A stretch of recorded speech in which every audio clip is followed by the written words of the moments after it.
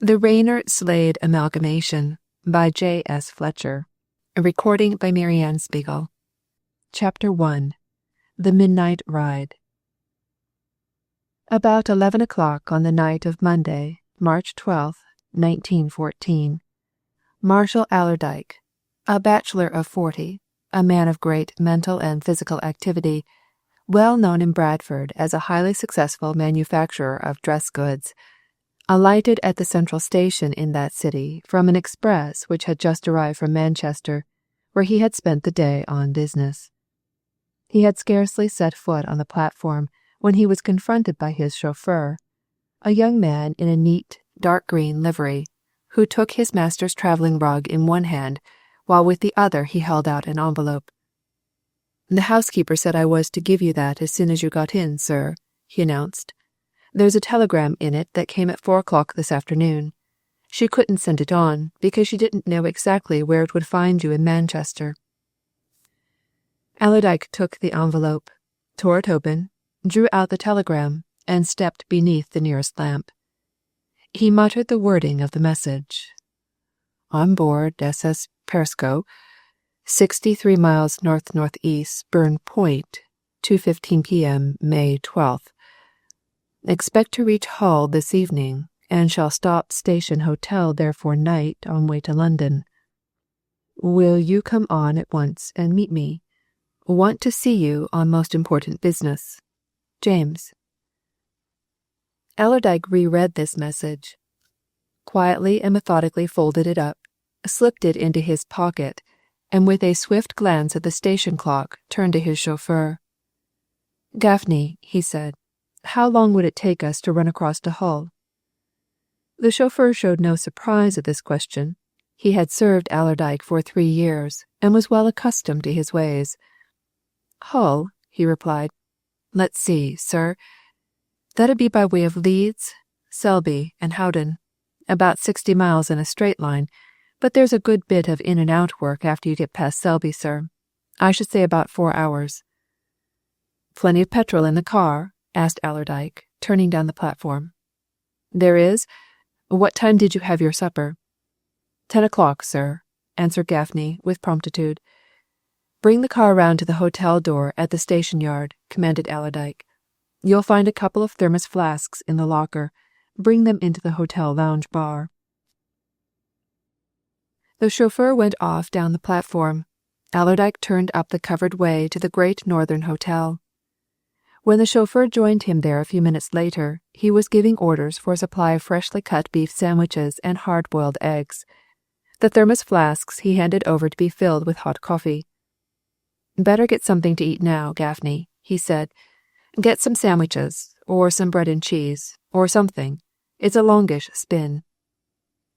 He himself, waiting while the chauffeur ate and drank, and the provisions were made ready, took a whiskey and soda to a chair by the fire, and once more pulled out and read the telegram. As he read, he wondered why his cousin, its sender, wished so particularly to see him at once. James Allerdyke, a man somewhat younger than himself, like himself a bachelor of ample means and of a similar temperament, had of late years concerned himself greatly with various business speculations in Northern Europe, and especially in Russia. He had just been over to St. Petersburg in order to look after certain of his affairs in and near that city, and he was returning home by way of Stockholm and Christiania, in each of which towns he had other ventures to inspect.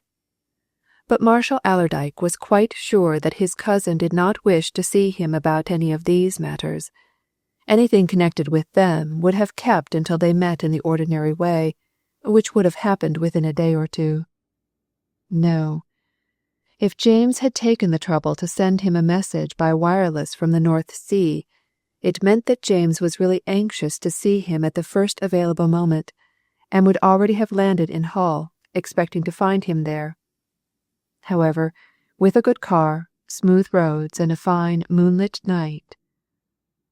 It was not yet 12 o'clock when Allerdyke wrapped himself up in a corner of his luxurious Rolls-Royce, saw that the box of eatables and the 2 thermos flasks were safe in the locker, and told Gaffney to go ahead. He himself had the faculty of going to sleep whenever he pleased, and he went to sleep now. He was asleep as Gaffney went through Leeds and its suburbs. He slept all along the country roads which led to Selby, and thence to Howden. But in the silent streets of Howden he woke with a start, to find that Gaffney had pulled up in answer to a question flung to him by the driver of another car, which had come alongside their own from the opposite direction. That car had also been pulled up. Within it Allerdyke saw a woman, closely wrapped in furs. "What is it, Gaffney?" he asked, letting down his own window and leaning out. "Wants to know the best way to get across the Ouse, sir," answered Gaffney. "I tell him there's 2 ferries close by, one at Bow, the other at Langrick, but there'll be nobody to work them at this hour." "Where do you want to get to?" he went on, turning to the driver of the other car. "Want to strike the Great Northern main line somewhere," answered the driver. "This lady wants to catch a Scotch express. I thought of Doncaster, but—" The window of the other car was let down, and its occupant looked out. The light of the full moon shone full on her, and Allerdyke lifted his cap to a pretty, alert-looking young woman of apparently 25, who politely returned his salutation. "Can I give you any advice?" asked Allerdyke. "I understand you want—" "An express train to Scotland, Edinburgh," replied the lady. "I made out, on arrival at Hull, that if I motored across country I could get a train at some station on the Great Northern line, a morning express. Doncaster, Selby, York, which is nearest from wherever we are?" "This is Howden," said Allerdyke, looking up at the great tower of the old church, "and your best plan is to follow this road to Selby and then to York.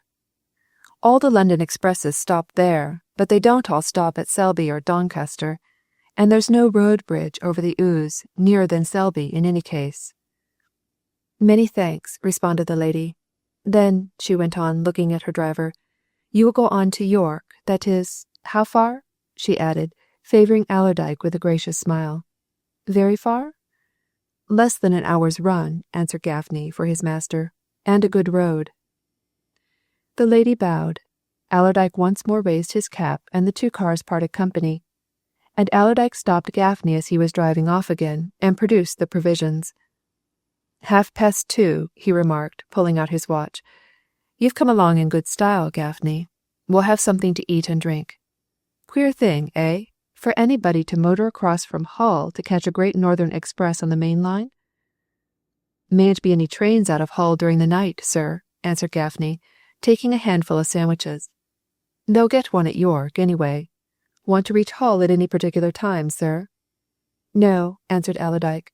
"Go along as you've come. You'll have a bit of uphill work over the edge of the wolds now. When we strike Hull, go to the station hotel." He went to sleep again as soon as they moved out of Howden, and he only awoke when the car stopped at the hotel door in Hull. A night porter, hearing the buzz of the engine, came out. "Put the car in the garage, Gaffney, and then get yourself a bed and lie as long as you like," said Allerdyke. "I'll let you know when I want you."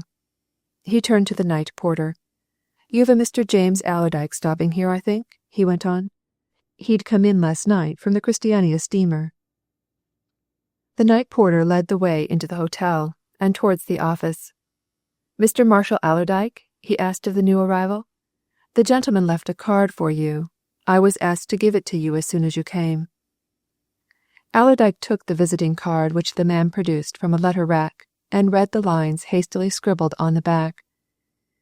"If you land here during the night, come straight up to my room, 263, and rouse me out. Want to see you at once. J.A." Allerdyke slipped the card into his pocket and turned to the night porter. "My cousin wants me to go up to his room at once," he said. "Just show me the way. Do you happen to know what time he got in last night?" he continued as they went upstairs. "Was it late?" "Passengers from the Perisco, sir," answered the night porter. "There were several of 'em came in last night. She got into the river about 8:30. It'd be a bit after 9 o'clock when your friend came in." Allerdyke's mind went back to the meeting at Howden. "Did you have a lady set off from here in the middle of the night?" he asked, out of sheer curiosity. "A lady in a motor car?" "Oh, that lady!" exclaimed the night porter with a grim laugh. "Ah, nice lot of bother she gave me, too. She was one of those Periscope passengers. She got in here with the rest and booked a room, and went to it all right, and then at 12:30 down she came and said she wanted to get on, and as there weren't no trains, she'd have a motor car and drive to catch an express at Selby or Doncaster or somewhere. Nice job I had to get her a car at that time of night, and me single-handed. There wasn't a soul in the office then. Meet her anywhere, sir? Met her on the road, replied Allerdyke laconically. Was she a foreigner, do you know? I shouldn't wonder if she was something of that sort, answered the night porter. Sort that would have her own way at all events. Here's the room, sir. He paused before the door of a room which stood halfway down a long corridor in the center of the hotel, and on its panels he knocked gently. Every room's filled on this floor, sir, he remarked. I hope your friend's a light sleeper, for there's some of 'em will have words to say if they're roused at 4 o'clock in the morning. He's a very light sleeper as a rule, replied Allerdyke. He stood listening for the sound of some movement in the room. Knock again, he said, when a minute had passed without a response on the part of the occupant. Make it a bit louder. The night porter, with evident unwillingness, repeated his summons, this time loud enough to wake any ordinary sound sleeper. But no sound came from within the room, and after a third and much louder thumping at the door, Allerdyke grew impatient and suspicious. This is queer, he growled. My cousin's one of the lightest sleepers I ever knew. If he's in there, there's something wrong. Look here, you'll have to open that door. Haven't you got a key? Key'll be inside, sir, replied the night porter. But there's a master key to all these doors in the office. Shall I fetch it, then? Do, said Allerdyke curtly. He began to walk up and down the corridor when the man hurried away, wondering what this soundness of sleep in his cousin meant. James Allerdyke was not a man who took either drink or drugs, and Marshall's experience of him was that the least sound awoke him. Queer, he repeated as he marched up and down. Perhaps he's not. The quiet opening of a door close by made him lift his eyes from the carpet. In the dim light he saw a man looking out upon him, a man of an unusually thick crop of hair and with a huge beard. He stared at Allerdyke half angrily, half sulkily. Then he closed his door as quietly as he had opened it. And Allerdyke, turning back to his cousin's room, mechanically laid his hand on the knob and screwed it round. The door was open. Allerdyke drew a sharp breath as he crossed the threshold. He had stayed in that hotel often, and he knew where the switch of the electric light should be. He lifted a hand, found the switch, and turned the light on. And as it flooded the room, he pulled himself up in a tense rigidity. There, sitting fully dressed in an easy-chair, against which his head was thrown back, was his cousin, unmistakably dead. Chapter 2. The Dead Man. For a full minute, Marshall Allerdyke stood fixed, staring at the set features before him. Then, with a quick catching of his breath, he made one step to his cousin's side and laid his hand on the unyielding shoulder. The affectionate, familiar terms in which they had always addressed each other sprang involuntarily to his lips. "Why, James, my lad," he exclaimed. "James, lad. James." Even as he spoke, he knew that James would never hear word or sound again in this world. It needed no more than one glance at the rigid features, one touch of the already fixed and statue-like body, to know that James Allerdyke was not only dead, but had been dead some time. And, with a shuddering sigh, Marshall Allerdyke drew himself up and looked round at his surroundings. Nothing could have been more peaceful than the quiet hotel bedroom, nothing more orderly than its arrangements. Allerdyke had always known his cousin for a man of unusually tidy and methodical habits. The evidence of that orderliness was there, where he had pitched his camp for presumably a single night. His toilet articles were spread out on the dressing table. His pajamas were laid across his pillow. His open suitcase lay on a stand at the foot of the bed. By the bedside lay his slippers. An overcoat hung from one peg of the door, a dressing gown from another. On a chair in a corner, neatly folded, a couple of travelling rugs. All these little details Allerdyke's sharp eyes took in at a glance. He turned from them to things nearer the dead man. James Allerdyke sat in a big easy chair, placed at the side of a round table set towards a corner of the room. He was fully dressed in a grey tweed suit, but he had taken off one boot, the left, and it lay at his feet on the hearthrug. He himself was thrown back against the high-padded hood of the chair. There was a little frown on his set features, a tiny puckering of the brows above his closed eyes. His hands were lying at his sides, unclasped, the fingers slightly stretched, the thumbs slightly turned inward. Everything looked as if, in the very act of taking off his boots, some sudden spasm of pain had seized him, and he had sat up, leaned back, and died as swiftly as the seizure had come. There was a slight blueness under the lower rims of the eyes, a corresponding tint on the clean-shaven upper lip, but neither that nor the pallor which had long since settled on the rigid features had given anything of ghastliness to the face. The dead man lay back in his chair in such an easy posture that but for his utter quietness, his intense immobility, he might have well been taken for one who was hard and fast asleep. The sound of the night porter's returning footsteps sent Allerdyke out into the corridor. Unconsciously he shook his head and raised a hand, as if to warn the man against noise. "Shh," he said, still acting and speaking mechanically. I knew something was wrong. The fact is, my cousin's dead." In his surprise the night porter dropped the key which he had been to fetch. When he straightened himself from picking it up, his ruddy face had paled. "Dead!" he exclaimed in a whisper. "Him! Why, he looked the picture of health last night. I noticed that of him, anyway." "He's dead now," said Allerdyke. "He's lying there, dead. Come in." The door along the corridor from which the man of the shock head and great beard had looked out, opened again, and the big head was protruded. Its owner, seeing the two standing there, came out. "Anything wrong?" he asked, advancing toward them in his pajamas.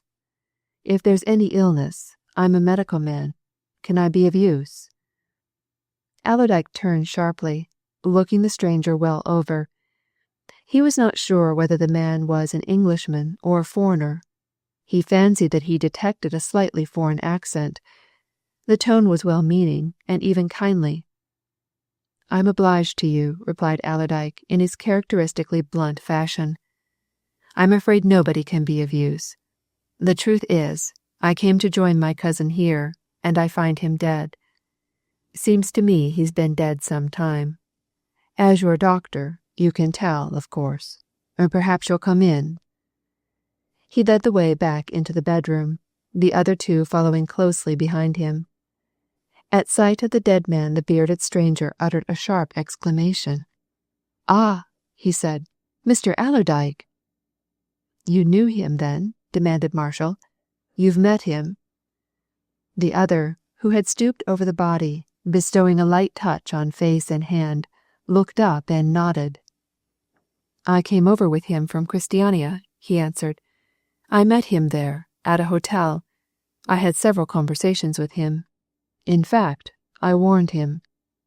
"Warned him? Of what?" asked Allerdyke. "Over-exertion," replied the doctor quietly. "I saw symptoms of heart strain. That was why I talked with him. I gathered from what he told me that he was a man who lived a very strenuous life, and I warned him against doing too much. He was not fitted for it." "Good Lord!" exclaimed Allerdyke, with obvious impatience.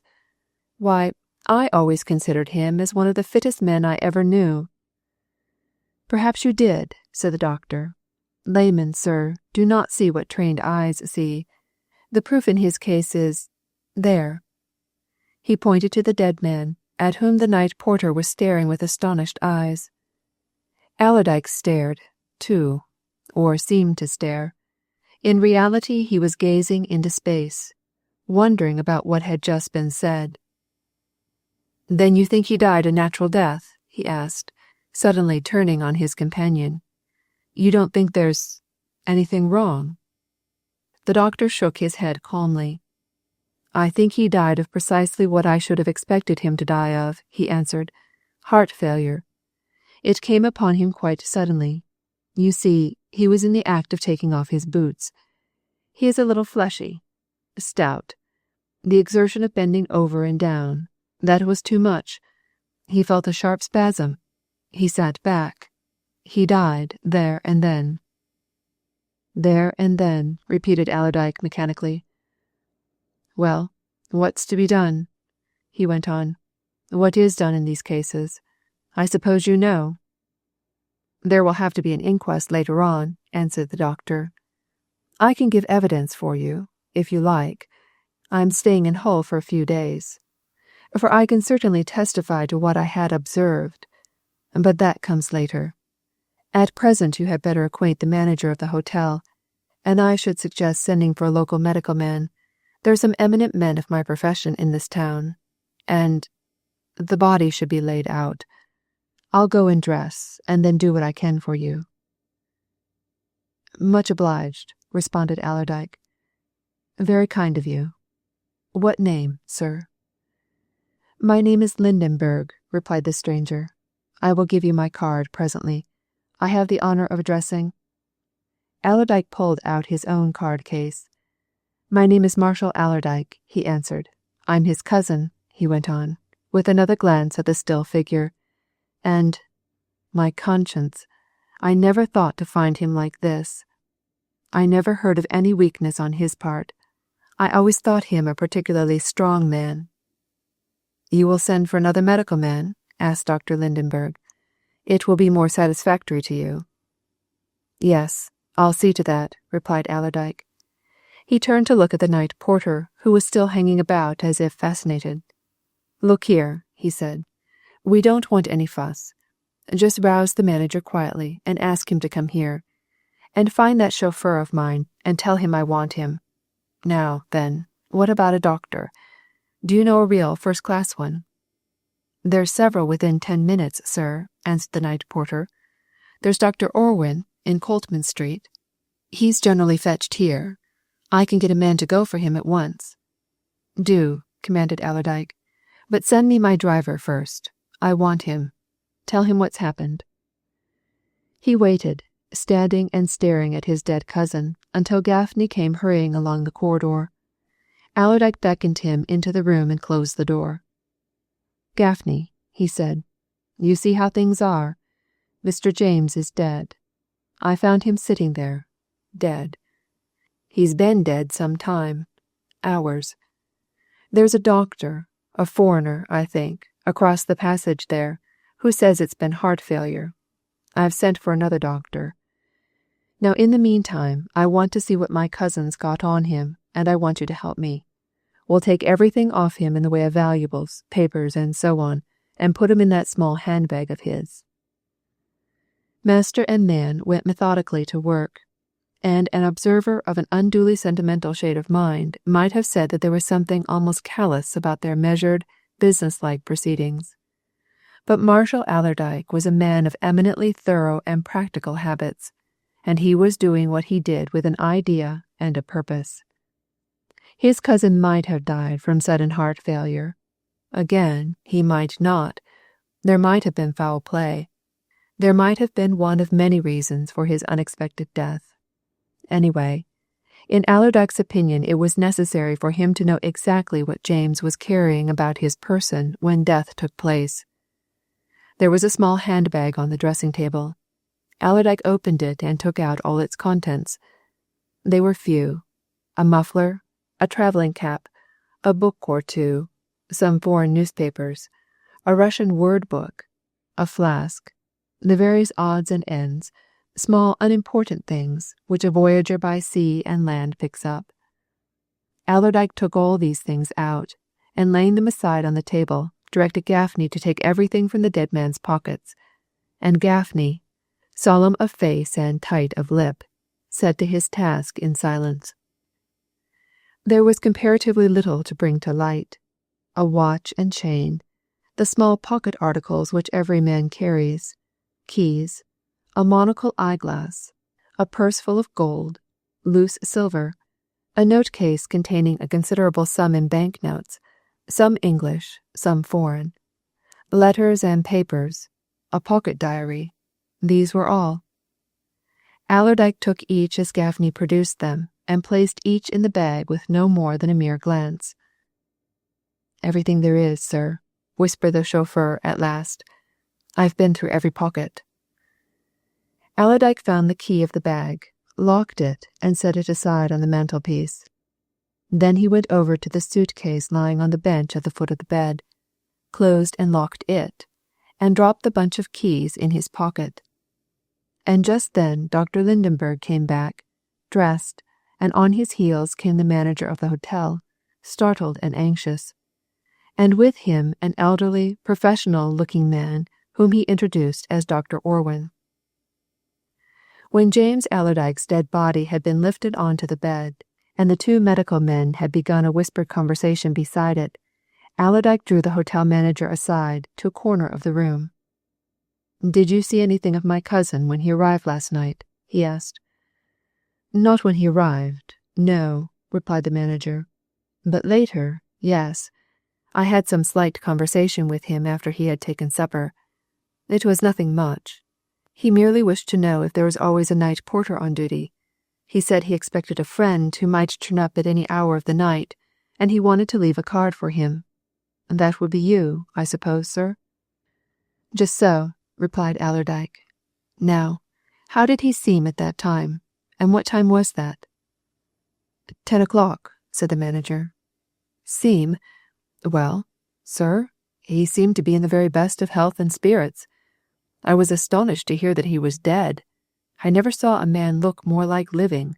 He was—" The elderly doctor came away from the bed, approaching Allerdyke. "After hearing what Dr. Lindenberg tells me, and examining the body, a mere perfunctory examination as yet, you know, I have little doubt that this gentleman died of what is commonly called heart failure," he said. "There will have to be an inquest, of course, and it may be advisable to make a post-mortem examination. You are a relative?" "Cousin," replied Allerdyke. He hesitated a moment, and then spoke bluntly. "You don't think it's been a case of poisoning, do you?" he said. Dr. Orwin pursed his lips and regarded his questioner narrowly. "Self-administered, do you mean?" he asked. "Administered anyway," answered Allerdyke, "self or otherwise." He squared his shoulders and spoke determinedly. "I do not understand about this heart failure notion," he went on. "I never heard him complain of his heart. He was a strong, active man, hearty and full of go. I want to know everything." "There should certainly be an autopsy," murmured Dr. Orwin.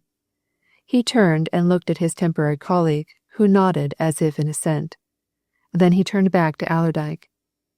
"If you'll leave us for a while, we will just make a further examination. Then we'll speak to you later." Allerdyke signified his assent with a curt nod of the head. Accompanied by the manager and Gaffney, he left the room, and with him he carried the small handbag in which he had placed the dead man's personal effects. Chapter 3. The Shoe Buckle. Once outside the death chamber, Allerdyke asked the manager to give him a bedroom with a sitting room attached to it, and to put Gaffney in another room close by. He should be obliged, he said, to stay at the hotel until the inquest was over and arrangements had been made for his cousin's funeral. The manager at once took him to a suite of 3 rooms at the end of the corridor which they were then in. Allerdyke took it at once, sent Gaffney down to bring up certain things from the car, and detained the manager for a moment's conversation. "I suppose you'd a fair lot of people come in last night from that Christiania boat?" he asked. "Some 15 or 20, answered the manager. Did you happen to see my cousin in conversation with any of them? Inquired Allerdyke. The man shrugged his shoulders. He was not definitely sure about that. He had a notion that he had seen Mr. James Allerdyke talking with some of the Periscope passengers, but the notion was vague.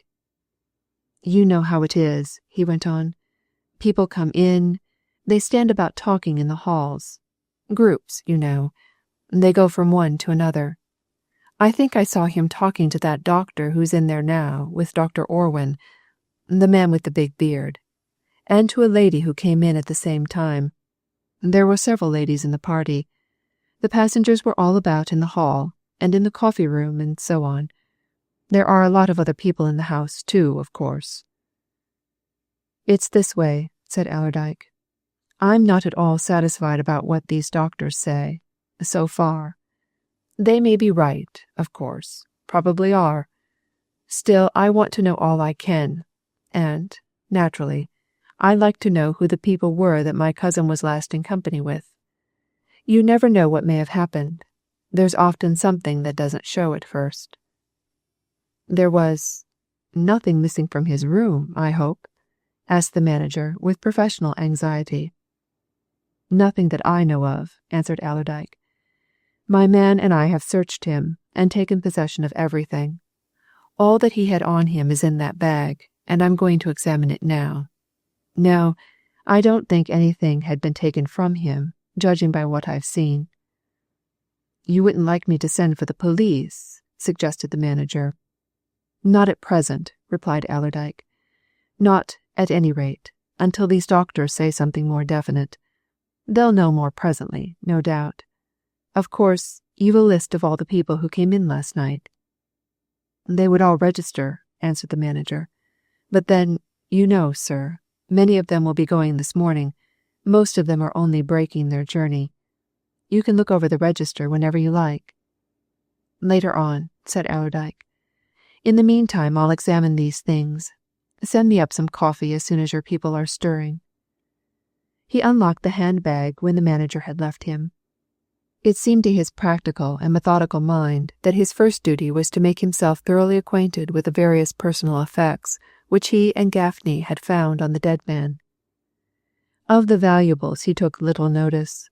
It was very evident, in his opinion, that if James Allerdyke's death had been brought about by some sort of foul play, a suspicion which had instantly crossed his mind as soon as he discovered that his cousin was dead, the object of his destroyer had not been robbery.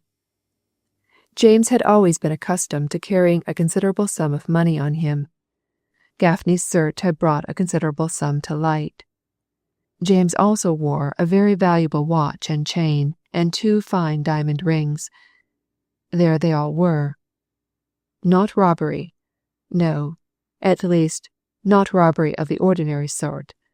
But had there been robbery of another, a bigger, a subtle, and a deep-designed sort? James was a man of many affairs and schemes. He might have had valuable securities, papers relating to designs, papers containing secrets of great moment. He was interested, for example, in several patents. He might have had documents pertinent to some affair of such importance that ill-disposed folk, eager to seize them, might have murdered him in order to gain possession of them. There were many possibilities, and there was always, to Allerdyke's mind, the improbability that James had died through sudden illness. Now that Marshal Allerdyke's mind was clearing, getting free of the first effects of the sudden shock of finding his cousin dead, doubt and uneasiness as to the whole episode were rising strongly within him.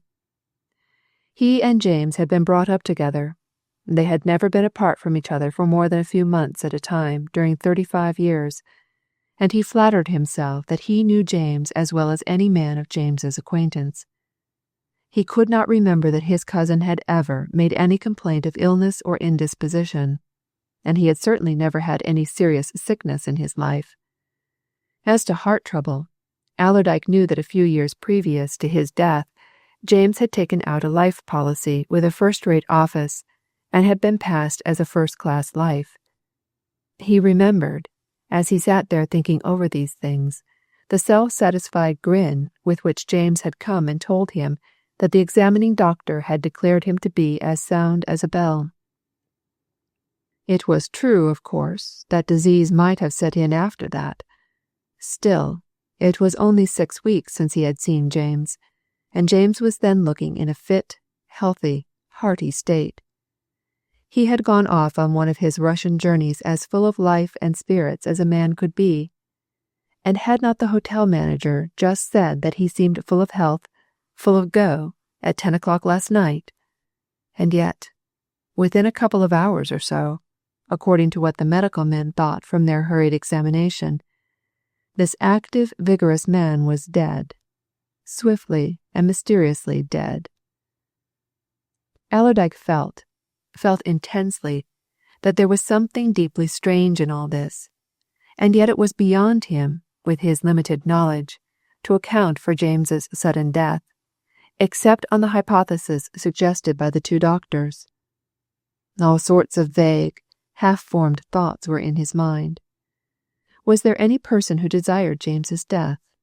Had anyone tracked him to this place, got rid of him by some subtle means? He muttered, suddenly interrupting his train of thought, and recognizing how shapeless and futile it all was. It just comes to this. I'm asking myself if the poor lad was murdered, and what have I to go on? Not at all. Nevertheless, there were papers before him which had been taken from James's pocket. There was the little journal or diary which he always carried, and in which, to Allerdyke's knowledge, he always jotted down a brief note of each day's proceedings wherever he went. He could examine these, at any rate. They might cast some light on his cousin's recent doings. He began with the diary, turning over its pages until he came to the date on which James had left Bradford for St. Petersburg. That was on March 30th. He had travelled to the Russian capital overland, by way of Berlin and Vilna. At each of these places he had evidently broken his journey. From St. Petersburg he had gone on to Moscow, where he spent the better part of a week. All his movements were clearly set out in the brief penciled entries in the journal. From Moscow he had returned to St. Petersburg. There he had stayed a fortnight. Thence he had journeyed to Revel. From Revel he had crossed the Baltic to Stockholm. From Stockholm he had gone across country to Christiania, and from Christiania he had sailed for Hull to meet his death in that adjacent room where the doctors were now busied with his body. Marshal Allerdyke, though he had no actual monetary connection with them, had always possessed a fairly accurate knowledge of his cousin's business affairs. James was the sort of man who talked freely to his intimates about his doings. Therefore Allerdyke was able to make out from the journal what James had done during his stay at St. Petersburg, in Moscow, in Revel, and in Stockholm, in all of which places he had irons of one sort or another in the fire. He recognized the names of various firms upon which James had called. These names were as familiar to him as those of the big manufacturing concerns in his own town.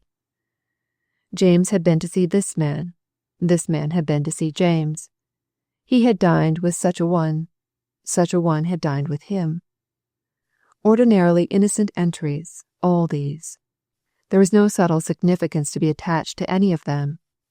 They were just the sort of entries which the busy commercial man, engaged in operations of some magnitude, would make for his own convenience.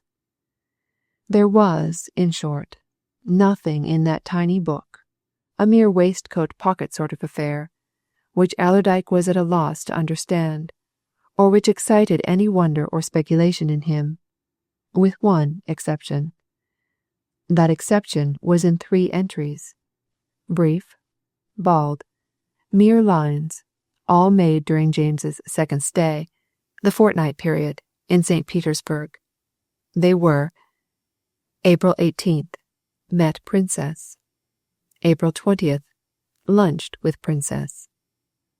April 23rd, Princess dined with me. These entries puzzled Allerdyke. His cousin had been going over to Russia at least twice a year for 3 years, but he had never heard him mention that he had formed an acquaintance of any person of princely rank. Who was this princess, with whom James had evidently become on such friendly terms that they had lunched and dined together? James had twice written to him during his absence. He had both letters in his pocket then, and one of them was dated from St. Petersburg on April 24th, but there was no mention of any princess in either. Seeking for an explanation, he came to the conclusion that James, who had a slight weakness for the society of ladies connected with the stage, had made the acquaintance of some actress or other, ballet dancer, singer, artiste, and had given her the nickname of Princess. That was all there was to be got from the diary. It amounted to nothing. There were, however, the loose papers. These he began to examine methodically. They were few in number. James was the sort of man who never keeps anything which can be destroyed. Allerdyke knew from experience that he had a horror of accumulating what he called rubbish.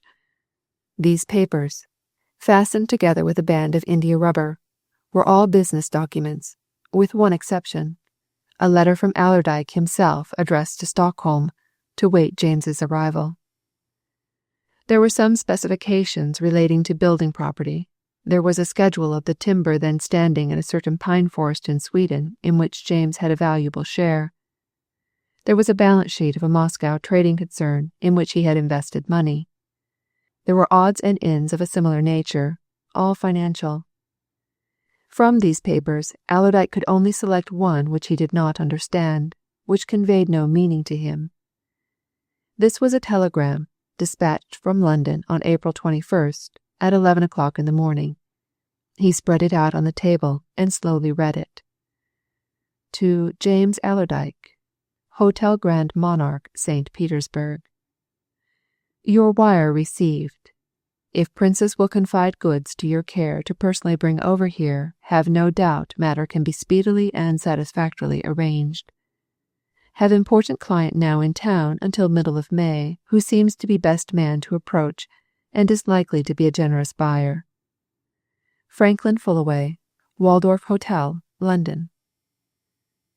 Here was another surprise.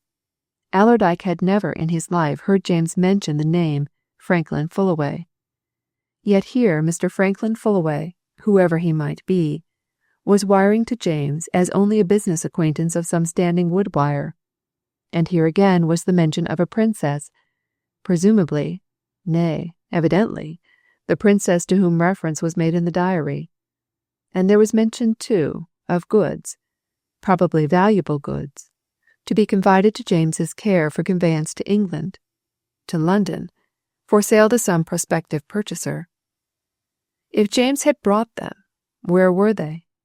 So far as Allerdyke had ascertained, James had no luggage beyond his big suitcase and the handbag which now stood on the table before his own eyes.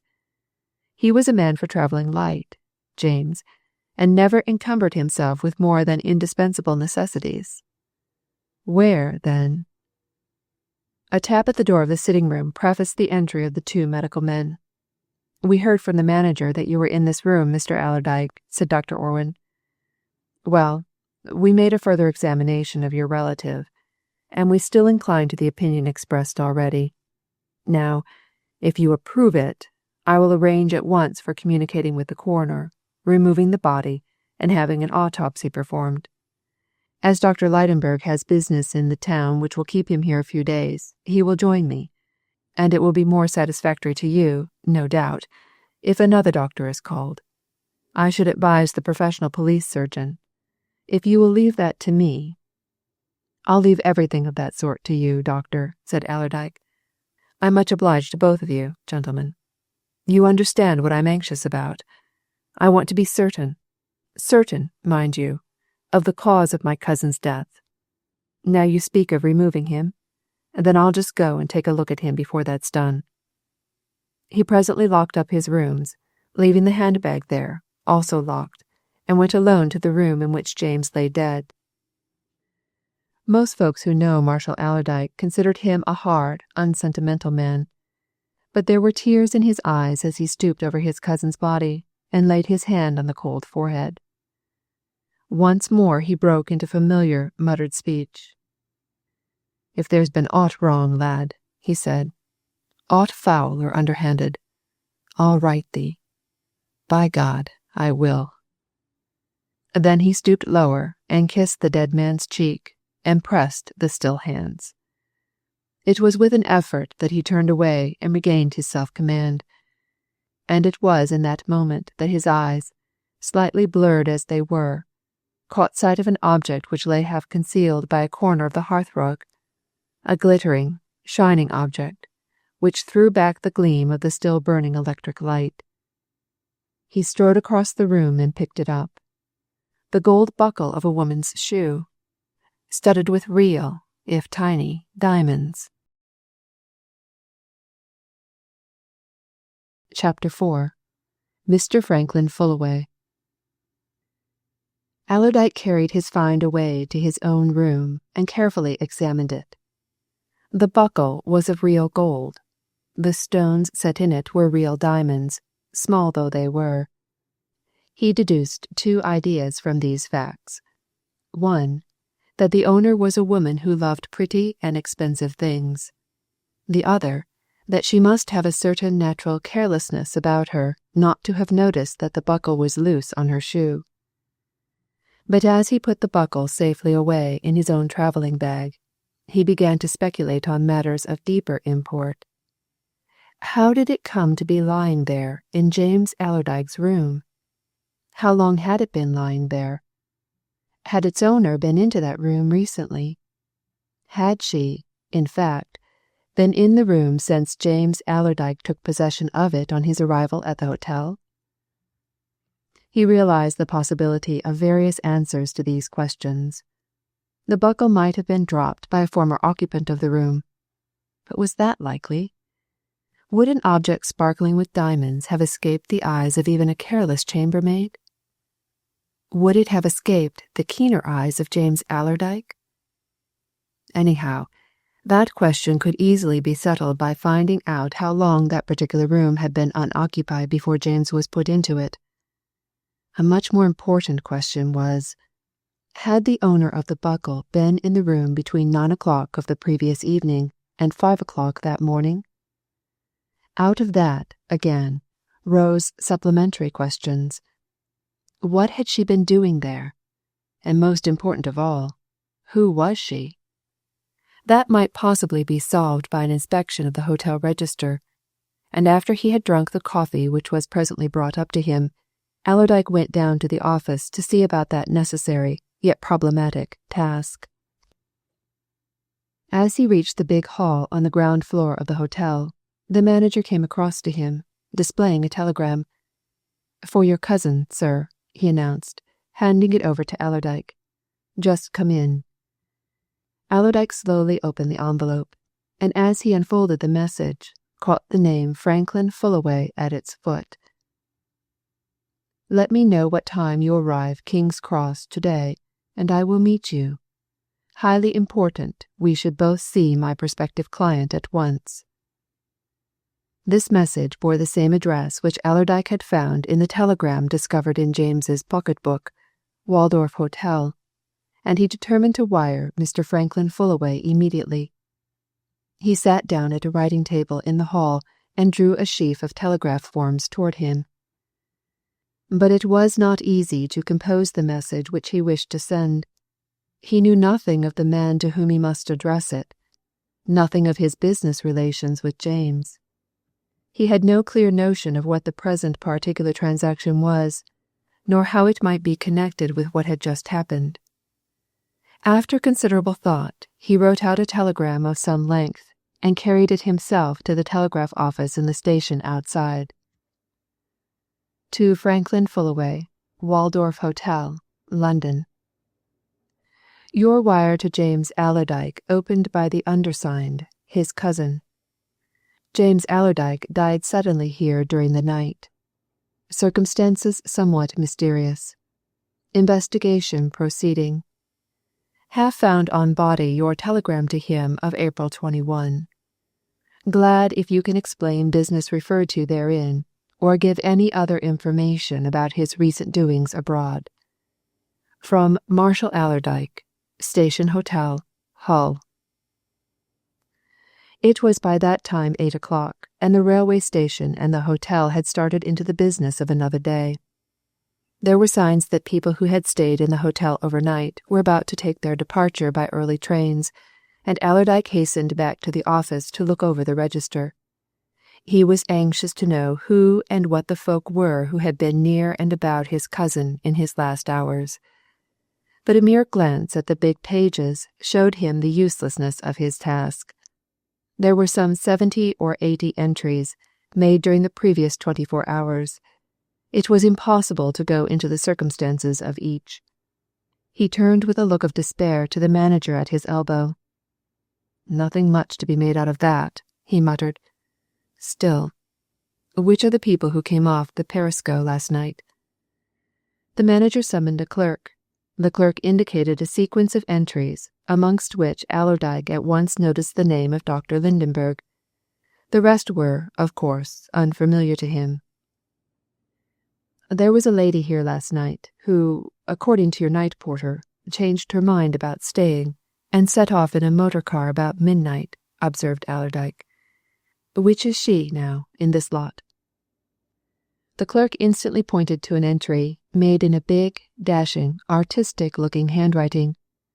"That," he answered. "Miss Celia Leonard, number 265. 2 numbers away from James Allerdyke's room, number 263. The inquirer pricked his ears. "It was she who went off in the middle of the night," continued the clerk. "She pestered me with a lot of questions as to how she could get north, to Edinburgh. That would be about 11 o'clock. I told her she couldn't get a train until morning. I saw her going upstairs just before I went off duty, soon after 11. It seems, according to the night porter—" "I know, he told me," said Allerdyke, interrupting him. "He got her a car. She wanted to be driven to some station on the Great Northern main line. I met her on the road at 2:30. I suppose the driver of that car can be found? He'll have returned by this, I should think." "Oh, you can find him all right," answered the clerk. "The car was got from a garage close by." Allerdyke jotted down the name of the garage in his pocket-book, and proceeded to make further inquiries about his cousin's movements on the previous night. He interviewed various hotel servants, waiters, chambermaids, porters. All could tell him something, and the sum total of what they could tell amounted, for all practical purposes, to next to nothing. James Allerdyke had come to the hotel just as several other people had come. He had been served with a light supper in the coffee-room. He had been seen chatting with 1 or 2 people in the lounge and in the smoking-room. A chambermaid had seen him in his own room. According to all these people, there was nothing in his appearance or his behaviour that was out of the common, and all agreed that he looked very well. The manager, who accompanied Allerdyke in his round of these inquiries, glanced at him with a puzzled expression when they came to an end. "Of course, sir, if you would like the police to be summoned," he suggested for the second time. "Perhaps—" "No, not yet," answered Allerdyke. "I dare say they'll have to be called in. Indeed, I suppose it's absolutely necessary, because of the inquest. But I'll wait until I hear what these doctors have to say. And, besides that, I want to get some news from London. It's a queer business altogether, and if there has been any foul play, why—" He paused and looked round at the people who were passing in and out of the hall, in a corner of which he and the manager were standing. "We can't hold up all these folks and ask 'em if they know anything, you know," he added with a grim smile. "That's the devil of it. If there has, as I say, been aught wrong, murder, to put it plainly, why, the criminal, or criminals, may already be off, or going off just now, amongst these people, and I can't stop them. In a few hours they may be where nobody can find them. Don't you see?" The manager did see, and shrugged his shoulders with a gesture of helplessness.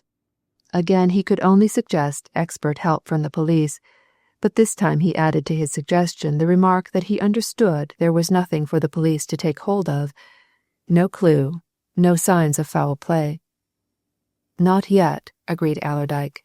But there may be. Well, I'm afraid that register is no good. It's meaningless. A list of names conveys nothing, except for future reference. For the present we must wait. But, in any way you can, keep your eyes open.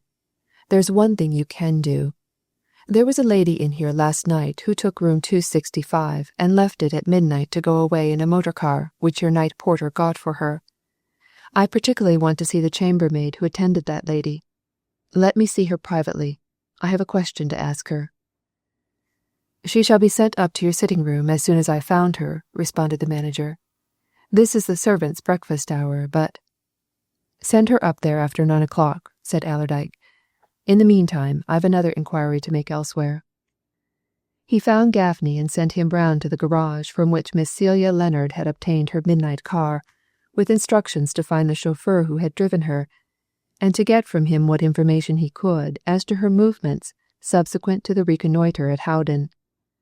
"Don't excite any suspicions," said Allerdyke, "but pump him for any news he can give you. I want to know what became of her." Gaffney speedily returned, fully informed of Miss Leonard's movements up to a certain point. The chauffeur had just got back, and was about to seek the bed from which he had been pulled at 1 o'clock in the morning. He had taken the lady to York, only to find that there was no train thence to Edinburgh until after 9 o'clock. She had turned into the station hotel at York to wait, and there he had left her. There was little of importance in this, but it seemed to indicate that Miss Leonard was certainly about to travel north, and that her hurried departure from the hotel was due to a genuine desire to reach her ultimate destination as speedily as possible. While Allerdyke was wondering if it would be worth while to follow her up, merely because she had been a fellow passenger with his cousin, the manager came to him with another telegram. "That lady we were talking about," he said, laying the telegram before Allerdyke, "has just sent me this. I thought you'd like to see it as you were asking about her." Allerdyke saw that the message was addressed to the manager and had been dispatched from the York railway station 3/4 of an hour previously. "Please ask chambermaid to search for diamond shoe buckle which I believe I lost in your hotel last night.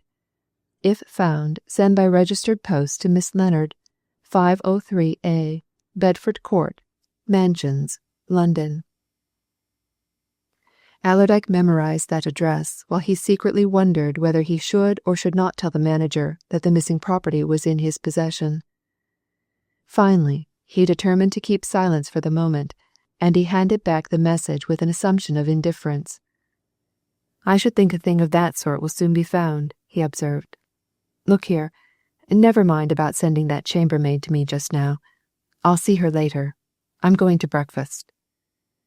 He wondered as he sat in the coffee room, eating and drinking, if any of the folk about him knew anything about the dead man whose body had been quietly taken away by the doctors while the hotel routine went on in the usual fashion.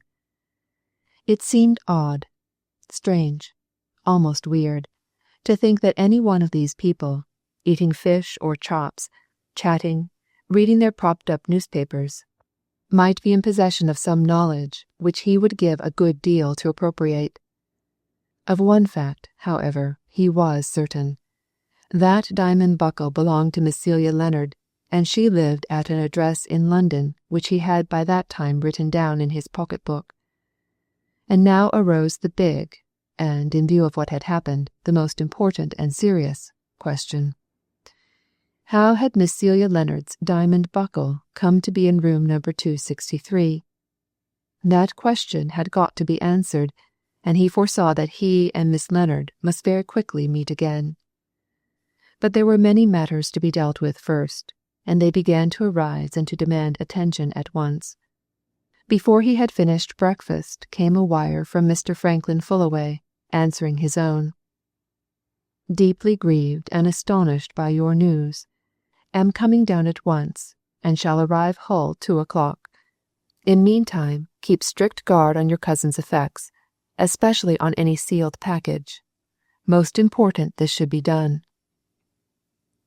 This message only added to the mass of mystery which had been thickening ever since the early hours of the morning. Strict guard on James's effects. Any unsealed package. What did that mean? But a very little reflection made Allerdyke come to the conclusion that all these vague references and hints bore relation to the possible transaction mentioned in the various telegrams already exchanged between James Allerdyke and Franklin Fullaway, and that James had on him or in his possession when he left Russia something which was certainly not discovered when Gaffney searched the dead man. There was nothing to do but wait. To wait for two things: the result of the medical investigation and the arrival of Mr. Franklin Fullaway. The second came first. At 2:10, a bustling, quick-mannered American strode into Marshal Allerdyke's private sitting room, and at the instant that the door was closed behind him, asked a question which seemed to burst from every fibre of his being. "My dear sir, are they safe?" Chapter 5. The Nastirsevich Jewels. Allerdyke, like all true Yorkshiremen, had been born into the world with a double portion of caution and a triple one of reserve, and instead of answering the question he took a leisurely look at the questioner. He saw before him a tall, good-looking, irreproachably attired man of from 30 to 35 years of age, whose dark eyes were ablaze with excitement, whose equally dark, carefully trimmed moustache did not conceal the agitation of the lips beneath. Mr. Franklin Fullaway, in spite of his broad shoulders and excellent muscular development, was evidently a highly strung, nervous, sensitive gentleman. Nothing could be plainer than that he had travelled from town in a state of great mental activity which was just arriving at boiling point. Everything about his movements and gestures denoted it. The way in which he removed his hat, laid aside his stick and gloves, ran his fingers through his dark, curly hair, and, more than anything, looked at Marshal Allerdyke. But Allerdyke had a habit of becoming cool and quiet when other men grew excited and emotional, and he glanced at his visitor with seeming indifference. "Mr. Fullaway, I suppose?" he said phlegmatically. "Aye, to be sure. Sit you down, Mr. Fullaway. Will you take anything? It's a longish ride from London, and I dare say you do with a drink, what?" "Nothing. Thank you, Mr. Allerdyke," answered Fullaway, obviously surprised by the other's coolness. "I had lunch on the train." "Very convenient, that," observed Allerdyke. "I can remember when there wasn't a chance of it. And what might this be you're asking about now, Mr. Fullaway? What do you refer to?" Fullaway, after a moment's surprised look at the Yorkshireman's stolid face, elevated his well-marked eyebrows and shook his head. Then he edged his chair nearer to the table at which Allerdyke sat. "You don't know, then, that your cousin had valuables on him?" he asked in an altered tone. "I know exactly what my cousin had on him, and what was in his baggage when I found him dead in his room," replied Allerdyke dryly. "And what that was just what I should have expected to find. But nothing more." Fullaway almost leapt in his chair. "Nothing more!" he exclaimed. "Nothing more than you would have expected to find? Nothing?" Allerdyke bent across the table, giving his visitor a keen look. "What would you have expected to find if you'd found him as I found him?" he asked. "Come, what now?" He was watching the American narrowly, and he saw that Fullaway's excitement was passing off, was being changed into an attentive eagerness. He himself thrust his hand into his breast pocket and drew out the papers which had been accumulating there since his arrival and discovery. "We'd best be plain, Mr. Fullaway," he said. "I don't know you, but I gather that you knew James, and that you'd done business together."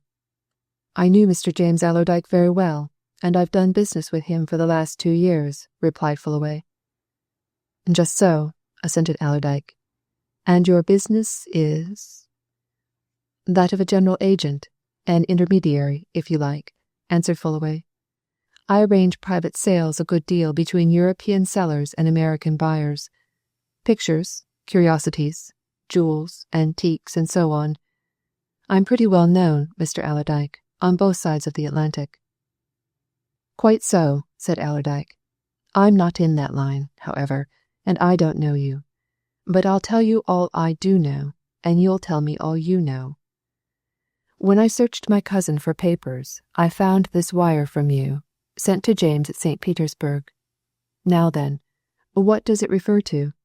Those valuables you hinted at just now?"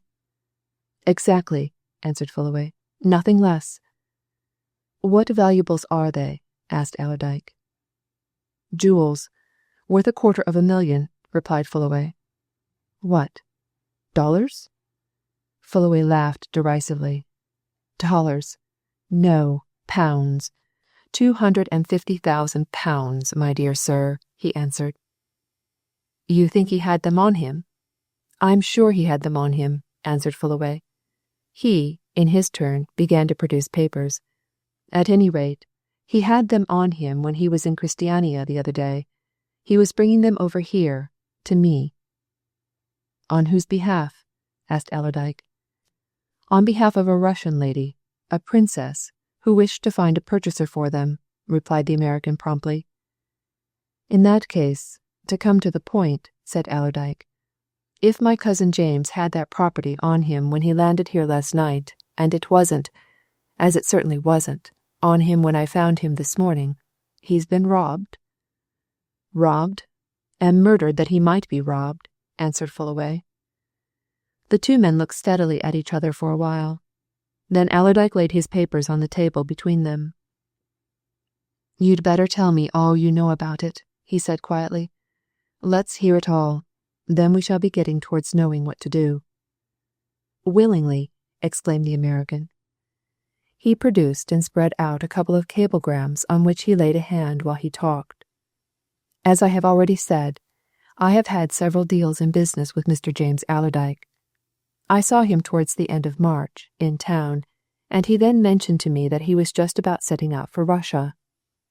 On April 20th I received this cable from him, sent, you see, from St. Petersburg.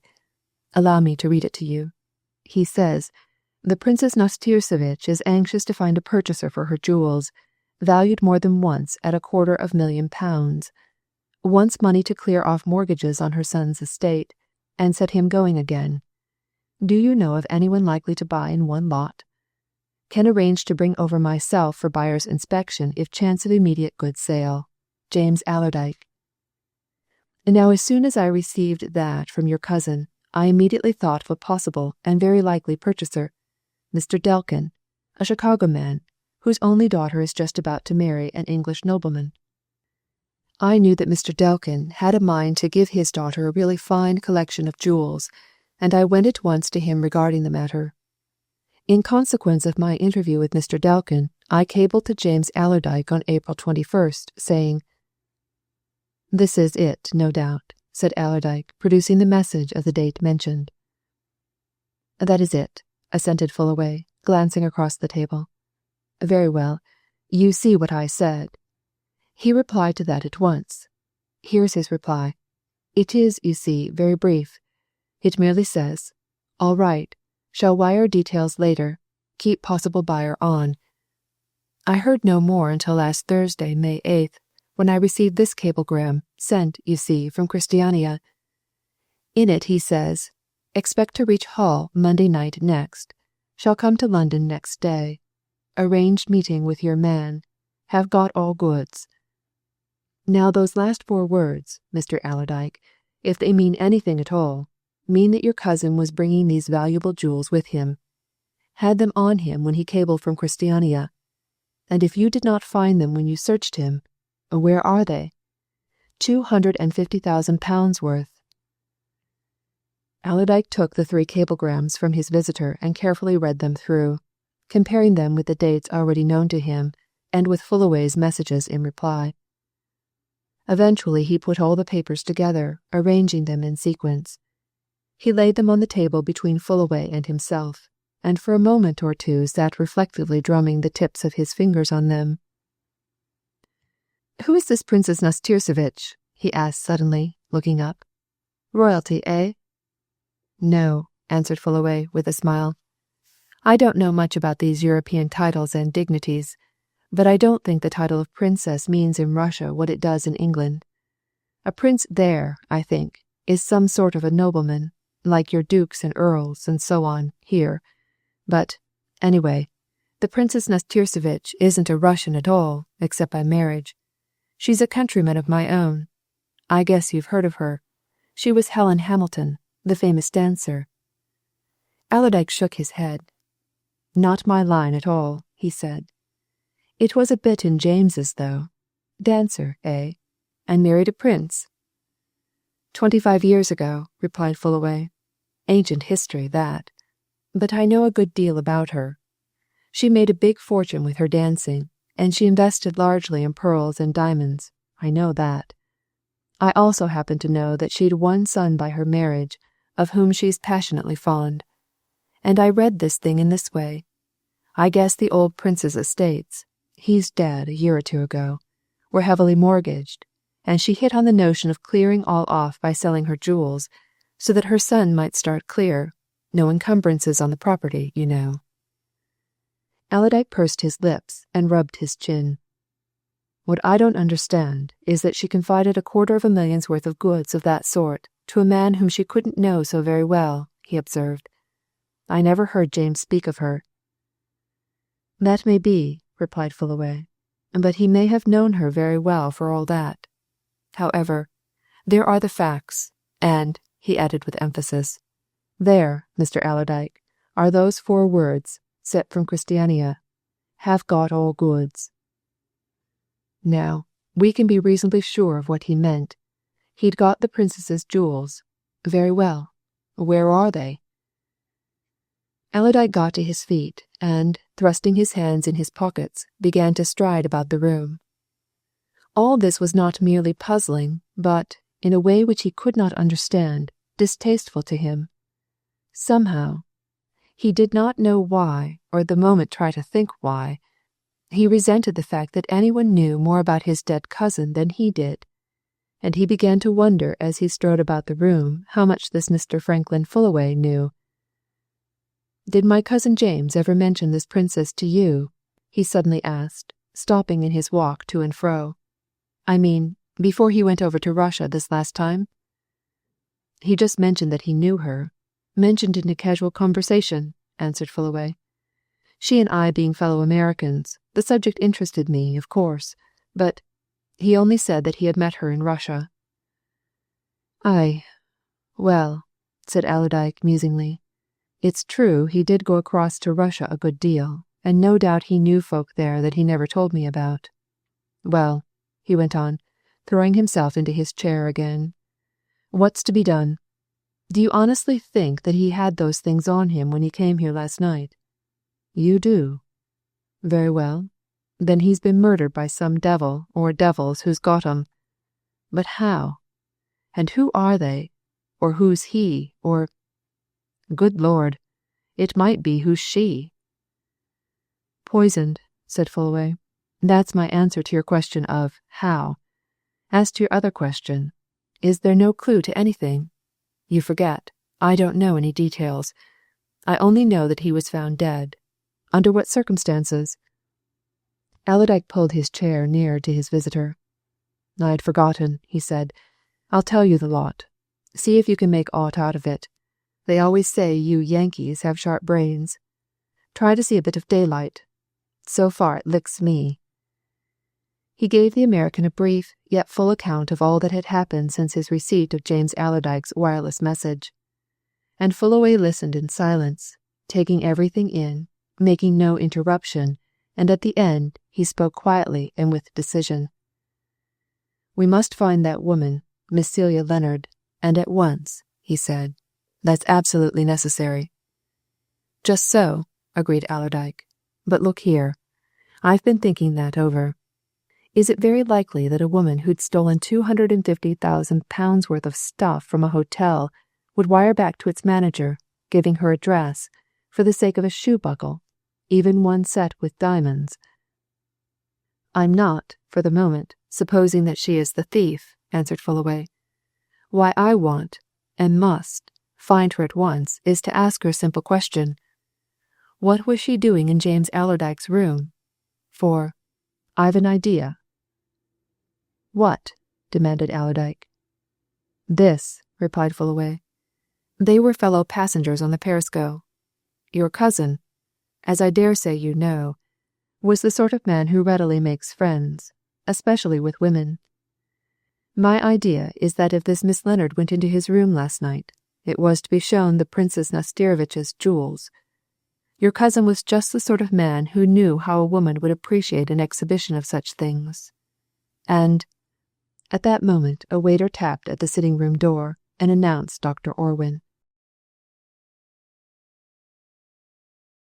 Chapter 6. The Prima Donna's Portrait. Marshal Allerdyke's sharp eyes were quick to see that his new visitor had something of importance to communicate, and wished to give his news in private. Dr. Orwin glanced inquiringly at the American as he took the seat which Allerdyke drew forward, and the cock of his eyes indicated a strong desire to know who the stranger was. "A friend of my late cousin," said Allerdyke brusquely, "Mr. Franklin Fullaway, of London. Just as anxious as I am to hear of what you have to tell us, Doctor. You've come to tell us something, of course?"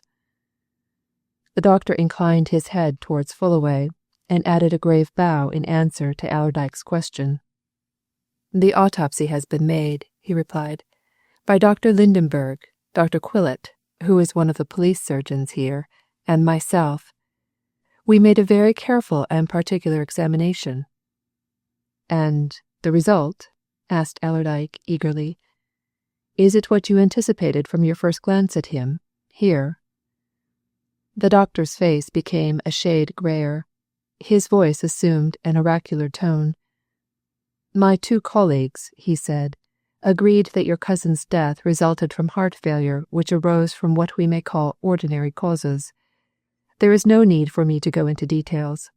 It is quite sufficient to say that they are abundantly justified in coming to the conclusion at which they have arrived.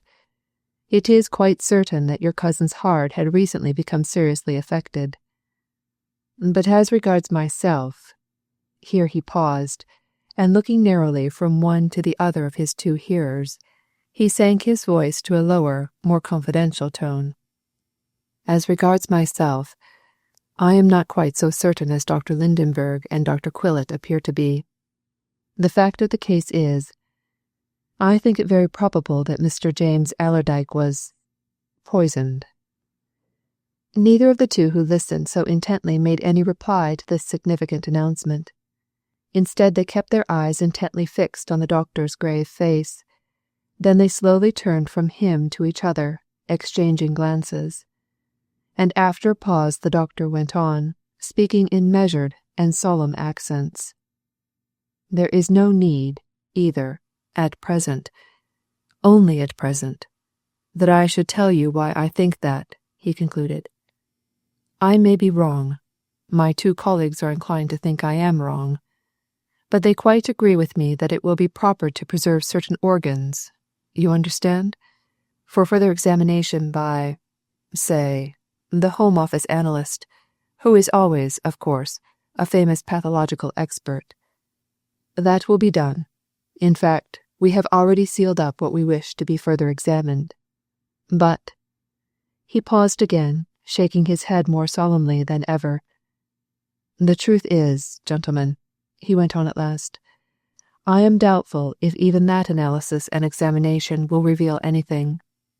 If my suspicions are correct, and perhaps I ought to call them mere notions, theories, ideas, rather than suspicions, but, at any rate, if there is anything in the vague thoughts which I have, no trace of any poison will be found, and yet your cousin may have been poisoned all the same."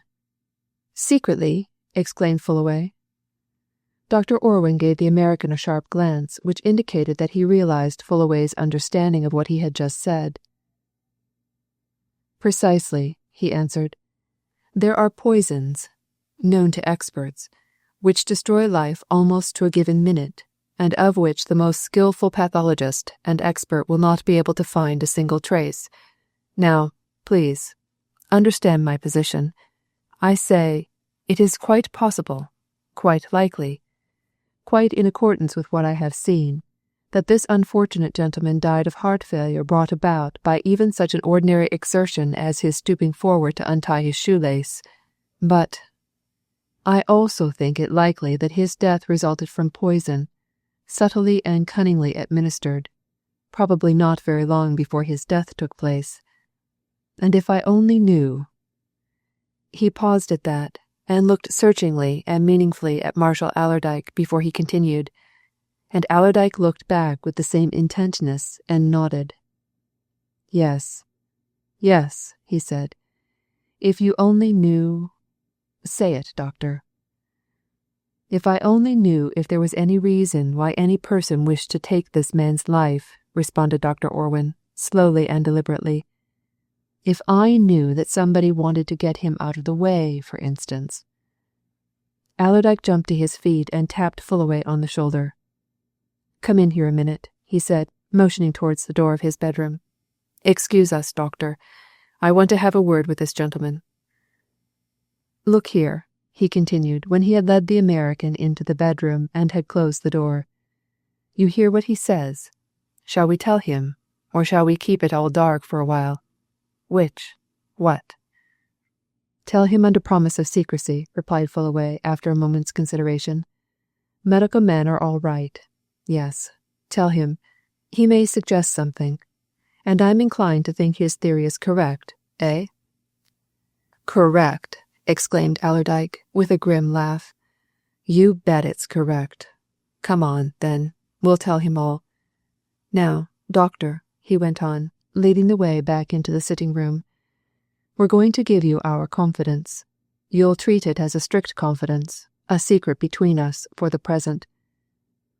The truth is that when my cousin came to this hotel last night he was in possession.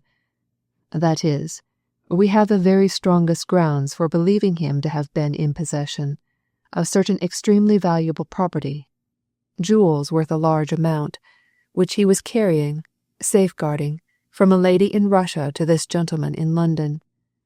When I searched his body and luggage, these valuables were missing. Mr. Fullaway and myself haven't the least doubt that he was robbed. So your theory, eh?"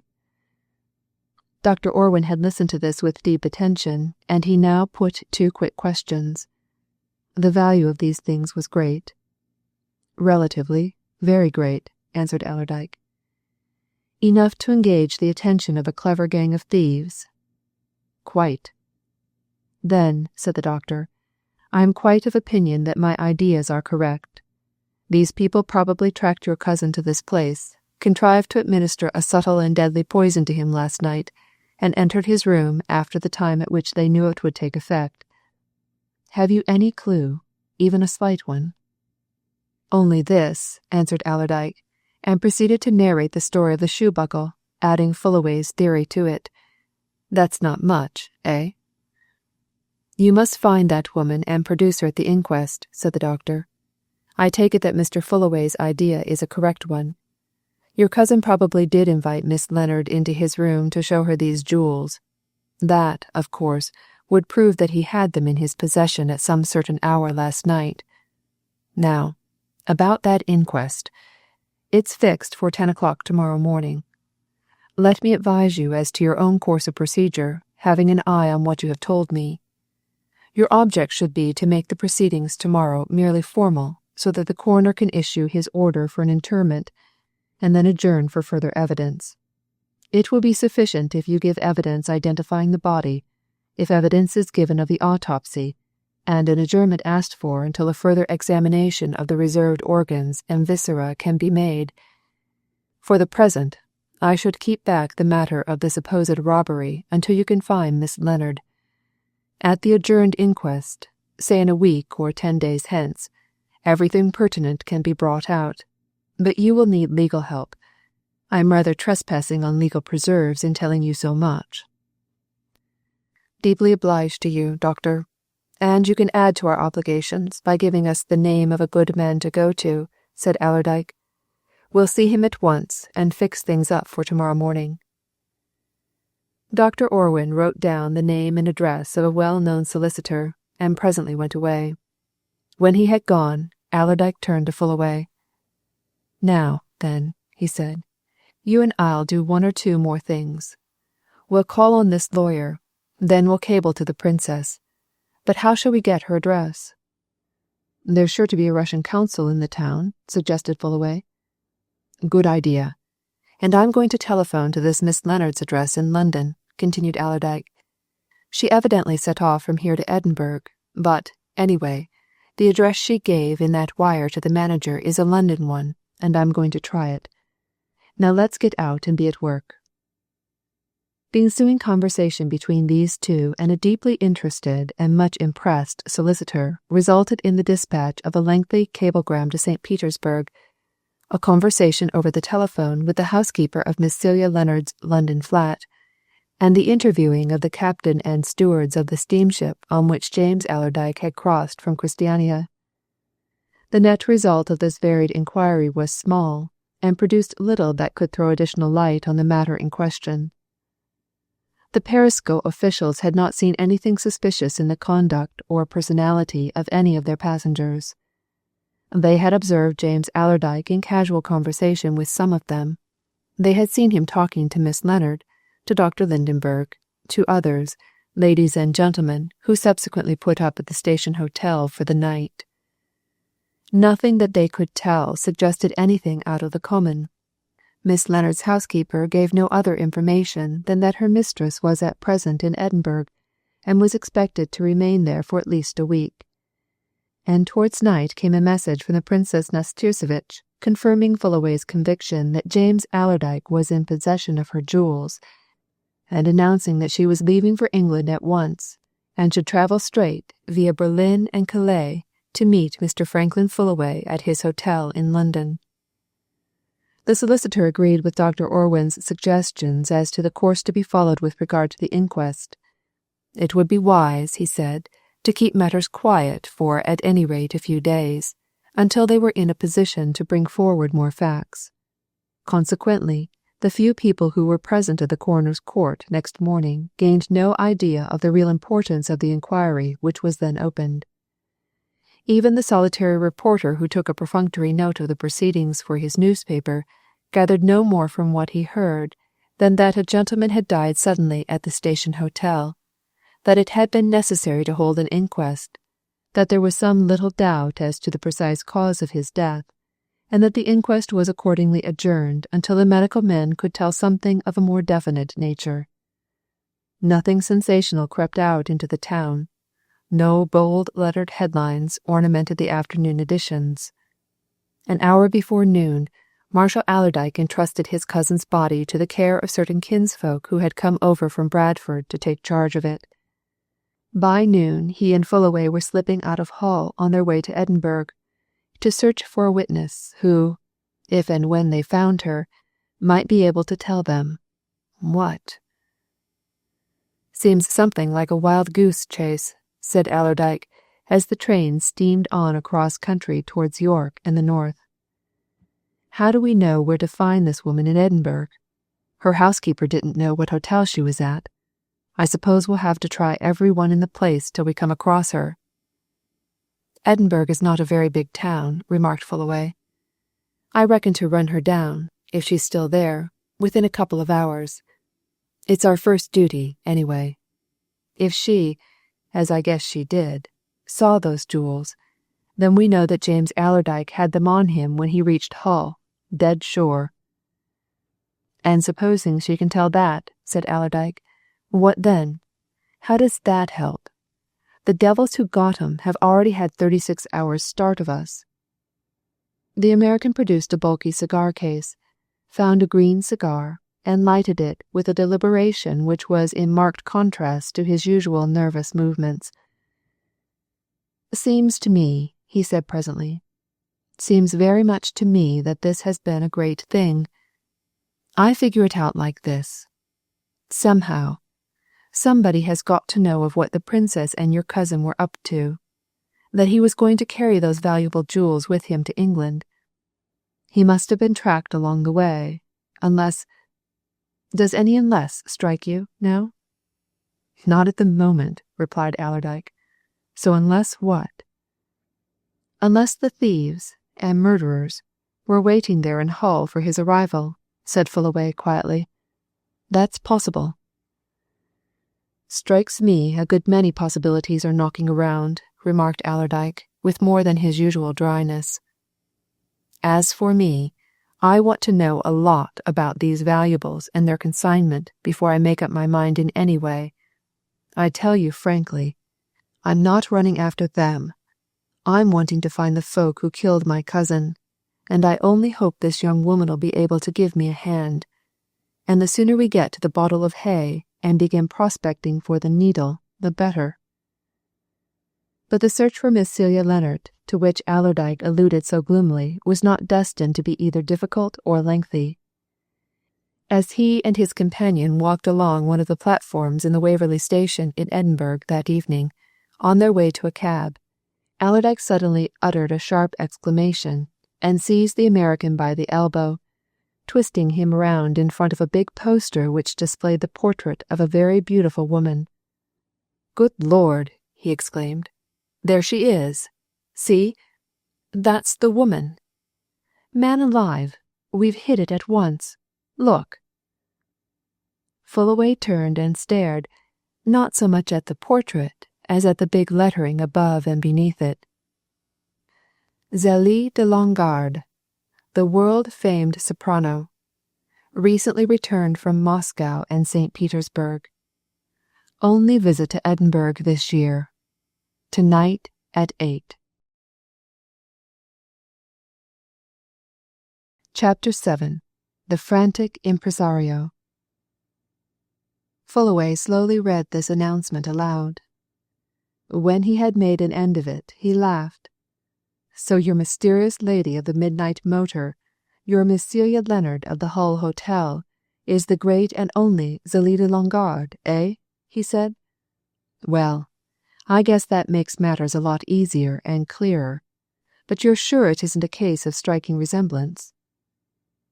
"I only saw that woman for a minute or two, by moonlight, when she stuck her face out of her car to ask the way," replied Allerdyke.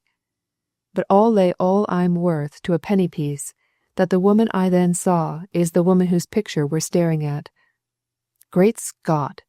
She's so famous a singer, is she? You know of her, of course? That sort of thing is not in my line. Never was.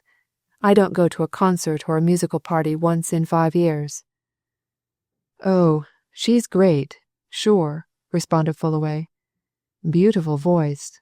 Divine. And, as I say, things are going to be easy. I've met this lady more than once, though I didn't know that she'd any other name than that, which is presumably her professional one. And I've also had 1 or 2 business deals with her. So all we've got to do is to find out which hotel she's stopping at in this city, and then we'll go round there, and I'll send in my card. But I say, do you see? This affair's tonight, this very evening, and at 8 o'clock, and it's past 7 now. She'll be arraying herself for the platform. We'd better wait until—" Allerdyke's practical mind asserted itself. He twisted the American round in another direction and called to a porter who had picked up their bags. "All that's easy," he said. "We'll stick these things in the left luggage spot, dine here in the station, and go straight to the concert. There, perhaps, during an interval, we might get in a word with this lady who sports 2 names. Come on, now." He hurried his companion from the cloakroom to the dining room, gave a quick order on his own behalf to the waiter, left Fullaway to give his own, and began to eat and drink with the vigour of a man who means to waste no time. "There's one thing jolly certain, my lad," he said presently, leaning confidentially across the table after he had munched in silence for a while. "This Miss Leonard, or Mademoiselle, or Signor de Longarde, or whatever her real label is, hasn't got those jewels, confound 'em. Folks who steal things like that don't behave as she's doing." "I never thought she'd stolen the jewels," answered Fullaway. "What I want to know is, has she seen them, and when, and where, and under what circumstances? You've got her shoe buckle all safe?" "Waistcoat pocket just now," replied Allerdyke laconically. "That'll be an extra passport," observed Fullaway. Not that it's needed, because, as I said, I've done business for her. Oddly enough, that was in the jewel line. I negotiated the sale of Pinky Pell's famous pearl necklace with Mademoiselle de Longarde. You've heard of that, of course?" "Never a whisper," answered Allerdyke. "Not in my line, those affairs. Who was Pinky Pell, anyhow?" "Pinky Pell was a well-known music hall artiste, my dear sir, once a great favourite, who came down in the world and had to sell her valuables," replied the American. "To the last she stuck to a pearl necklace, which was said to have been given to her by the Duke of Bendlecombe. Pinky, they said, attached a sentimental value to it. However, it had to be sold, and I sold it for Pinky to the lady that we're going to see tonight. 7,500. It's well worth 10. Mademoiselle will be wearing it, no doubt. She generally does, anyway, so you'll see it." "Not unless you get a front pew," said Allerdyke. "Hurry up, and let's be off. Our best plan," he went on as they made for a cab, "will be to get as near the platform as possible, so that I can make sure this is the woman I saw at Howden yesterday morning. When I positively identify her, I'll leave it to you to work the interview with her, either at this concert place or at her hotel afterwards. If anything can be done at once, all the more to my taste. I want to be knowing things." "Oh, we're going well ahead," said Fullaway. "I'll work it all right. I noticed on that poster that this affair is being run by the concert director, Ernest Weiss. I know Weiss. He'll get us an interview with the great lady after she's appeared the first time." "It's a fortunate thing for me to have a man who seems to know everybody," remarked Allerdyke. "I suppose it's living in London gives you so much acquaintance?" "It's my business to know a lot of people," answered Fullaway. "The more the better, for my purposes. I'll tell you how I came to know your cousin later. That's rather interesting." "Well, here's the place, and it's 5 to 8 now. We've struck it very well, and the only trouble will be about getting good seats, especially as we're in morning dress." Allerdyke smiled at that. In his opinion, money would carry a man anywhere, and there was always plenty of that useful commodity in his pockets. He insisted on buying the seats himself, and after some parleying and explaining at the box office, he and his companion were duly escorted to seats immediately in front of a flower-decked platform, where they were set down amidst a highly select company of correctly attired folk, who glanced a little questioningly at their tweed suits, both conspicuous amidst silks, satins, broadcloths, and glazed linen. Allerdyke laughed as he thrust a programme into Fullaway's hand. "I worked that all right," he whispered. "Told the chap in that receipt of custom that you were a foreigner of great distinction travelling incognito in Scotland, and I your travelling companion, and that our luggage hadn't arrived from Aberdeen, so we couldn't dress, but we must hear this singing lady at all cost, in any case. Then I slapped down the brass and got the tickets. Not like brass in ready form, my lad. Now, then, when does the desired party appear?" Fullaway unfolded his programme and glanced over the items. The concert direction of Ernest Weiss was famous for the fare which it put before the patrons, and here was certainly enough variety of talent to please the most critical. A famous tenor, a popular violinist, a contralto much in favour for her singing of tender and sentimental songs, a notable performer of the violoncello, a local vocalist whose specialty was the singing of ancient Scottish melodies, and, item of vast interest to a certain section of the audience, a youthful prodigy who was fondly believed to have it in her power to become a female Paderewski. These performers were duly announced on the programme in terms of varying importance. Outstanding from all of them, of course, was the great star of the evening, the one and only Zélie de Longarde, acknowledged queen of song in Milan and Moscow, Paris and London, New York and Melbourne. "Comes on 5th, I see," observed Allerdyke, glancing over his programme unconcernedly. "Well, I suppose we've got to stick out the other 4. I'm not great on music. Fullaway, I don't know one tune from another. However, I reckon I can stand a bit of noise until my lady shows herself." He listened with good-natured interest, which was not far removed from indifference, to the contralto, the cellist, the violinist, only waking up to something like enthusiasm when the infant prodigy, a quaint, painfully shy little creature, who bobbed a side curtsy at the audience and looked much too small to tackle the grand piano, appeared and proceeded to execute wonderful things with her small fingers. "That's a bit of all right," murmured Allerdyke, when the child had finished her first contribution. "That's a clever little party, but she's too big in the eye, and too small in the bone.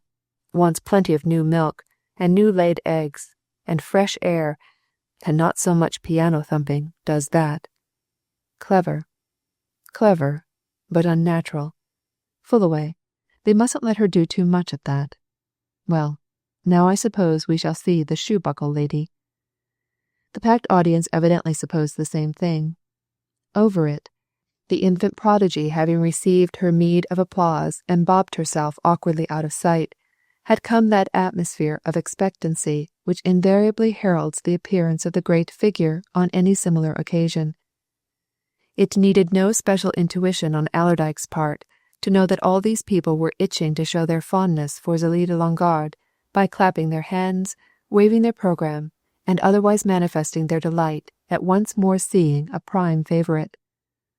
All eyes were fixed on the wing of the platform, all hands were ready to give welcome. But a minute passed, 2 minutes, 3 minutes, and Zélie de Longarde did not appear.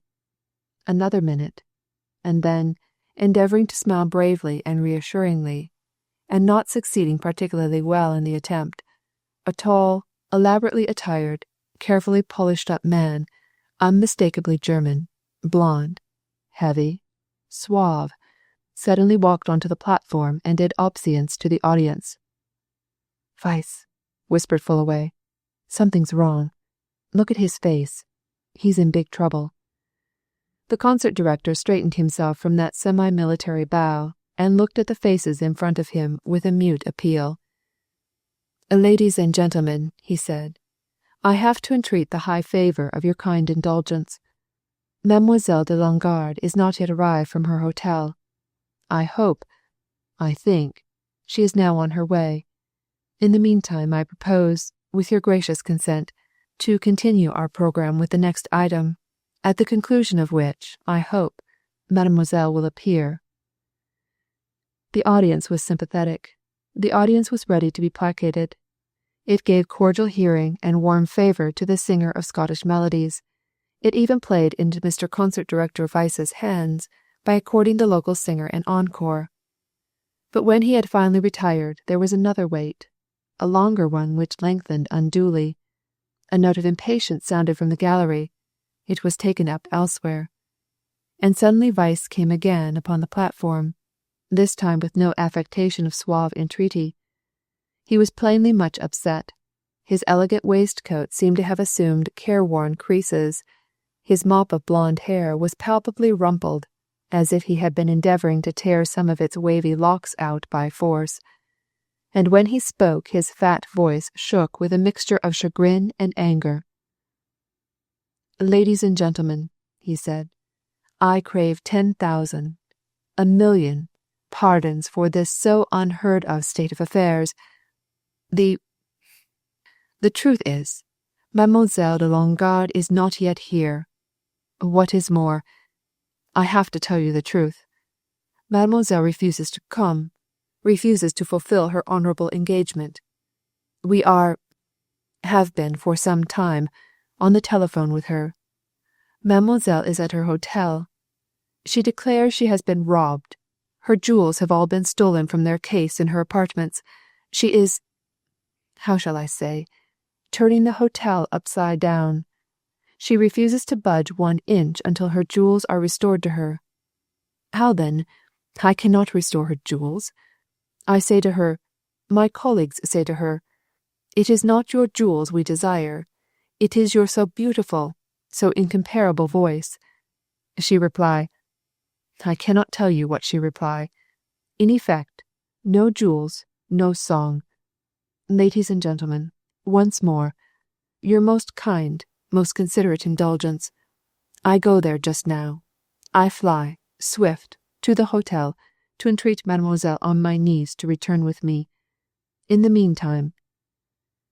As Weiss retired from the platform and the long-haired cellist came upon it, Fullaway sprang up, dragging Allerdyke after him. He led the way to a side door, whispered something to an attendant, and was quickly ushered through another door to an anteroom behind the wings, where Weiss, livid with anger, was struggling into an opera cloak. The concert director gasped as he caught sight of the American. "Ah, my dear Mr. Fullaway," he exclaimed, "you here? You have heard? You have been in front? You hear? Then, she will not come to sing because her jewels are missing, eh? She—" "What hotel is Mademoiselle de Longarde stopping at, Weiss?" asked Fullaway quietly. "The North British and Caledonian. I go there just now," answered Weiss. "I am ruined if she will not appear. Ruined. Disgraced. Jewels. Ah!" "Come on, we're going with you," said Fullaway. "Quick now." Allerdyke got some vivid impressions during the next few minutes, impressions various, startling. They began with a soft whirl through the lighted streets of the smoky old city, of a dash upstairs at a big hotel. They ended with a picture of a beautiful, highly enraged woman who was freely speaking her mind to a dismayed hotel manager and a couple of men who were obviously members of the detective force. Chapter 8. The Jewel Box.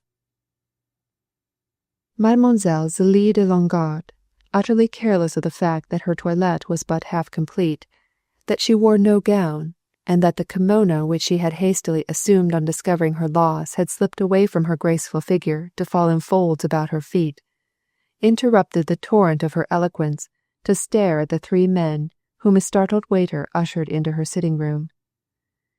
Her first glance fell on the concert director, and she shook her fist at him. "Go away, Weiss," she commanded, accompanying the vigorous action of her hand with an equally emphatic stamp of a shapely foot. "Go away at once. Go and play on the French horn. Go and do anything you like to satisfy your audience. Not one note do I sing until somebody finds me my jewels. Edinburgh stole them, and Edinburgh'll have to give them back. It's no use your waiting here. I won't budge an inch. She paused abruptly, suddenly catching sight of Fullaway, who at once moved toward her with a confidential and reassuring smile. "You," she exclaimed. "What brings you here? And who's that with you? Surely the gentleman of whom I asked my way in some wild place the other night. What—" "Mademoiselle," said Fullaway, with a deep bow, "let me suggest to you that the finest thing in this mundane state of ours is reason. Suppose, now, that you complete your toilet. Tell us what it is you have lost. Leave us, your devoted servants, to begin the task of finding it, and while we are so engaged, hasten with Mr. Weiss to the hall to fulfill your engagement.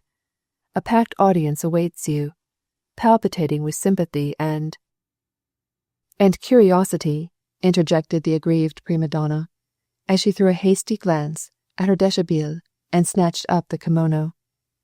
"Pretty talk, Fullaway, very, and all intended to benefit Weiss there.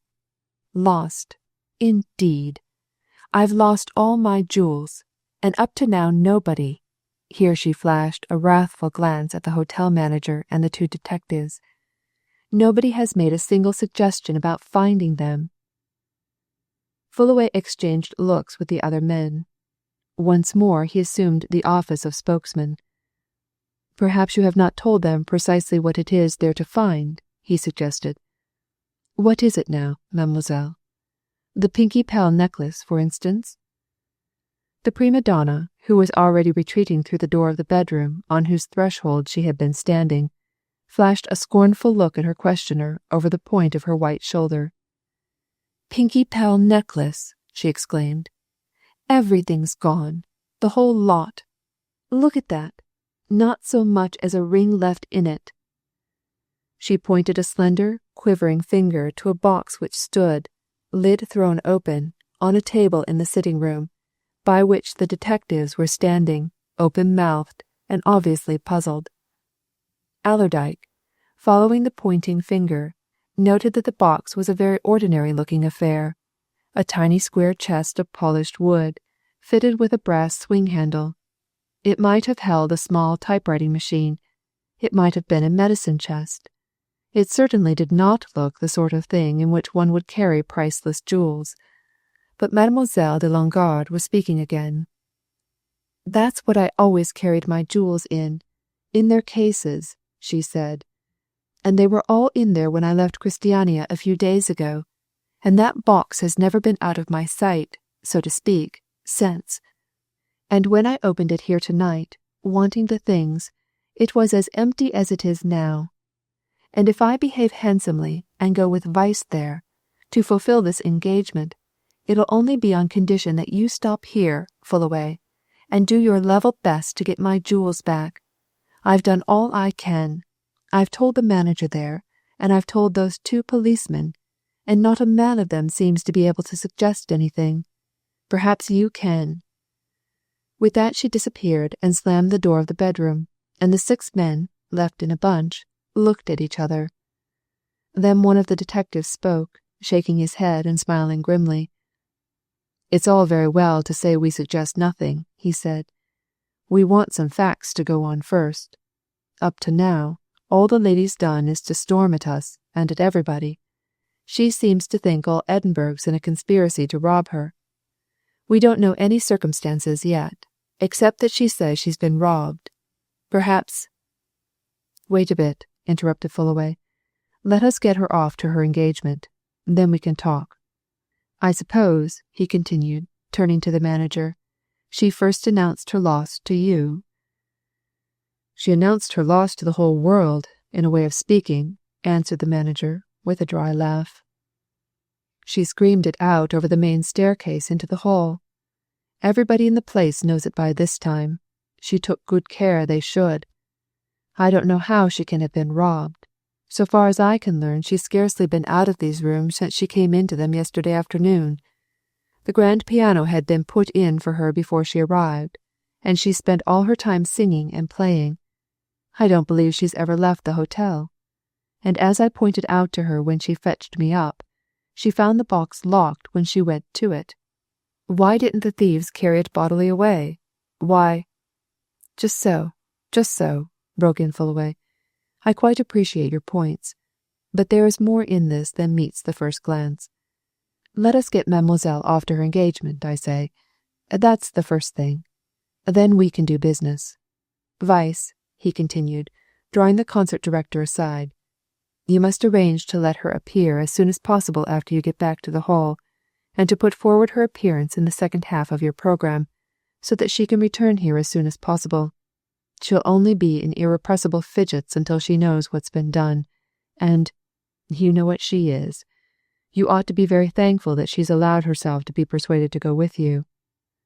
Mademoiselle," he went on, as the prima donna, fully attired, but innocent of jewelled ornament, swept into the room, "you are doing the right thing, bravely. Go, sing your best, your divinest. Let your admiring audience recognize that you have a soul above even serious misfortune. Meanwhile, allow me to order your supper to be served in this room for 11 o'clock, and permit me and my friend, Mr. Allerdyke, to invite ourselves to share it with you. Then we will give you some news that will interest and astonish you." "That only makes me all the more frantic to get back," exclaimed the prima donna. "Come along, now, Weiss. You've got a car outside, I suppose? Hurry, then, and let me get it over." When the vastly relieved concert director had led his bundle of silks and laces safely out, Fullaway laughed and turned to the other men. "Now, gentlemen," he said, "perhaps we can have a little quiet talk about this affair." He flung himself into a seat and nodded at the hotel manager. "Just tell us exactly what's happened since Mademoiselle arrived here," he said. "Let's get an accurate notion of all her doings. She came. When?" "She got here about the beginning of yesterday afternoon," answered the manager, who did not appear to be too well pleased about this disturbance of his usual proceedings. She has always had this suite of rooms whenever she has sung in Edinburgh before, and it was understood that whenever she wrote or wired for them, we were to arrange for a grand piano, properly tuned to concert pitch, to be put in for her. She wrote for the suite over a fortnight ago from Russia, and, of course, we had everything in readiness for her. She turned up, as I say, yesterday, alone. She explained something about her maid having been obliged to leave her on arrival in England, and since she came she's had the services of one of our smartest chambermaids, whom she herself picked out after carefully inspecting a whole dozen of them. That chambermaid can tell you that Mademoiselle's scarcely left her rooms since then. And it's an absolute mystery to me that any person could get in here, open this box, and abstract its contents. As I say, if anybody wanted to steal her jewels, why didn't he pick up this box and carry it bodily off, instead of hanging about to pick the lock? I don't believe— quite so, interrupted Fullaway. I quite agree with you. Now, at what time did Mademoiselle announce the loss of her jewels? Oh, about, say, an hour ago. This chambermaid, she's there in the bedroom now, was helping her to dress for the concert. She, Mademoiselle, went to this box to get out what ornaments she wanted. According to the girl, she let out an awful scream and, just as she was, rushed to the head of the main stairs. These rooms, as you see, are on our first floor, and began to shout for me, for anybody, for everybody. The hall below was just then full of people, coming in and out of the dining room and so on. She set the whole place going with the noise she made, added the manager, visibly annoyed. It would have been far better if she'd shown some reserve. Reserve is certainly an admirable quality, commented Fullaway, but it's foreign to young ladies of Mademoiselle's temperament. Well, and then? Oh, then, of course, I came up to her suite. She showed me this box. It had stood, she declared, on a table by her bedside, close to her pillows, from the moment she entered her rooms yesterday. She swore that it ought to have been full of her jewels, in cases. When she had opened it, just before this, it was empty. Of course, she demanded the instant presence of the police. Also, she insisted that I should at once, that minute, lock every door in the hotel, and arrest every person in it until their effects and themselves could be rigorously searched and examined. Ridiculous. As you doubtless said, remarked Fullaway. No, I said nothing. Instead, I telephoned for police assistance. These two officers came, and, concluded the manager with a sympathetic glance at the detectives, since they came, Mademoiselle has done nothing but insist on arresting every soul within these walls. She seems to think there's a universal conspiracy against her. Exactly, said Fullaway. It's precisely what she would think, under the circumstances. Now let us see this chambermaid. The manager opened the door of the bedroom and called in a pretty, somewhat shy, Scotch damsel, who betrayed a becoming confusion at the sight of so many strangers. But she gave a plain and straightforward account of her relations with Mademoiselle since the arrival of yesterday.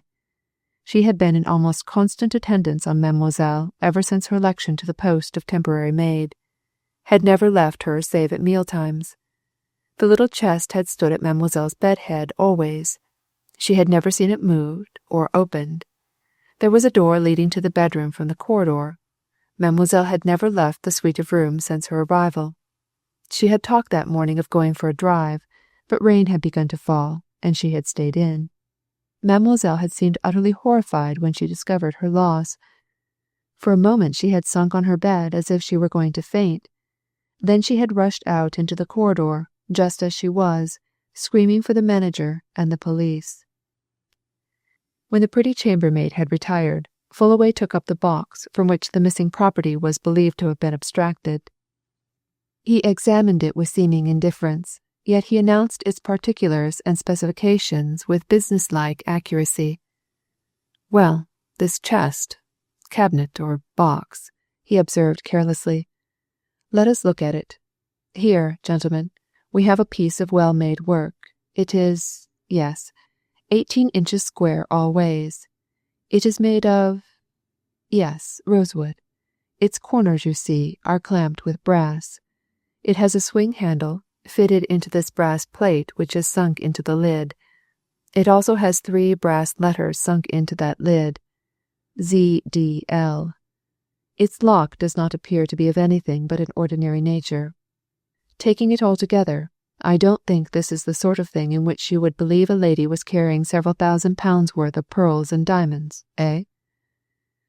One of the detectives stirred uneasily.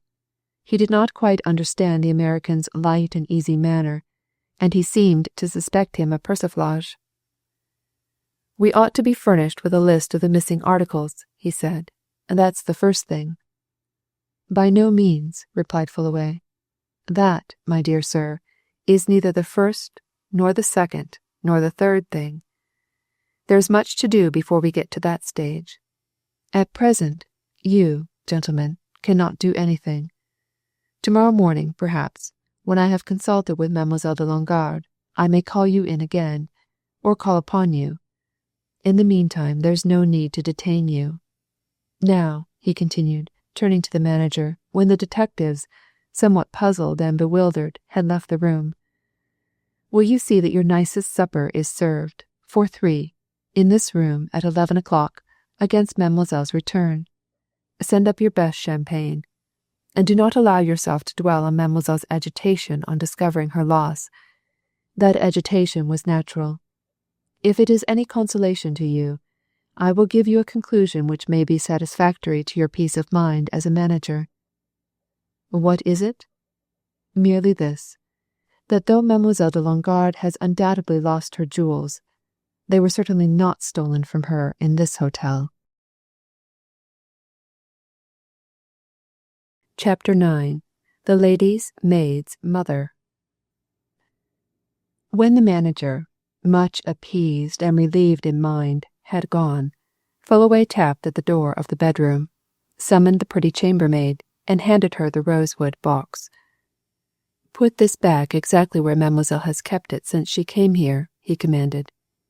"Now you yourself, you're going to stay in the rooms until she comes back from the concert." "That's right. If she returns before my friend and I come up again, tell her that we shall present ourselves at 5 minutes to 11. Come downstairs, Allerdyke," he proceeded, leading the way from the room. "We must book rooms for the night here, so we'll send to the station for our things and make our arrangements, after which we'll smoke a cigar and talk. I'm beginning to see chinks of daylight." He led Allerdyke down to the office, completed the necessary arrangements, and went on to the smoking room, in a quiet corner of which he pulled out his cigar case. "Well," he said, "what do you think now?" "I think you're a smart chap," answered Allerdyke bluntly. "You did all that very well. I said not, but I kept an eye and an ear open. You'll do." "Very complimentary, but I wasn't asking you what you thought about me," said Fullaway, with a laugh. "I'm asking you what you think of the situation, as illuminated by the last episode." "Well, I'm still reflecting on what you said to that manager chap," answered Allerdyke. "You really think this young woman has lost her jewels?" "Oh, no doubt at all," replied Fullaway.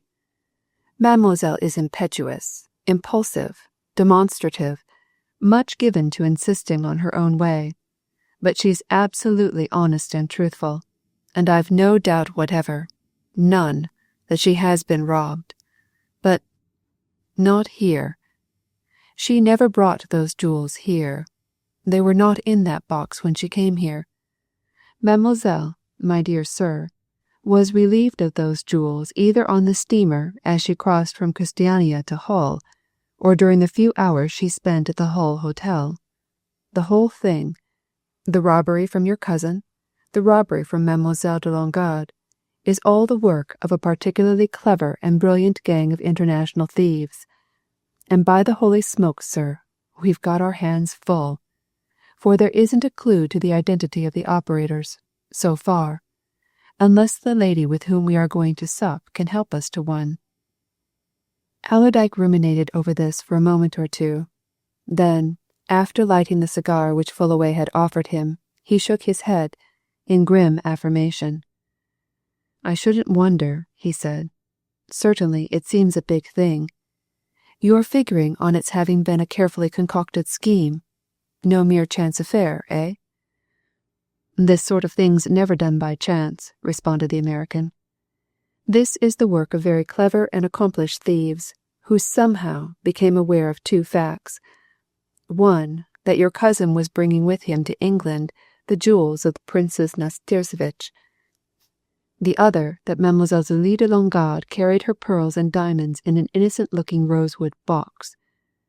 My dear sir, you observe that I examined that box with seeming carelessness. In reality, I was looking at it with the eye of a trained observer.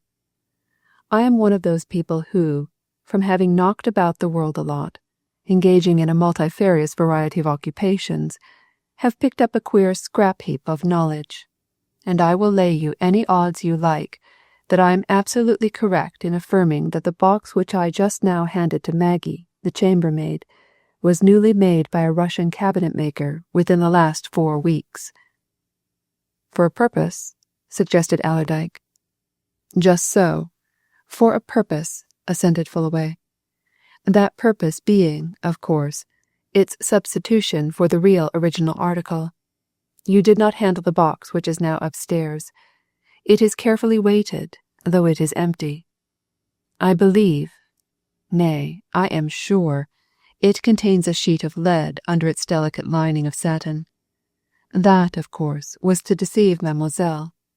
You heard her say that the jewels were in her box at Christiania, and that she never opened the box until this evening here in Edinburgh. Very good. Between here and Christiania somebody substituted the imitation box for the real one. Ah, in all these great criminal operations there is nothing like sticking to the old, well-worn, tried and proved tricks of the trade. They are like well-oiled, well-practiced machinery. And now we come back to the real, great, anxious question. Who did it?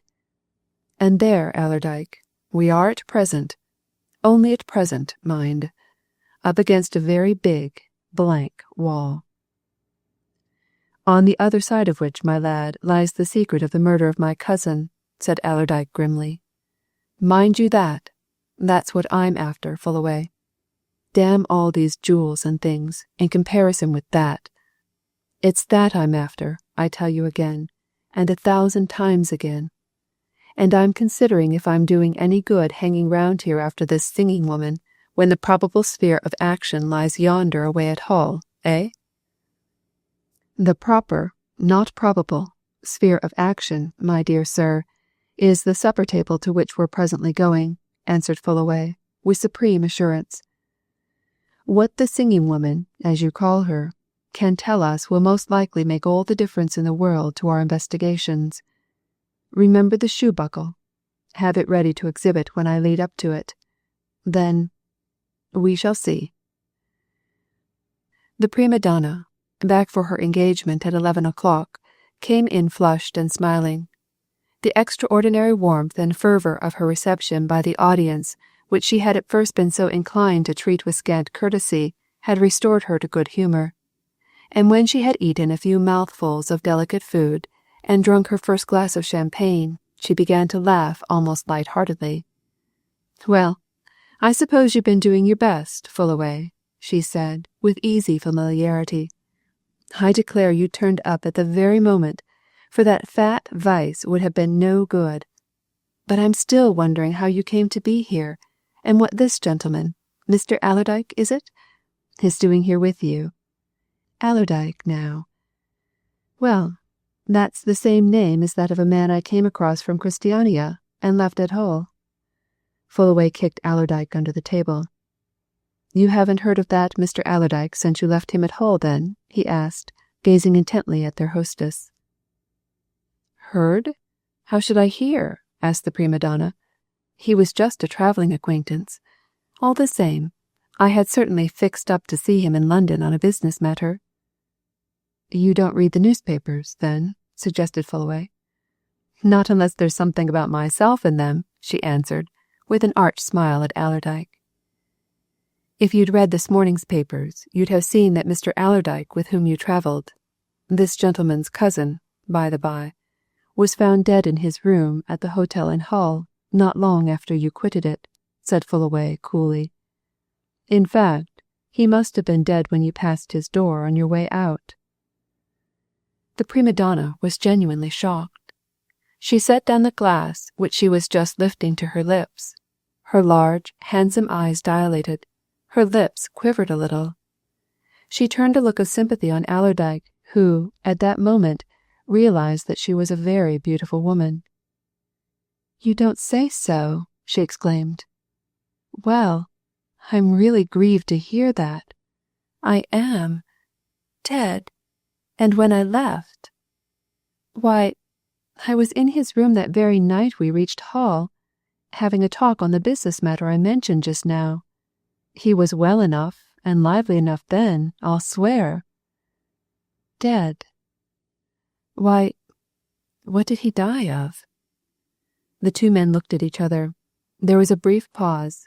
Then Allerdyke slowly produced a small packet, wrapped in tissue paper, from his waistcoat pocket. He laid it on the table at his side and looked at his hostess. "I knew you had been in my cousin's room," he said. "You left, or dropped your shoe buckle there. I found it when I searched his room. Then the hotel manager showed me your wire. Here's the buckle." He was watching her narrowly as he spoke, and his glance deepened in intensity as he handed over the little packet and watched her unwrap the paper. But there was not a sign of anything but a little surprised satisfaction in the prima donna's face as she recognized her lost property, and her eyes were ingenuous enough as she turned them on him. "Why, of course, that's mine," she exclaimed. "I'm ever so much obliged to you, Mr. Allerdyke. Yes, I wired to the hotel, in my proper name. You know, Zélie de Longarde is only my professional name. I didn't want to lose that buckle. It was part of a birthday present from my mother. But you don't mean to say that you travelled all the way to Edinburgh to hand me that? Surely not." "No," replied Allerdyke. He wanted to take a direct share in the talking, and went resolutely ahead now that the chance had come. "No, not at all. I knew you'd come to Edinburgh. Found it out from that chauffeur who was driving you when you and I met at Howden the night before last, and so I came on to find you. I want to ask you some questions about my cousin, and maybe to get you to come and give evidence at the inquest on him." "Inquest?" she exclaimed. "I know what that means, of course. Why, you don't say there's been anything wrong?" "I believe my cousin was murdered that night," answered Allerdyke. "So, too, does Fullaway there. And you were probably the last person who ever spoke to him alive. Now, you see, I'm a plain, blunt-spoken sort of chap. I ask people straight questions. What did you go into his room to talk to him about?" "Business," she replied, with a directness which impressed both men. "Mere business. He and I had several conversations on board the Perisco. I made out he was a clever businessman. I want to invest some money. He advised me to put it into a development company in Norway, which is doing big things in fir and pine. I went into his room to look at some plans and papers. He gave me some prospectuses, which are in that bag there just now. I was reading them over again only this evening. That's all. I wasn't there many minutes, and, as I told you, he was very well, very brisk and lively then." "Did he show you any valuables that he had with him? Jewels?" asked Allerdyke brusquely. "Jewels? Valuables?" she answered. "No, certainly not." "Nor when you were on the steamer?" "No, nor at any time," she said. "Jewels? Why, what makes you ask such a question?" "Because my cousin had in his possession a consignment of such things, of great value, and we believe that he was murdered for them. That's why," replied Allerdyke. "He had them when he left Christiania. He had them when he entered the Hull Hotel." Fullaway, who had been listening intently, leaned forward with a shake of his head. "Stop at that, Allerdyke," he said. "We don't know, now, that he did have them when he entered the hotel at Hull. He mayn't have had. Miss Leonard" "We'll drop the professional name and turn to the real one," he said with a bow to the prima donna. "Miss Leonard here thinks she had her jewels in her little box when she entered the Hull Hotel, and also when she came to this hotel, here in Edinburgh, but—" "You mean to say that I hadn't?" she exclaimed. "Do you mean—" "I mean," replied Fullaway, "that, knowing what I now know, I believe that both you and the dead man, James Allerdyke, were robbed on the Perisco, and I want to ask you a question at once. Where is your maid?" Celia Leonard dropped her knife and fork and sat back, suddenly turning pale. "My maid," she said faintly. "Good heavens! You don't think— Oh, you aren't suggesting that she's the thief? Because— Oh, this is dreadful. You see, I never thought of it before. When she and I arrived at Hull that night, she was met by a man who described himself as her brother. He was in a great state of agitation. He said he'd rushed up to Hull to meet her, to beg her to go straight with him to their mother, who was dying in London. Of course, I let her go at once. They drove straight from the riverside at Hull to the station to catch the train. What else could I do? I never suspected anything." "Oh." Fullaway leaned across the table and filled his hostess's glass. "Now," he said, motioning her to drink, "you know your maid's name and address, don't you? Let me have them at once, and within a couple hours we'll know if the story about the dying mother was true." Chapter 10. The Second Murder.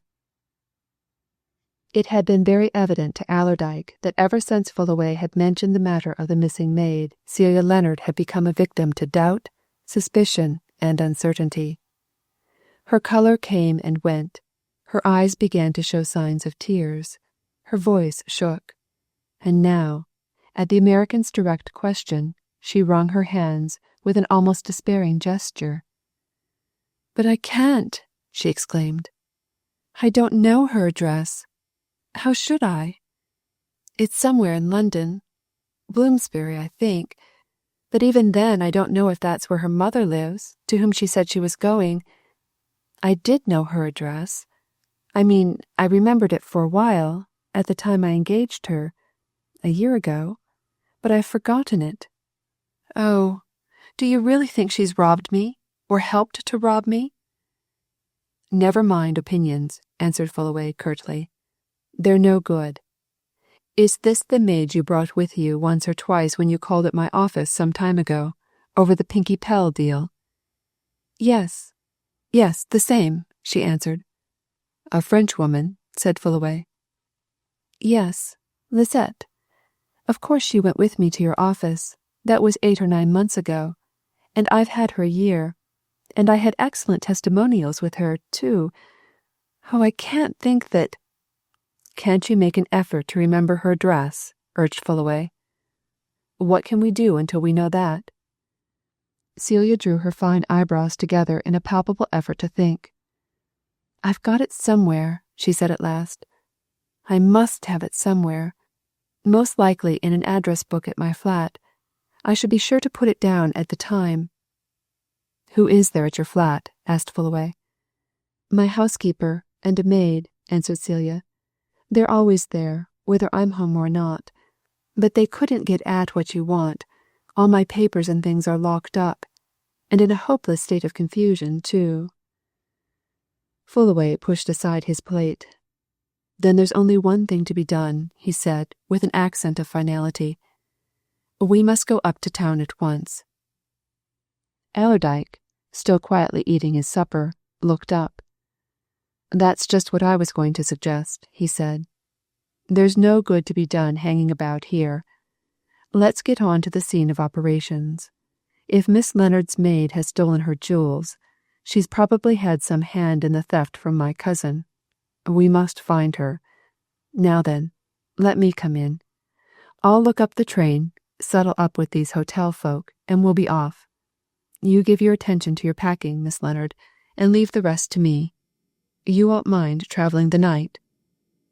Celia shook her head. "I don't mind travelling all night for half a dozen nights if I can track my lost property," she said lugubriously. "You're dead sure it's no use stopping here? That the robbery didn't take place here?" "Sure," answered Fullaway. "We must get off. That French damsel's got to be found. Somehow." The supper party came to an end. The prima donna and her temporary maid began to bustle with garments and trunks. The two men attended to all other necessary matters, and at 2:00 in the morning the three sped out of Edinburgh for the south, each secretly wondering what was going to come of their journey. Allerdyke, preparing to go to sleep in the compartment which he and Fullaway occupied by themselves, dropped one grim remark to his companion as he settled himself. "Seems like a wild goose chase, this, my lad, but it's one we've got to go through with. What'll the next stage be?" The next stage was an arrival in London in the middle of a lovely May morning, a swift drive to Celia Leonard's flat in Bedford Court Mansions, the hurried rummaging of its owner amongst an extraordinary mass of papers, books, and documents, and the ultimate discovery of the French maid's address. Celia held it up with a sigh of vast relief, which changed into a groan of despairing doubt. "There it is," she exclaimed. "Lisette Beaurepaire, 911 Bernard Street, Bloomsbury. I knew it was Bloomsbury. That's where she lived when I engaged her, anyhow, but then her sick mother mayn't live there. The man who met her at Hull, who said he was her brother, didn't say where the mother lived, except that it was in London." "We must go to Bernard Street, anyway, at once," said Fullaway. "We may get some information there." But such information as they got on the doorstep of 911 Bernard Street was scanty and useless. The house was a typical Bloomsbury lodging place, let off in floors and rooms. Its proprietor, summoned from a neighbouring house, recollected, with considerable difficulty and after consultation of a penny pocket-book, that he had certainly let a top-floor room to a young Frenchwoman about a year ago, but he had never caught her name properly, and simply had her noted down as Mamselle. She had paid her rent regularly, and had remained in the house 5 weeks. That was all he knew about her. Had he ever seen her since? Not that he knew of. In face, he shouldn't know her if he saw her. They were all pretty much alike, these young Frenchwomen. Did he know where she came from to his house, where she went from his house? Not he. He knew no more than what he had just told. "What now?" asked Allerdyke, as the three searchers paced dejectedly up the street. "This is doing no good. It's worse than the Hull affair. However, there's one thing suggests itself to me. Didn't you say," he went on, turning to Celia, "that you had some very good testimonials with this young woman? If so, and you've still got them, we might trace her in that way." "I had some, and I may still have them, but you saw just now what an awful mess all my letters and papers are in," replied Celia, almost tearfully. "I always do get things like that into hopeless confusion. I never know what to destroy and what to keep, and they accumulate so. It would take hours upon hours to look for those letters, and in the meantime—" "In the meantime," remarked Fullaway as he signalled to a taxicab, "there's only one thing to be done. We must go to the police. Get in, both of you, and let's make haste to New Scotland Yard." Once more Allerdyke received an impression of the American's usefulness and practical acquaintance with things. Fullaway seemed to know exactly what to do, whom to approach, how to go about the business in hand. Within a few minutes all three were closeted with a high official of the Criminal Investigation Department, a man who might have been a barrister, a medical specialist, or a scientist of distinction, and who maintained an unmoved countenance and perfect silence while Fullaway unfolded the story. He and Allerdyke had held a brief consultation as they drove from Bloomsbury to Whitehall, and they had decided that as things had now reached a critical stage, it would be best to tell the authorities everything. Therefore, the American narrated the entire sequence of events as they related not only to Mademoiselle de Longarde's loss, but to the death of James Allerdyke and the disappearance of the Nastirsevitch valuables. And the official heard and made mental notes, soaking everything in some proper cell of his brain, and he said nothing until Fullaway had come to an end, and at that end he turned to Celia Leonard. "You can, of course, describe your maid?" he asked. "Certainly," answered Celia, "to every detail." "Do so, if you please," continued the official, producing a pile of papers from a drawer and turning them over until he came to one which he drew from the rest. "A Frenchwoman," said Celia. "Aged, I should say, about 26. Tall. Slender, but not thin. Of a very good figure. Black hair, a quantity of it. Black eyes, very penetrating. Fresh colour. Not exactly pretty, but attractive, in the real Parisian way. She is a Parisian. Dressed, when she left me at Hull, in a black tailor-made coat and skirt, and carrying a travelling coat of black, lined with fur, one I gave her in Russia." "Her luggage?" asked the official. "She had a suitcase, a medium-sized one." "Large enough, I presume, to conceal the jewel box your friend has told me about just now?" "Oh, yes, certainly." The official put his papers back in the drawer and turned to his visitors, with a business-like look which finally settled itself on Celia's face. "You must be prepared to hear some serious news," he said. "I mean about this woman. I have no doubt from what you have just told me that I know where she is." "Where?" demanded Celia excitedly. "You know? Where, then?" "Lying in the mortuary at Paddington," answered the official quietly. In spite of Celia's strong nerves, she half rose in her seat, only to drop back with a sharp exclamation. "Dead. Probably murdered. And I should say," continued the official, with a glance at the two men, "murdered in the same way as the gentleman you have told me of was murdered at Hull, by some subtle, strange, and secret poison." No one spoke for a minute or two. When the silence was broken, it was by Allerdyke. "I should like to know about this," he said in a hard, keen voice. "I am getting about sick of delay in this affair of my cousin's, and if this murder of the young woman is all of a piece with his, why, then, the sooner we all get to work the better. I'm not going to spare time, labour, nor expense in running that lot down, do you understand? Money's naught to me. I'm willing—" "We are already at work, Mr. Allerdyke," said the official, interrupting him quietly. "We've been at work in the affair of the young woman for 24 hours, and although you didn't know of it, we've heard of the affair of your cousin at Hull, and the two cases are so similar that when you came in I was wondering if there was any connection between them.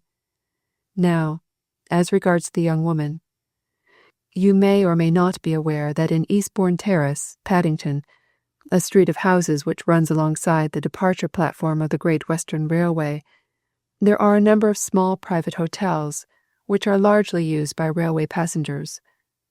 To one of these hotels, about 9 o'clock on the evening of May 13th, just about 24 hours after you, Miss Leonard, landed in Hull, there came a man and a woman who represented themselves as brother and sister, and took 2 rooms for the night.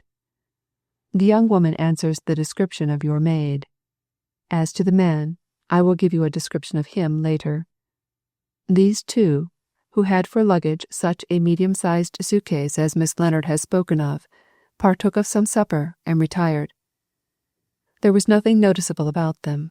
They seemed to be quiet, respectable people, foreigners who spoke English very well. Nothing was heard of them until next morning at 8 o'clock, when the man rang his bell and asked for tea to be brought up for both. This was done. He took it in at his door, and was seen to hand a cup in at his sister's door, close by. An hour later he came downstairs and gave instructions that his sister was not to be disturbed. She was tired and wanted to rest, he said, and she would ring when she wanted attendance. He then booked the 2 rooms again for the succeeding night, and, going into the coffee room, ate a very good breakfast, taking his time over it. That done, he lounged about a little, smoking, and eventually crossed the road towards the station, since when he has not been seen. The day passed on. The woman neither rang her bell nor came down. When evening arrived, as the man had not returned, and no response could be got to repeated knocks at the door, the landlady opened it with a master key and entered the room. She found the woman dead, and according to the medical evidence, she had been dead since 10 or 11 o'clock in the morning. Then, of course, the police were called in. There was nothing in the room or in the suitcase to establish or suggest identity. The body was removed and an autopsy has been held, and the conclusion of the medical men is that this woman has been secretly and subtly poisoned. Here the official paused, rang a bell, and remained silent until a quiet-looking, middle-aged man, who might have been a highly respectable butler, entered the room. Then he turned again to his visitors. "I want you, Miss Leonard, to accompany this man, one of my officers, to the mortuary, to see if you can identify the body I have told you of. Perhaps you gentlemen will accompany Miss Leonard?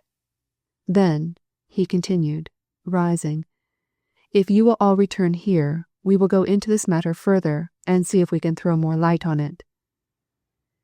Allerdyke's next impressions were of a swift drive across London to a quiet retreat in Paddington, where, in a red brick building set amidst trees, official-faced men conducted him and his 2 companions into a sort of annex, one side of which was covered with sheet-glass. On the other side of that glass he became aware of a still figure, shrouded and arranged in formal lines, of a white face set amidst dark hair. Then, as in a dream, he heard Celia Leonard's frightened whisper, "That's she. That's Lisette. Oh, for God's sake, take me out." Chapter 11. The Russian Banknotes. The 3 searchers into what was rapidly becoming a most complicated mystery drove back to New Scotland Yard in a silence which lasted until they were set down at the door of the department whereat they had interviewed the high official. Celia Leonard was thoroughly upset. The sight of the dead woman had disturbed her even more than she let her companions see. She remained dumb and rigid, staring straight before her as if she still gazed on the white face set in its frame of dark hair. Allerdyke, too, stared at the crowds in the streets as if they were abstract visions. His keen brain felt dazed and mystified by this accumulation of strange events. And Fullaway, active and mercurial as he was, made no attempt at conversation.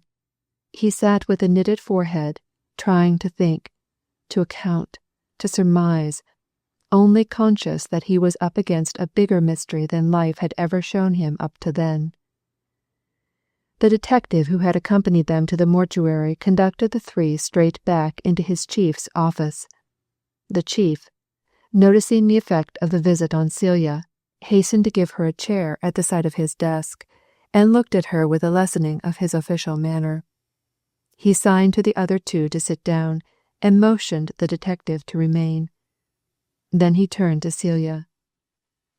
"You recognized the woman?" he said softly. "Just so.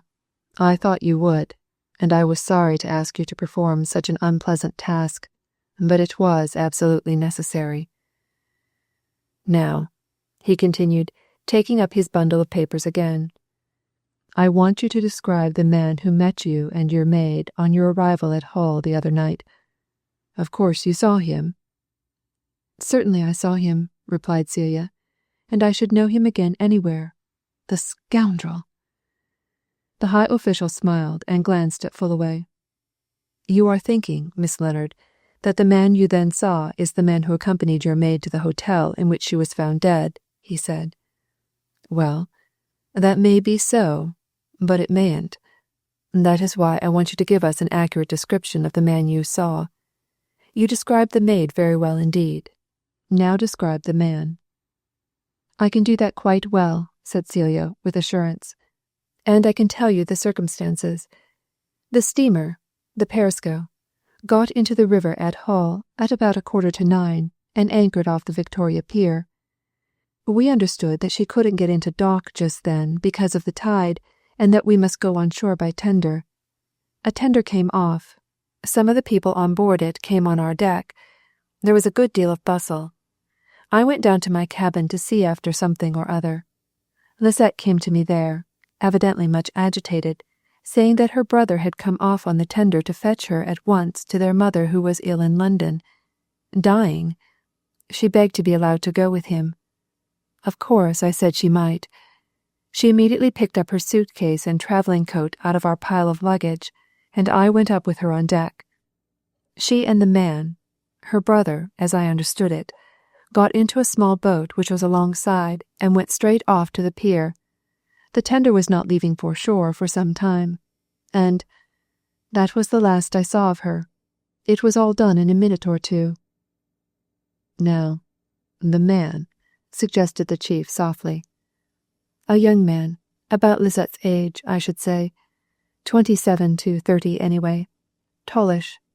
Dark hair, moustache, eyes, and complexion. Good-looking in a foreign way.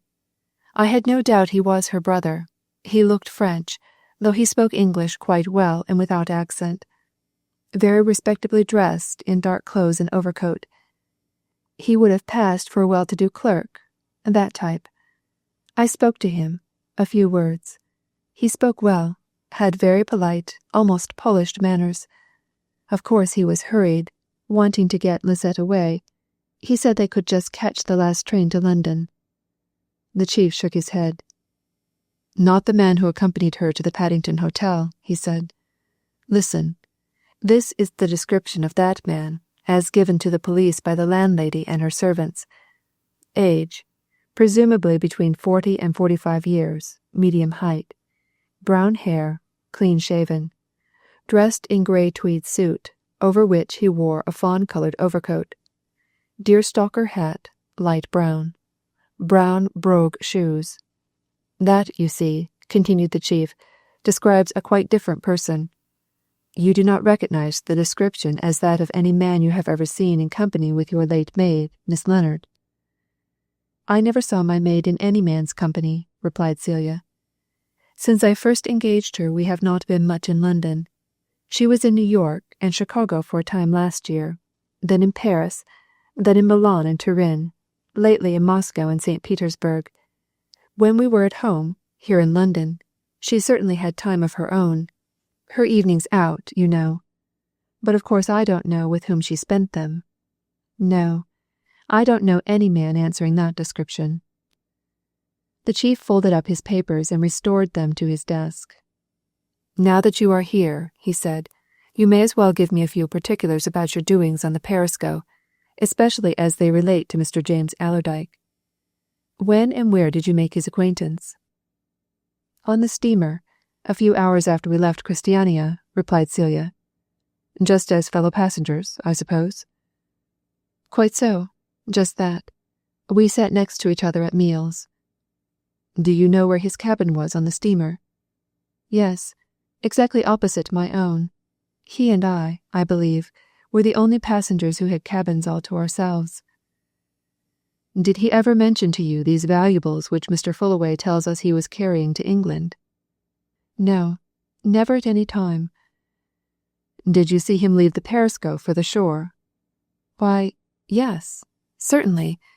As a matter of fact, he and I came ashore at Hull together, ahead of any other passengers. After Lisette had left the steamer with her brother, I happened to come across Mr. James Allerdyke. I told him what had just occurred and asked him if he would help me about my things, as my maid had gone. He immediately suggested that we shouldn't wait for the tender, but should get a boat of our own.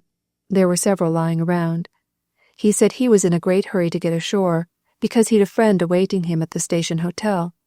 So he got a boat, and his things and mine were put into it, and we left the steamer and were rowed to the landing stage just opposite." "And you, of course, carried your jewel case. Or what you believe to be your jewel case, the duplicate chest which you subsequently carried to Edinburgh? Yes, of course. I had it in my hand when Lisette left, and I never left hold of it until I got to the hotel. Do you remember if Mr. James Allerdyke carried anything in his hand? Yes, he carried a handbag. He had that bag in his hand when I met him on deck. He kept it on his knee in the boat, and in the cab in which we drove to the hotel from the landing stage. I saw him carrying it upstairs after we got to the hotel. What is more, I saw him bring it into the coffee room later on and place it on the table at which he had some supper. I saw it again in his room when I went in there to look at the plans of the Norwegian estate which he had told me about. He didn't take those plans out of that handbag. He took them out of a side flap pocket in a suitcase. Did you have supper with him that night? No. I was sitting at another table, talking to a lady who had been with us on the Perisco. A lot of Perisco passengers, 20 at least, had come to the hotel by that time. Did any of them join Mr. James Allerdyke? At his table, I mean. I don't remember. No, I think not.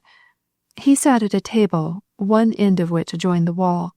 He put the handbag at that end. I remember wondering why he carried his bag about with him, but then I, of course, was carrying what I believed to be my jewel case. Did you see him talking to any of your fellow passengers that night? Oh, yes, 2 or 3 of them, in the hall of the hotel. I don't know who they were, particularly, except the doctor with the big beard. I saw him talking to Mr. Allerdyke at the door of the smoking room. Had you taken any special notice of your fellow passengers on board the Perisco? No, not at all. They were just the usual sort of passengers. I wasn't interested in them. Of course, I talked to some of them, in the ordinary way, as one does talk on board ship, but I don't remember anything particular about them, nor any of their names, even if I ever knew their names. Of course I remember Mr. James Allerdyke's name because of the business talk. The chief, who had been making shorthand notes of this conversation, paused for a moment, evidently considering matters, and then turned to Celia with a smile. Why did you leave the hotel at Hull so suddenly? He asked. I dare say you had good reasons, but I should just like to know what they were, if you don't mind. I'd no reason at all, replied Celia, with almost blunt directness.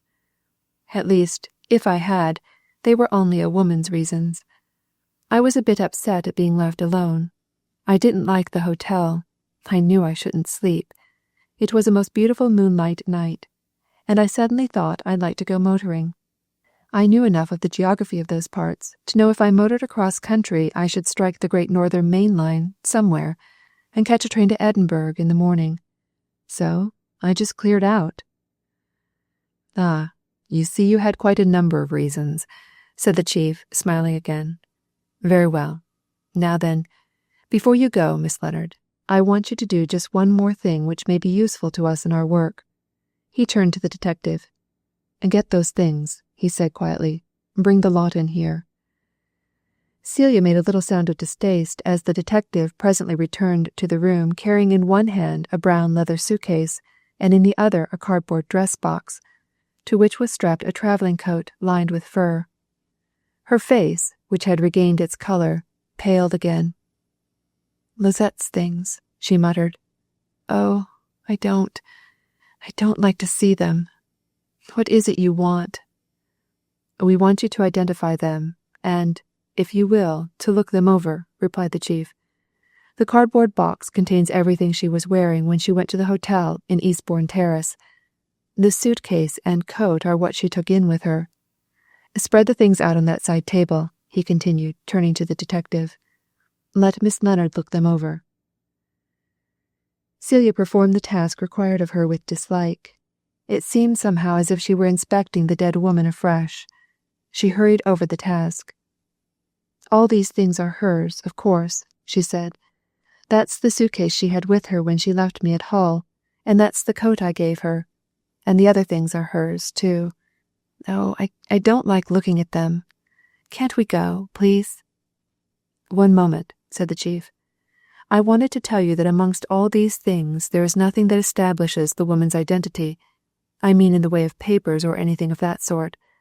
There were no letters in this case, not a scrap of paper. There is money in that purse, 2 or 3 pounds in gold, some silver. And there is her watch, a good gold watch, and there are 2 or 3 rings she was wearing. Now, we've only made a superficial examination of all these personal belongings.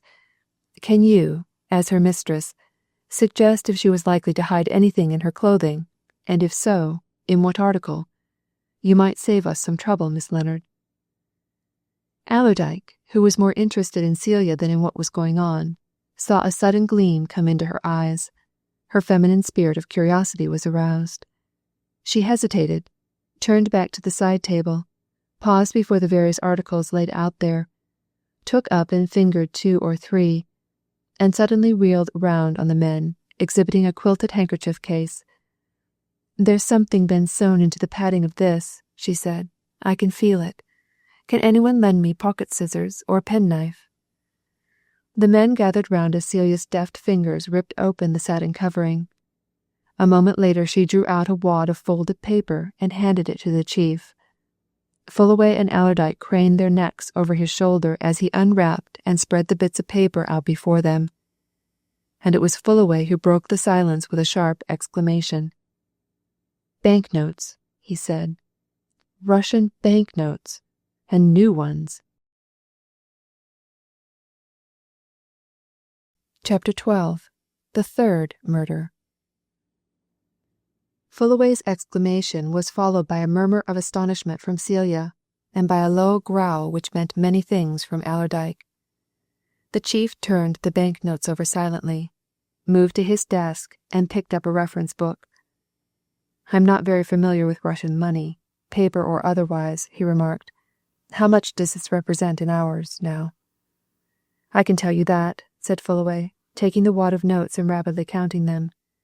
£500 English, he announced. "And you see that all the notes are new. Don't forget to note that."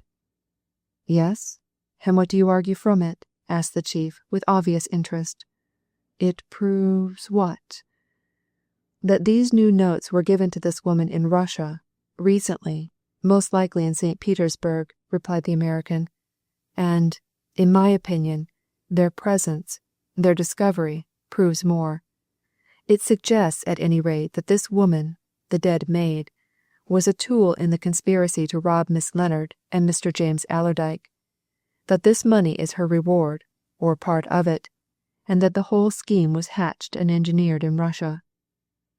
"Good," muttered Allerdyke. "Now we're getting to business." "We shall have to get some evidence from Russia," observed the chief meditatively. "That's very evident.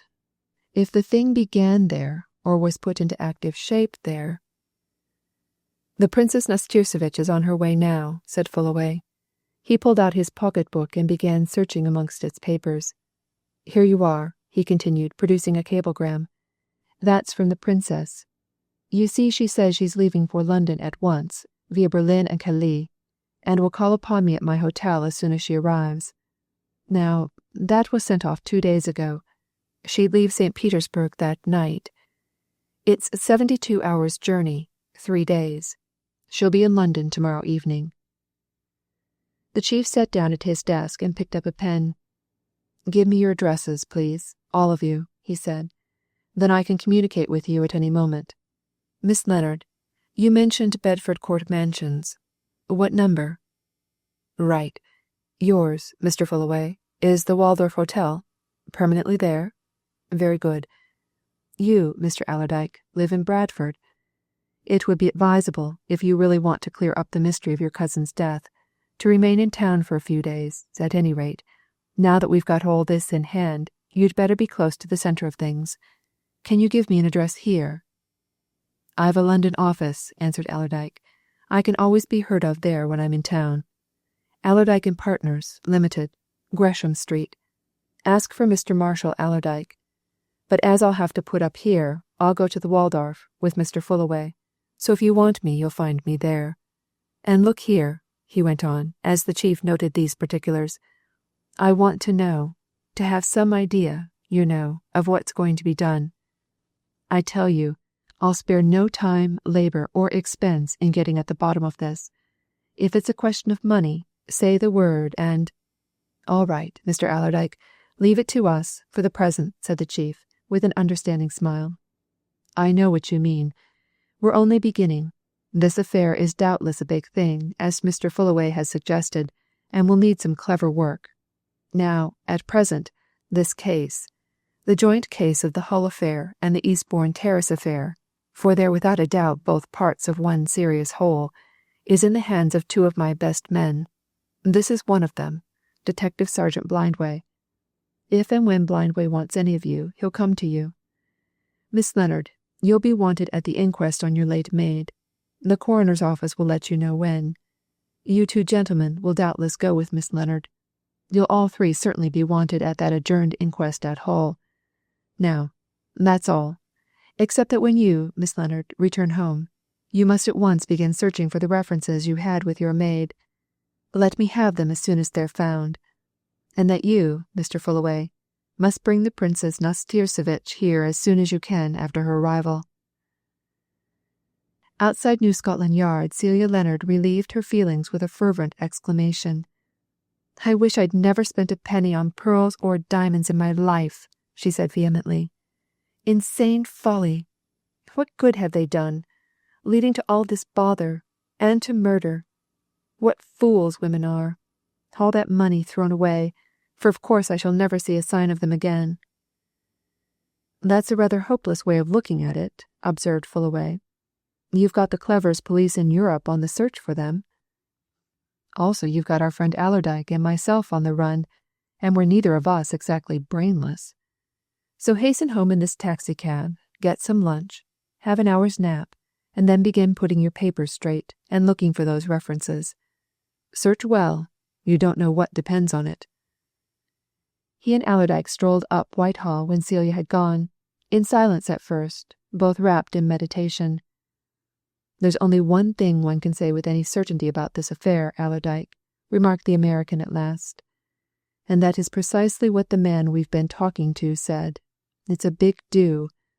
The folks at the back of it are smart and clever and daring. We'll need all our wits. Well, come along to the Waldorf and let's lunch. Then we'll talk some more. There's little to be done till the Princess turns up tomorrow." "There's one thing I want to do at once," said Allerdyke. "If I'm going to stop in town, I must wire to my housekeeper to send me clothes and linen, and to the manager at my mill. Then I'm with you, and I wish to heaven we'd something to do.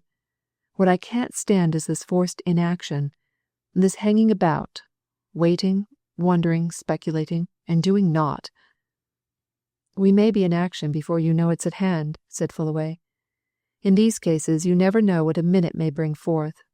All we can do is be ready." He led the way to the nearest telegraph office and waited while Allerdyke sent off his messages. The performance of even this small task seemed to restore the Yorkshireman's spirits. He came away smiling. "I've told my housekeeper to pack a couple of trunks with what I want, and send my chauffeur, Gaffney, up with them by the next express," he said. "I feel better after doing that. He's a smart chap, Gaffney, the sort that might be useful at a pinch. If anyone wanted anything ferreted out now, he's the sense of an Airedale terrier, that chap." "High praise," laughed Fullaway, "and original too. Well, let's fix up and get some food, and then we'll go into my private rooms and have a talk over the situation." Mr. Franklin Fullaway, following a certain modern fashion, introduced into life by 20th century company promoters and magnates of the high finance, had established his business quarters at his hotel. It was a wise and pleasant thing to do, he explained to Allerdyke. You had the advantage of living over the shop, as it were, of being able to go out of your private sitting room into your business office. You had the bright and pleasant surroundings. You had, moreover, all the various rooms and salons of a first-rate hotel wherein to entertain your clients if need be. Certainly you had to pay for these advantages and luxuries, but no more than you would have to lay out in the rents, rates, and taxes of palatial offices in a first-class business quarter. "And my line of business demands luxurious fittings," remarked the American, as he installed Allerdyke in a sybaritic armchair and handed him a box of big cigars of a famous brand. "You're not the first millionaire that's come to anchor in that chair, you know." "If they're millionaires in penny pieces, maybe not," answered Allerdyke. He lighted a cigar and glanced appraisingly at his surroundings, at the thick velvet pile of the carpets, the fine furniture, the bookcases filled with beautiful bindings, the choice bits of statuary, the 2 or 3 unmistakably good pictures. "Doing good business, I reckon," he said, with true Yorkshire curiosity. "What's it run to now?" Fullaway showed his fine white teeth in a genial laugh. "Oh, I've turned over 2 and 3 millions in a year in this little den," he answered cheerily. "Varies, you know, according to what people have got to sell and what good buyers there are knocking around." "You keep a bit of sealing wax, of course," suggested Allerdyke.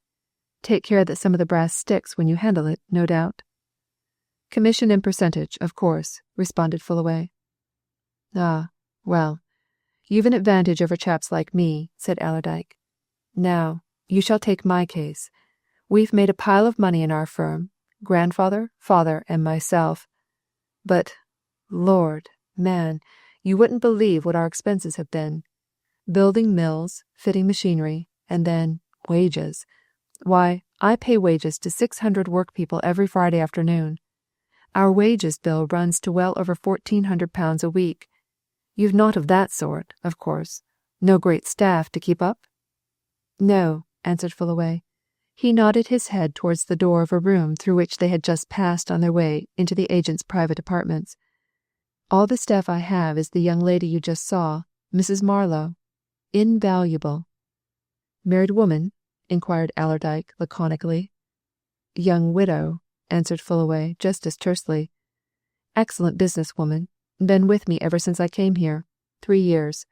Speaks and writes several languages. Well educated. Good knowledge of my particular line of business. American. I knew her people very well. Of course, I don't require much assistance, merely clerical help, but it's got to be of a highly intelligent and specialized sort." "Leave your business in her hands if need be, I reckon," suggested Allerdyke, with a sidelong nod at the closed door. "In ordinary matters, yes, comfortably," answered Fullaway. "She's a bit of a specialist in 2 things that I'm mainly concerned in, pictures and diamonds. She can tell a genuine old master at a glance, and she knows a lot about diamonds. Her father was in that trade at one time, out in South Africa." "Clever woman to have," observed Allerdyke. "Knows all your business, of course." "All the surface business," said Fullaway. "Naturally. Anything but a confidential secretary would be useless to me, you know." "Just so," agreed Allerdyke. "Told her about this affair yet?" "I've had no chance so far," replied Fullaway. "I shall take her advice about it. She's a cute woman." "Smart looking, sure enough," said Allerdyke. He let his mind dwell for a moment on the picture which Mrs. Marlowe had made as Fullaway led him through the office. A very well-groomed, pretty, alert, piquant little woman, still on the sunny side of 30, who had given him a sharp glance out of unusually wide-awake eyes. "Aye, women are clever nowadays, no doubt. They'd show their grandmothers how to suck eggs in a good many new fashions. Well, now," he went on, stretching his long legs over Fullaway's beautiful Persian rug. "What do you make of this affair, Fullaway, in its present situation? There's no doubt that everything's considerably altered by what we heard of this morning.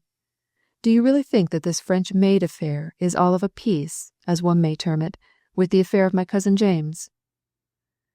"Yes, without doubt," replied Fullaway. "I believe the 2 affairs all spring from the same plot. That plot, in my opinion, has originated from a clever gang who, somehow or other, got to know that Mr. James Allerdyke was bringing over the Princess Nastirsevitch's jewels, and who also turned their eyes on Zélie de Longa's valuables. The French maid, Lisette, was probably nothing but a tool, a cat's paw, and she, having done her work, has been cleverly removed so that she could never split. Further—" A quiet knock at the door just then prefaced the entrance of Mrs. Marlowe, who gave her employer an inquiring glance. "Mr. Blindway to see you," she announced. "Shall I show him in?" "At once," replied Fullaway. He leapt from his chair and going to the door called to the detective to enter. News? He asked excitedly when Mrs. Marlowe had retired, closing the door again. What is it? Important? The detective, who looked very solemn, drew a letter case from his pocket and slowly produced a telegram. Important enough, he answered. This case is assuming a very strange complexion, gentlemen. This arrived from Hull half an hour ago. The chief thought I'd better bring it on to you at once. You see what it is. He held the telegram out to both men, and they read it together, Fullaway muttering the words as he read. From Chief Constable, Hull, to Superintendent C.I.D., New Scotland Yard. Dr. Lindenberg, concerned in Allerdyke case, was shot dead in High Street here this morning by unseen person, who is up to now unarrested and to whose identity we have no clue. Chapter 13. Ambler Appleyard. Fullaway laid the telegram down on his table and looked from it to the detective. Shot dead? High Street? This morning? He said wonderingly. Why, that means, of course, in broad daylight, in a busy street, I suppose. And yet, no clue. How could a man be shot dead under such circumstances without the murderer being seen and followed? You don't know Hull very well, remarked Allerdyke, who had been pulling his moustache and frowning over the telegram. Else you'd know how that could be done easy enough in High Street. High Street, he went on, turning to the detective, is the oldest street in the town. It's the old Merchant Street. Half of it, lower end, is more or less in ruins. There are old houses there which aren't tenanted. And back of these houses are courts and alleys and queer entries, leading on one side to the river and on the other to side streets. A man could be lured into one of those places and put out of the way easily and quietly enough. Or he could be shot by anybody lurking in one of those houses, and the murderer could be got away unobserved with the greatest ease. That's probably what's happened. I know that street as well as I know my own house. I'm not surprised by that. What I'm surprised about is to hear that Lindenberg has been shot at all. And the question is his murder of a piece with all the rest of this damnable mystery, or is it clean apart from us? Understand, Fullaway? I'm thinking, answered the American. It takes a lot of thinking, too. You see, continued Allerdyke, turning to Blindway again, we're all in a hole, in a regular fog. We know naught, literally naught. This Lindenberg was a foreigner, Swede, Norwegian, Dane or something. We know nothing of him except that he'd come to Hull on business. He may have been shot for all sorts of reasons, private, political, we don't know. But, mark me, if his murder's connected with the others, if it's all of a piece with my cousin's murder and that French girl's, why then...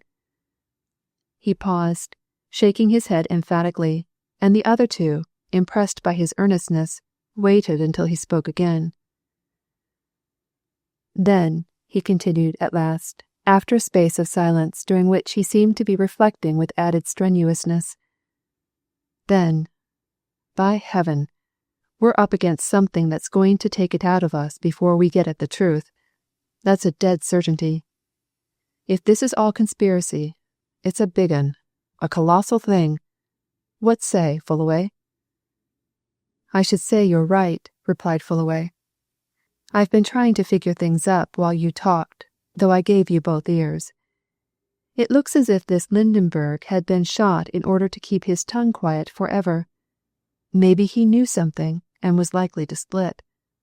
What are your people going to do about this? He asked, turning to the detective. I suppose you'll go down to Hull at once. I shan't, answered Blindway. I've enough to do here. One of our men has already gone. He's on his way. We shall have to wait for news. I'm inclined to agree with Mr. Allerdyke. It's a big thing, a very big thing. If Mr. Allerdyke's cousin was really murdered, and if the Frenchwoman's death arose out of that, and now Lindenberg's, There's a clever combination at work. And where's the least clue to it?" Allerdyke helped himself to a fresh cigar out of a box which lay on Fullaway's table, lighted it, and smoked in silence for a minute or two. The other men, feeling instinctively that he was thinking, waited. "Look you here," he exclaimed suddenly. "Clue? Yes, that's what we want. Where's that clue likely to be found? Why, in this, and this only. Who knew, a person or persons, that my cousin was bringing those jewels from the Princess Nastirsevich to this country? Get to know that, and it narrows the field, d'ye see?" "There's the question of Miss Leonard's jewels, too," remarked Fullaway. "That may be, perhaps was, a side issue," said Allerdyke. "It may have come into the big scheme as an afterthought. But, anyway, that's what we want, a first clue, and I don't see how that's to be got at until this princess arrives. You see, she may have talked, and she may have let it out in confidence to somebody who abused her confidence. What is certain is that somebody must have got to know of this proposed deal between the princess and your man, Fullaway, and have laid plans accordingly to rob the princess's messenger, my cousin James. D'ye see? The deal was known of at two ends, to you here, to this princess through James over there in Russia. Now, then, where did the secret get out? Did it get out there or here?" "Not here, of course," answered Fullaway with emphasis. "That's dead sure. Over there, of a certainty. The robbery was engineered from there." "Then, in that case, there's aught to do but wait the arrival of the princess," said Allerdyke. "And you say she'll be here tomorrow night. In the meantime, no doubt, you police gentlemen'll get more news about this last affair at Hull, and perhaps Miss Leonard'll find those references about the Frenchwoman, and maybe we shall mop things up bit by bit. For mopped up they'll have to be, or my name isn't what it is. Fullaway," he went on, rising from his chair, "I'll have to leave you. Yon man of mine'll be arriving from Yorkshire with my things before long, and I must go down to the hotel office and make arrangements about him. See you later. At dinner tonight. Here, eh?" He lounged away through the outer office, giving the smart lady secretary a keen glance as he passed her, and getting an equally scrutinizing, if swift, look in return. "Clever," mused Allerdyke as he closed the door behind him. "Deuced clever, that young woman. Well, it's a pretty coil, to be sure." He went down to the office, made full and precise arrangements about Gaffney, who was to be given a room close to his own, left some instructions as to what was to be done with him on arrival, and then, hands in pockets, strolled out into Aldwych and walked toward the Strand, his eyes bent on the ground as if he strove to find in those hard pavements some solution of all these difficulties. And suddenly he lifted his head and muttered a few emphatic words half aloud, regardless of whoever might overhear them. "I wish to heaven I'd a right good, hard-headed Yorkshireman to talk to," he said. "A chap with some gumption about him. These Cockneys and Americans are all very well in their way, but—" Then he pulled himself up sharply. An idea, a name, had flashed into his mental field of vision as if sent in answer to his prayer. And still regardless of bystanders, he slapped his thigh delightedly. "Ambler Appleyard," he exclaimed. "The very man. Here, you." The last two words were addressed to a taxicab driver whose car stood at the head of the line by the Gaiety Theatre. Allerdyke crossed from the pavement and jumped in. "Run down to this end of Gresham Street," he said, "and go as quick as you can." He wondered as he sped along the crowded London streets why he had not thought of Ambler Appleyard before. Ambler Appleyard was the manager of his own London warehouse, a smart, clever, pushing young Bradford man who had been in charge of the London business of Allerdyke and Partners, Limited, for the last 3 years. He had come to London with his brains already sharpened. 3 years of business life in the metropolis had made him all the sharper. Allerdyke rubbed his hands with satisfaction. Exchange of confidence with a fellow Yorkshireman was the very thing he wanted. He got out of his cab at the Aldersgate end of Gresham Street and walked quickly along until he came to a highly polished brass plate on which his own name was deeply engraven.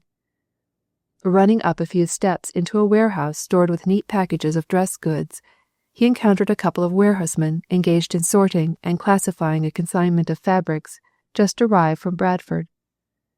Allerdyke, whose visits to his London warehouse were fairly frequent, and usually without notice, nodded affably to both and walked across the floor to an inner office. He opened the door without ceremony, closed it carefully behind him, and stepping forward to the occupant of the room, who sat busily writing at a desk with his back to the entrant, and continued to write without moving or looking around, gave him a resounding smack on the shoulder. "The very man I want. Ambler, my lad," he said. "Sit up." Ambler Appleyard raised his head, slowly twisted in his revolving chair, and looked quietly at his employer.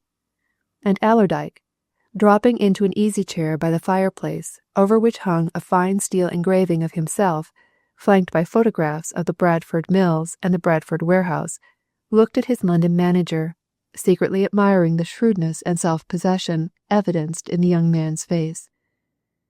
Appleyard was certainly no beauty. His outstanding features were sandy-coloured hair, freckled cheeks, a snub nose, and a decidedly wide mouth. Moreover, his ears, unusually large, stood out from the sides of his head in very prominent fashion, and gave the beholder the impression that they were perpetually stretched to attention.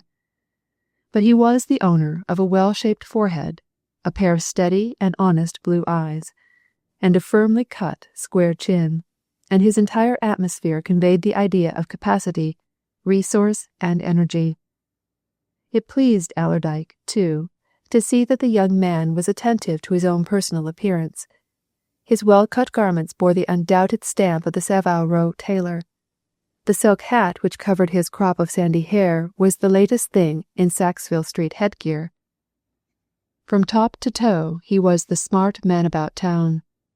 And that was the sort of man Marshal Allerdyke liked to have about him, and to see as heads of his departments. Not fops, nor dandies, but men who knew the commercial value of good appearance and smart finish. "I didn't know you were in town, Mr. Allerdyke," said the London manager quietly. "Still, one never knows where you are these days." "I've scarcely known that myself, my lad, these last 72 hours, replied Allerdyke.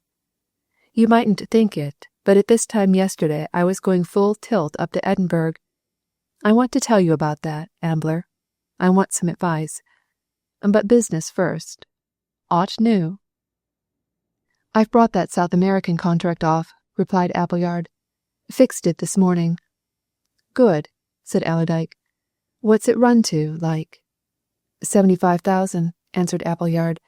"Nice bit of profit on that, Mr. Allerdyke." "Good, good," repeated Allerdyke. "Aught else?" "Not, at present. Not out of the usual, anyway," said the manager. He took off his hat, laid aside the papers he had been busy with on Allerdyke's entrance, and twisted his chair round to the hearth. "This advice, then?" he asked quietly. "I'm free now." "Aye," said Allerdyke. He sat reflecting for a moment, and then turned to his manager with a sudden question. "Have you heard all this about my cousin James?" he asked with sharp directness. Appleyard lifted a couple of newspapers from his desk. "No more than what's in these," he answered.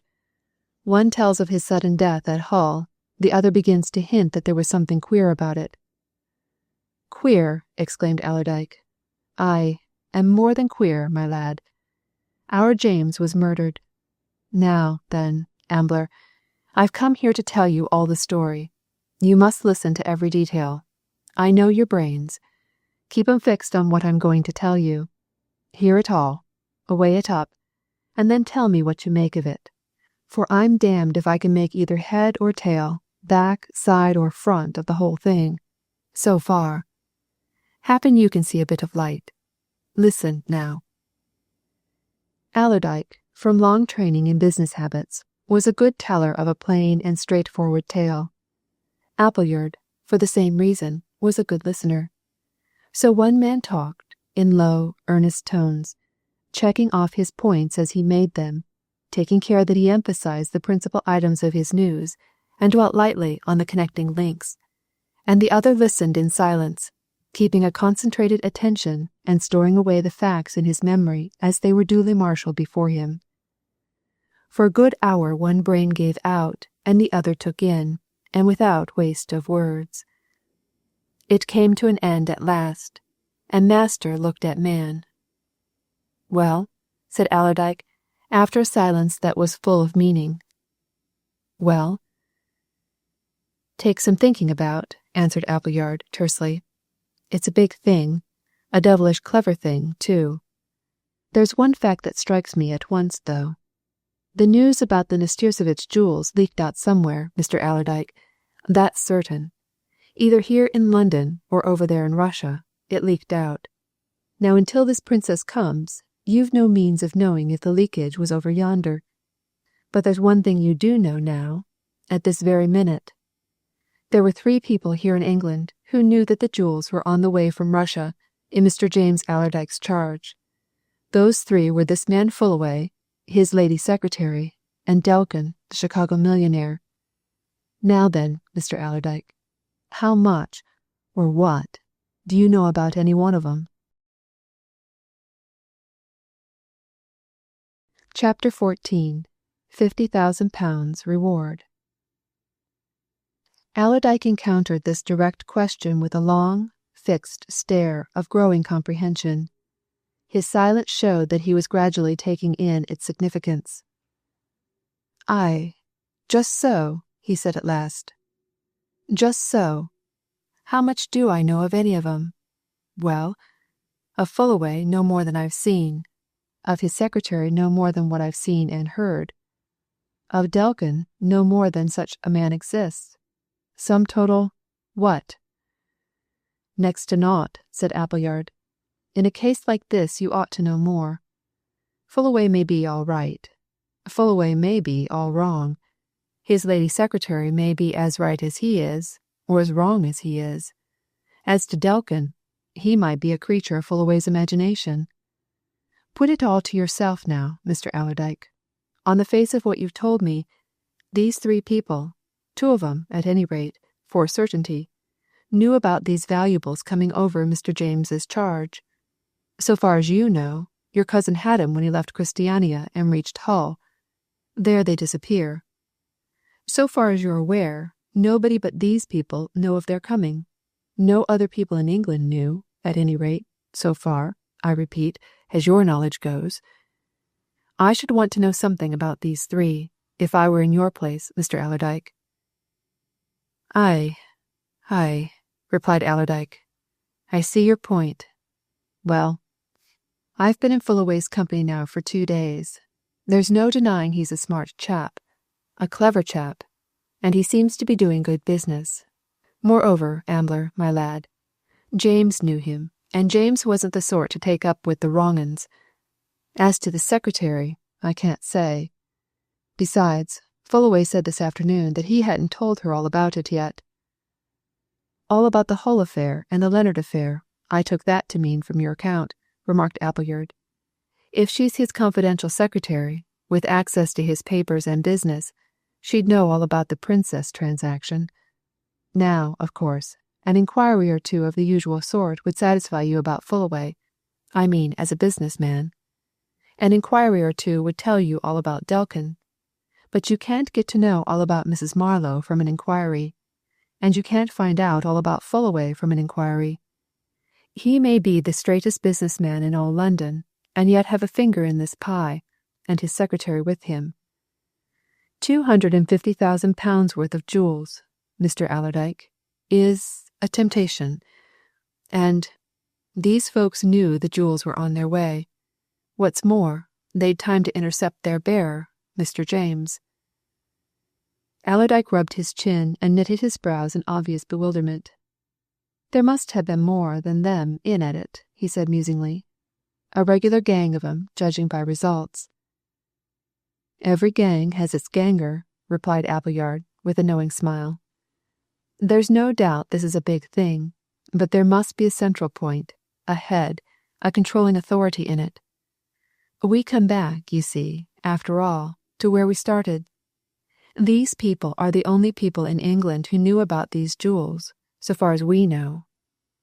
Aye, but only so far as we know, said Allerdyke. There may have been others.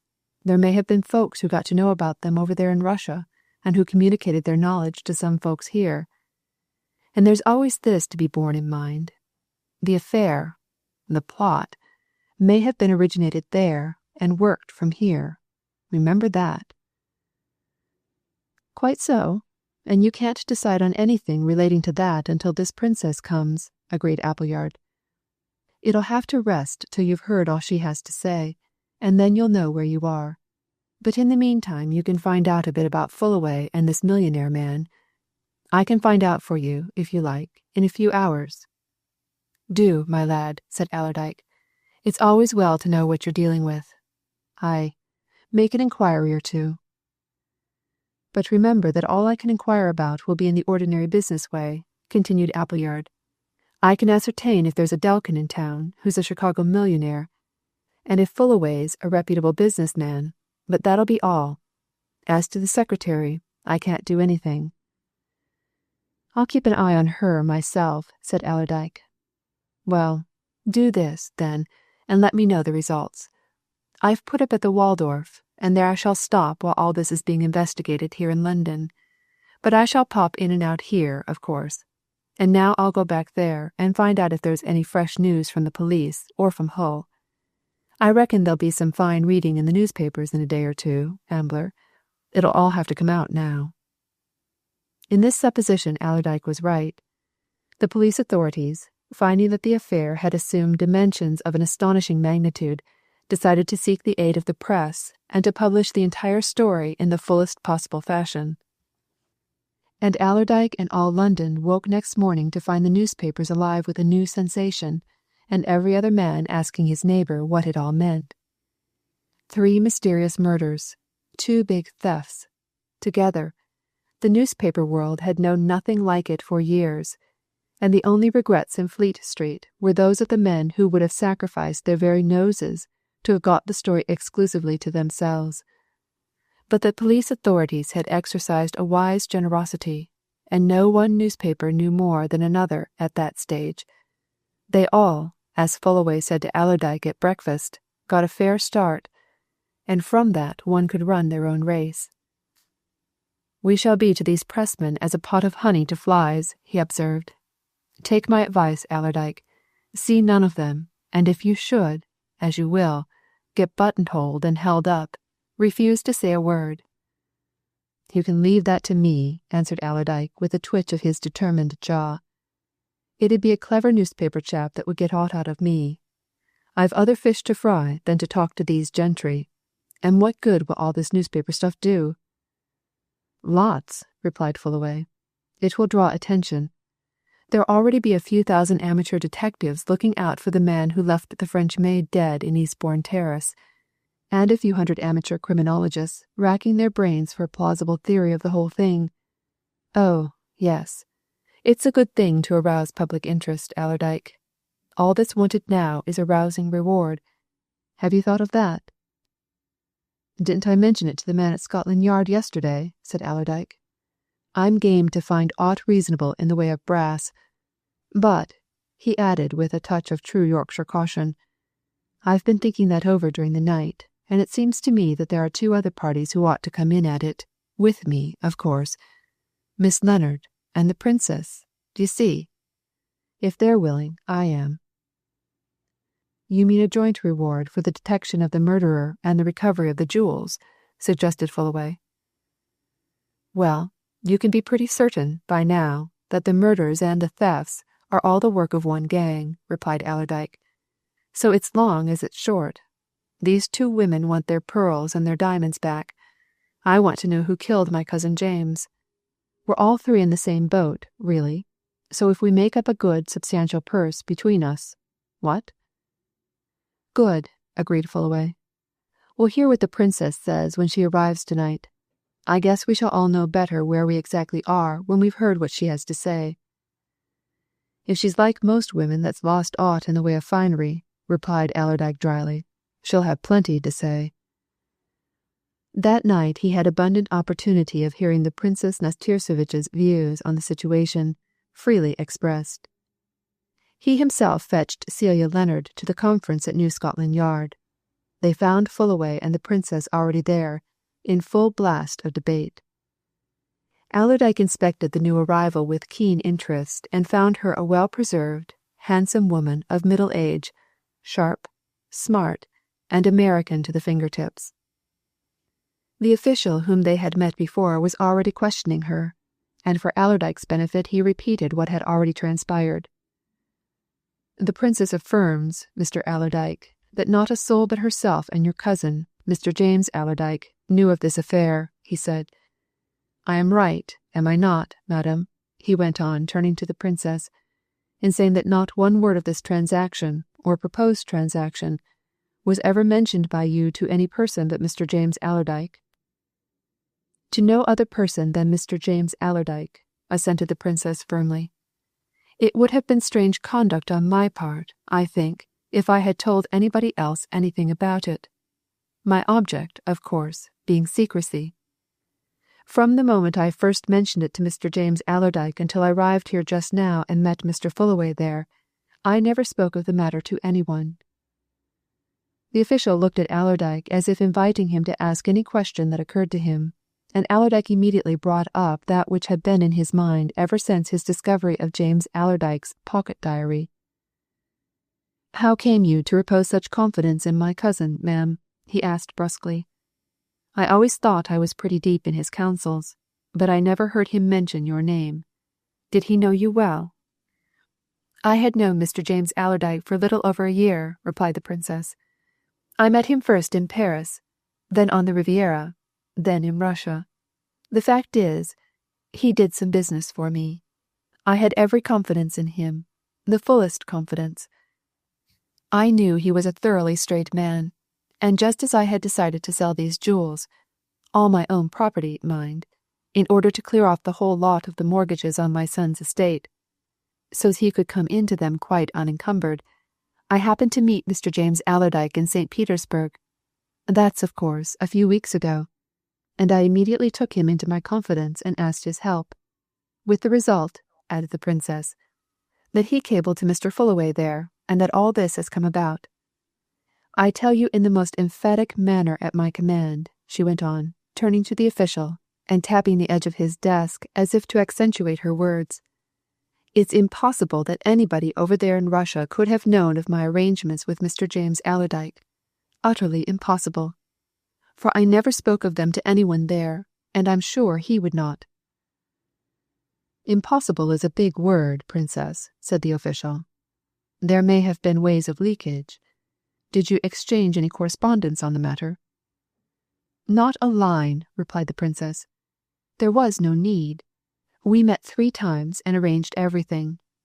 The only correspondence there was, if you could call it correspondence, was the exchange of cablegrams between Mr. James Allerdyke and Mr. Fullaway.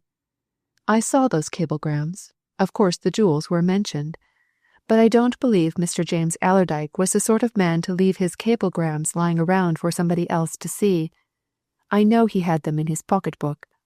No," she went on, with added emphasis and conviction. "The thing did not start over there, I'm sure. It's been put up here, in London." "Well," observed the official, after a pause, "there's only one more thing I want to ask you now, Princess. You gave these immensely valuable jewels to Mr. James Allerdyke. Did he hand you any receipt for them?" "A receipt which I've got here," answered the Princess, tapping her handbag, "and it's all in his handwriting, and made out in the form of an inventory. All that was at his suggestion." "And how," asked the official, "were the jewels packed when given to him?" "Very simply," said the Princess. "That was his suggestion too. They were wrapped up in soft paper and chamois leather, and put into an old cigar box which he placed in his small travelling bag. That bag, he said, would never go out of his sight until he reached London.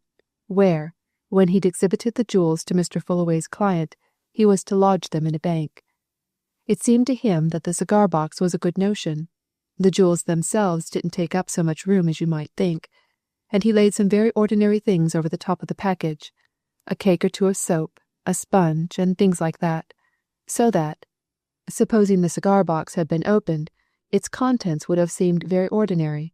You understand?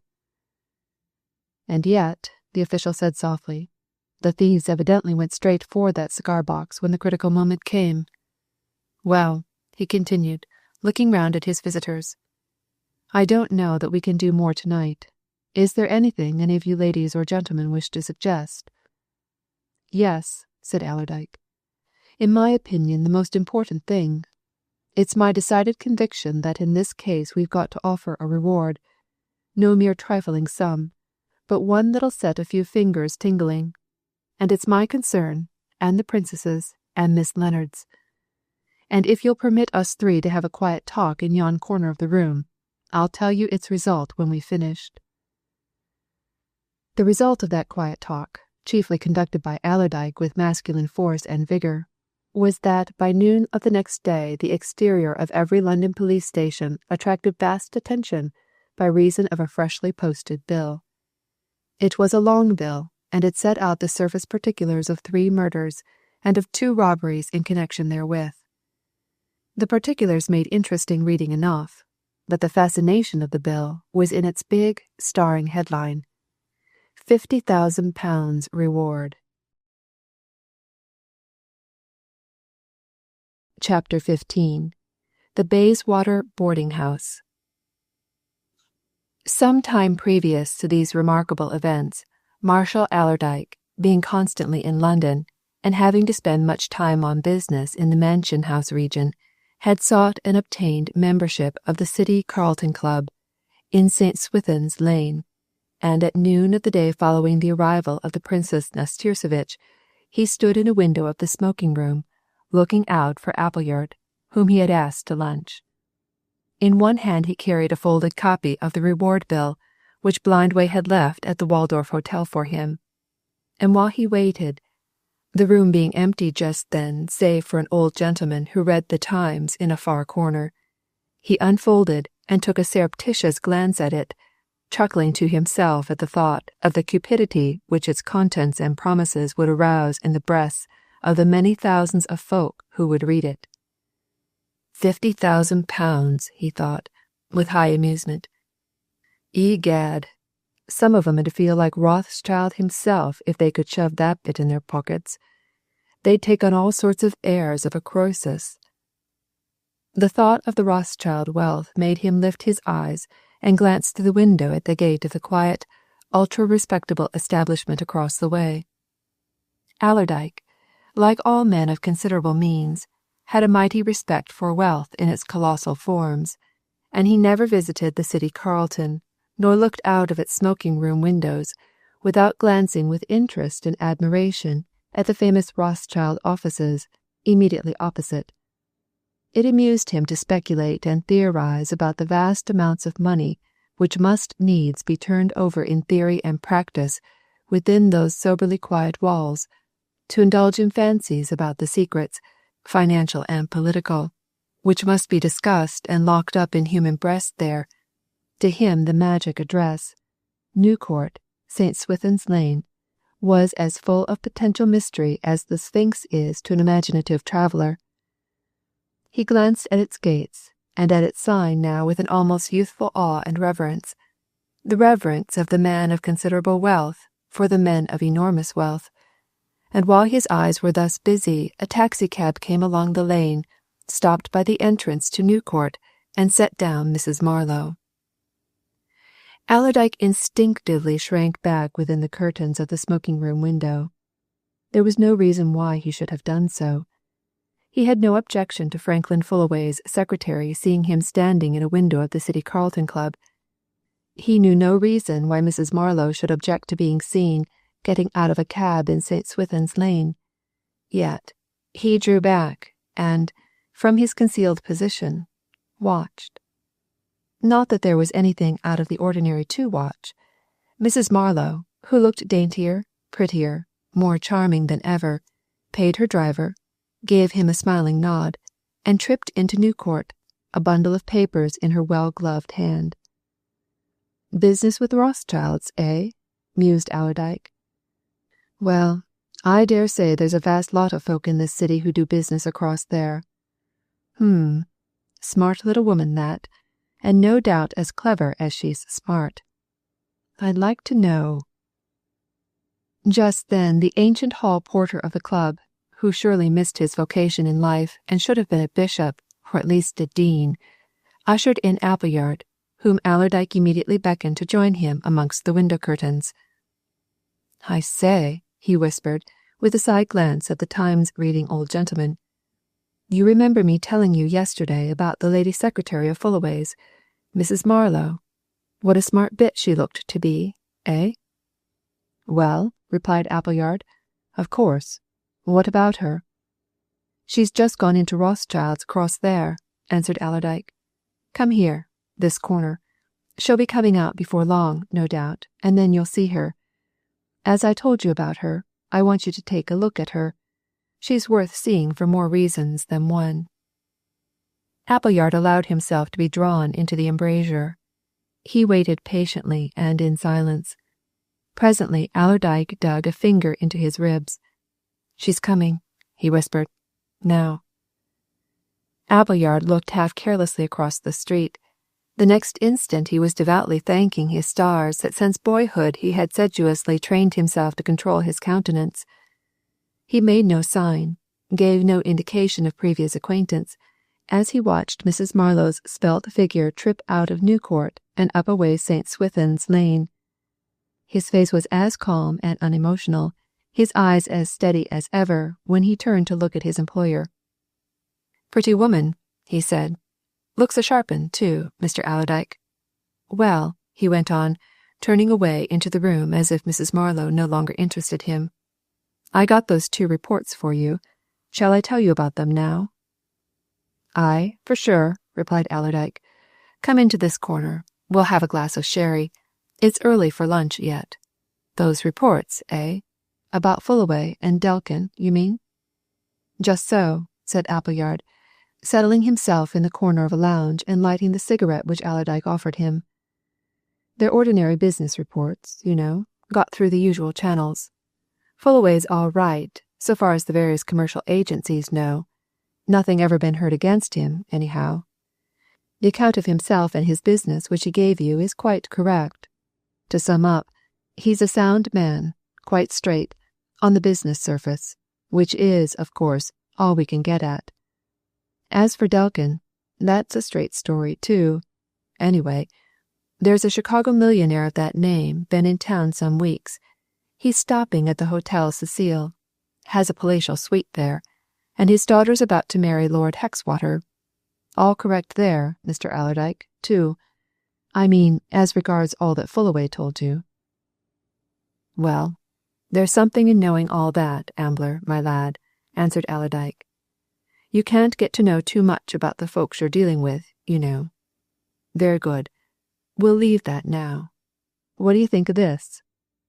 He unfolded and held up the reward bill, first looking as fondly at it as a youthful author looks at his first printed performance, and then glancing at his manager to see what effect it had upon him. And he saw Ambler Appleyard's sandy eyebrows go up in a definite arch.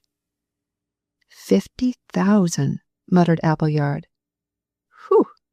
It's a stiff figure, Mr. Allerdyke. You've put a thick finger in that pie, I'm thinking." "1/2 from the princess, 20,000 from me, 5,000 from the singing lady," whispered Allerdyke. "That's how it's made up, my lad. And naught'll please me better than to see it paid out. That's a fact." "You'll have some triers," said Appleyard, with an emphatic wag of the head. "Make no mistake about that. 50,000. Gosh, why, anybody that's got the least clue, the slightest idea, and there must be somebody, will have a go in for all he or she's worth." "Let 'em try," exclaimed Allerdyke. "The welcome man's the chap that enables us to recover and convict. Here, shove that bill in your pocket and read it at your leisure. There's something to think about in what it says, I promise you."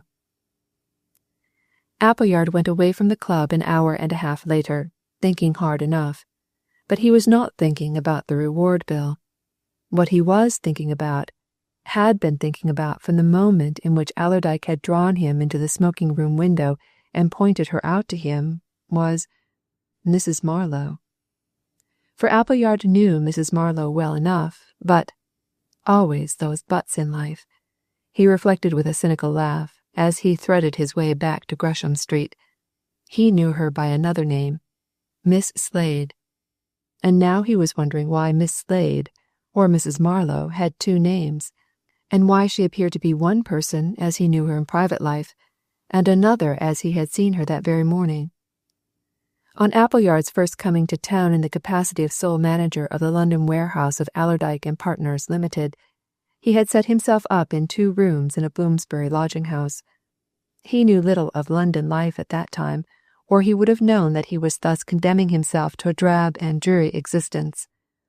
As it was, he quickly learnt by experience, and within 6 months, having picked up a comfortable knowledge of things, he transferred himself to one of those well-equipped boarding establishments in the best part of Bayswater, wherein bachelors, old maids, young women, widowers, and married couples without encumbrance can live together in as much or as little friendship and intercourse as pleases their individual tastes.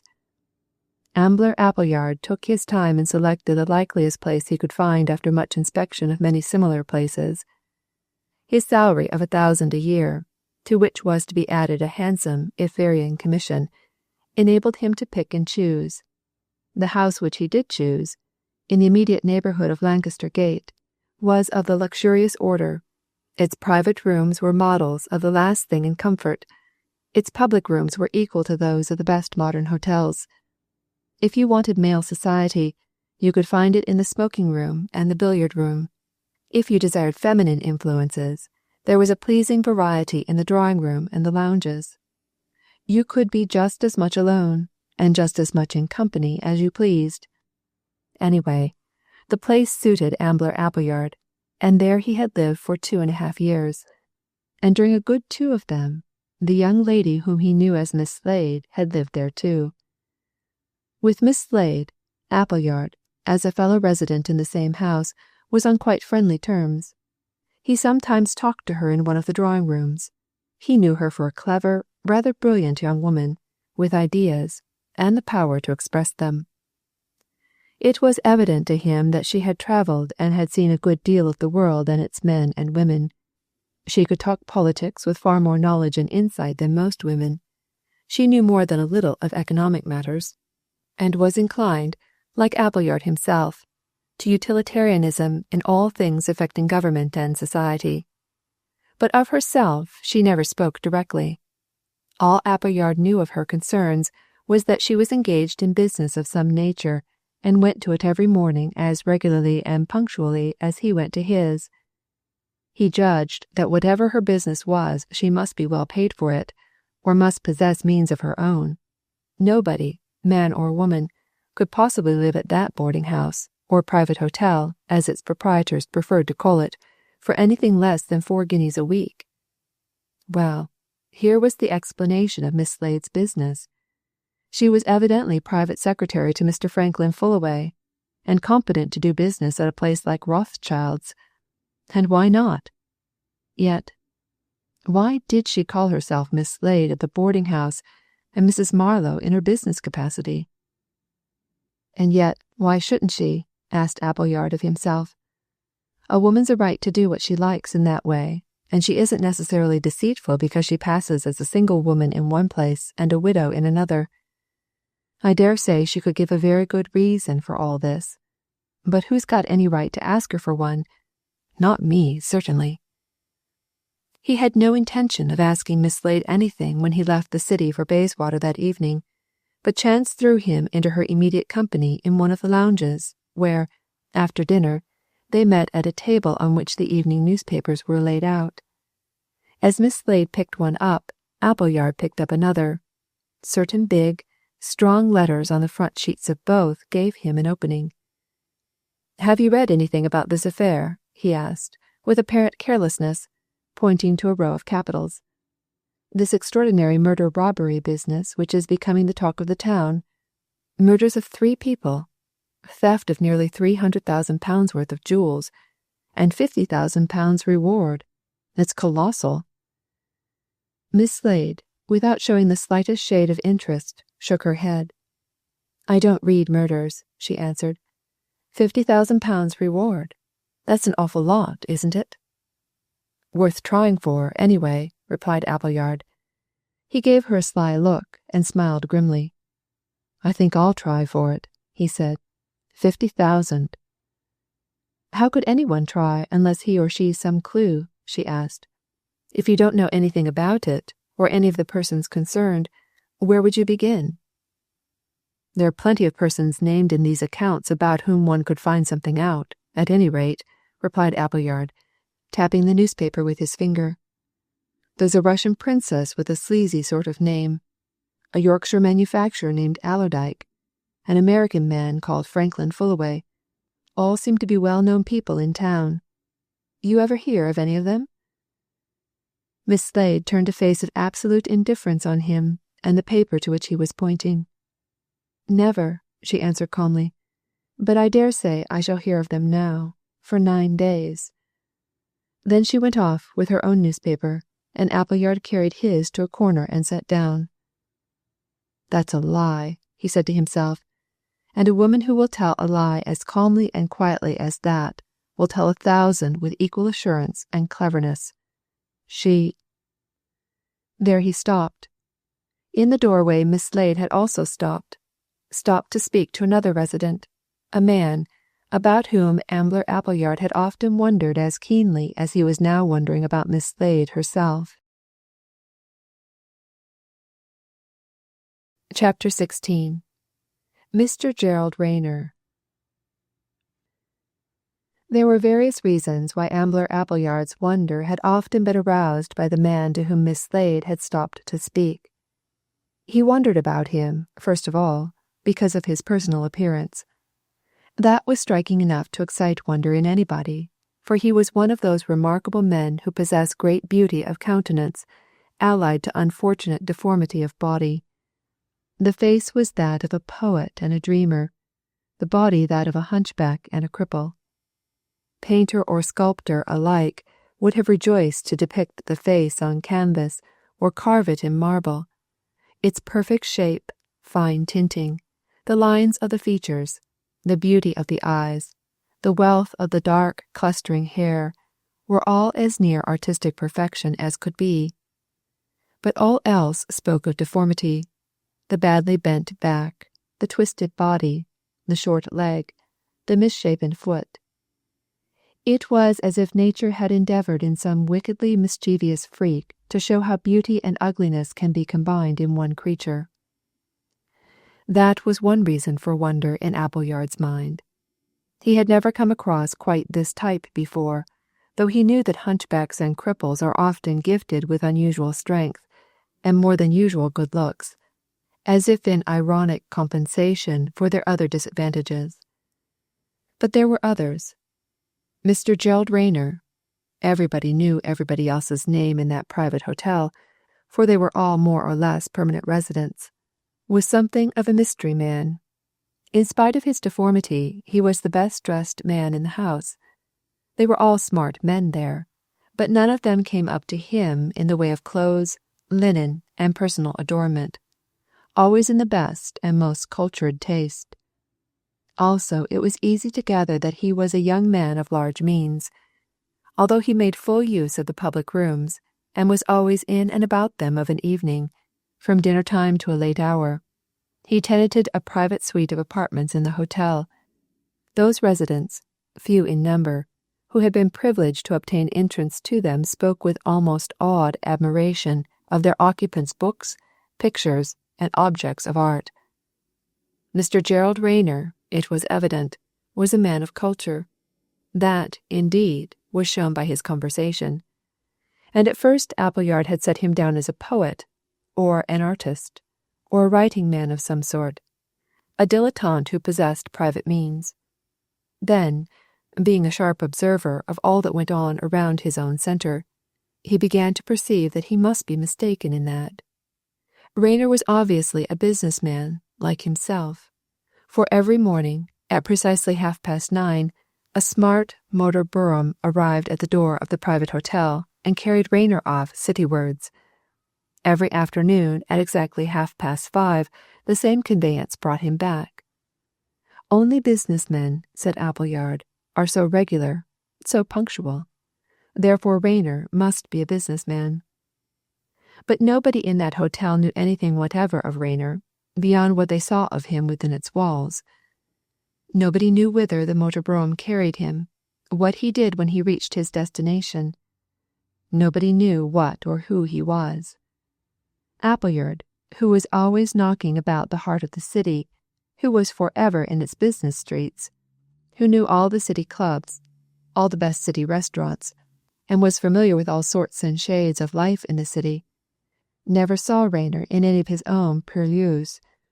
Accordingly, he came to the conclusion that Rayner's business, whatever it was, did not take him to the city. Nevertheless, it was certain, in Appleyard's opinion, that he was in business and paid scrupulous attention to his daily duties. Over the edge of his newspaper he watched Rayner and Miss Slade meet, exchange a word or two, and retire to a corner of an inner lounge in which they often sat talking together. He had often seen them talking together, and it had struck him that they seemed to talk with more than ordinary confidence. The hunchback was on terms of easy familiarity with everybody in the house, and he had a remarkable range of topics. He could talk sport, books, finance, politics, art, science, history, theology. The variety of his conversation was astonishing. But Appleyard had begun to notice that he rarely talked to any single person with the exception of Miss Slade. He would join a group in smoking-room or drawing-room and enter gaily into whatever was being discussed, but he seemed to have no desire to hold a tete-a-tete talk with anyone except this young woman, who was now as much an object of mystery and speculation to Appleyard as he himself was. They were often seen talking together in quiet corners, and some of the old maids and eligible widows were already saying that Miss Slade was setting her cap at Mr. Rayner's evident deep purse. Ambler Appleyard went to bed that night wondering greatly about two matters. First, why Miss Slade was Miss Slade in Bayswater and Mrs. Marlowe at Fullaway's office. Second, if Miss Slade, or Mrs. Marlowe, whichever she really was, had any secrets with the mysterious Mr. Rayner. From that he got to wondering who Rayner really was, and what his business was. And this process of speculation began again next morning, and continued all the way to the Gresham Street warehouse, and by the time he had arrived there he had half determined to find out more about Miss Slade than was known to him up to then, and also, since he appeared to be such great friends with Miss Slade, about Mr. Gerald Rayner. But how? He mused as he ran up the steps to the warehouse. I'm not a private detective, and I don't propose to employ one. If I knew some sharp fellow— Just then he caught sight of Gaffney, who sat on a bale of goods within the warehouse door, holding a note in his hand. He stood up with a grin of friendly recognition when he saw Appleyard. "Morning, sir," he said. "Letter from Mr. Allerdyke for you. No answer, but I was to wait till you'd read it." Appleyard opened the note there and then. It was just a mere hurried scrawl, saying that Allerdyke was just setting off for Hull in obedience to a call from the police. As Gaffney had nothing to do, would Appleyard make use of him during Allerdyke's absence? Appleyard bade Gaffney wait a while, went into his office, ran through his correspondence, gave the morning's orders out to the warehouseman, and called the chauffeur inside. "Gaffney," he said as he carefully closed the door on them, "you're a Londoner, aren't you?" Gaffney smiled widely. "Ought to be, Mr. Appleyard," he answered. "I was born within sight of Bow Bells, anyhow. Off Aldersgate Street, sir. Yes, I'm a Cockney, right enough." "Then you know London well, of course," suggested Appleyard. "Never went out of it much, sir, till I went down to Bradford to this present job," replied Gaffney. "I shouldn't have left it if Mr. Allerdyke hadn't given me extra good wages and a real good place." Appleyard tossed Allerdyke's note across his desk. "You see what Mr. Allerdyke says," he remarked. "Wants me to find you something to do while he's off. How long is he likely to be off?" "He said that he might be back tomorrow night, sir," answered Gaffney, glancing at the note, "but possibly not till the day after tomorrow." "Well, I don't know that there's anything you can do here," said Appleyard. "We're not particularly busy, and we've a full staff.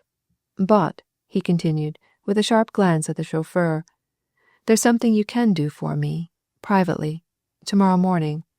A quite private matter. A matter entirely between ourselves.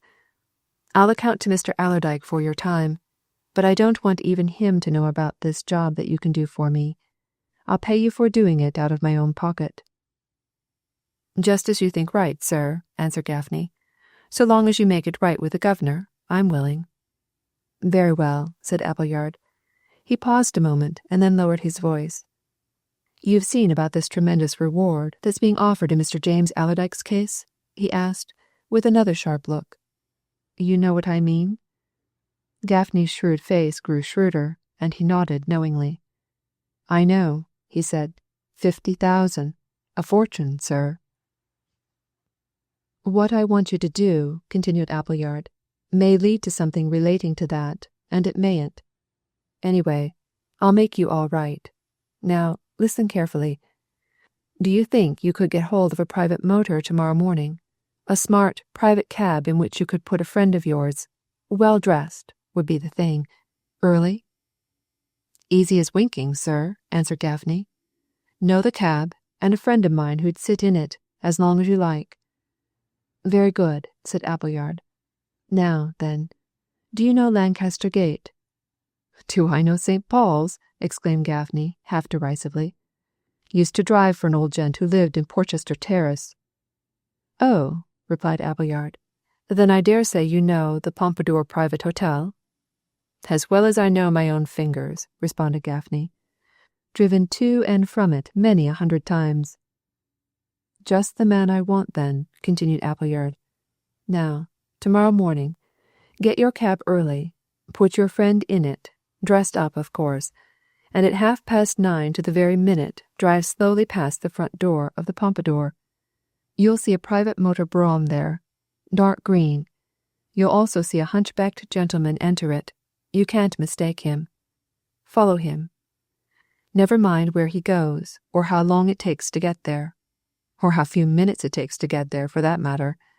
Follow him and find out where that private cab puts him down. Then, come and report to me. Is that all clear?" "Clear as noonday, sir," answered Gaffney. "I understand. I've been at that sort of game more than once." "All right," said Appleyard. "I leave it to you. Take every care. I don't want this man to get the least suspicion that he's followed, and—" He hesitated, considering his plans over again.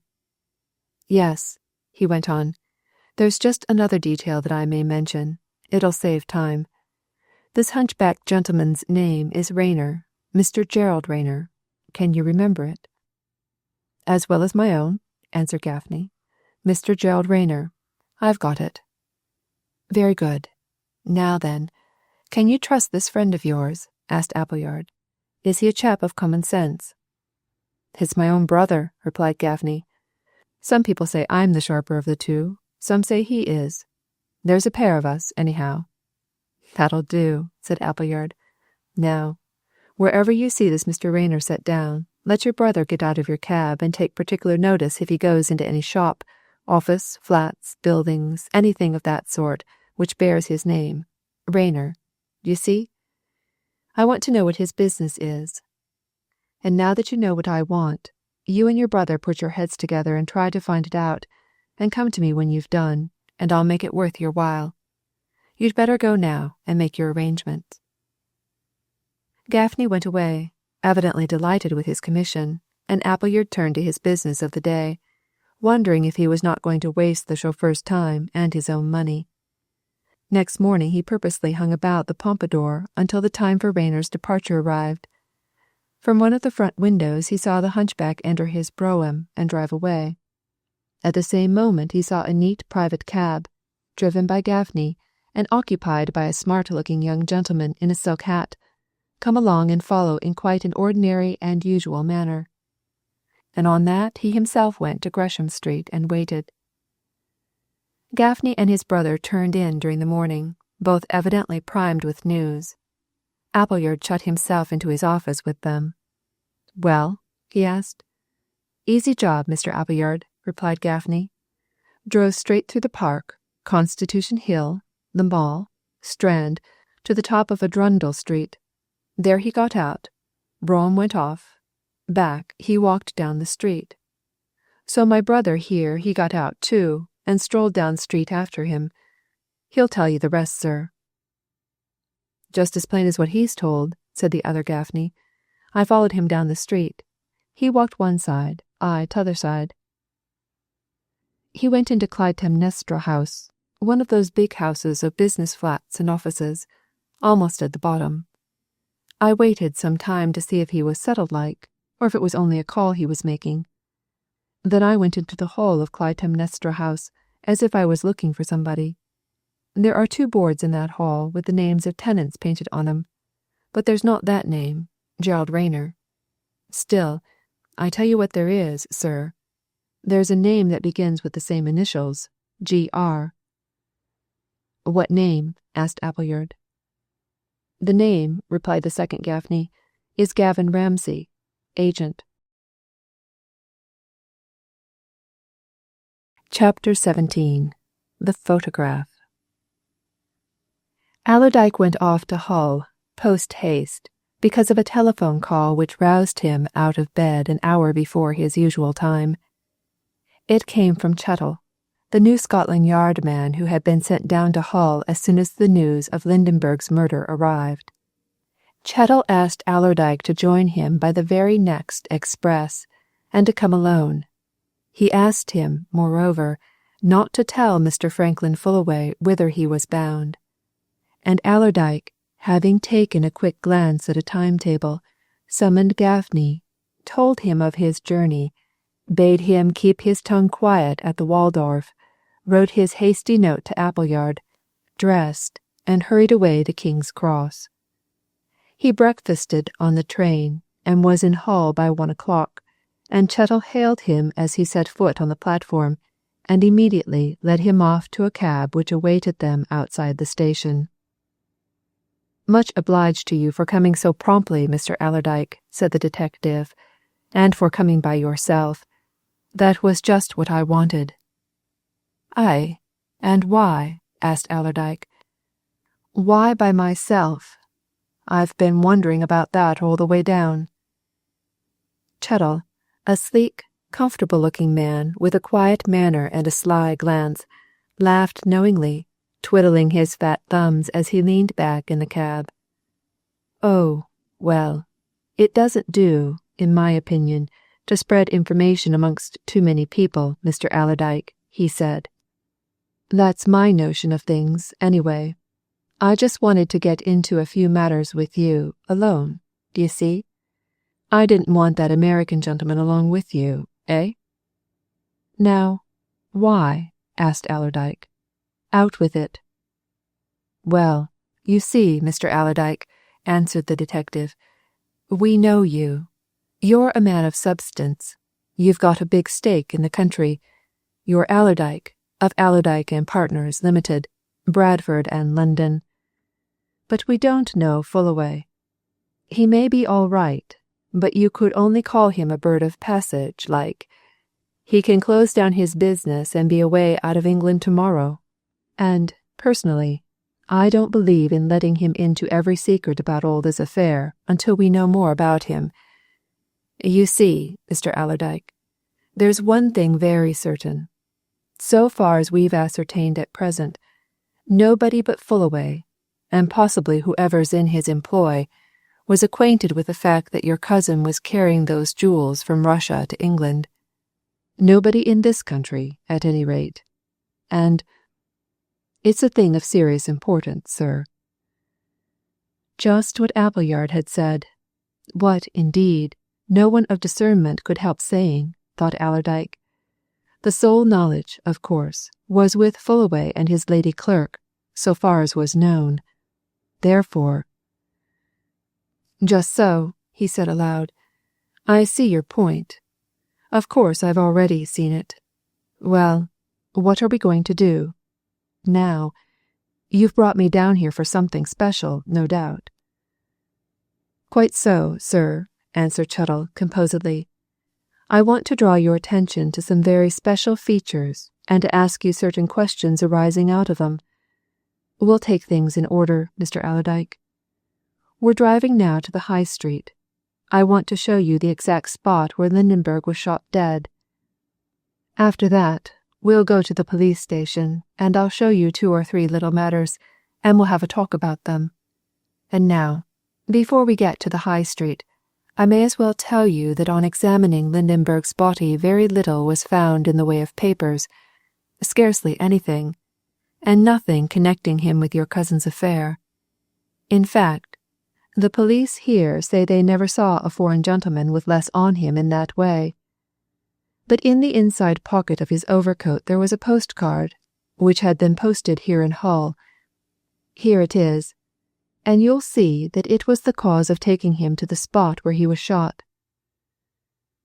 Chettle took from an old letter case an innocent-looking postcard, on one corner of which was a stain. His blood, he remarked laconically. He was shot clean through the heart.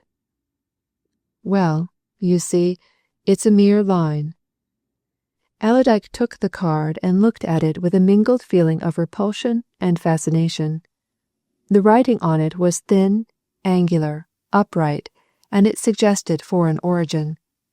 And the communication was brief and unsigned. High Street, morning, 11 sharp. Left-hand side, old houses. You don't recognize that handwriting, of course, Mr. Allerdyke? Asked Chettle. Never seen it before, I suppose? No, replied Allerdyke.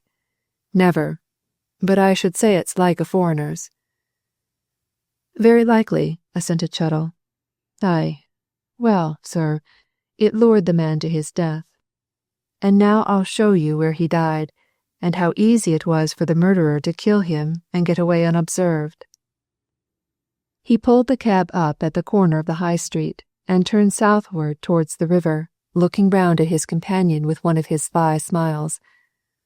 I dare say that you, being a Yorkshireman, Mr. Allerdyke, know all about this old street, he remarked as they walked forward.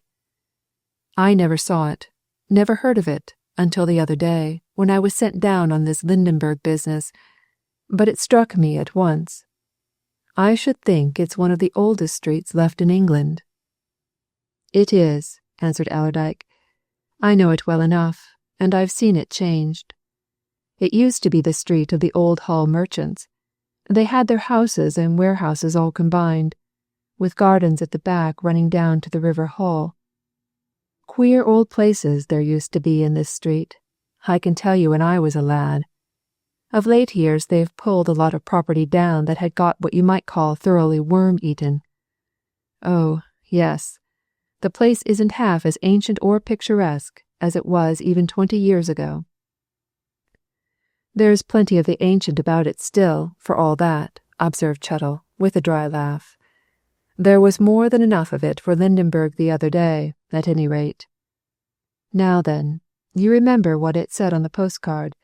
He was to walk down the High Street on the left-hand side, at 11 o'clock. Very well.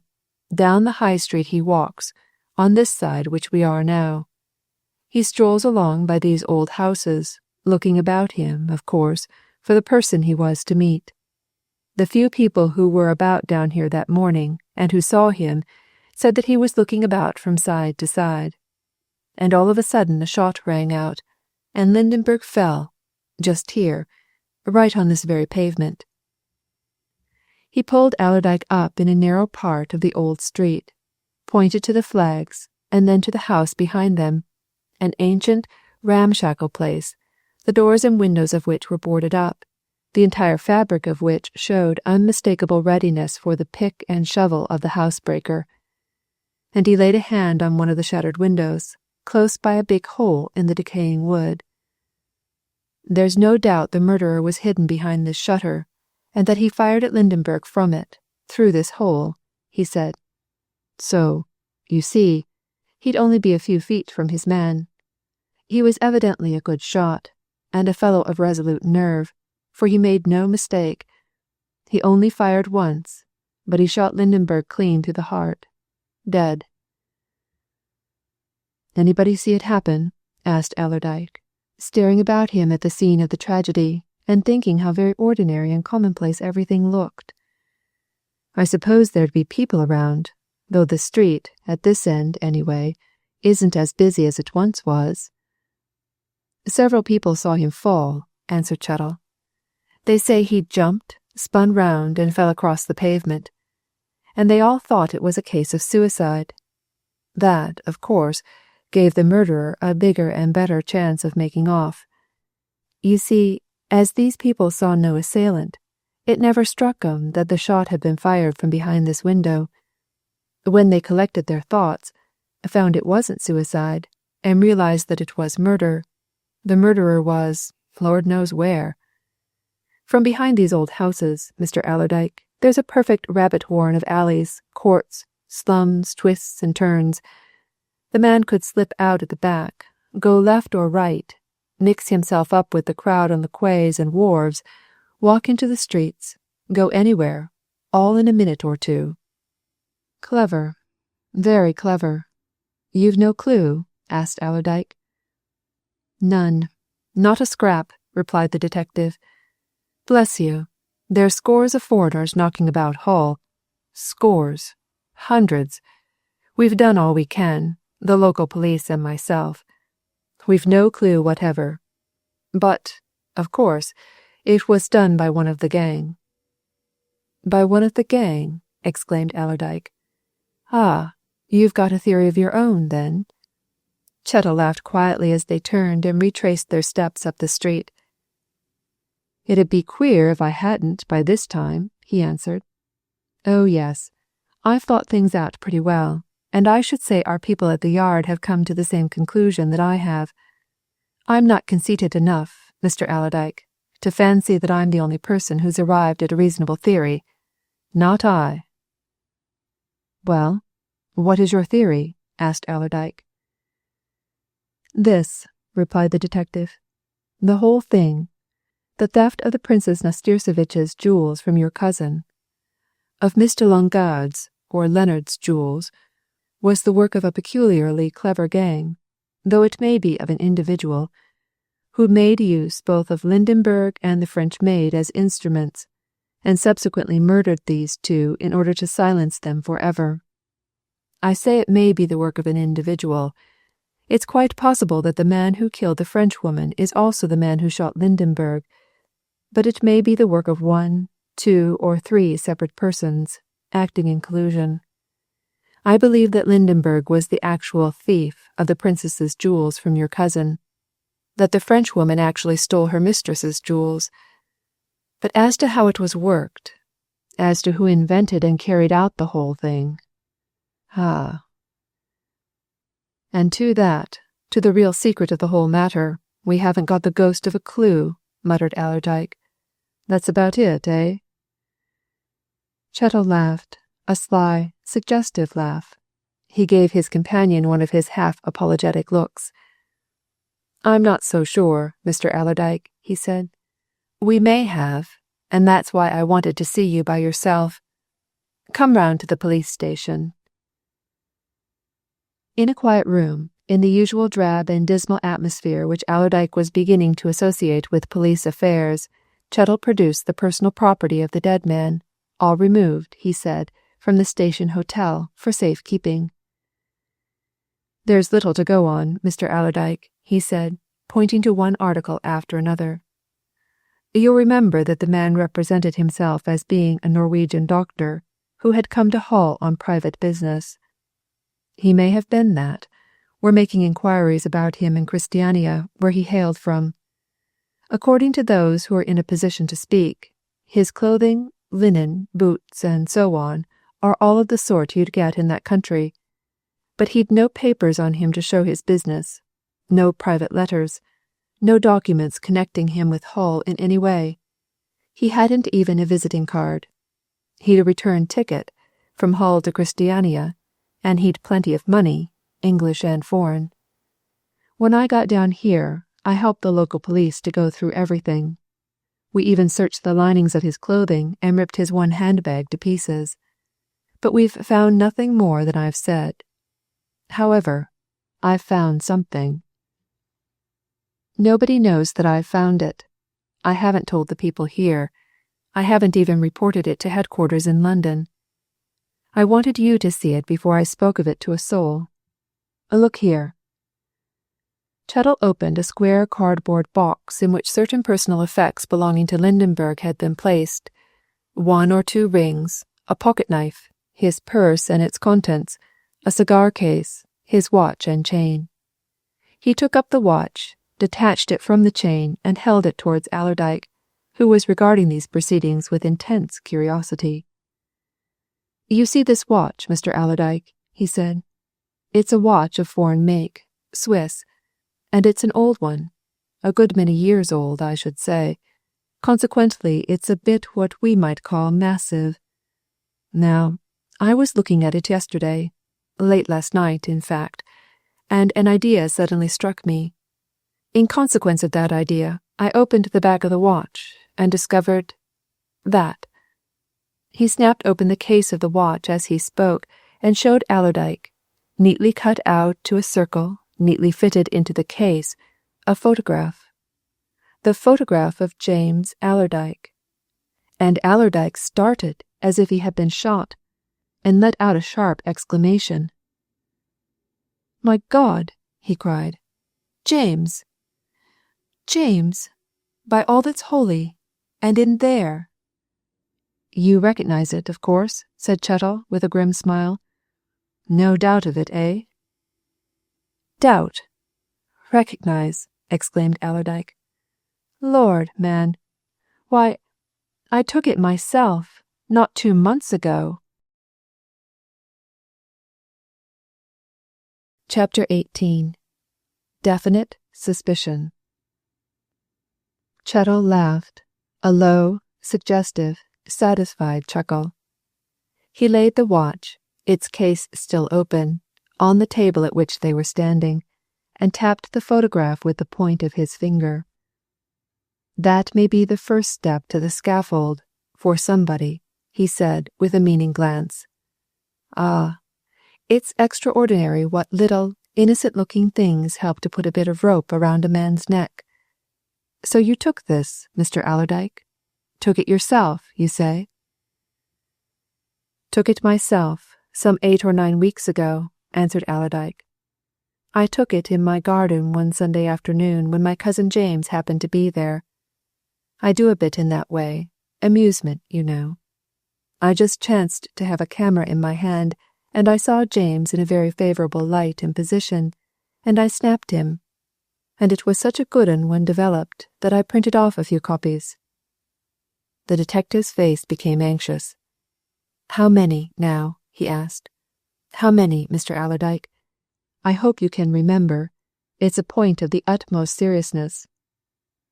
Not easier, answered Allerdyke readily. I've a good memory for little things as well as big 'uns. I printed off 4 copies. One of 'em I pasted into an album in which I keep particularly good photographs of my own taking. The other 3 I gave to him. He put 'em in his pocket-book. All unmounted, like this? Asked Chettle. All unmounted, like that, affirmed Allerdyke. And now, then, since it seems to be a matter of importance, I can tell you what James did with at any rate 2 of 'em. He gave one to our cousin Grace, Mrs. Henry Malins, a Bradford lady. He gave another to a friend of my own, another amateur photographer, Wilson Firth. Gave it to him in my presence at the Midland Hotel one day, when we were all 3 having a cigar together in the smoking room there. Wilson Firth, a bit of a rival of mine in the amateur photographic line. We each tried to beat the other, you understand. Now, then, James pulled one of these snapshots out and handed it over to Wilson with a laugh. There, he says, that's our Marshal's latest performance. You'll have a job to do aught better than that, Wilson, my lad, he says. So that accounts for 2, and this is the 3rd. And the question, Mr. Allerdyke, the big question, a most important question, is, how did it come into this man Lindenberg's possession? Said the detective anxiously. If we can find that out. I've been thinking, interrupted Allerdyke. There's this about it, you know. James and this Lindenberg came over together from Christiania to Hull on the Perisco. They talked to one another, that's certain. James may have given it to Lindenberg, but the thing is that likely? No, replied Chettle with emphatic assurance. No, sir. And I'll tell you why.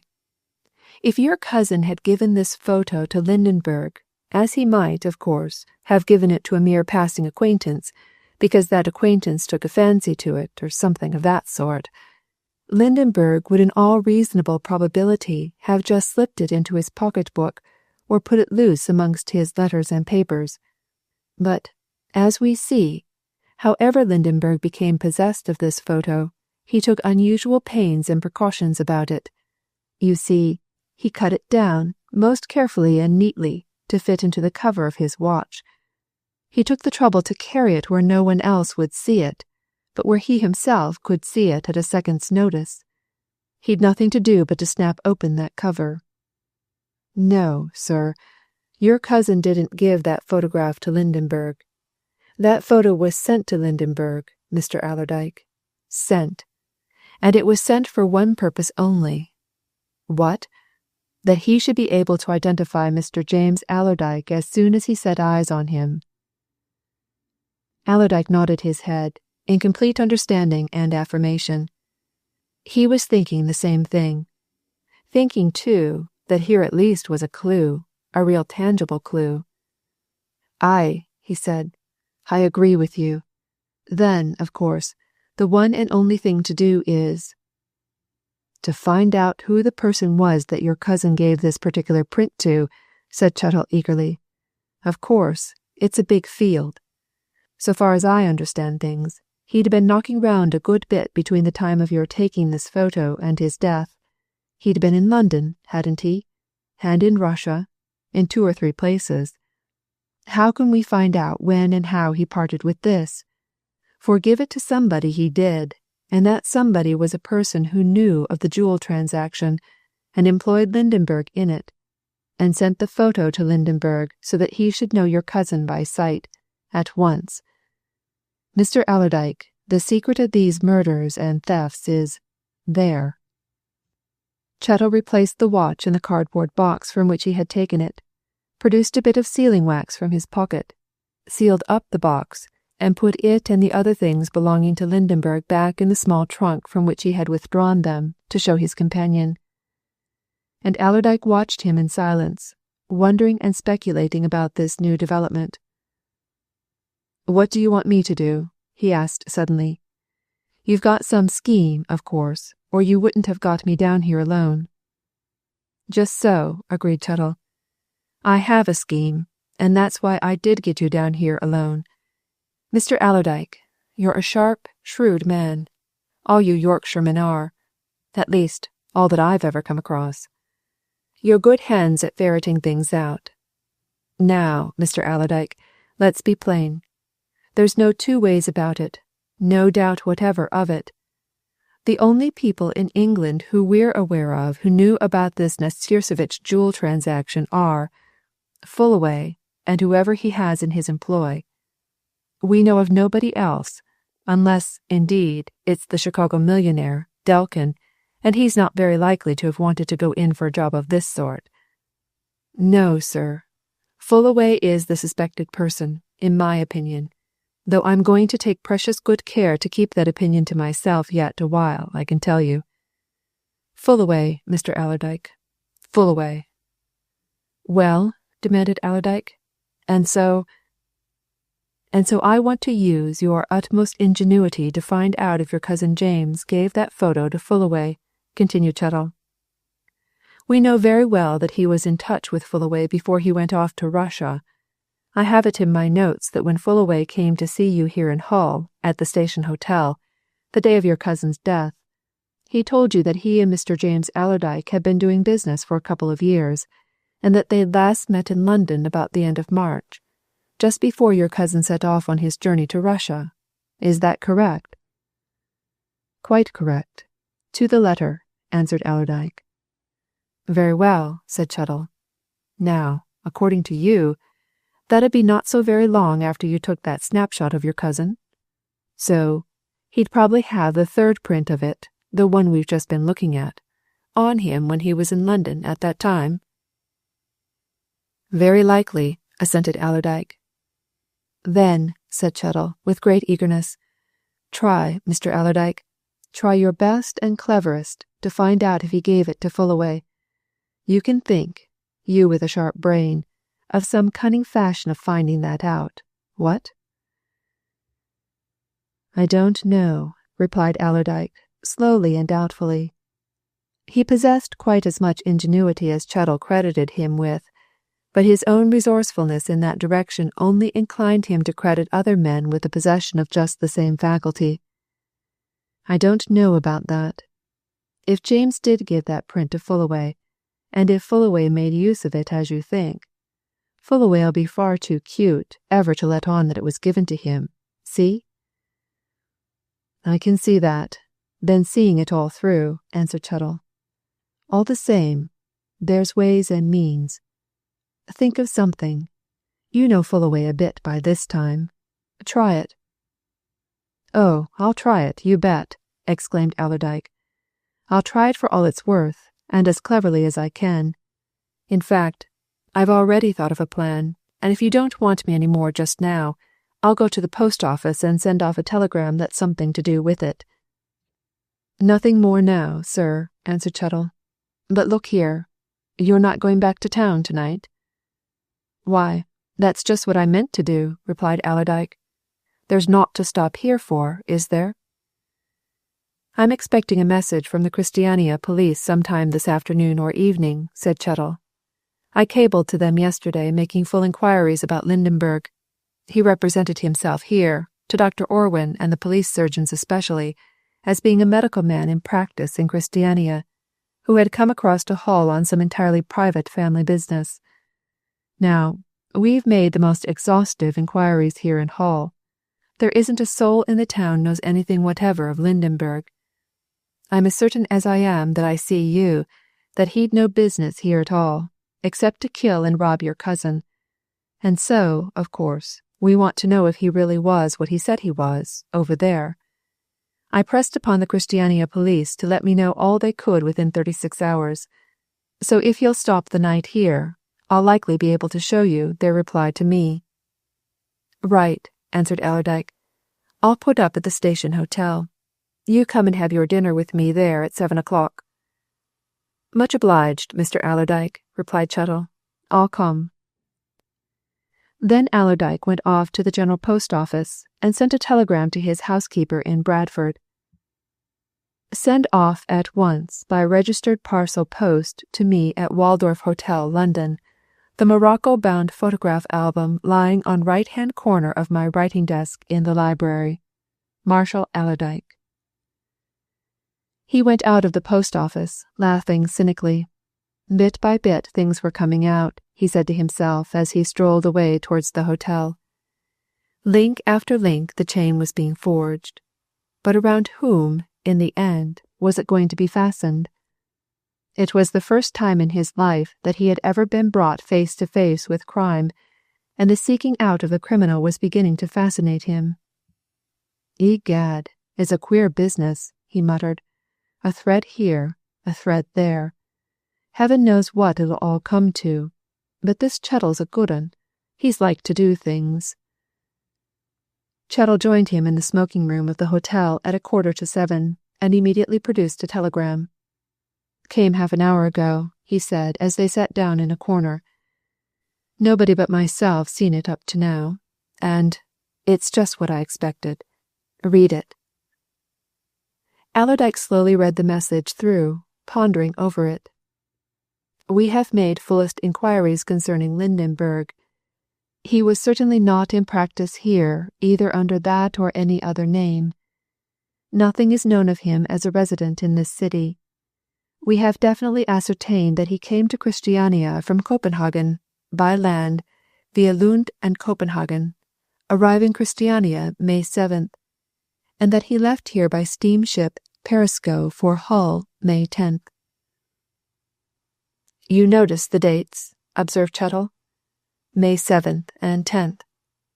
Now, it was May 8th that your cousin wired to Fullaway from Christiania. Mr. Allerdyke, there's no doubt about it. This man, Lindenberg, whoever he is or was sent to waylay your cousin at Christiania, sent from London. I've worked it out. He went overland.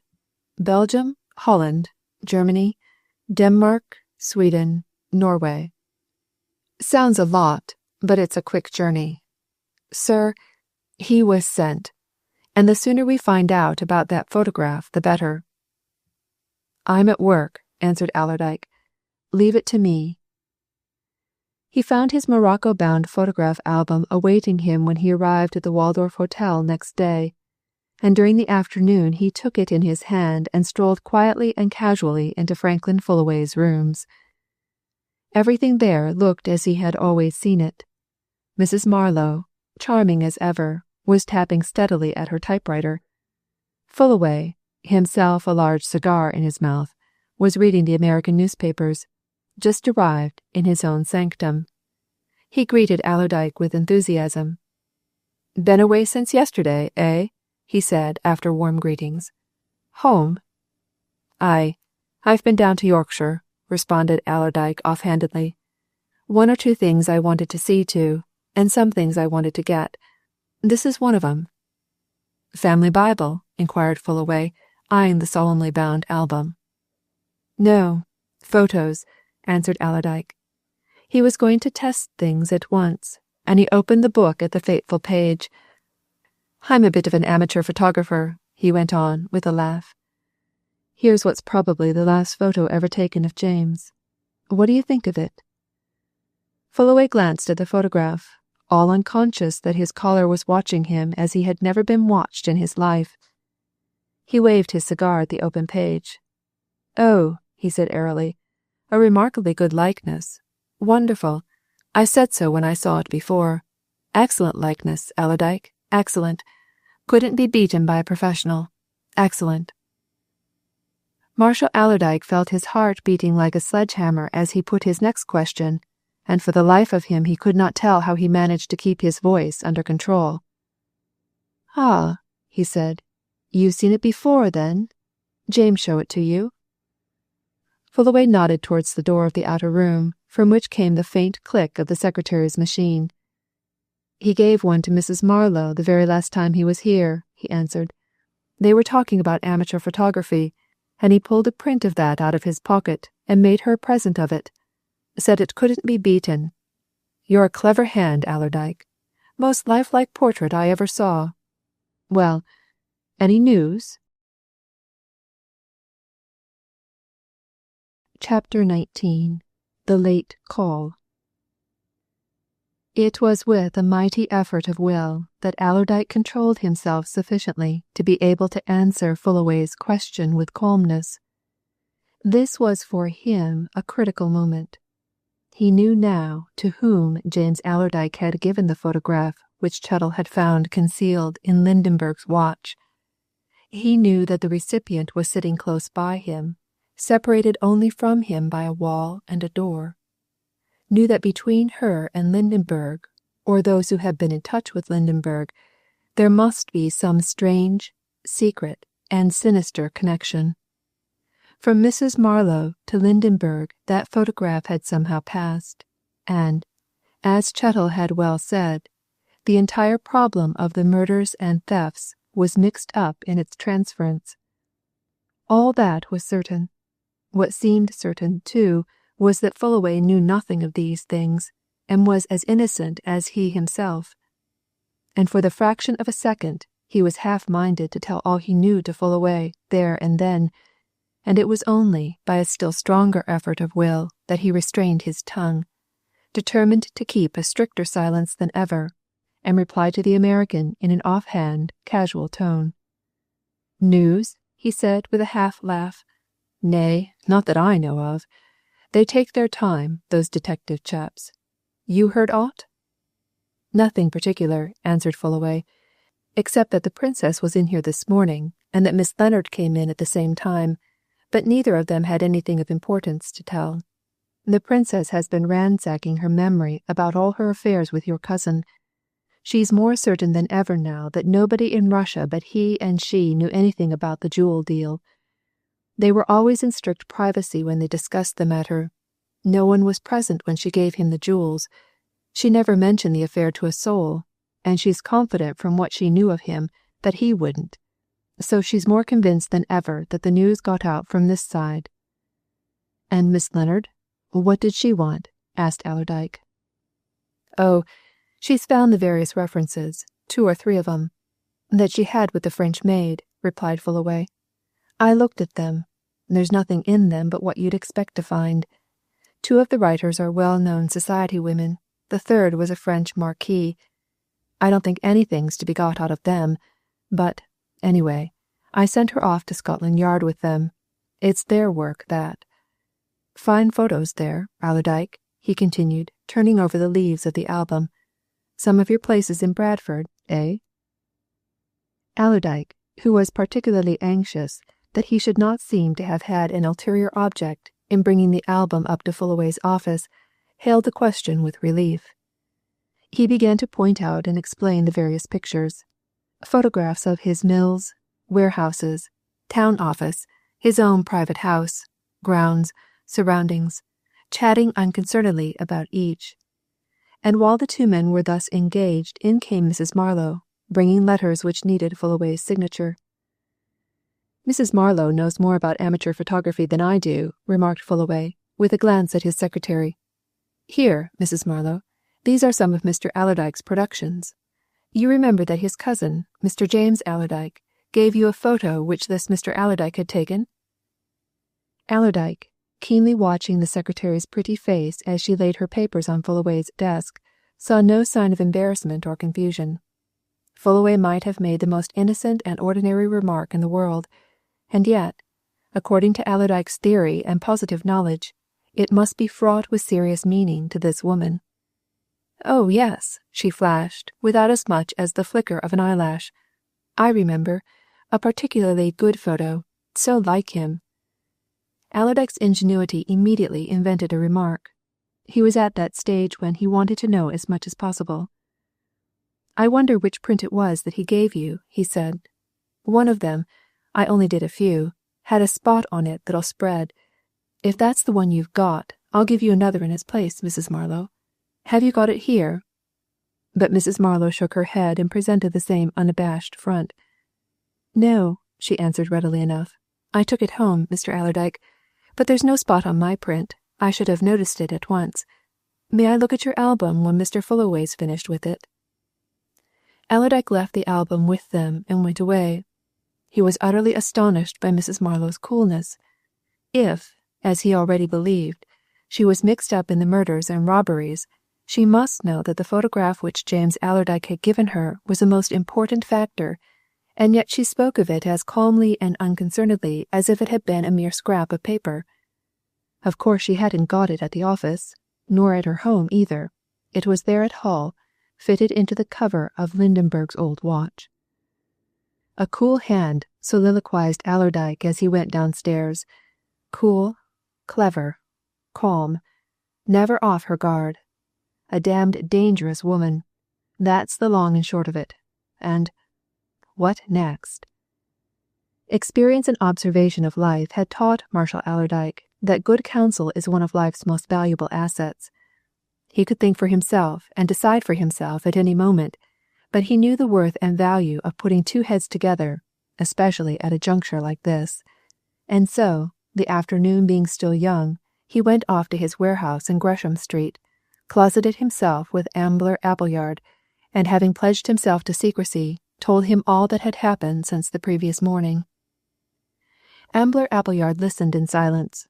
It was only 2 or 3 hours since he had listened to another story, the report of the 2 Gaffneys, and Allerdyke, all unaware of that business, had come upon him while he was still thinking it over. And while Appleyard gave full attention to all that his employer said, he was also thinking of what he himself could tell. By the time that Allerdyke had finished, he, too, had decided to speak. "So there it is, my lad," exclaimed Allerdyke, throwing out his hands with an eloquent gesture as he made an end of his story. "I hope I've put it clearly to you. It's just as that chap Chettle said, the whole secret is in that photograph. And isn't it plain? That photograph must have been transferred somehow by this Mrs. Marlowe to this Lindenberg. How? Why? When we can answer those questions." He paused at that and, looking fixedly at his manager, shook his head half-threateningly. "I'll tell you what it is, Ambler," he went on after a moment's silence. "I've got a good, strong mind to go straight to the police authorities, tell 'em what I know, insist on 'em fetching Chettle up from Hull at once and having that woman arrested. Why not?" "No," said Appleyard firmly. "Not yet. Too soon, Mr. Allerdyke. Wait a bit. And now listen to me. I've something to tell you. I've been busy while you've been away, in this affair. Bit of detective work. I'll tell you all about it. All. You remember that day I went to lunch with you at the City Carlton, and you pointed out this Mrs. Marlowe to me, going into Rothschild's? Yes. Well, I recognized her." "You did?" exclaimed Allerdyke. "Nay." "I recognized her," repeated Appleyard. "I said naught to you at the time, but I knew her well enough. As a matter of fact, I've known her for 2 years. She lives at the same boarding house, the Pompadour Private Hotel in Bayswater, that I live in. I see her, have been seeing her for 2 years, every day, morning and night. But I know her as Miss Slade." "Miss?" ejaculated Allerdyke. "Miss Slade," answered Appleyard. He drew his chair nearer to Allerdyke's and went on in a lower voice. "Now, then, pay attention, and I'll tell you all about it, and what I've done since I got your note yesterday morning." He told Allerdyke the whole story of his endeavour to find out something about Rayner merely because Rayner seemed to be in Miss Slade's confidence, and because Miss Slade was certainly a woman of mystery. And Allerdyke listened as quietly and attentively as Appleyard had listened to him, nodding his head at all the important points, and in the end he slapped his manager's shoulder with an approving hand. "Good, good," he said. "Good, Ambler. That was a bit of right work, and hang me if I don't believe we shall find something out. But what's to be done? You know, if these two are in at it, they may slip. That'd never do." "I don't think there's any fear of that, yet," answered Appleyard. "The probability is that neither has any suspicion of being watched. The whole thing's so clever that they probably believe themselves safe. Of course, mind you, this man Rayner may be as innocent as you or I. But against her, on the facts of that photograph affair, there's a prima facie case. Only, don't let's spoil things by undue haste or rashness. I've thought things out a good deal, and we can do a lot, you and me, before going to the police, though I don't think it'd do any harm to tell this man Chettle, supposing he were here, because his discovery of that photo is the real thing." "What can we do, then?" asked Allerdyke. "Make use of the 2 Gaffneys," answered Appleyard without hesitation. "They're smart chaps, real keen 'uns. We want to find out who Rayner is, what his connection, if any, with Miss Slade, alias Mrs. Marlowe, is, who she is, and why she goes under 2 names. That's all what you might call initial proceedings. What I propose is this. When you go back to your hotel, get Gaffney into your private sitting room. You, of course, know him much better than I do, but from what bit I've seen of him I'm sure he's the sort of man one can trust. Tell him to get hold of that brother of his and bring him here at any hour you like tomorrow, and then, well, we can have a conference and decide on some means of finding out more about Rayner and keeping an eye on him. For that sort of work I should say that other Gaffney's remarkably well cut out. He's a typical, sharp, knowing Cockney, with all his wits about him, and plenty of assurance." "It's detective work, you know, Ambler," said Allerdyke. "It needs a bit more than ordinary cuteness." From my observation, I should say both those chaps are just cut for it, answered Appleyard with a laugh. What's more, they enjoy it. And when men enjoy what they're doing... Well, they do it well, agreed Allerdyke, finishing the sentence. Aye, that's true enough. All right. I'll speak to Gaffney when I go back. And look here, as you're so well known to this woman, Miss Slade, or Mrs. Marlowe, whichever her name is, you'd better not show up at the Waldorf at any time in my company, eh? Of course, said Appleyard. You trust me for that. What we've got to do must be done as secretly as possible. Allerdyke rose to go, but turned before he reached the door. There's one thing I'm uneasy about, he said. I say if, of course. If these folks, I mean the lot that's behind this woman, for I can't believe that she's worked it all herself, have got those jewels, won't they want to clear out with them? Isn't delay dangerous? Not such delay as I'm thinking of, answered Appleyard firmly. She's cute enough, this lady, and if she made herself scarce just now, she'd know very well that it would excite suspicion. Don't let's spoil things by being too previous. We've got a pretty good watch on her, you know. I should know very quickly if she cleared out of the Pompadour. You'd know if she didn't turn up at Fullaway's. Wait a bit, Mr. Allerdyke. It's the best policy. You'll come back here tomorrow. 11 o'clock in the morning, replied Allerdyke. I'll fix it with Gaffney tonight. He went back to the Waldorf, summoned Gaffney to his private room, and sent him to arrange matters with his brother. Gaffney accepted the commission with alacrity. His brother, he said, was just then out of a job, having lost a clerkship through the sudden bankruptcy of his employers. Such a bit of business as that which Mr. Appleyard had entrusted to him was so much meat and drink to one of his tastes, in more ways than one. It's the sort of thing he likes, sir, remarked Gaffney confidentially. He's always been a great hand at reading these detective tales, and to set him to watch anybody is like offering chickens to a nigger. He fairly revels in it. Well, there's plenty for him to revel in, observed Allerdyke grimly. Plenty, he said to himself with a cynical laugh when Gaffney had left him. Aye, plenty, and to spare. He spent the whole of that evening alone, turning every detail over in his mind. He was still thinking and speculating and putting two and two together when he went to bed at 11 o'clock. And just as he was about to switch off his light, a waiter knocked on his door. A gentleman downstairs, sir, very anxious to see you at once, he said when Allerdyke opened it. His card, sir. Allerdyke gave one glance at the card, a plain bit of pasteboard on which one word had been hastily penciled. Chettle. Chapter 20. Number 53. Chettle, whom he had left only that morning in Hull, 200 miles away. Both of them agreed that the next step was still unseen, and that immediate action was yet problematical. Something had surely happened to bring Chettle up to town, and to him. Show Mr. Chettle up here at once, he said to the waiter. And here, bring a small decanter of whiskey, and a siphon of soda water and glasses. Be sharp with them. He pulled on a dressing gown when the man had gone, and, tying its cord about his waist, went a step or two into the corridor to look out for his visitor. A few minutes elapsed, then the lift came up, and the waiter, killing two birds with one stone, appeared again, escorting the detective and carrying a tray. And Allerdyke, with a sly wink at Chettle, greeted him unconcernedly, ushered him into his room, and chatted about nothing until the waiter had gone away. Then he turned on him eagerly. What is it? He demanded. Something, of course.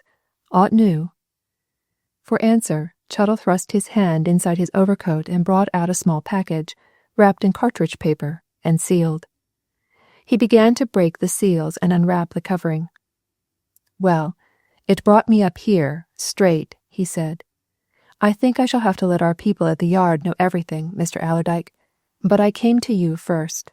I only got to King's Cross half an hour ago, and I drove on to you at once. We'll see what you think before I decide on anything. What is it? Repeated Allerdyke, gazing with interest at the package. You found something of fresh importance, eh? Chettle took the lid off a small box and produced Lindenberg's watch and postcard on which the appointment in the High Street had been made. He sat down at the table, laying his hand on the watch. "After you left me this morning," he said, "I started puzzling over what had been discovered, what had been done, and whether there was more that I could do. I kept thinking things over all the morning and half the afternoon. Then it suddenly struck me. There was one thing that I'd never done and that ought to have been done.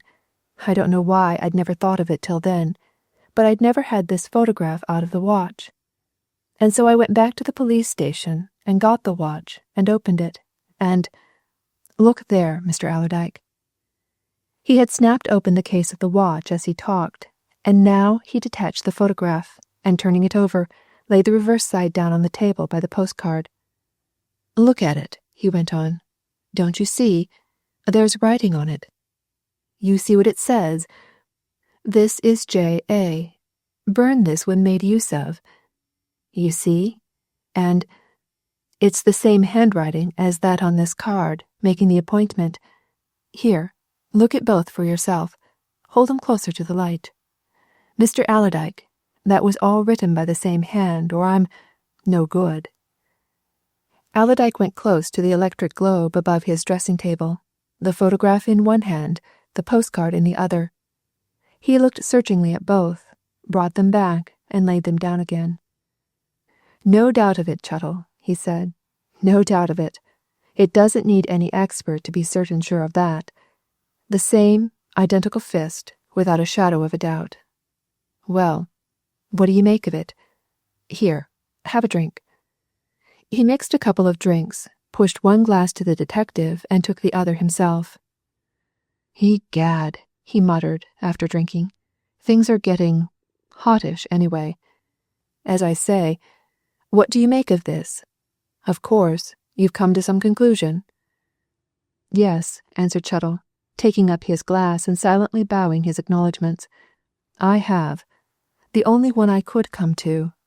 The man who sent this photograph to Lindenberg, to help him to identify your cousin at sight, is the man who afterwards lured Lindenberg into that part of Hull High Street and shot him dead. In plain words, the master shot his man when he'd done with him, just as he poisoned the Frenchwoman when he'd done with her. Mr. Allerdyke, I'm more than ever convinced that these two murders, Lindenberg's and the French maid's, were the work of one hand." "Likely," assented Allerdyke. "It's getting to look like it. But whose? That's the problem, Chettle. Well, I've done a bit since I got back this afternoon. You've had something to tell me. Now I've something to tell you. I found out who it was that James gave the photograph to." Chettle showed his gratification by a start of pleased surprise. "You have? Already?" he exclaimed. "Already," replied Allerdyke. "Found it out within an hour of getting back here. He gave it. Here, though the door was closed and bolted, and there was no fear of eavesdroppers, he sank his voice to a whisper. He gave it to Fullaway's secretary, the woman we discussed, Mrs. Marlowe. That's a fact. He gave it to her just before he set off for Russia." Chettle screwed up his lips to whistle. Instead of whistling, he suddenly relaxed them into a comprehending smile. "Aye, just so," he said. "I was sure it lay somewhere. Here. Fullaway himself, now. Does he know?" "James gave it to her in Fullaway's presence," replied Allerdyke. "She's a bit of a photographer, I understand. They were talking about photography, I gathered, one day when James was in Fullaway's office, and James pulled that out and gave it to her as a specimen of my work." "And that came out in talk this afternoon?" asked Chettle. "Just so. Ordinary, casual talk," assented Allerdyke. "No suspicion roused?" suggested Chettle. "I don't think so. Of course, you never can tell. I should say," continued Allerdyke, "that she's as deep and clever as ever they make 'em. But it was all so casual and so natural that I don't think she'd the slightest idea that I was trying to get at anything. However, I found this much out. She couldn't produce the photograph. Said she'd taken it home. Well, there we are. That's part 1 of my bit of news, Chettle. Now for part 2. This woman's leading a double life. She's Mrs. Marlowe, as Fullaway's secretary, and here at his rooms and on his business. Where she lives, she's Miss Slade, eh? Chettle pricked his ears. When did you find that out? He asked. Since you left me this morning. Found it out this afternoon, replied Allerdyke, with something of triumph. He had been strolling about the bedroom up to that moment, but now he drew a chair to the table at which Chettle sat, and dropped into it close beside his visitor. I'll tell you all about it, he went on. You said at Hull yesterday that you'd always found Yorkshiremen sharp and shrewd. Well, this is a bit more Yorkshire work. Work of my manager here in town, Mr. Appleyard. Listen. He gave the detective a clear and succinct account of all that Appleyard and his satellites had done, and Chettle listened with deep attention, nodding his head at the various points. Yes, he said, when Allerdyke had made an end. Yes, that's all right, so far. Good, useful work. The thing is, can you fully trust these 2 young men, your chauffeur and his brother? I could and would trust my chauffeur with my last shilling, answered Allerdyke. And as for his brother, I'll take my man's word for him. Besides, they both know, or Mr. Gaffney knows, that I'm a pretty generous paymaster. If a man does aught for me, and does it well, he profits to a nice penny. A good argument, agreed Chettle. I don't know that you could beat it, Mr. Allerdyke. Well, we're getting to something, and to somewhere. Now, as you've told me all this, I'll just keep things quiet until I've met you and your manager tomorrow, with these 2 Gaffneys. We'll have a conference. I won't go near the yard until after that. 11 o'clock tomorrow, then, at your warehouse in Gresham Street. He presently replaced the watch and the postcard in an inner pocket, and took his leave, and Allerdyke, letting him out, walked along the corridor with him as far as the lift. And as Allerdyke turned back into his own room, the 3rd event of that day happened, and seemed to him to be the most surprising and important one of all. What made Allerdyke pause as he retraced his steps along the corridor, pause to look over the balustrade to the floor immediately below his own, he never knew, nor could explain. But just as he was about to re-enter his room, he did so pause, leaning over the railings and looking down for a moment. In that moment he saw Mrs. Marlowe. A considerable portion of the floor immediately beneath him was fully exposed to the view of anyone leaning over the balustrade, as Allerdyke did. This was a quiet part of the hotel, a sort of wing cut away from the main building. The floor at which he was looking was given up to private suites of rooms. One of them, a larger one than the others, being Fullaway's, which filled one side of the corridor.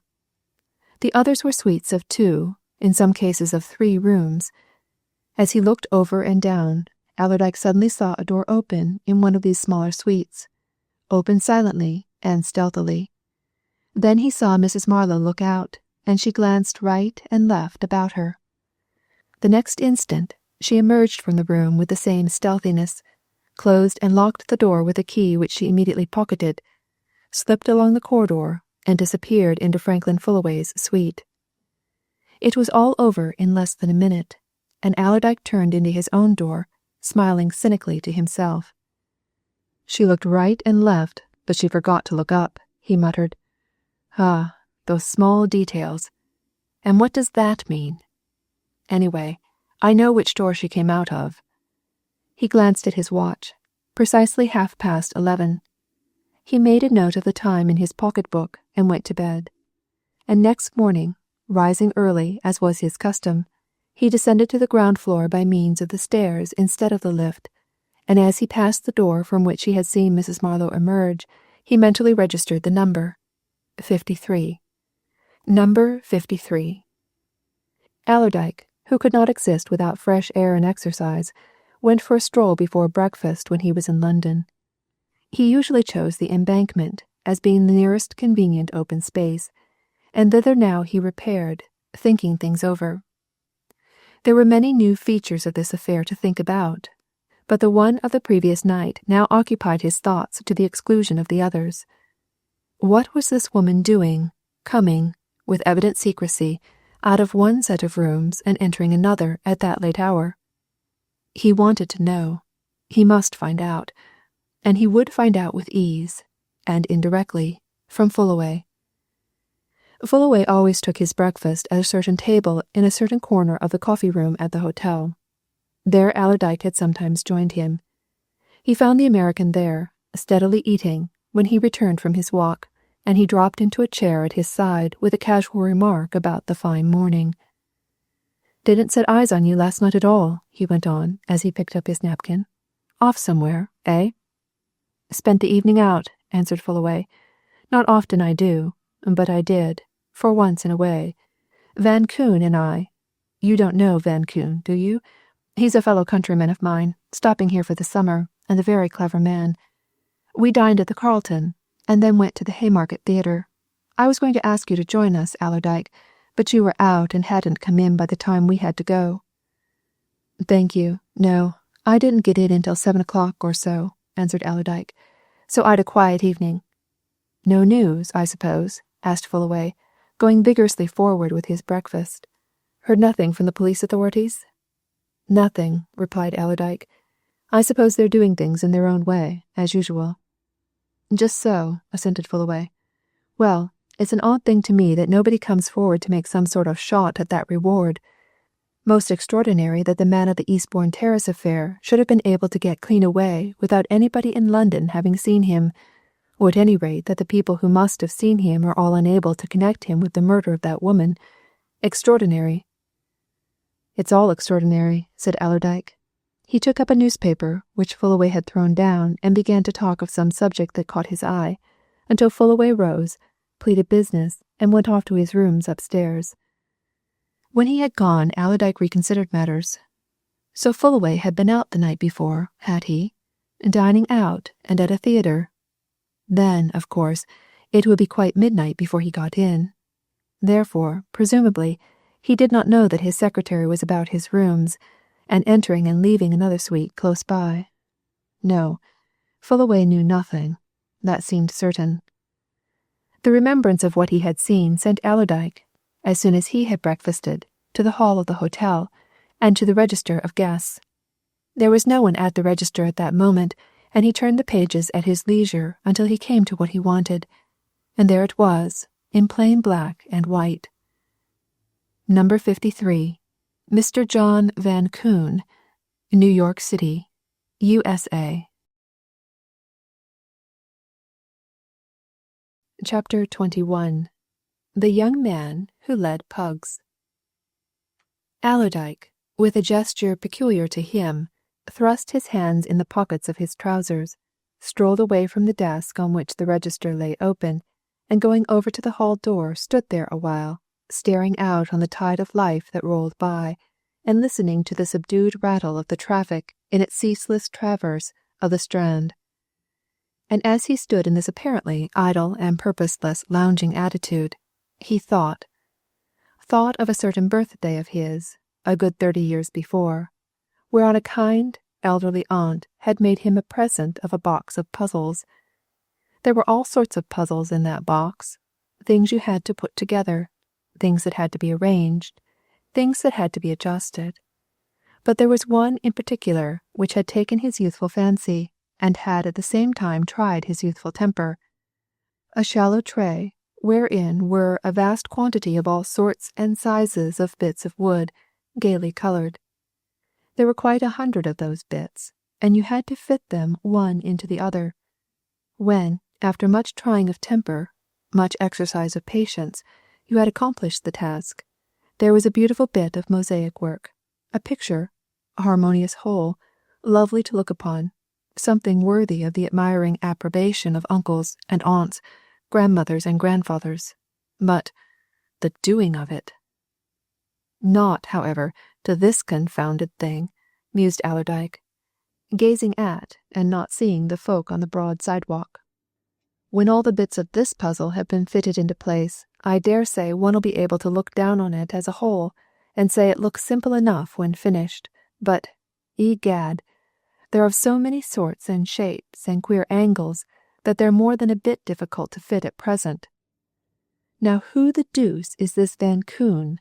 And what was that Mrs. Marlowe, alias Miss Slade, doing in his rooms last night when he was out? He was exercising his brains over a possible solution of this problem when Fullaway suddenly appeared in the hall behind him, accompanied by a man whom Allerdyke at once took to be the very individual about whom he was speculating. He was a man of apparently 40 years of age, of average height and build, of a full countenance, sallow in complexion, clean-shaven, wearing gold-rimmed spectacles over a pair of sapphire-blue eyes, a shrewd, able-looking man, clad in those loose-fitting, square-cut garments just then affected by his fellow-countrymen, and having a low-crowned, soft straw hat pulled down over his forehead. His hands were thrust into the pockets of his jacket. A long, thin, black cigar stuck out of a corner of his humorous-looking lips. He cocked an intelligent eye at Allerdyke as he and Fullaway advanced to the door. "Hello, Allerdyke," said Fullaway in his usual vivacious fashion. "Viewing the prospect, eh? Allow me to introduce Mr. Van Koon, whom I don't think you've met, though he's under the same roof. Van Koon, this is the Mr. Allerdyke I've mentioned to you." The two men shook hands and stared at each other. Whoever and whatever this man may be, thought Allerdyke, he gives you a straight look and a good grip, two characteristics which in his opinion went far to establish any unknown individual's honesty. "No," remarked Van Koon, "I haven't had the pleasure of meeting Mr. Allerdyke before, but I'm out a great deal. I don't spend much time indoors this fine weather. You gentlemen know your London well. I don't, and I'm putting in all the time I can to cultivate her acquaintance." "Been in town long?" asked Allerdyke, wanting to say something and impelled to this apparently trite question by the New Yorker's own observations. "Since the first week in April," answered Van Koon. "And as this is my first visit to England, I'm endeavouring to do everything well. Fullaway tells me, Mr. Allerdyke, that you come from Bradford, the big manufacturing city up north. Well, now, Bradford is one of the places on my list. Hullo!" he exclaimed, breaking off short. "I guess there's a man who's wanting you, Fullaway, in a considerable bit of a hurry." Fullaway and Allerdyke looked out onto the pavement and saw Blindway, who had just jumped out of a taxicab and was advancing upon them. He came up and addressed them jointly. Would they go back with him at once to New Scotland Yard? The chief wanted to see them for a few minutes. "Come on, Allerdyke," said Fullaway. "We'd better go at once. Van Koon," he continued, turning to his compatriot, "do me a favour. Just look in at my rooms upstairs and tell Mrs. Marlowe, if she's come, she hadn't arrived when I was up there 10 minutes ago, that I'm called out for an hour or so. Ask her to attend to anything that turns up until I come back. Shan't be long."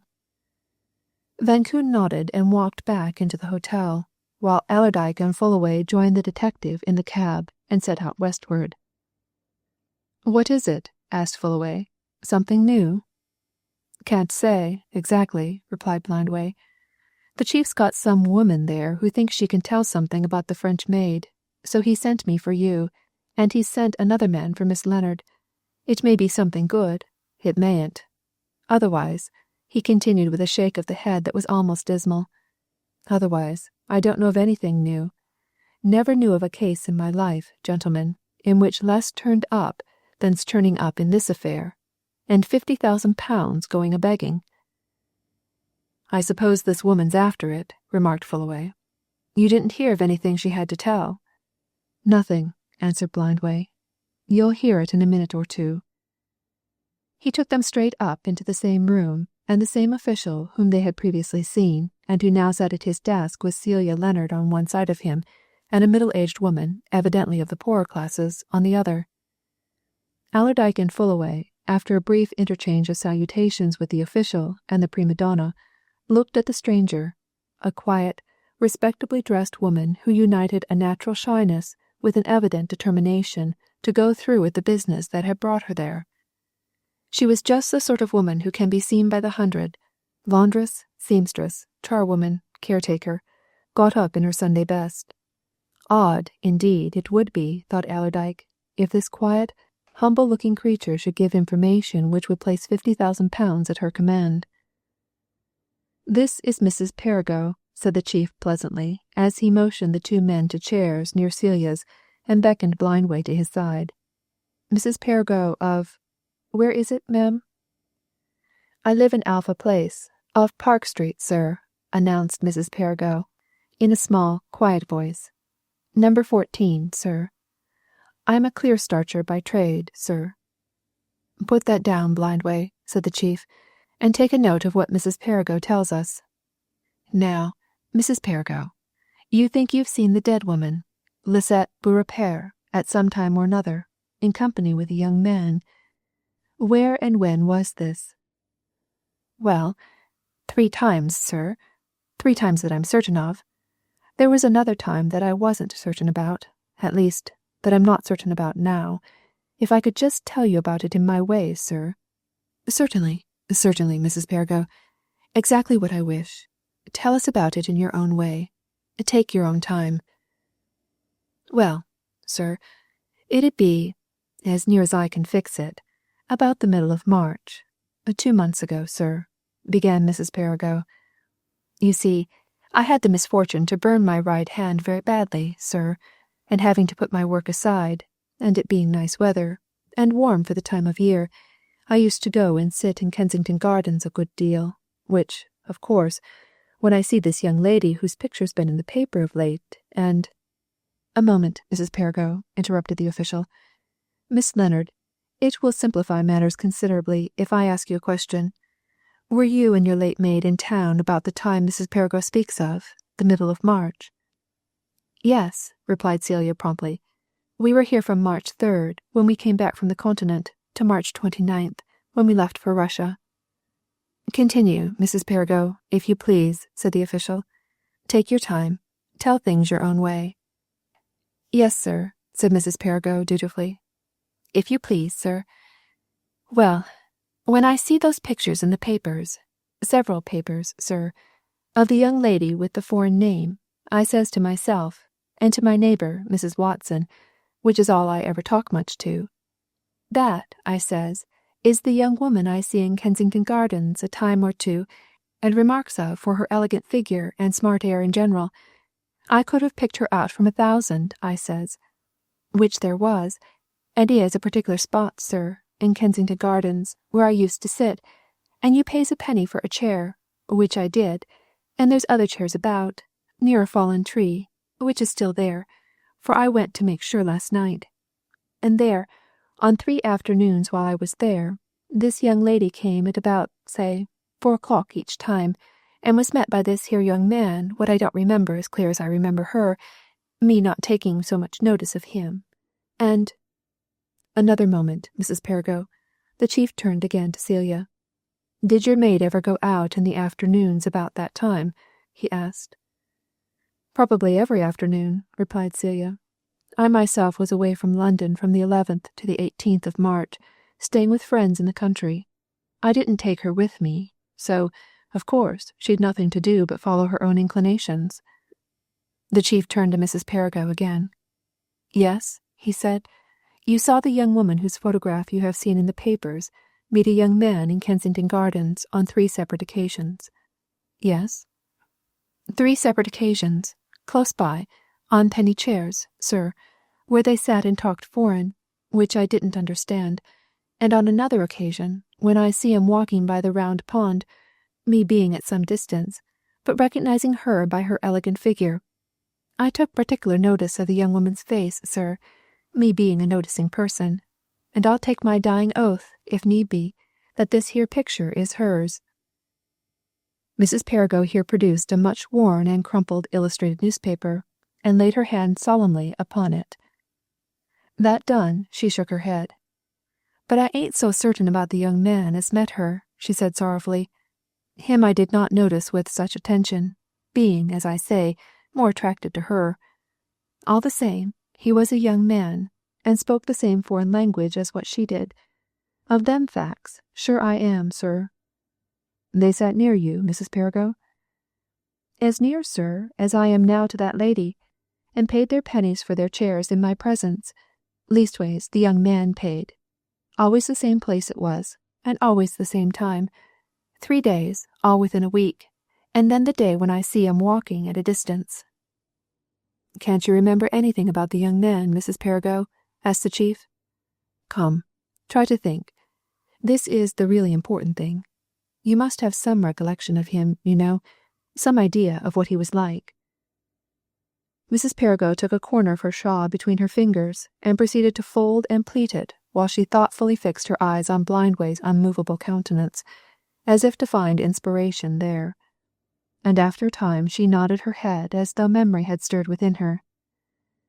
"Which every time I see him," she said, with an evident quickening of interest, "he had 2 of them dogs with him that has turned up noses and twisted tails." "Pugs?" suggested the chief. "No doubt that is their name, sir, but unbeknown to me, as I never kept such an animal," answered Mrs. Perrigo.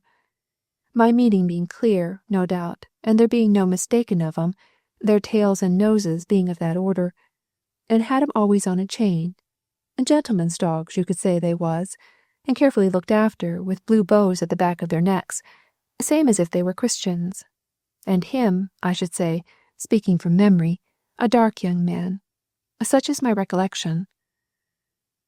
"It comes to this," remarked the chief, looking at the 3 listeners with a smile. "Mrs. Perrigo says that she is certain that upon 3 occasions about the middle of March last, she witnessed meetings at a particular spot in Kensington Gardens between a young woman answering the description and photographs of Lisette Beaurepaire and a young man of whom she cannot definitely remember anything, except that she thinks he was dark, spoke a foreign language, and was in charge of 2 pug dogs which wore blue ribbons. That's it, isn't it, Mrs. Perrigo?" "And willing to take my solemn oath of the same whenever convenient, sir," replied Mrs. Perrigo. "And if so be as what I've told you should lead to anything, gentlemen and lady, I can assure you that me being a poor widow, and—" 5 minutes later, Mrs. Perrigo, with some present reward in her pocket, was walking quietly up Whitehall with a composed countenance, while Allerdyke, already late for his Gresham Street appointment, sped toward the city as fast as a hastily chartered taxicab could carry him, and all the way thither, being alone, he repeated certain words over and over again. "A dark young man who led 2 pugs. A dark young man who led 2 pugs, with blue ribbons on their necks. With blue ribbons on their necks, same as Christians." Chapter 22. Thick Fog. It was 11:30 when Allerdyke reached Gresham Street. By 1:30, so curiously and rapidly did events crowd upon each other, he was in a state of complete mental confusion. He sat down to lunch that day feeling as a man feels who has lost his way in an unknown country in the midst of a blinding mist, as a weaver might feel who is at work on an intricate pattern and suddenly finds all his threads inextricably mixed up and tangled. Instead of things getting better and clearer, that morning's work made them more hopelessly muddled. Chettle was hanging about the door of the warehouse when Allerdyke drove up. His usually sly look was accentuated that morning, and as soon as Allerdyke stepped from the cab he drew him aside with a meaning gesture. "A word or 2 before we go in, Mr. Allerdyke," he said, as they walked a few steps along the street. "Look here, sir," he went on in a whisper. "I've been reflecting on things since I saw you last night. Of course, I'm supposed to be in Hull, you know, but I shall have to report myself at the yard this morning, can't avoid that, and I shall have to tell them why I came up. Now, it's here, Mr. Allerdyke. How much or how little shall I tell 'em? What I mean, sir, is this. Do you want to keep any of this recently acquired knowledge to yourself? Of course, if you do, well, I needn't tell any more there, at headquarters, than you wish me to tell. I can easily make excuse for coming up. And, of course, in that case—" "Well?" demanded Allerdyke impatiently. "What then?" Chettle gave him another look of suggestive meaning, and taking off his square felt hat, wiped his forehead with a big coloured handkerchief. "Well, of course, Mr. Allerdyke," he said insinuatingly. "Of course, sir, I'm a poor man, and I've a rising family that I want to do my best for.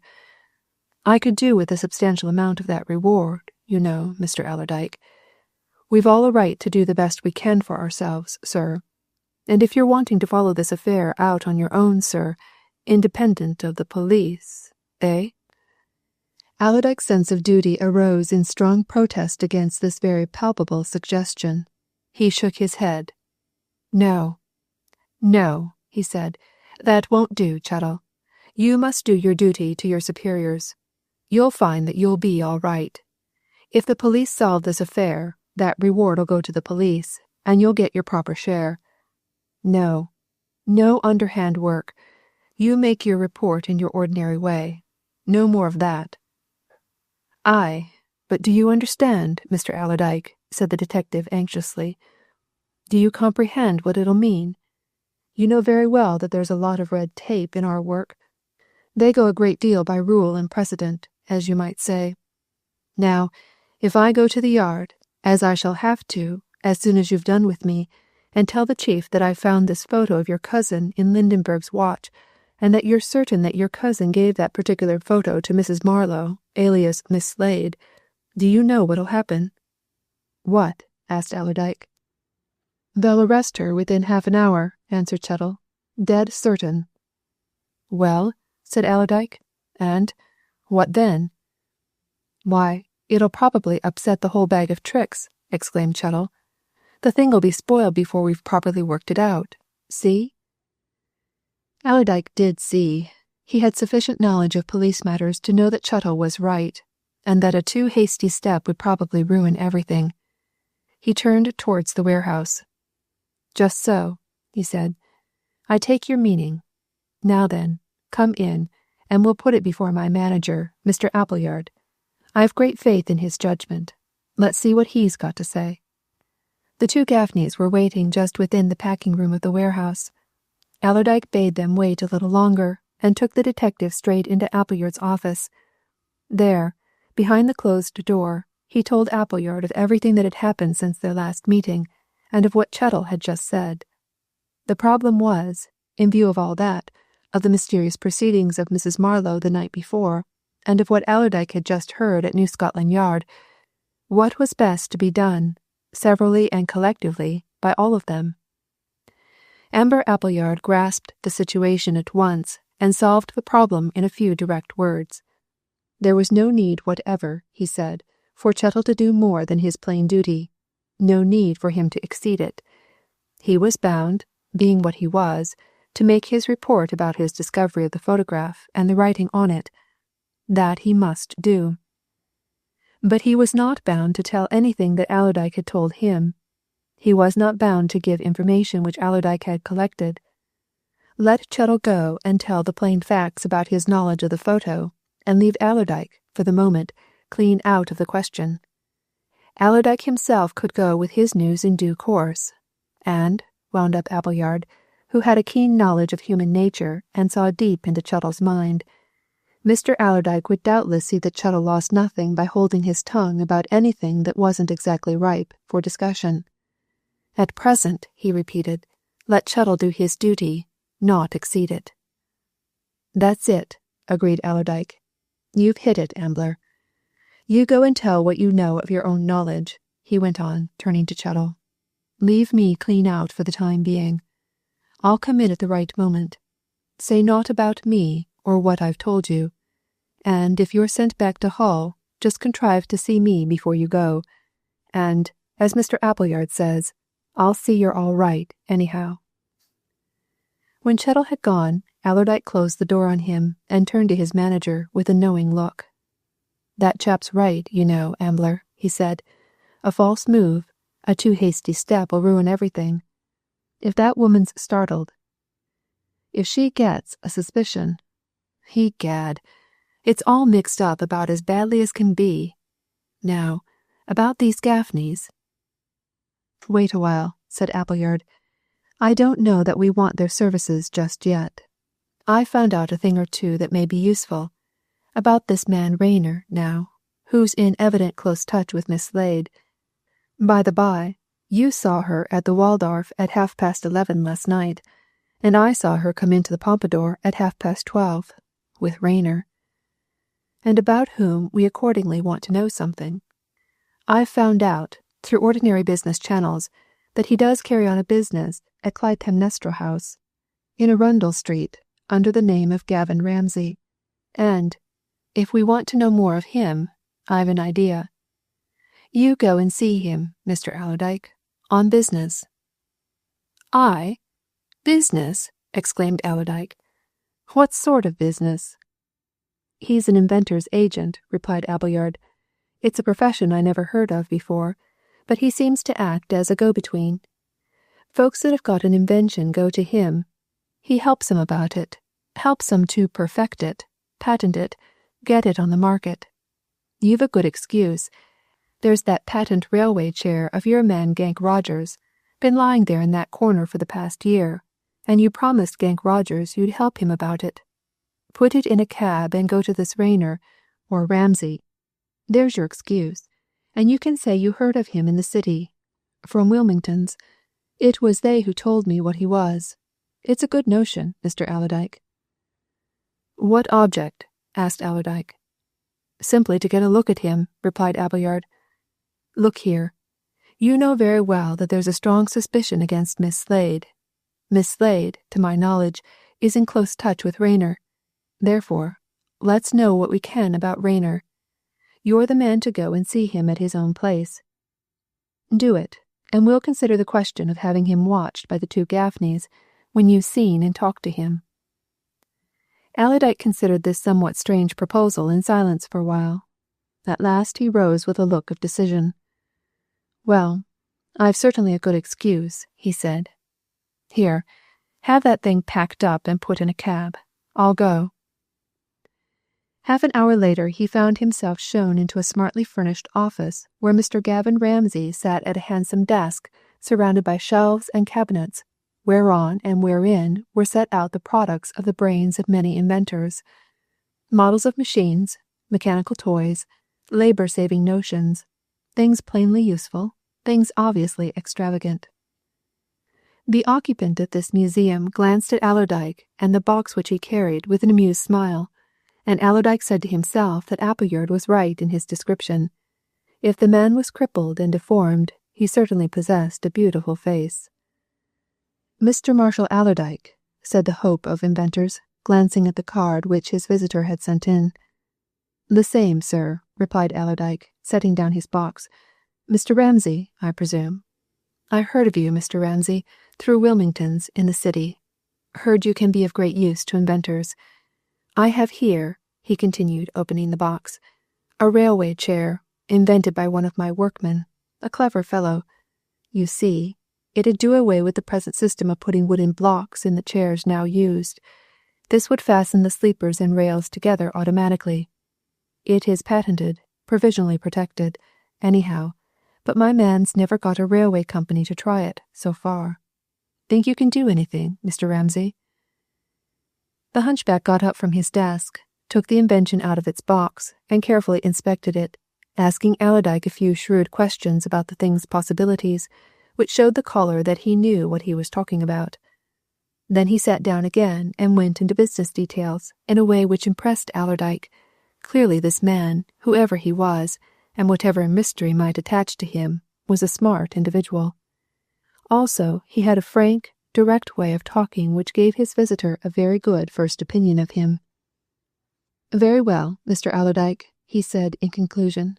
"Leave the thing with me, and I will see what I can do. As I say, the proper course would be to get it tried on one of the smaller railway lines. If it answers there, we can, perhaps, induce one of the bigger companies to take it up. I'll do my best." Allerdyke thanked him and rose. He had certainly done something for his man, Gank Roger, and he had seen Ramsay, or Rayner, at close quarters. But Ramsay was speaking again. He had picked up Allerdyke's card and glanced from it to its presenter, half shyly. "You're the cousin of the Mr. Allerdyke whose name's been in the papers so much in connection with this murder and robbery affair, I suppose?" he said. "I've seen your own name, of course, in the various accounts." "I am," replied Allerdyke. He moved towards the door, but he turned and looked at his questioner. "You followed it, then?" he asked. Yes, assented Ramsay. Closely. A curiously intricate case. Any solution of it present itself to your mind? Asked Allerdyke, in his brusque, downright fashion. Got any theory? Ramsay smiled and shook his finely shaped head. He, too, rose, walking towards the door. It's a little early for that, isn't it? He said. I've studied these affairs, criminology, you know, for many years. In my opinion, it's a mistake to be too hasty in trying to arrive at solutions. But, he added, with a shrug of his misshapen shoulders, it's always the way of the police, and of most folks who try to get at the truth. Things that are deep down need some deep digging for. There's the question of the present whereabouts of nearly £300,000 worth of jewels, remarked Allerdyke grimly. Remember that. Quite so, agreed Ramsay. But your own particular and personal desire, as I gather from the newspapers, is to find the murderer of your cousin? Ah, said Allerdyke, and it is. Got any ideas on that point?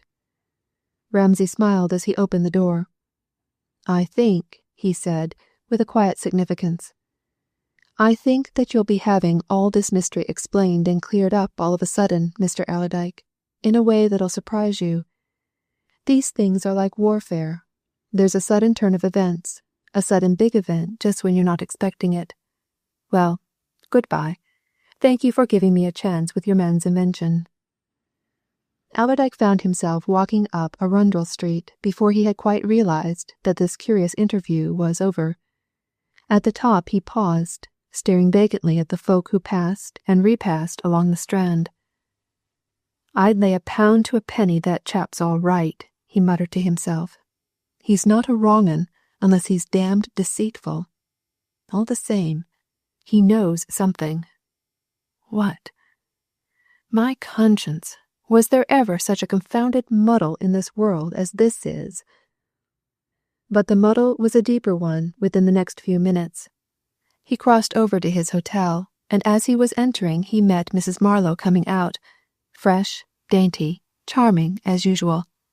She stopped at sight of him and held up the little handbag which hung from her wrist. Oh, Mr. Allerdyke, she said, opening the bag and taking an envelope from it. I've something for you. See, here's the photograph your cousin gave me. You were wrong, you see. There's no spot in it. It's a particularly clear print. Look. In Allerdyke's big palm she laid the very photograph which, according to all his reckoning, was that which Chettle had found within the cover of Lindenberg's watch. Chapter 23. The Possible Death Warrant. Quite a clear print, you see, repeated Mrs. Marlowe brightly. No spot there. You must have been thinking of another.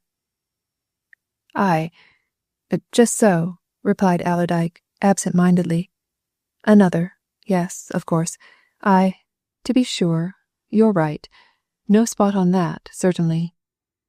He was talking aimlessly, confusedly, as he turned the print over in his hand, examining it back and front, and having no excuse for keeping it, he handed it back with a keen look at its owner. What the devil, he asked himself, was this mysterious woman playing at? I'm going to have this mounted and framed, said Mrs. Marlowe, as she put the photograph back in her bag and turned to go. I misplaced it some time ago and couldn't lay hands on it, but I came across it by accident this morning, so now I'll take care of it. She nodded, smiled, and went off into the sunlight outside, and Allerdyke, more puzzled than ever, walked forward into the hotel and towards the restaurant. At its door he met Fullaway, coming out, and in his usual hurry.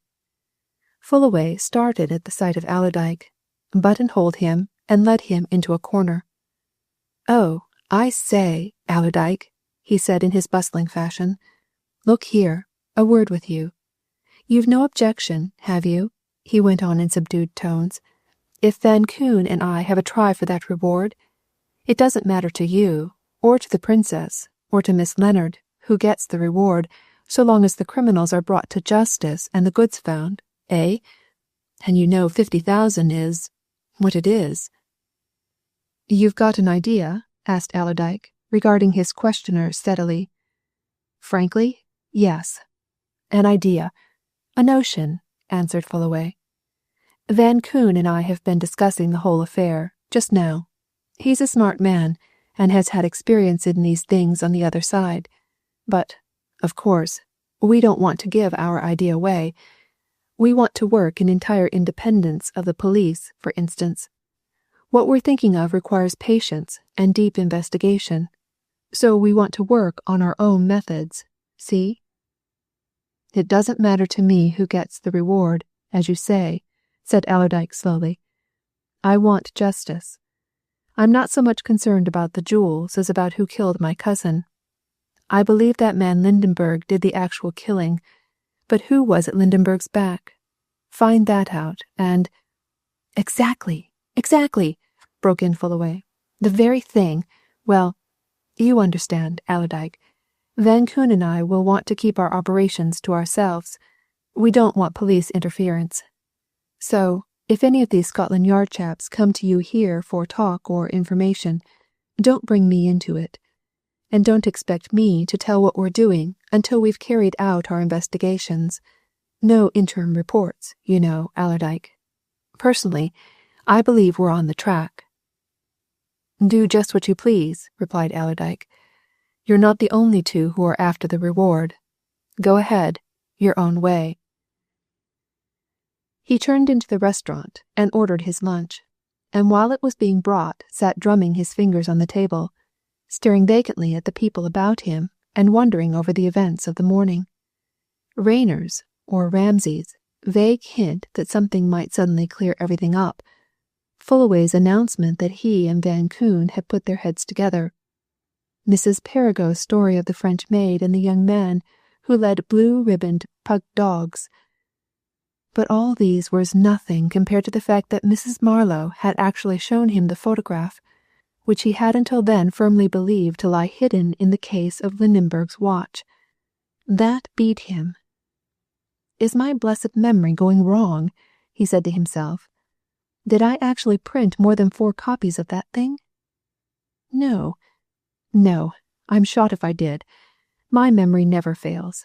I did not print off more than 4. James had 3, I had 1. Mine's in my album upstairs. I know what James did with his. Cousin Grace has 1. Wilson Firth has another. He gave the 3rd to this Mrs. Marlowe, and she's got it. Then, how the devil did that photograph, which looks to be of my taking, which I'd swear is of my taking, come to be in Lindenberg's watch?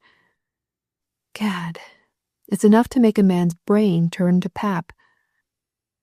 He was moodily finishing his lunch when Chettle came in to find him. Allerdyke, who was in a quiet corner, beckoned the detective to a seat and offered him a drink. Well, he asked, what's been done? It's all right, answered Chettle. I've told no more than was necessary, just what we agreed upon. To tell you the truth, our folks don't attach such tremendous importance to it. They will, of course, when you tell them your story about the photo. Just at present, they merely see the obvious fact that Lindenberg was furnished with the photo as a means of ready identification of your brother. No, at this moment they're full of the Perigo woman's story. They think that's a sure clue, a good beginning. Somebody, they say, must own, or have owned, those pugs. Therefore they're strong on that. Meanwhile, I'm going back to Hull for at any rate a few days. You've still got that watch on you? Asked Allerdyke. Certainly, answered Chettle, clapping his hand to his breast pocket. Technically speaking, it's in charge of the Hull police. It'll have to be produced there. Did you want to see it again, Mr. Allerdyke? Finish your drink and come up to my sitting room, said Allerdyke. I'll give you a cigar up there. Yes, he added, as they left the restaurant and went upstairs. I do want to see it again. Or, rather, the photograph. You're in no hurry? A good hour to spare yet, replied Chettle. Allerdyke locked the door of the sitting room when they were once inside it, and that done he placed a decanter, a siphon, and a glass on his table, and flanked them with a box of cigars. He waved a hospitable hand toward these comforts. Sit down and help yourself, Chettle, he said. A drop of my whiskey'll do you no harm. That's some I got down from home, and you'll not find its like everywhere. Light a cigar, and put a couple in your pocket to smoke in the train. Now then, let's see that photograph once more. Chettle handed over the watch, and Allerdyke, opening the case, delicately removed the print. He sat down at the table with his back to the light, and carefully examined the thing back and front, while the detective, glass in hand, cigar in lips, and thumb in the armhole of his waistcoat, watched him appreciatively and inquisitively. "Make aught new out of it, sir?" he asked after a while. Instead of answering, Allerdyke laid the photograph down, went across to another table, and took from it his album. He turned its leaves over until he came to a few loose prints. He picked them up one after another and examined them, and suddenly he knew the secret. There was no longer any problem, any difficulty about that photograph. He knew, now, and with a sharp exclamation, he flung the album back to the side table and turned to the detective. "Chettle," he said, "you know me well enough to know that I can make it well worth any man's while to keep a secret until I tell him he can speak about it. What?" "I should think so, Mr. Allerdyke," responded Chettle, readily enough. "And if you want me to keep a secret—" "I do, for the time being," answered Allerdyke.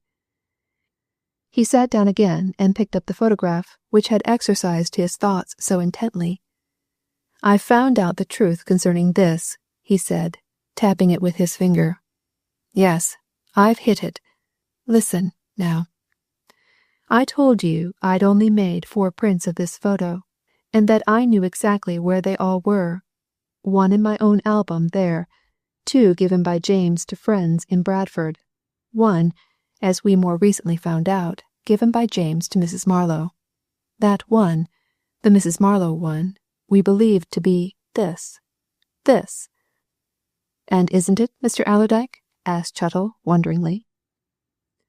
Allerdyke laughed, a laugh of relief and satisfaction. "Less than an hour ago," he replied. "In fact, just before you came in, Mrs. Marlowe showed me the photo which James gave her. Showed it to me, out below there in the hall. No mistaking it. And so, when you came, I was racking my brains to rags trying to settle what this photo, this, was. And now I know what it is. And damn me if I know whether the discovery makes things plainer or more mixed up. But I know what this is, anyway." "And what is it, sir?" asked Chettle eagerly, eyeing the photo as if it were some fearful living curiosity. "What, Mr. Allerdyke?" "Why, it's a photograph of my photograph," almost shouted Allerdyke, with the thump of his big hand on the table. "That's the truth. This has been reproduced from mine. D'ye see? Look here. Happen you don't know much about photography, but you'll follow me. I always use a certain sort of printing out paper. I've stuck to one particular sort for years. All the photos in that album are done on that particular sort. The 4 prints I made of James's last photo were done on that paper. Now then, this photo, this print that you found in Lindenberg's watch, is not done on that paper. It's a totally different paper. Therefore, this is a reproduction. It is not my original print at all. It's been copied from it. See?" Chettle, who had followed all this with concentrated attention, nodded his head several times. "Clever. Clever. Clever," he said with undisguised admiration. "Clever indeed. That's a smart bit of work, sir. I see. I understand. Bless my soul. And what do you gather from that, Mr. Allerdyke?" "This," answered Allerdyke. "Just now Mrs. Marlowe said to me, speaking of her photo, the 4th print, you know, 'I misplaced it some time ago,' she said, 'and couldn't lay hands on it, but I came across it accidentally this morning. Now then, Chettle, here's the thing. Somebody took that 4th print from Mrs. Marlowe, reproducing it, and that print which you found in Lindenberg's watch is the reproduction. So that, began Chettle suggestively. So that the thing is now to find who it is that made the reproduction, said Allerdyke. When we've found him, or her, I reckon we shall have found the man who's at the heart of all this. Leave that to me. Keep this a dead secret until I tell you to speak. We shall have to tell all this, and a bonny sight more, to your bosses at headquarters. Off you go to Hull, and do what you have to do, and I'll get on with my work here. I said I didn't know whether this discovery makes things thicker or clearer, but, by George, it's a step forward, anyway. Chettle put the reproduction back into the case of the watch and bestowed it safely in his pocket. One step forward's a good deal in a case like this, Mr. Allerdyke, he said. What are you going to do about the next step, now? Try to find out who made that reproduction, replied Allerdyke bluntly. No easy job, either. The ground's continually shifting and changing under one's very feet. But I don't mind telling you my present theory. Somebody's got information of that jewel deal from Fullaway's office. Somebody who had access to his papers. Somebody who managed to steal that photo of mine from Mrs. Marlowe for a few days, or until they could reproduce it. What I want to find now is an idea of that somebody. And I'll get it. I'll move heaven and earth to get it. But other matters. You say your folks at the Yard are going to follow up that Perigo woman's clue. They think it important, then? In the case of the Frenchwoman, yes, answered Chettle. He thrust his hand into a side pocket and brought out a crumpled paper. Here's a proof of the bill they're getting out, he said. They set to work on that as soon as they'd got the information. That'll be up outside every police station in a few hours, and it's gone out to the press, too. Allerdyke took the proof, still damp from the machine, and looked it over. It asked, in the usual formal language, for any information about a young man, dark, presumably a foreigner, who, about the middle of March, was in the habit of taking 2 pug dogs, generally bedecked with blue ribbons, into Kensington Gardens. There ought to be some response to that, you know, Mr. Allerdyke, remarked Chettle. Somebody must remember and know something about that young fellow. But, upon my soul, as I said to Blindway just now, I don't know whether that bill's a mere advertisement or a death warrant. Death warrant? Exclaimed Allerdyke. What do you mean? Chettle chuckled knowingly. Mean, he said. Why, this. If that young fellow who led pugs about and talked to Mademoiselle Lisette in Kensington Gardens is another of the cat's paws that this gang evidently made use of, I should say that when the gang sees he's being searched for, they'll out him, just as they outed her and Lindenberg. That's what I mean, Mr. Allerdyke. They'll do him in themselves before anybody else can get at him. See? Allerdyke saw, and when the detective had gone, he threw himself into a chair, lighted one of his strongest cigars, drew pen, ink, and paper to himself, and began to work at his problem with a grim determination to evolve, at any rate, a clear theory of its possible solution. Chapter 24. Concerning Carl Federman. Next morning, as Allerdyke was leaving the hotel with the intention of going down to Gresham Street, one of the hall porters ran after and hailed him. "You're wanted at the telephone, sir," he said. "Call for you just come through." Allerdyke went back to find himself hailed by Blindway. Would he drive on to the Yard at once and bring Mr. Fullaway with him? Both were wanted, particularly in connection with the Perigo information. Allerdyke promised for himself and went upstairs to find Fullaway. He met him coming down and gave him the message. Fullaway looked undecided. "You know what I told you yesterday, Allerdyke," he said. "I didn't want to be bothered further with those police chaps. Van Koon and I are on a line of our own, and—" "As you like," interrupted Allerdyke, "but all the same, if I were in your place, I shouldn't refuse the chance of acquiring information. Even if you don't want to tell the police anything, there's no reason why you shouldn't learn something from them." "There's that in it, certainly," assented Fullaway. "All right. You get a taxi, and I'll join you in a minute or two." As they got out of one cab at the police headquarters, Celia Leonard appeared in another. She made a little grimace as the two men greeted her. "Again," she exclaimed. "What are we going to be treated to now? More old women with vague stories, I suppose. What good is it at all? And when am I going to hear something about my jewels?" "You never know what you're going to hear when you visit these palatial halls," answered Fullaway. "You may be going to have the biggest surprise of your life, you know. They sent for you?"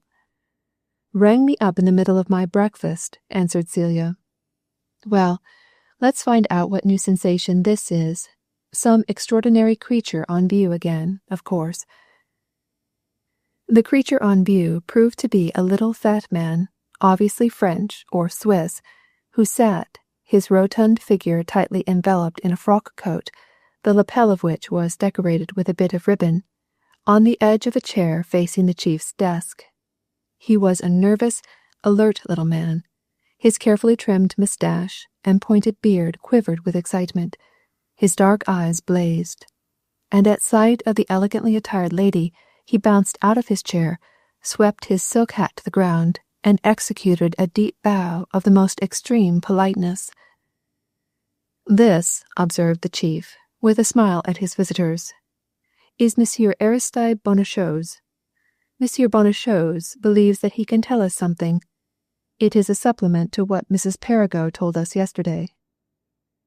"It relates, of course, to the young man whom Mrs. Perrigo told us of, the young man who led pugs in Kensington Gardens."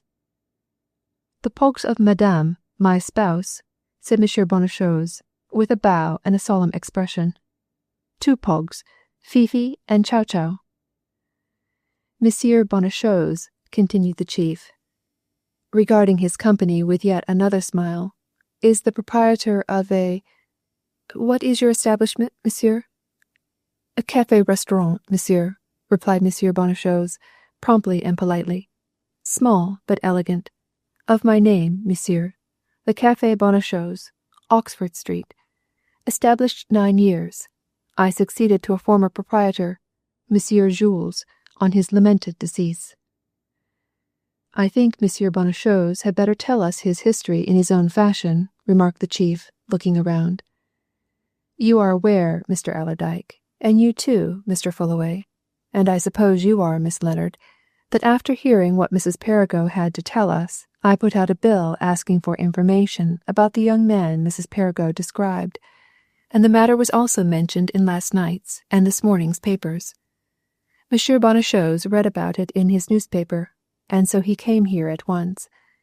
He tells me that he knew a young man who was good enough during the early spring to occasionally take out Madame Bonnechose's prize dogs for an airing. That seemed to have been the same man referred to by Mrs. Perrigo. Now, Monsieur Bonnechose, give us the details." Monsieur Bonnechose set down his tall, very Parisian hat on the edge of the chief's desk, and proceeded to use his hands in conjunction with his tongue. "With pleasure, monsieur," he responded. "It is this way, then. You will comprehend that Madame, my spouse, and myself are of the busiest. We do not keep a great staff. Accordingly, we have much to do ourselves. Consequently, we have not much time to go out, to take the air.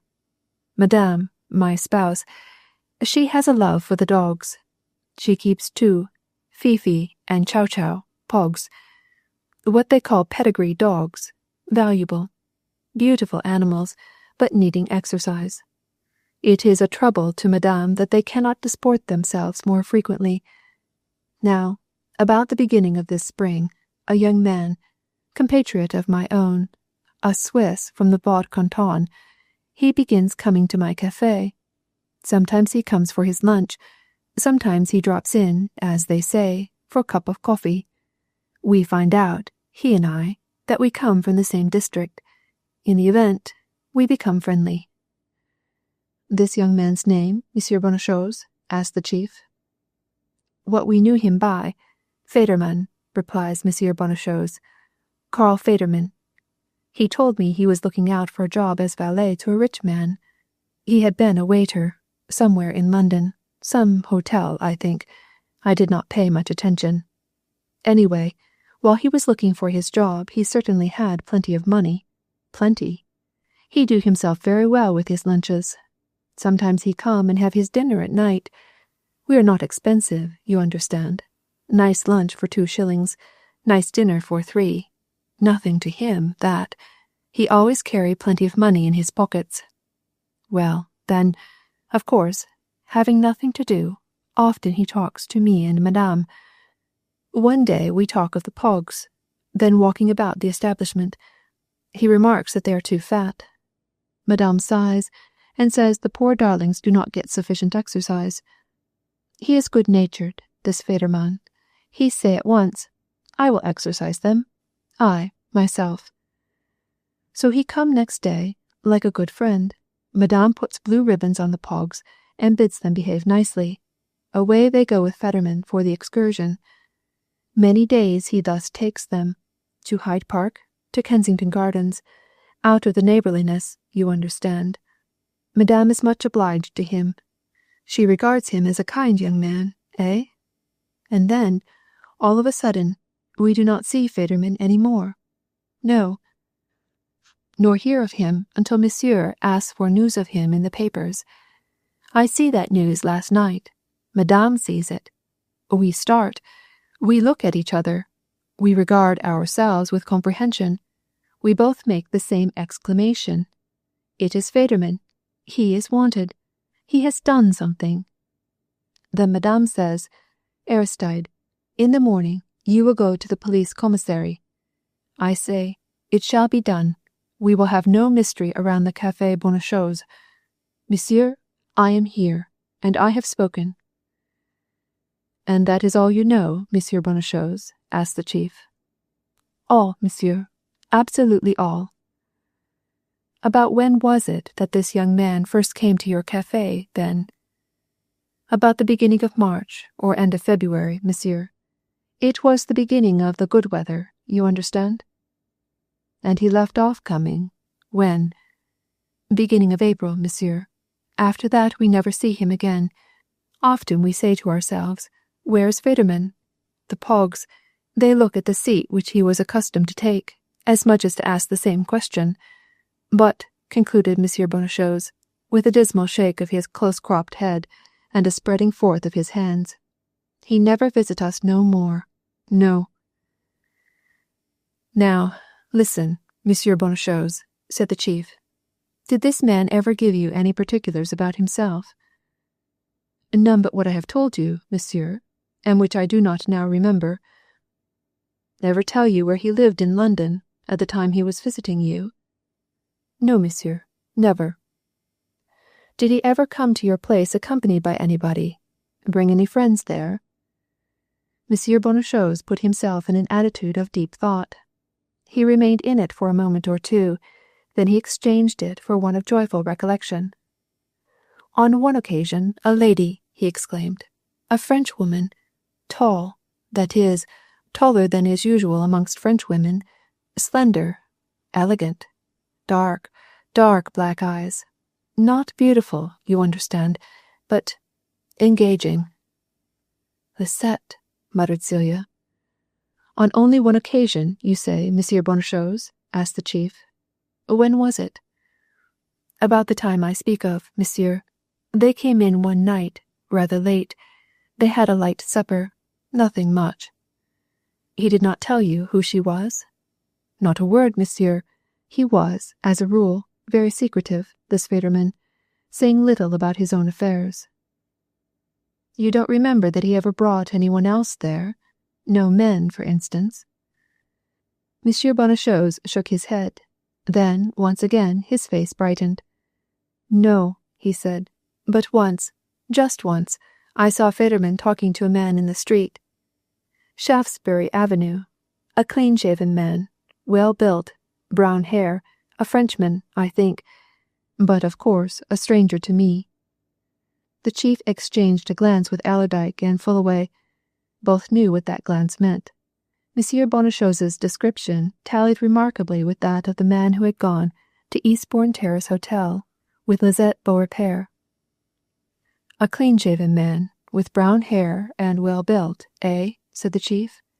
"And when—" Just then an interruption came in the person of a man who entered the room and gave evident signs of a desire to tell something to his superior. The chief left his chair, went across to the door, and received a communication which was evidently of considerable moment. He turned and beckoned Blindway, and the three went out of the room. Several minutes passed. Then the chief came back alone and looked at his visitors with a glance of significance. "We have just got news of something that relates, I think, to the very subject we were discussing," he said. "A young man has been found dead in a bed at a city hotel this morning under very suspicious circumstances. Circumstances very similar to those of the Eastbourne Terrace affair. And," he went on, glancing at a scrap of paper which he held in his hand, "the description of him very closely resembles that of this man Federman.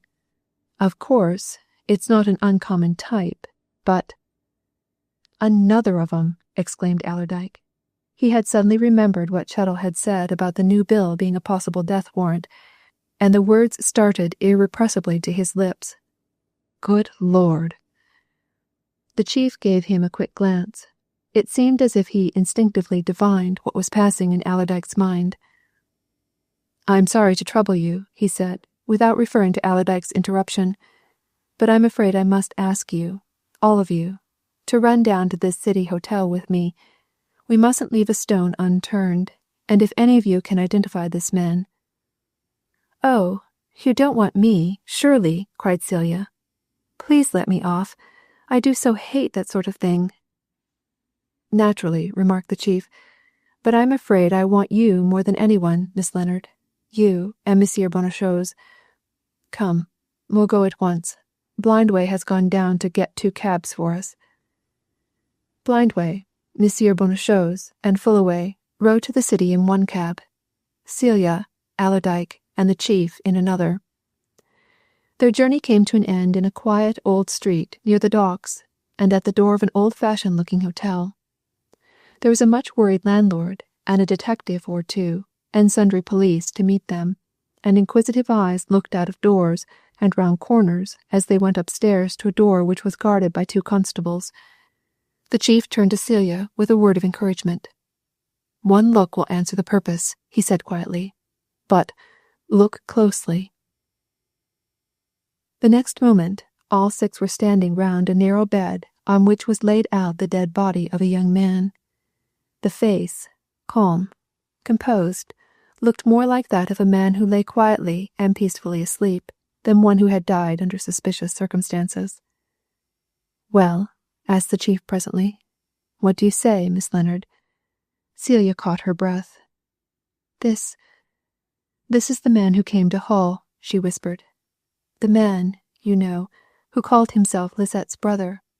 I knew him instantly." "And you, Monsieur Bonnechose," said the chief, "do you recognize him?" The café keeper, who had been making inarticulate murmurs of surprise and grief, nodded. "Federman," he said. "Oh, yes, monsieur, Federman, without a doubt. Poor fellow." The chief turned to leave the room, saying quietly that that was all he wished. But Fullaway, who had been staring moodily at the dead man, suddenly stopped him. "Look here," he said. "I know this man, too, but not as Federman. I'm not mistaken about him, and I don't think Miss Leonard or Monsieur Bonnechose are either. But I knew him as Fritz Ebers. He acted as my valet at the Waldorf from the beginning of April to about the end of the first week in May last, and, since we now know what we do, it's my opinion that there in the dead man, is the last of the puppets. The Frenchwoman, Lindenberg, now this fellow, all 3 got rid of. Now, then, where's the man who pulled the strings? Where's the arch-murderer?" Chapter 25. The Card on the Door. The chief made no immediate reply to Fullaway's somewhat excited outburst. He led his little party from the room, and in the corridor turned to Celia and the cafe keeper. "That's all, Miss Leonard. Thank you," he said. "Sorry to have to ask you to take part in these painful affairs, but it can't be helped. Monsieur Bonnechose, I'm obliged to you. You'll hear from me again very soon. In the meantime, keep counsel. Don't talk to anybody except Madame. No gossiping with customers, you know. Mr. Allerdyke, will you see Miss Leonard downstairs and into a cab, and then join Mr. Fullaway and me again? We must have a talk with the police and the hotel people." When Allerdyke went back into the hotel, he found Blindway waiting for him at the door of a ground-floor room in which the chief, Fullaway, a city police inspector, and a detective were already closeted with the landlord and landlady. The landlord, a somewhat sullen individual, who appeared to be greatly vexed and disconcerted by these events, was already being questioned by the chief as to what he knew of the young man whose body they had just seen, and he was replying somewhat testily. "I know no more about him than I know of any chance customer," he was saying when Allerdyke was ushered in by Blindway, who immediately closed the door on this informal conclave. "You see what this house is? A second-class house for gentlemen having business in this part, round about the docks. We get a lot of commercial gentlemen, seafaring men, such like. Lots of our customers are people who are going to foreign places, Antwerp, Rotterdam, Hamburg, and so on. They put up here just for the night, before sailing. I took this young man for one of that sort. In fact, I think he made some inquiry about one of the boats." "He did," affirmed the landlady. "He asked William, the head waiter, what time the Rotterdam steamer sailed this morning." "And that's about all we know," continued the landlord. "I never took any particular notice of him, and—" "Just answer a few more questions," said the chief, interrupting him quietly. "We shall get at what we want to know more easily that way. What time did this young man come to the hotel yesterday?" The landlord turned to his wife with an expressive gesture. "Ask her," he answered. "She looks after all that. I'm not so much in the office." "He came at 7 o'clock last night," said the landlady. "I was in the office, and I booked him and gave him his room, 27. "Was he alone?" "Quite alone. He'd the suitcase that's upstairs in the room now, and an overcoat and an umbrella." "Of course," said the chief. "He gave you some name, some address?" "He gave the name and address of Frank Herman, Walthamstow," replied the landlady, opening a ledger which she had brought into the room. "There you are. That's his writing." The chief drew the book to him, glanced at the entry, and closed the book again, keeping a finger in it. "Well, what was seen of him during the evening?" he asked. "Nothing much," replied the landlady. "He had his supper in the coffee-room, a couple of chops and coffee. He was reading the papers in the smoking-room until about 10:30. I saw him myself going upstairs between that and 11. As I didn't see him about next morning and his breakfast wasn't booked, I asked where he was, and the chambermaid said there was a card on his door saying that he wasn't to be called till 11. "Where's that card?" asked the chief. "It's here, in this envelope," answered the landlady, who seemed to be much more alert and much sharper of intellect than her husband. "I took care of it when we found out what had happened. I suppose you'll take charge of it?"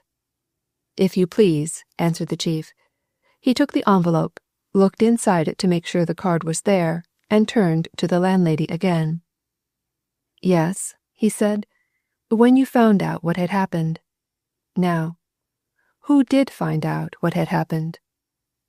"Well," answered the landlady, "the chambermaid came down soon after 11, and said she couldn't get 27 to answer her knock. Of course, I understood that he wanted to catch the Rotterdam boat which sailed about noon, so I sent my husband up, and as he couldn't get any answer—" "I went in with the chambermaid's key," broke in the landlord, and there he was, just as you've seen him. Dead. And if you ask me, he was cold, too. Been dead some time, in my opinion. The surgeon said 7 hours. 6 or 7, remarked the inspector in an aside to the chief. Thought he'd been dead since 4 o'clock. No signs of anything in the room, I suppose? Asked the chief. Nothing disturbed, eh? Nothing, replied the landlord stolidly. The room was as you'd expect to find it, tidy enough, and nothing touched, as the police that were called in at first can testify. They can swear as his money was all right, and his watch and chain all right. There'd been no robbery. And, he added with resentful emphasis, I don't care what you nor nobody says. 'Tain't no case of murder, this. It's suicide, that's what it is. I don't want my house to get the name and character of a murder place. I can't help it if a quiet-looking, apparently respectable young fellow comes in and suicides himself in my house. There's nobody can avoid that, as I know of. But when it comes to murder— No one has said anything about murder so far, interrupted the chief quietly. But since you suggest it, perhaps we'd better ask who you'd got in the house last night. He opened the register at the page in which he had kept his finger and looked at the last entries. I see that 4 people came in after this young man who called himself Frank Herman. You booked them, I suppose? He went on, turning to the landlady. Were they known to you? Only one. That one. Mr. Peter Donaldson, Dundee, answered the landlady. He's the representative of a jute firm. He often comes here. He's in the house now, or he was an hour ago. He'll be here for 2 or 3 days. Those two, Mr. and Mrs. Nielsen, they appeared to be foreigners. They were here for the night, had breakfast early, and went away by some boat. Our porter carried their things to it. Quiet, elderly folks, they were. And the 4th, John Barcombe, Manchester. You didn't know him? Asked the chief, pointing to the last entry. I see that you gave him number 29, 2 doors from Herman. Yes, said the landlady. No, I didn't know him. He came in about 9 o'clock and had some supper before he went up. He'd his breakfast at 8 o'clock this morning and went away at once. Lots of our customers do that. They're just in for bed and breakfast, and we scarcely notice them. Did you notice this man, Barcombe? Asked the chief. Well, not particularly, but I've a fair recollection of him. A rather pale, stiffish-built man, lightish brown hair and moustache, dressed in a dark suit. He'd no luggage, and he paid me for supper, bed, and breakfast when he booked his room, replied the landlady. Quite a quiet, respectable man. He said something about being unexpectedly obliged to stop for the night, but I didn't pay any great attention. The chief looked attentively at the open page of the register. Then he drew the attention of those around him to the signature of John Barcombe. It was a big, sprawling signature, all the letters sloping downward from left to right, and being of an unusual size for a man. That looks to me like a feigned handwriting, he said. However, note this. You see that entry of Frank Herman? Observe his handwriting. Now compare it with the writing on the card which was fixed to the door of 27, Herman's room. Look. He drew the card out of its envelope as he spoke and laid it beside the entry in the register. And Marshal Allerdyke, bending over his shoulder to look, almost cried out with astonishment, for the writing on the card was certainly the same as that which Chettle had shown him on the postcard found on Lindenberg, and on the back of the photograph of James Allerdyke discovered in Lindenberg's watch. It was only by a big effort that he checked the exclamation which was springing to his lips, and stopped himself from snatching up the card from the table. You observe, said the chief quietly, you can't fail to observe, that the writing in the register is not the writing of the card pinned on the door of number 27. They are quite different. The writing of Frank Herman in the register is in thick, stunted strokes. The writing on the card is in thin, angular, what are commonly called crab strokes. Yet it is supposed that Herman put that card outside his bedroom door.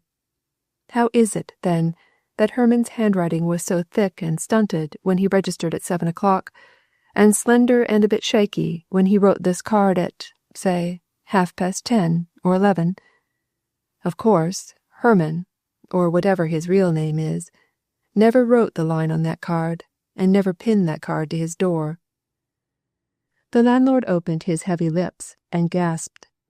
The landlady sighed with a gradual awakening interest. Amidst a dead silence, the chief went on with his critical inspection of the handwriting. But now look at the signature of the man who called himself John Barcombe, of Manchester.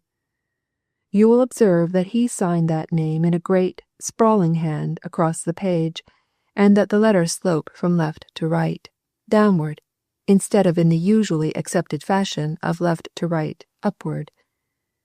Now at first sight there is no great similarity in the writing of that entry in the register and that on the card. One is rounded and sprawling, and the other is thin and precise. But there is one remarkable and striking similarity. In the entry in the register there are 2 A's, the A in Barcombe and the A in Manchester. On one line on the card found pinned to the door there are also 2 A's, the A in please, the A in call. Now observe, whether the writing is big, sprawling, thin, precise, feigned, obviously, in one case, natural, I think, in the other, all those 4 A's are the same. This man has grown so accustomed to making his A's after the Greek fashion, A, done in one turn of the pen, that he has made them even in his feigned handwriting. There's not a doubt to my mind that the card found on Herman's door was written and put on that door by the man who registered as John Barcombe. And, he added, in an undertone to Allerdyke, I've no doubt either that he's the man of the Eastbourne Terrace affair. The landlord had risen to his feet and was scowling gloomily at everybody. Then you are making it out to be murder? He exclaimed sulkily. Just what I expected. Never had police called in yet without 'em making mountains out of molehills. Murder. Indeed. Nothing but a case of suicide. That's what I say. And as this is a temperance hotel, and not a licensed house, I'll be obliged to you if you'll have that body taken away to the mortuary. I shall be having the character of my place taken away next, and then where shall I be, I should like to know. He swung indignantly out of the room, and his wife, murmuring that it was certainly very hard on innocent people that these things went on, followed him. The police, giving no heed to these protests, proceeded to examine the articles taken from the dead man's clothing. Whatever had been the object of the murderer, it was certainly not robbery. There was a purse and a pocket-book containing a considerable amount of money in gold and notes, a gold watch and chain, and a ring or 2 of some value. Just the same circumstances as in the Eastbourne Terrace affair, said the chief as he rose. Well, the thing is to find that man. You've no doubt whatever, Mr. Fullaway, that this dead man upstairs is the man you knew as Ebers, a valet at your hotel? None, answered Fullaway emphatically. None whatever. Lots of people will be able to identify him. That's good, at any rate, remarked the chief. It's a long step towards something. Well, I must go. Allerdyke was in more than half a mind to draw the chief aside and tell him about Chettle's discoveries as regards the handwriting, but while he hesitated, Fullaway tugged earnestly at his sleeve. Come away, whispered Fullaway. Come. We're going to cut in at this ourselves. Chapter 26. Participants in the Secret. Allerdyke was scarcely prepared for the feverish energy with which Fullaway dragged him out of the hotel, forced him into the first taxicab they met, and bade the driver make haste to the Waldorf. He knew by that time that the American was a nervous, excitable individual who now and then took on tremendous fits of work in which he hustled and bustled everybody around him, but he had never seen him quite so excited and eager as now. The discovery at that shabby hotel which they had just quitted seemed to have acted upon him like the smell of powder on an old war-horse. He appeared to be positively panting for action. "Allerdyke!" he almost shouted as the cab moved away, and he himself smote one clenched fist upon the other. "Allerdyke, this thing has got to go through. I resign all claim to that reward. Allerdyke, this affair is too serious for any hole and corner work. I shall tell Van Koon that what we know, or fancy, must be thrown into the common stock of knowledge. The thing is, to get at the people who've been behind this poor chap Ebers, or Federman, or Herman, or whatever his name is. Allerdyke, we must go right into things." Allerdyke laughed sardonically. When Fullaway developed excitement, he developed coolness, and his voice became as dry and hard as the other's was fervid and eloquent. "Aye," he said in his most phlegmatic tones. "Aye, just so. And where d'ye intend to cut in, now, like? Is it a sort of Gordian knot affair that you're thinking of? Going to solve this difficulty at one blow?" "Don't be sarcastic," retorted Fullaway. "I'm going to take things clean up from this Federman or Ebers affair. I'm going deep. Deep. You'll see in a few minutes." "Willing to see, and to hear, ought," remarked Allerdyke laconically. "I've been doing naught else since I got that wireless telegram." They relapsed into silence until the Waldorf was reached. There Fullaway raced his companion upstairs to his rooms and burst in upon Mrs. Marlowe like a whirlwind. The pretty secretary, busied with her typewriter, looked up, glanced at both men, and calmly resumed her labours.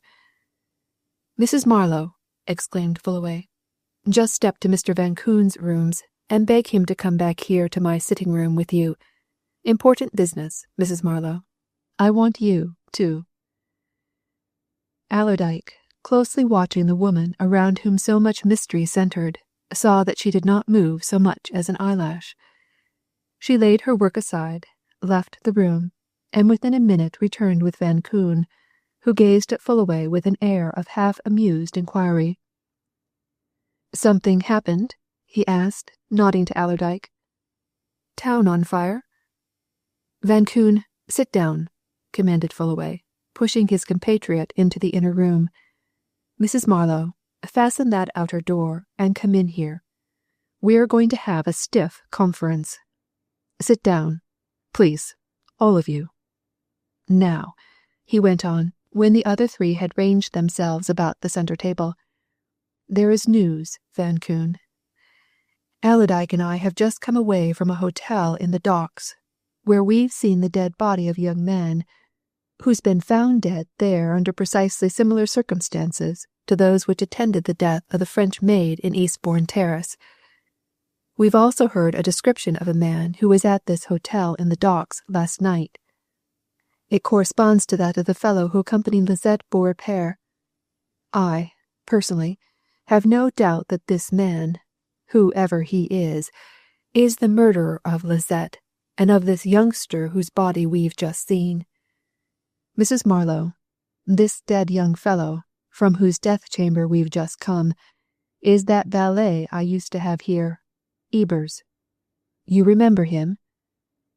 "Sure," answered Mrs. Marlowe, quite calmly and unconcernedly. "Very well indeed." "This Ebers," continued Fullaway, turning to Van Koon, "was a young fellow, Swiss, German, something of that sort, who acted as valet to me and to some other men here in this hotel for a time.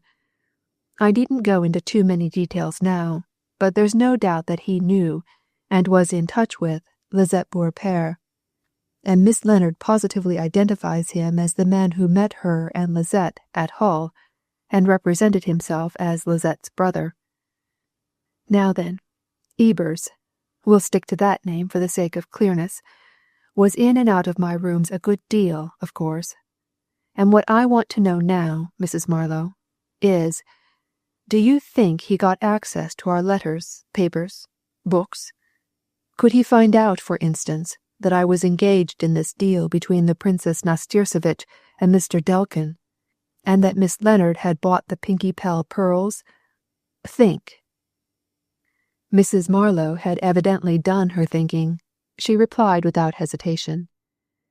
"If he did, or could, it would be through your own carelessness, Mr. Fullaway," she said. "You know that I am ridiculously careful about that sort of thing. From the time I come here in the morning, 10 o'clock, until I leave at 5, no one has any chance of seeing our papers, or our letter book, or our telegram copies book.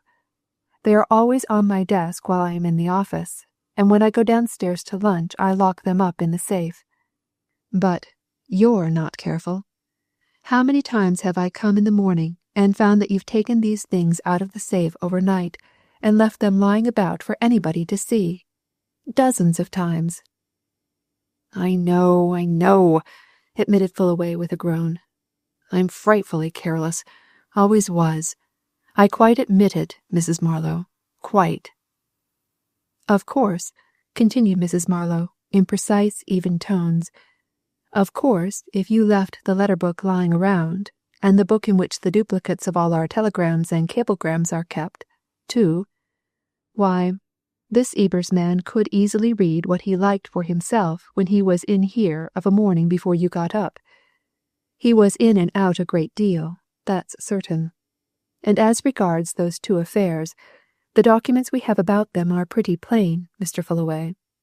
Anybody of average intelligence could find out in 10 minutes from our letter book and telegram book that we negotiated the sale of the Pinky Pell pearls to Miss Leonard, and that Mr. James Allerdyke was bringing here a valuable parcel of jewels from Russia. And," concluded Mrs. Marlowe quietly, "from what I saw of him, Ebers was a smart man."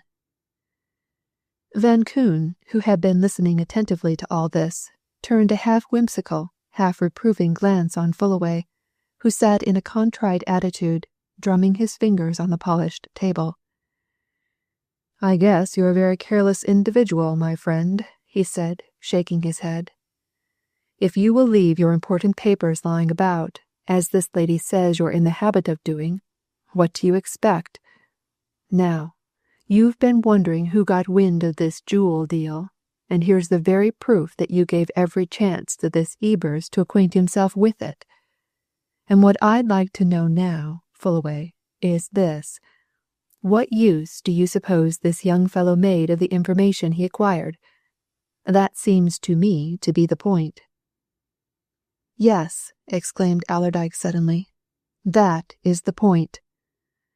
Fullaway smote the table. "The thing's obvious," he cried. "He sold his information to a gang.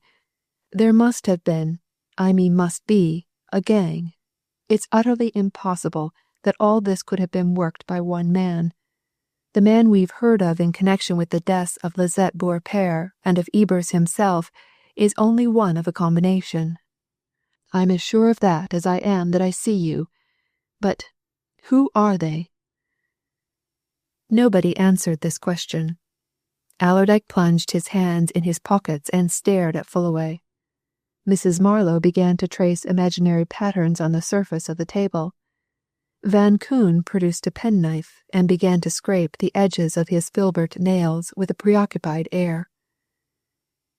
"There's the thing I've insisted on all along, Fullaway, you know," he said at last, finding that no one seemed inclined to speak. "I've insisted on it, but you've always put it off. I don't care what you say. It'll have to come to it. Let me suggest it, now, to our friends here. They're both cute enough, I reckon." "Oh, as you please, replied Fullaway, with a wave of his hands. "Say anything you like, Van Koon. It seems as if too much couldn't be said at this juncture." "All right," answered Van Koon. He turned to Allerdyke and Mrs. Marlowe. "Ever since this affair was brought under my notice," he said, "I've pointed out to Fullaway certain features in connection with it. First, There's no evidence whatever that this plot originated in or was worked from Russia. Second, there is evidence that it began here in London and was carried out from London.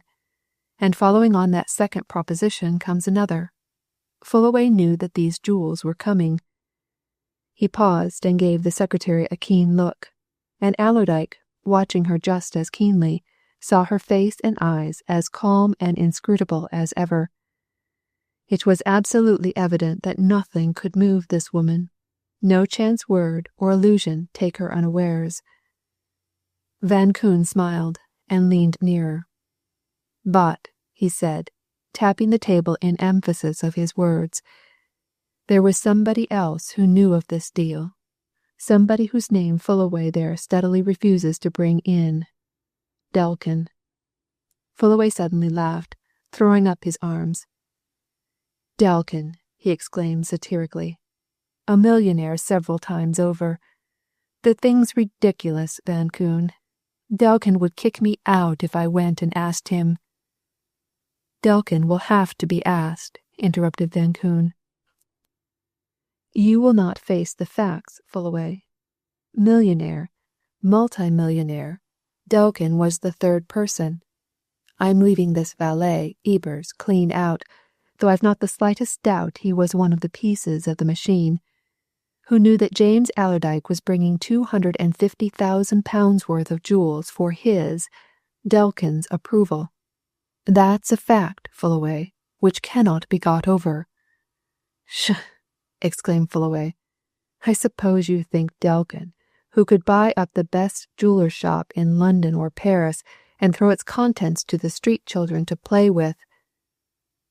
What is it that's in your mind, Mr. Van Koon? Asked Allerdyke, interrupting Fullaway's eloquence. You've some theory? Well, I don't know about theory, answered Van Koon, but I guess I've got some natural common sense. If Fullaway there thinks I'm suggesting that Delkin organized a grand conspiracy to rob James Allerdyke, Fullaway's wrong. I'm not. What I am suggesting, and have been suggesting this last 3 days, is that Delkin should be asked a plain and simple question, which is this: did he ever tell anybody of this proposed deal? If so, whom did he tell? And if that isn't business, concluded Van Koon, then I don't know business when I see it. What's your objection? Asked Allerdyke, looking across at Fullaway. What objection can you have? Fullaway shook his head. No, I don't know, he said, except that it seems immaterial, and that I don't want to bother Delkin. I'm hoping that these jewels will be found, and that I'll be able to complete the transaction. And, besides, I don't believe for one instant that Delkin would tell anybody. I only had 2 interviews with Delkin, one at his hotel, one here. He understood the affair was an entirely private and secret transaction. Mrs. Marlowe suddenly raised her head and spoke quickly. You're forgetting something, Mr. Fullaway, she said. You had a letter from Mr. Delkin confirming the provisional agreement, which was that he should have the first option of buying the Princess Nastirsevitch's jewels, then being brought by Mr. James Allerdyke from Russia. True, true, exclaimed Fullaway, clapping a hand to his forehead. So I had. I'd forgotten that. But, after all, it was purely a private letter from Delkin, and— No, interrupted Mrs. Marlowe. It was written and signed by Mr. Delkin's secretary, so that the secretary knew of the transaction. Van Koon shook his head and glanced at Allerdyke. There you are, he said. The secretary knew. Delkin's secretary. How do we know that Delkin's secretary— Oh, that's all rot, Van Koon, exclaimed Fullaway testily. Delkin's secretary, Merrifield, has been with him for years, to my knowledge, and— But Allerdyke had suddenly risen and was picking up his hat from a side table. He turned to Fullaway as he put it on. I quite agree with Mr. Van Koon, he said, and as I'm James Allerdyke's cousin and his executor, I'm going to step round and see this Mr. Delkin at his hotel. The Cecil, you said. It's no use trifling, Fullaway. Delkin knew, and Mrs. Marlowe now tells us his secretary knew. All right. My job is to see, in person, anybody who knew. Then, maybe, I myself shall get to know. Van Koon, too, rose. I know Delkin, slightly, he said. I'll go with you. At that Fullaway jumped up, evidently annoyed and unwilling, but prepared to act against his own wishes. Oh, all right, he exclaimed. In that case we'll all go. Come on. It's only across the Strand. Back after lunch, Mrs. Marlowe, if anybody wants me. The three men marched out, and left the pretty secretary standing by the table from which they had all risen. She stood there for a few minutes in deep thought, stood until a single stroke from the clock on the mantelpiece roused her. At that she walked into the outer office, put on her coat and hat, and, leaving the hotel, went sharply off in the direction of Arundel Street. Chapter 27. The Millionaire, the Stranger, and the Princess. As the three men threaded their way through the crowded Strand and approached the Hotel Cecil, Fullaway suddenly drew their attention to a private automobile which was turning in at the entrance to the courtyard. There's Delkin, in his car, he exclaimed, and, great Scott, there's our princess with him, Nastirsevitch. But who's the other man? Looks like a compatriot of ours, Van Koon, eh? Van Koon, who had been staring about him as they crossed over from the corner of Wellington Street, turned and glanced at the occupants of the car. Allerdyke was looking there, too. He had never seen Delkin as yet, and he was curious to set eyes on a man who had made several millions out of canning meat. He had no very clear conception of American millionaires, and he scarcely knew what he expected to see. But there were two men in the car with the Princess Nastirsevitch, and they were both middle-aged. One man was a tall, handsome, military-looking fellow, dressed in grey tweeds and wearing a Homburg hat of light grey with a darker band. His upturned, grizzled moustache gave him a smart, rather aggressive appearance. The monocle in his eye added to his general impressiveness. The other man was not particularly impressive, a medium-sized, rather plump little man, with a bland, smiling countenance and mild eyes beaming through gold-rimmed spectacles. He sat with his back to the driver, and was just then leaning forward to tell something to the princess and the man in the Homburg hat, who were bending towards him and smiling at what he said. "Which of 'em is Delkin, then?" asked Allerdyke, as the automobile swept into the courtyard. "Big or little?" "The little fellow with the spectacles," replied Fullaway. "Quiet, unobtrusive man, Delkin, but cute as they're made. Know the other man, Van Koon?" Van Koon had twisted round and was staring back in the direction from which they had come. He shook his head, a little absent-mindedly. "Not from Adam," he answered. "But there's a man, Bostonian, just got along there that I do know and want to see badly. Wait a bit for me in the courtyard there, Fullaway. Shan't be long." He turned as he spoke and darted off through the crowd, unusually dense at that moment because of the luncheon hour. Fullaway, making no comment, walked forward into the courtyard and looked about him. Suddenly he nodded his head towards a far corner. "There's Delkin and the princess, and the man who was with them, sitting at a table over there," he said. "I didn't know that Delkin and the princess were acquainted. But then, of course, they're both staying in this hotel, and they're both American. Well, shall we go over to them now, Allerdyke, or shall we sit down here and wait a bit for Van Koon?" "We'll wait," replied Allerdyke. He dropped into a chair and drew out his cigarette case. "Have a drink while we're waiting?" he suggested, beckoning a waiter who was passing. "What's it to be?" "Oh, something small, then," said Fullaway. "Dry sherry. Better bring 3. Van Koon won't be long." But the minutes passed, and Van Koon was still absent. 10 minutes more went, and still he did not come, and Fullaway pulled out his watch with an air of annoyance. "Too bad of Van Koon," he said. "Time's going, and I know Delkin lunches at 2 o'clock. Come on, Allerdyke," he continued, rising. "We'll go over to Delkin. If Van Koon comes, he'll find us. He's probably gone off with that other man, though. He's an absent-minded chap in some things, and too much given to the affair of the moment. Come on, I'll introduce you." The Chicago millionaire, once put in possession of Allerdyke's name, looked at him with manifest curiosity, and motioned him and Fullaway to take seats with himself and his two companions. "We were just talking of your case, Mr. Allerdyke," he said quietly. "The princess, of course, has told me about you.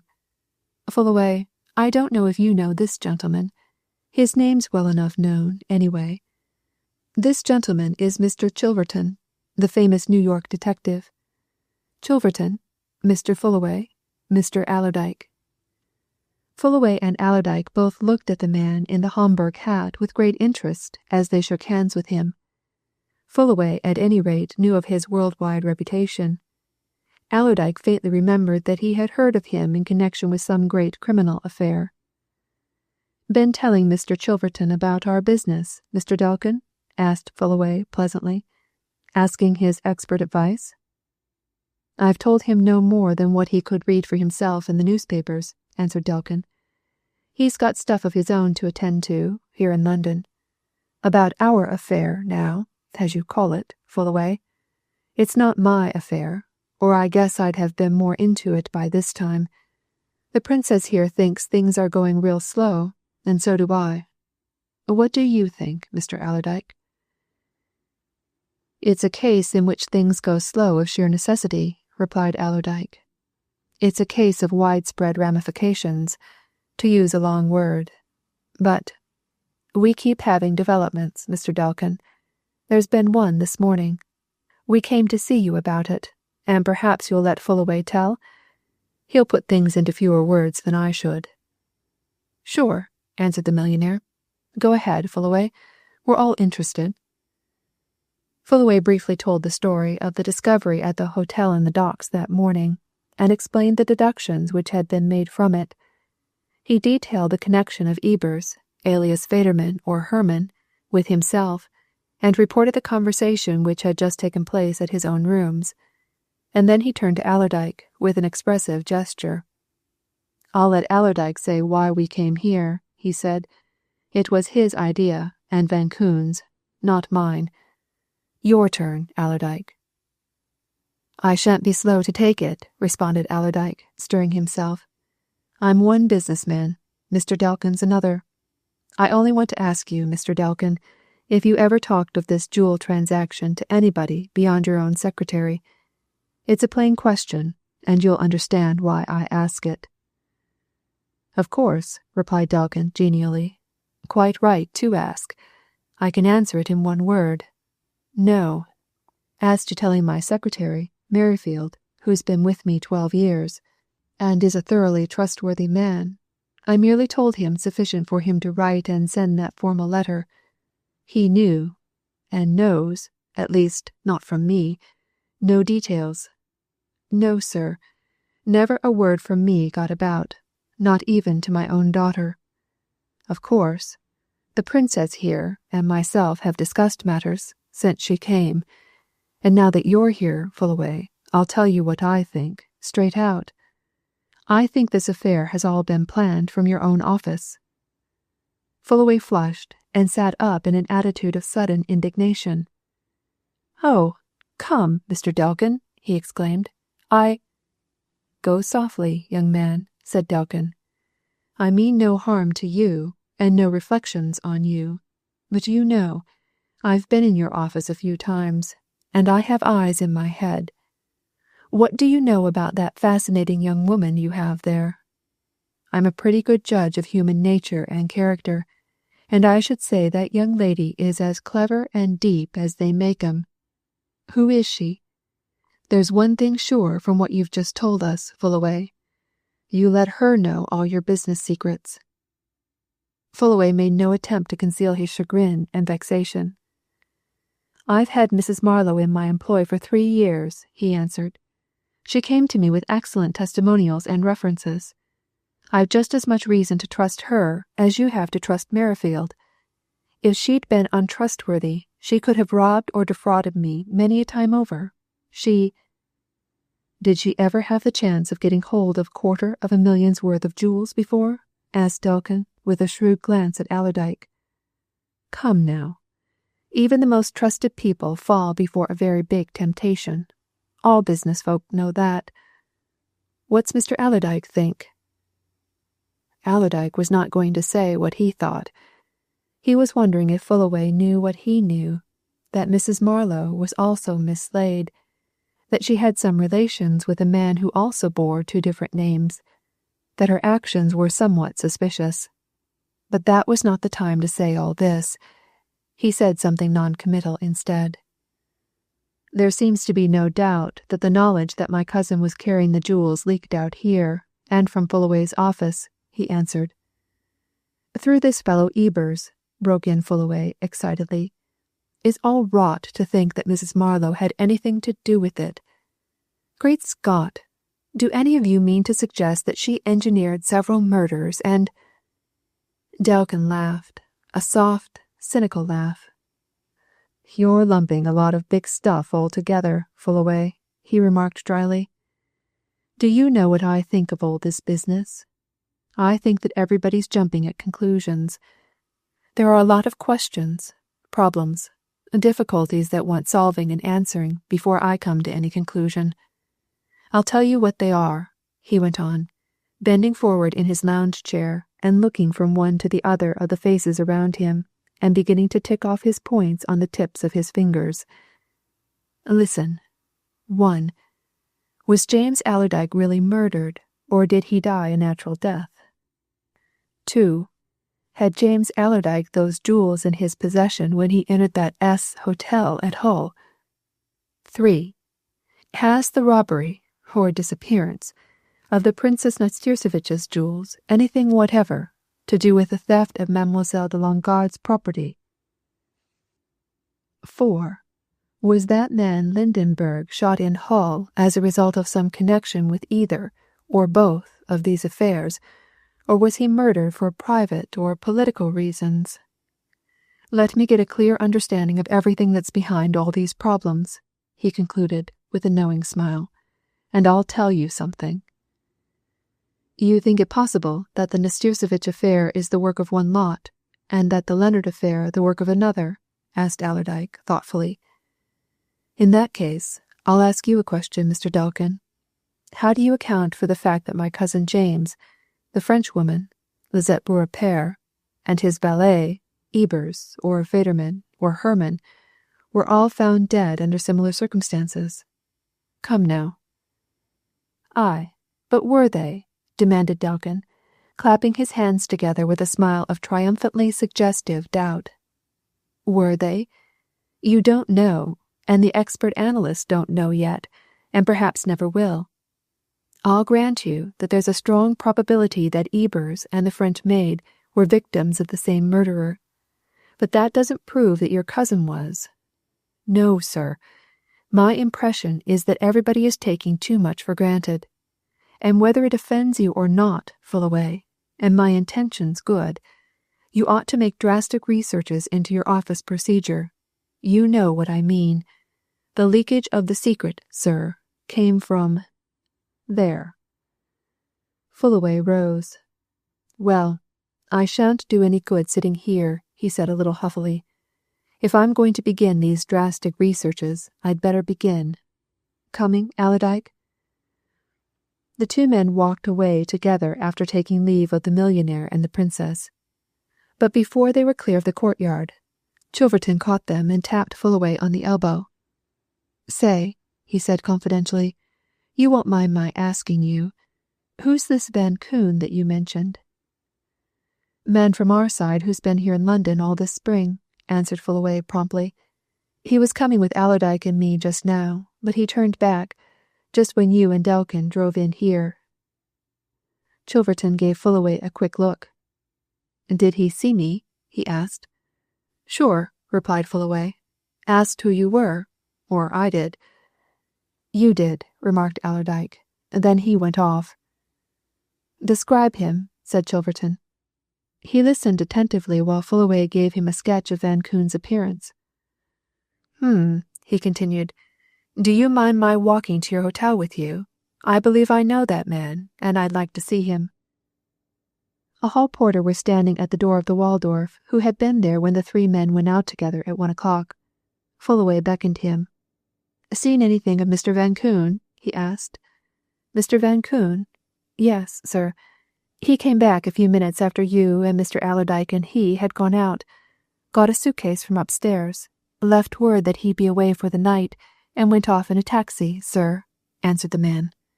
Seemed to be in a great hurry, sir. Before Fullaway could speak, Chilverton seized the hall porter's arm. Did you hear him give the cab driver any direction?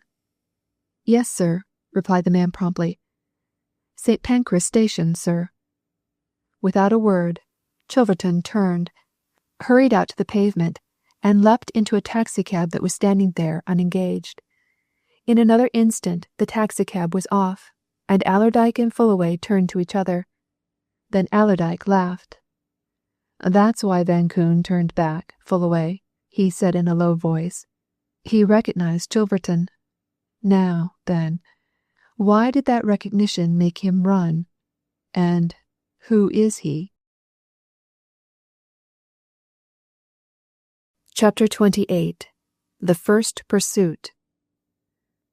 For a moment Fullaway stood in the doorway of the hotel, staring towards the mouth of King's Way, around the corner of which Chilverton's cab had already disappeared.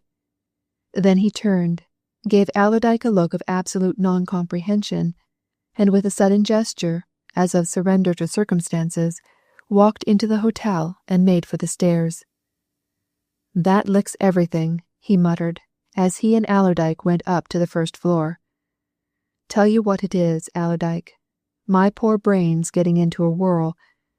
We've had quite enough excitement this morning in all conscience, and now this comes on top of it. Now, how in creation do you explain this last occurrence? Allerdyke laughed cynically. I don't know so much of the world as you do, Fullaway, he said, but I don't think this needs much explanation. When a man makes himself suddenly scarce at sight of a well-known detective, I should say that man knows the detective wants him, badly. My impression is that at this moment your friend Van Koon is running away from Chilverton, and Chilverton's going hot foot after him, and— They were at that moment passing the room which Van Koon had occupied, and Allerdyke suddenly remembered the occasion on which he had seen Mrs. Marlowe steal out of it, suspiciously and furtively, and when its proper tenant was away. He had carefully abstained from telling Fullaway about that little incident, preferring to wait until events had further developed. Should he tell him now that there seemed to be evidence that Van Koon himself was a doubtful character? He hesitated, and while he hesitated Fullaway strode on, flung open his office door, turned to the letter-box at the back, and took out some letters and a telegram. He tore the telegram open, and the next instant flung it on the table with a fierce exclamation. Damn it all, Allerdyke, he said, waving an indignant hand at the bit of pink paper. What in the name of all that's wicked is the meaning of that? Read it. Read. Allerdyke picked the telegram up and read it aloud. Regret shall be unable to return to office for a day or two.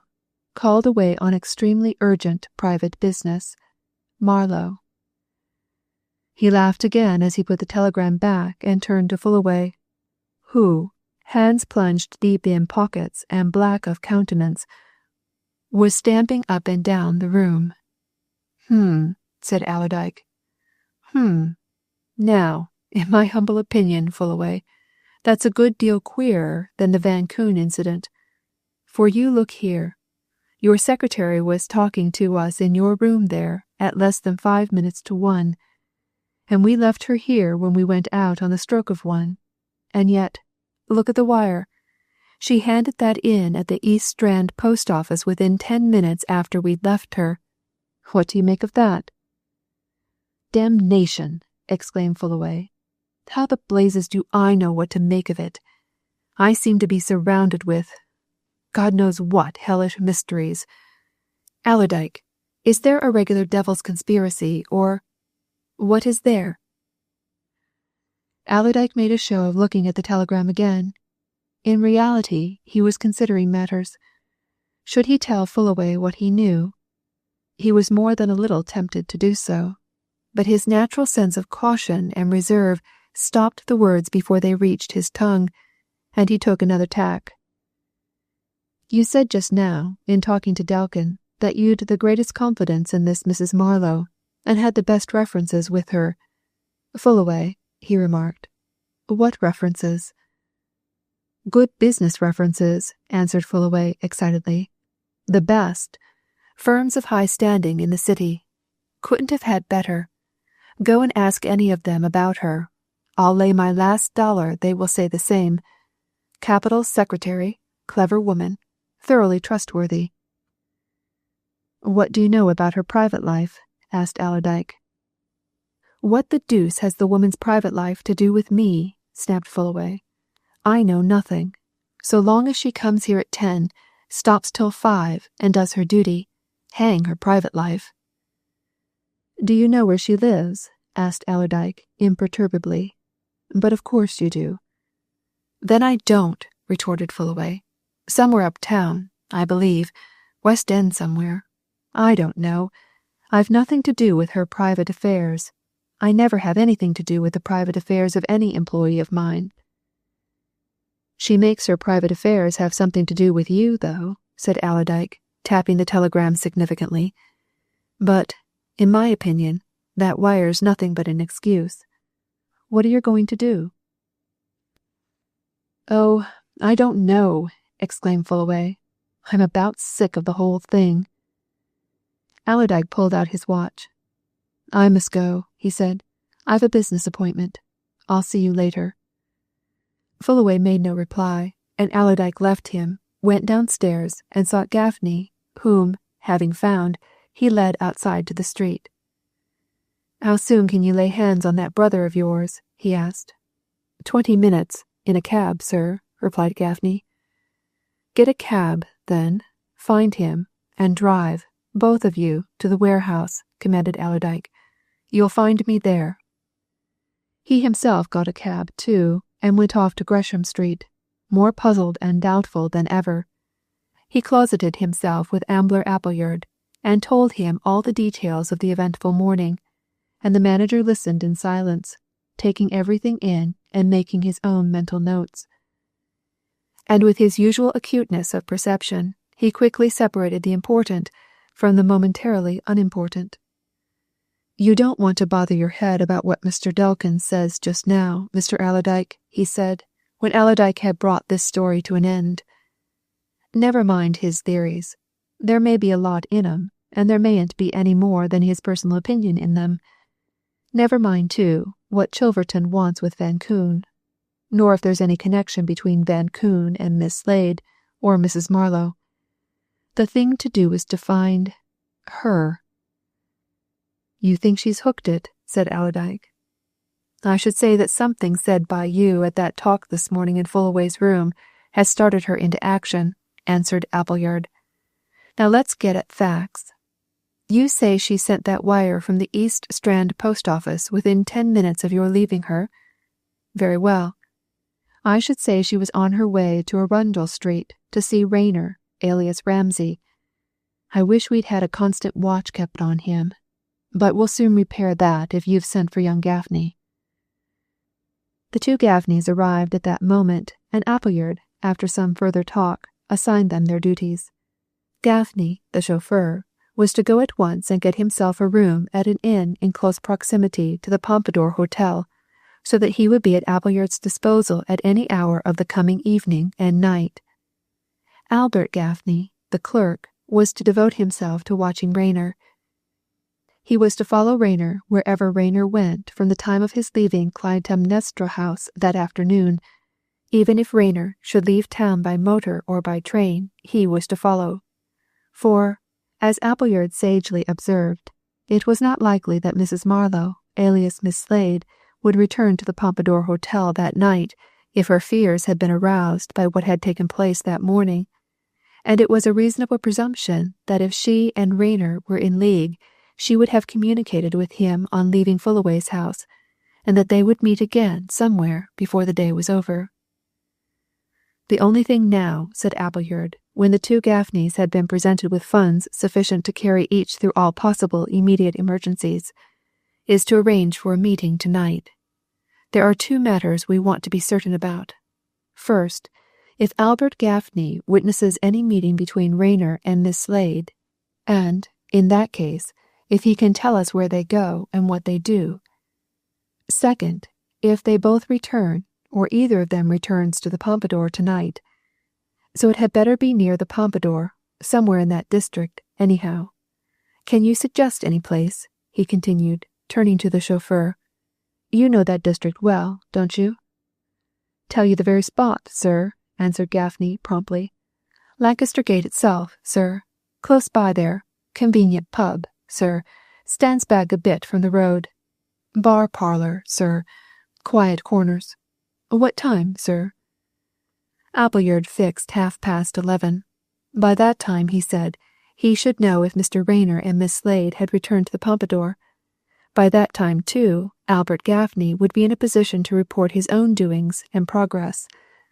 And so the two Gaffneys went off on their respective missions, and Allerdyke looked at his manager and made a grimace. It's like a lot of blind men seeking for something they couldn't see if it was shoved under their very noses, Ambler, he said cynically. Is it any good? Maybe, replied Appleyard. That Albert Gaffney is a smart chap. He'll not lose sight of Rayner once he begins to track him. And I'm certain as certain can be that if Miss Slade's in a hole, it's Rayner she'll turn to. Well, we can only wait now. What are you going to do, Mr. Allerdyke? Let's have a bit of relief, answered Allerdyke suddenly. Let's dine together somewhere and go to a theatre or something until it's time to keep this appointment, and not a word more of the whole thing till then. You forget that I've got to look in at the Pompadour last thing to see if those two are there as usual, remarked Appleyard. But that'll only take a few minutes. I can call there on our way to the rendezvous. All right. No more of it until 11:30, then. Albert Gaffney was already in a quiet corner of the bar parlour of the appointed meeting place when the other three arrived there. Appleyard had already ascertained that neither Rayner nor Miss Slade had returned to the Pompadour. Gaffney, the chauffeur, who had been keeping an eye on the exterior of that establishment, had nothing to tell, and Albert's face was somewhat dismal, and his eye inclined to something like an aggrieved surliness, as he joined the newcomers and answered their first question. It's not my fault, gentlemen, he whispered, bending towards the others over the little table at which they were all seated. But the truth is, I've been balked. At the last moment, as you may term it, just when things were getting really interesting. Have you seen anything? Asked Appleyard. I'll give you it in proper order, sir, replied Albert Gaffney. I've seen both of 'em, followed 'em, until this confounded accident happened. This is the story of it.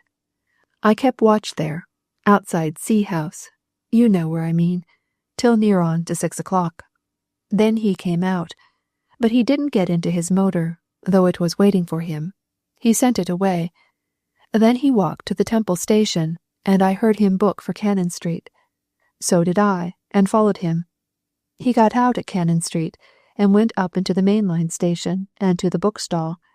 There he met her. She was waiting. They talked a bit, walking about. Then they went into the hotel. I had an idea that perhaps they were going to dine there. So as I was togged up for any eventualities, I followed 'em in. They did dine there. So did I, keeping an eye on 'em. They sat some time over and after their dinner, as if they were waiting for something or somebody. At last a man, better-class commercial traveller-looking sort of man, came in and went up to them. He sat down and had a glass of wine, and they all three talked, Very confidential talk, you could see. At last they all left and went down to the yard outside the station and got into a taxicab. All three. I got another and gave the driver a quiet hint as to what I was after and told him to keep the other cab in view. So he did, for a time. They went first to a little restaurant near Liverpool Street Station. She and the commercial-looking chap got out and went in. R stopped in the cab. The other two came back after a bit with another man, similar sort, and all three joined R. Then they went off towards Aldgate Way, and we were keeping nicely behind 'em when all of a sudden a bloomin' bus come to grief right between us and them and blocked the traffic. And though I nearly broke my neck in trying to get through and spot them, it was no use. They'd clean disappeared. But I've got the number of the cab they took from Cannon Street. Appleyard nodded approval. Good. That's something, Gaffney. A good deal. We can work from that. Well, he continued, turning to Allerdyke, I think there's nothing else we can do tonight. We'd better meet, all of us, at Gresham Street at, say, 10 tomorrow morning. Then I shall be able to say if they return to the Pompadour tonight. It's my impression they won't, but we shall see. Allerdyke presently drove him to his hotel, wondering all the way what these last doings might really mean. They were surprising enough, but there was another surprise awaiting him. As he walked into the Waldorf, the hall porter stopped him. There's a gentleman for you, sir, in the waiting room, he said.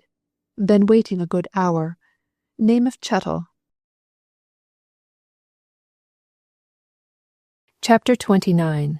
The Parcel from Hull. Chettle sat alone in the waiting room, a monument of patient resignation to his fate. His hands were bunched on the head of his walking stick, his chin propped on his hands. His eyes were bent on a certain spot on the carpet with a fixed stare. And when Allerdyke entered he sprang up as if roused from a fitful slumber. I should have been asleep in another minute, Mr. Allerdyke, he said apologetically. Been waiting over an hour, sir, and I'm dog-tired. I've been at it, hard at it, every minute since I left you. And I had to come. I've news. Come up, said Allerdyke. I've news, too. It's been naught else but news all day. You haven't seen Fullaway while you've been waiting? Seen nobody but the hotel folks, answered the detective. He followed Allerdyke up to his private sitting room and sighed wearily as he dropped into a chair. I'm dog-tired, he repeated. Fair weary. Have a drink, said Allerdyke, setting out his decanter and a siphon. Take a stiff'un, and I'll have one myself. I'm tired, too. I wouldn't like this game to be on long, Chettle. It's too exhausting. But, by the Lord Harry, I believe it's coming to an end at last. The detective, who had gladly helped himself to Allerdyke's whiskey, took a long pull at his glass and sighed with relief. I believe so myself, Mr. Allerdyke, he said. I do indeed. Things are clearing, sir, though heaven knows they're thick enough still. You say you've fresh news? Allerdyke lighted a cigar and pushed the box to his guest. Your news first, he said. I dare say it's a bit out of the complete web. Let's see if we can fit it in. It's this, answered Chettle, pulling his chair nearer to the table at which he and his host sat. When I got back to Hull, they told me at the police headquarters that a young man had been in 2 or 3 times while I was away, asking if he could see the London detective who was down about the station hotel affair.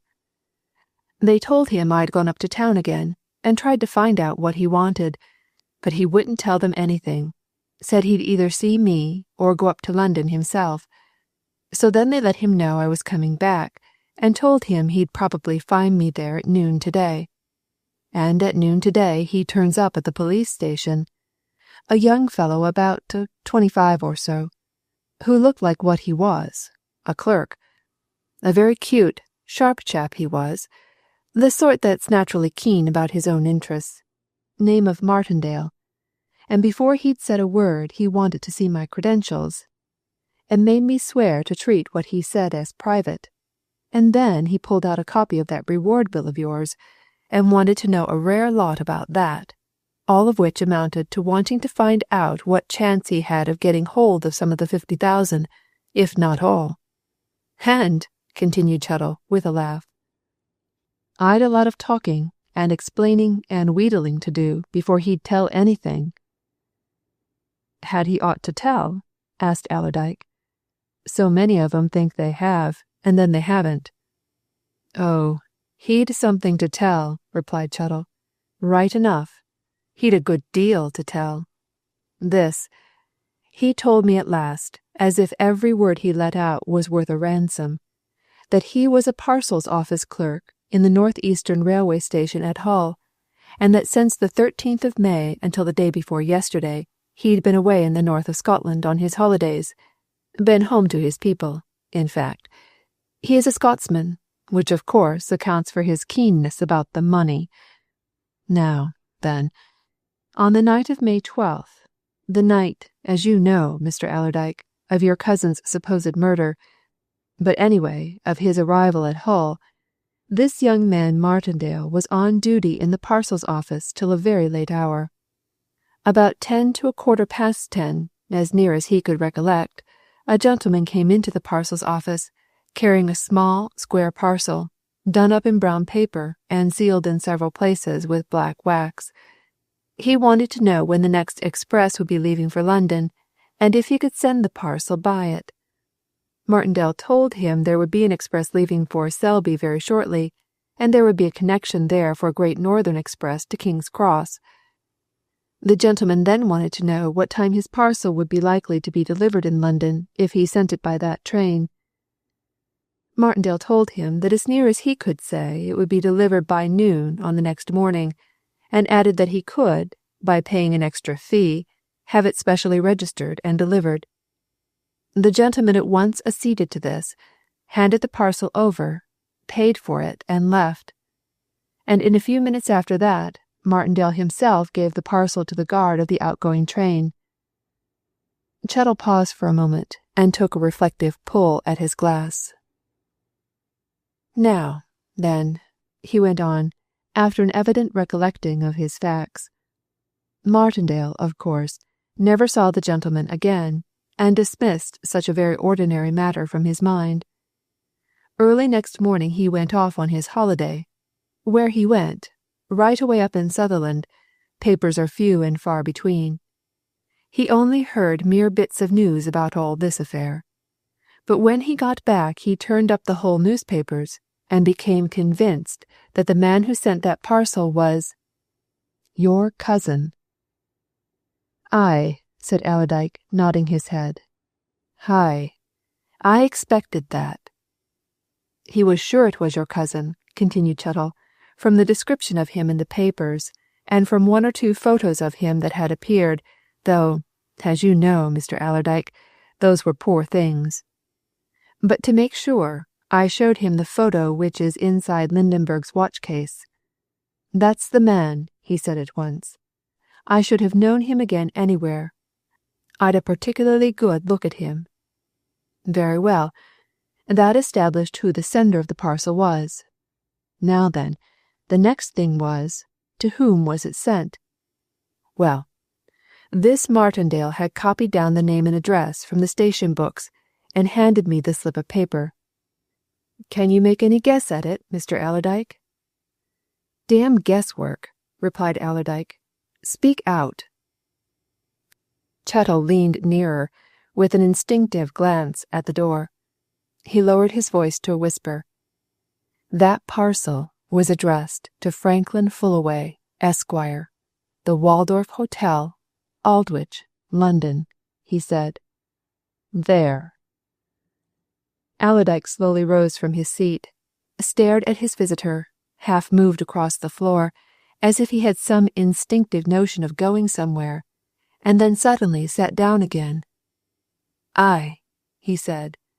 Hi, but was it ever delivered? I'm coming to that, replied Chettle. That, of course, is the big thing, the prime consideration. I heard all this young fellow Martindale had to tell, nothing much more than that, except small details as to what would be the likely progress of the parcel, and then I gave him strict instructions to keep his own counsel until I saw him again, after which I caught the afternoon train to town.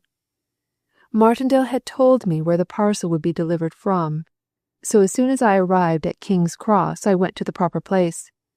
I had to tell him, of course, who I was and what I was after, and to produce my credentials before they turned up their books and papers to trace the delivery of the parcel.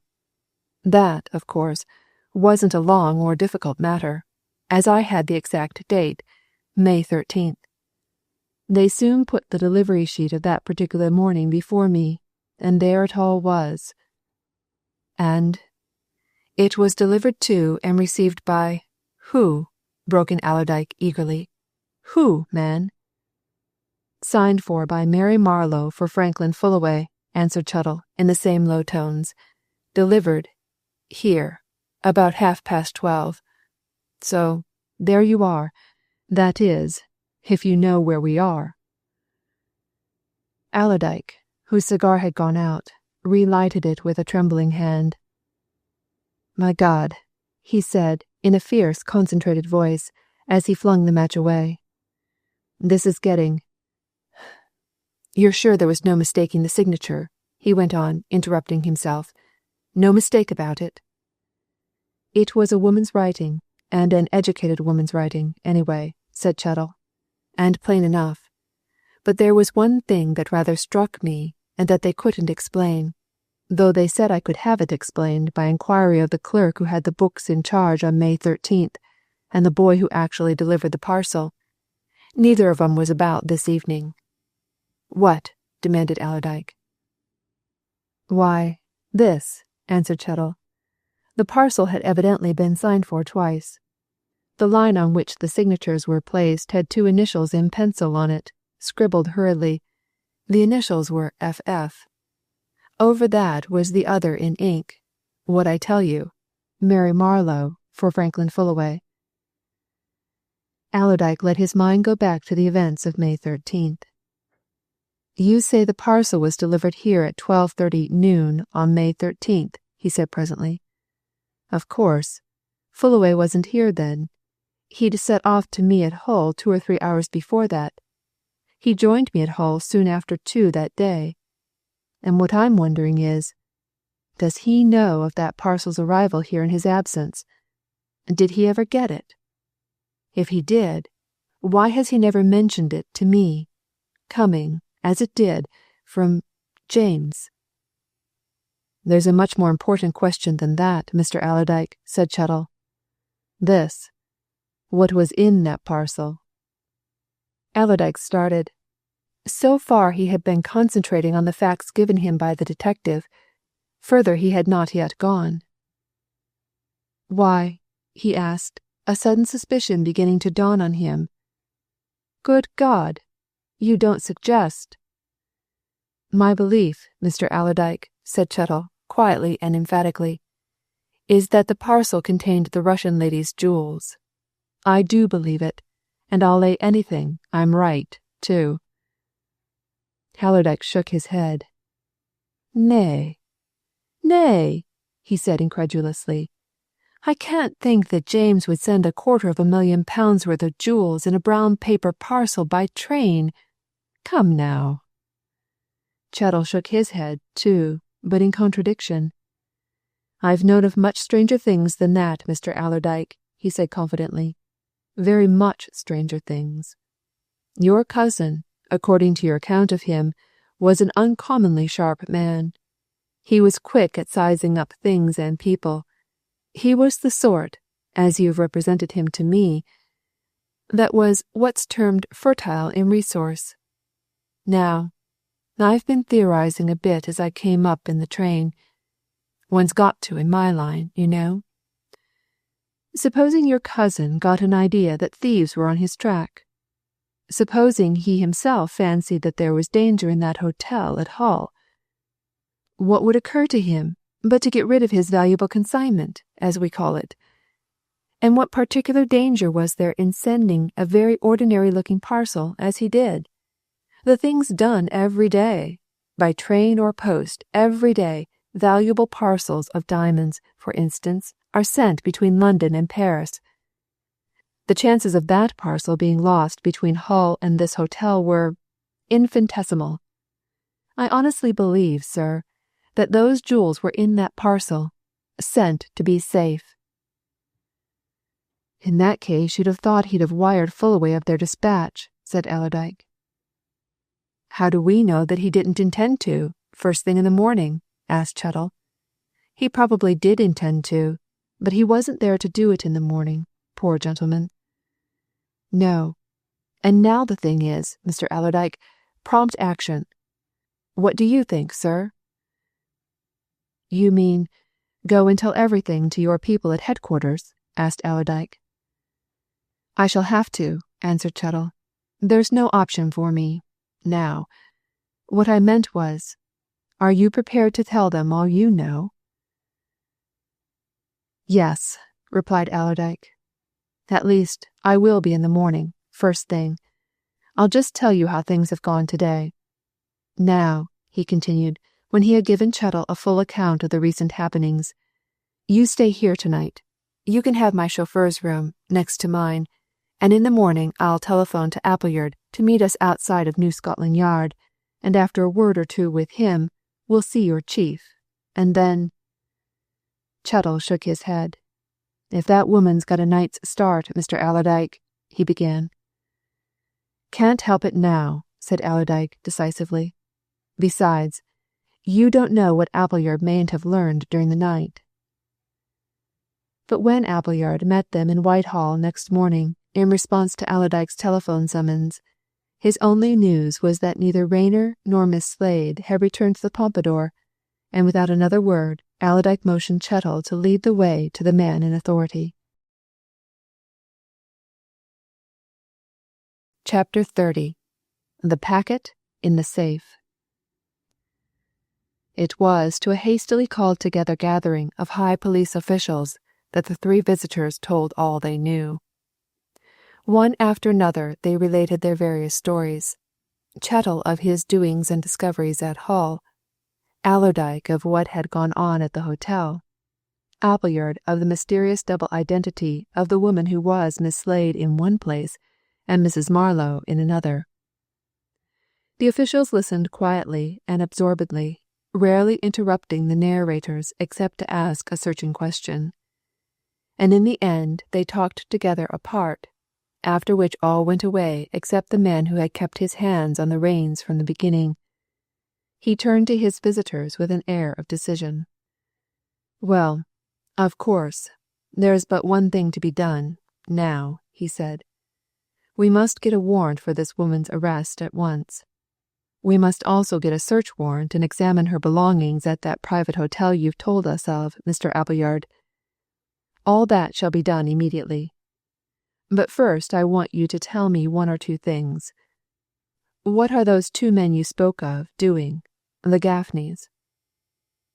"One of them, the chauffeur, is hanging about the Pompadour," replied Appleyard. "The other, Albert, has gone down to Cannon Street to see if he can trace the driver of the taxicab in which Rayner and Miss Slade drove away from there last night." "He'll do no harm in trying to find that out," observed the chief. "But I should like to see him. I want to ask some questions about the man who joined those two after dinner at Cannon Street last night, and the other man whom he saw them take up near Liverpool Street Station. Will he keep himself in touch with your warehouse in Gresham Street?" "Sure to," answered Appleyard. "Then just telephone to your people there, and tell them to tell him, if he comes in asking for you, to come along and seek you here," said the chief. "I'm afraid I can't spare either you or Mr. Allerdyke, for your joint information will be wanted presently for these warrants, and when we've got them I want you to go with me, both of you, to the Pompadour." "You're going to search?" asked Allerdyke, when Appleyard had gone to the telephone. "You think you may find something there?" "There's enough evidence to justify a search," answered the chief. "Naturally, we will want to know all we can, but I should say that if she's mixed up with a gang, and if they've got those jewels through her, as seems uncommonly likely, She'll have been ready for a start at any minute, and the probability is we'll find nothing to help us. The great thing, of course, will be to get hold of the woman herself. It's a most unfortunate thing that Albert Gaffney was stopped from following that cab last night. I've no opinion, Mr. Allerdyke, of your amateur detective as a rule, but from Mr. Appleyard's account of him, this one seems to have done very well. If we only knew where those two went. Appleyard presently came back from the telephone with a face alive with fresh news. Albert Gaffney's at the warehouse now, he announced. I've just had a word with him. He found the taxicab driver an hour ago, and he's got the information he wanted, and I'm afraid it's nothing. What is it, anyhow? Asked the chief with a smile. Perhaps Albert Gaffney doesn't know its value. The man drove them, all four, to the corner of Whitechapel Church, said Appleyard. There he set them down, and there he left them. That's all. Well, that's something, anyway, remarked the chief. It carries the thing on another stage. Now we'll leave that, and attend to our own business. The Pompadour Private Hotel, like most establishments of its class in Bayswater, was a place of peace and of comparative solitude during the greater part of the day. It was busy enough up to 10 o'clock in the morning, and it began to be busy enough again by 6 o'clock in the evening. But from 10 to 6 more than 2/3 of its denizens were not to be found within its walls. The businessman had gone to the city. The professional women had departed to their offices. Nothing of humanity but a few elderly widows and spinsters, and an old gentleman or two were left in the various rooms. Everything, therefore, was quiet enough when the chief, accompanied by Chettle, drove up, entered the hall, and asked to see the manager and manageress. As for Allerdyke and Appleyard, who naturally felt considerable dislike to appearing on this particular scene of operations, they were a few hundred yards away, walking about just within the confines of Kensington Gardens, and waiting with more or less patience until the police officials came to them with news of the result of the search. The manageress of the hotel, a smart lady who wore dignified black gowns all day long, stuff in the morning and silk at night as if she were a barrister, gradually advancing in grandeur, gazed at the two callers with some suspicion as she ushered them into a private room at the back of her office. The chief, an irreproachably attired man, might have been an army gentleman, she thought. An instinctive wonder rose in her mind as to whether he was not some elderly man of standing who, accompanied by his valet, desired to arrange about a suite of rooms. But his first words gave her an unpleasant shock. She felt for all the world as if somebody had suddenly turned a shower of ice-cold water on her. Now, ma'am, said the chief, your husband the manager is out, and you are in sole and responsible charge, I understand? Pray, don't be alarmed. This is nothing that concerns you or your affairs, personally, and we will endeavour to arrange everything so that you have no annoyance. The fact of the case is, we are police officers from the Criminal Investigation Department at New Scotland Yard, and I hold 2 warrants, just granted by a justice of the peace, which are in relation to an inmate of your hotel. The manageress dropped into a chair and stared at her visitors. Police officers? Warrants? Justices? It was the first time in her highly respectable Bayswater existence that she had ever been brought into contact with these dreadful things, and an inmate of her establishment. Oh, you must be mistaken, she exclaimed in horror-stricken accents. A warrant? That means you want to arrest somebody. An inmate? Surely none of my servants— Nothing to do with the servants, interrupted the chief. I said an inmate. Pray don't be alarmed. We want a young lady who is known to you as Miss Mary Slade. The manageress got up as quickly as she had sat down. For one moment she gazed at her visitor as if he had demanded her very life. The next her lip curled in scorn. Mary Slade!" she exclaimed. "Impossible, sir! Miss Slade is a young lady of the very highest respectability. She has resided in this hotel for 3 years." "I am quite prepared to believe that a residence of 3 months under your roof is enough to confer an irreproachable character on anyone, ma'am," replied the chief with a polite smile. "But the fact remains. I have here a warrant for Miss Slade's arrest. Never mind on what charge. And here another empowering me to search her room or rooms, her trunk, any property she has in this house. And as time presses, I must ask you to give us every facility in the performance of our unpleasant duty. But first, a question or two. Miss Slade is not at home?" "She is not," replied the manageress emphatically. "And I think she did not return home last night?" suggested the chief. "No, she didn't," assented the much perplexed woman. "That's quite true." "Was that unusual?" asked the chief. The manageress bit her lip. She did not want to talk, but she had a vague idea that the law compelled speech. "Well, I don't know what it's all about," she said, "and I don't want to say anything that would bring trouble to Miss Slade, but it was unusual, for 2 reasons. I've never known Miss Slade to be away from here for a night, except when she went for her usual month's holiday, and I'm surprised that she should stop away without giving me word or sending a telephone message." "Then her absence was unusual," said the chief, smiling.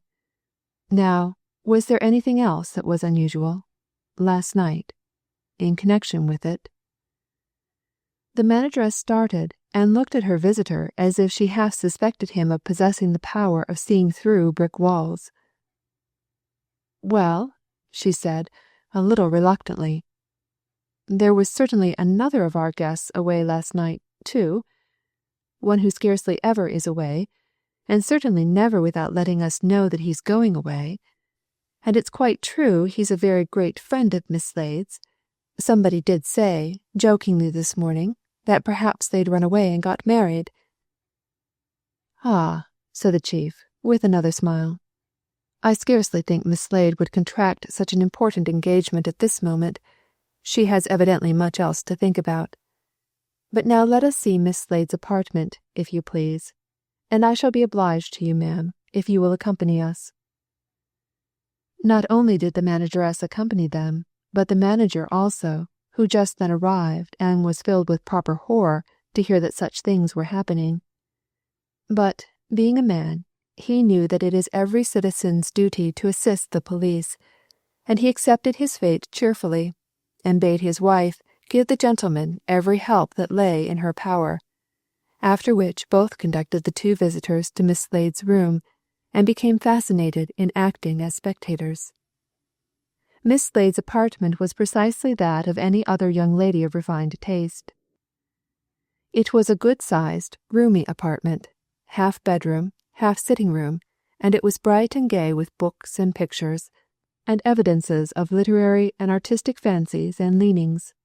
And Chettle, taking a first comprehensive look round, went straight to the mantelpiece and pointed out a certain neatly framed photograph to his superior. "That's it, sir," he said in a low voice. "That's what the other was taken from. You know, sir, Mr. James A. Mr. Marshall A. said she was going to have it framed. Odd, ain't it, sir, if she really is implicated?" The chief agreed with his man. It was certainly a very odd thing that Miss Slade, alias Mrs. Marlowe, if she really had any concern with the murder of James Allerdyke, should put his photograph in a fairly expensive silver frame and hang it where she could look at it every day. But, as Chettle sagely remarked, you never can tell, and you never can account, and you never know, and meanwhile there was urgent business on hand. The business on hand came to nothing. Manager and manageress watched with interested amazement while the 2 searchers went through everything in that room with a thoroughness and rapidity produced by long practice. They were astounded at the deftness with which the heavy-looking Mr. Chettle explored drawers and trunks, and the military-looking chief peered into wardrobes and cupboards and examined desks and tables. But they were not so much astonished as the two detectives themselves were, for in all that room, always excepting the photograph of James Allerdyke, there was not a single object, a scrap of paper, anything whatever, which connected the Miss Slade of the Pompadour with the Mrs. Marlowe of Fullaway's, or bore reference to the matter in hand. The searchers finally retired, utterly baffled. "Drawn blank," murmured the chief good-humouredly. He turned to the lookers-on. "I suppose you have nothing of Miss Slade's," he said. "Nothing confined to your care, eh?" The manageress glanced at her husband, with whom she had kept up a whispered conversation. The manager nodded. "Better tell them," he said. "No good keeping anything back." "Ah," said the chief. "You have something?" "A small parcel," admitted the manageress, "which she gave me a few days ago to lock up in our safe. She said it contained something valuable, and she hadn't anything to lock it up in. It's in the safe now." "I'm afraid we must see it," said the chief. At the foot of the stairs, the hall porter accosted the party and looked at the chief narrowly. "Name of Chettle, sir?" he asked. "You're wanted at our telephone. Urgent." The chief motioned to Chettle, who went off with the hall porter. He himself followed the manageress into her office. She unlocked a safe, rummaged amongst its contents, and handed him a small square parcel done up in brown paper and sealed with black wax. Before he could open it, Chettle returned, serious and puzzled, and whispered to him. Then, with the shortest of leave-takings, the two officers hurried away from the Pompadour, the chief carrying the little parcel tightly grasped in his right hand. Chapter 31. The Hyde Park Tea House. Once outside the Pompadour Hotel, the chief and his subordinate hurried at a great pace toward the Lancaster Gate entrance to Kensington Gardens. And when they had crossed Bayswater Road, the superior pulled himself up, took a breath, and looked around him. "No sign of them yet, Chettle," he observed. "Did he say at once?" "Said they'd be on their way in 2 minutes, sir," answered Chettle, "and it wouldn't take them many minutes to run up here." "I wonder what it's all about," mused the chief. "Some new development since we left the yard, of course. Well, I think we may probably find something in this parcel, Chettle, that will surprise us as much as any new development can possibly do. It strikes me—" "Here they are, sir," interrupted Chettle. He had lingered on the curb, looking towards the rise of the road going towards the Marble Arch, and his quick eyes had spotted a closed taxicab which came out of the Marlborough Gate at full speed and turned down in their direction. "Blindway and 2 others," he announced. "Seems to be in force, sir, anyhow." The taxicab pulled up at the little gate leading into Kensington Gardens by the pumping station, and Blindway, followed by the other 2 men, hurriedly descended and joined his superior. "Well, what is it?" demanded the chief. "Something new? And about this affair?" Blindway made a gesture suggesting that they should enter the gardens. Once within, he drew the chief aside, leaving his companions with Chettle. "About half an hour ago," he said, "a telephone message came on from the city police. They said they'd received some queerish information about this affair, but only particularly about the death of that man down at the hotel in the docks. Their information ran to this: that the actual murderer has an appointment with some one of his associates this afternoon at that tea house in Hyde Park, and that if the city police would send some plain-clothes men up there, he'll be pointed out. So the city lot want us to join them, and I was sent along to meet you here, sir. I've brought these 2 men, and of course there's Chettle. We're all going along to this tea house, not in a body, naturally, but to sort of drop in and wait events. Of course, sir, that last murder occurred in the city, and so the city police want to come in at it and—" "No further details?" asked the chief, obviously puzzled. Nothing as to who's going to point out the murderer, and so on? Nothing, replied Blindway. At least, nothing reported to us.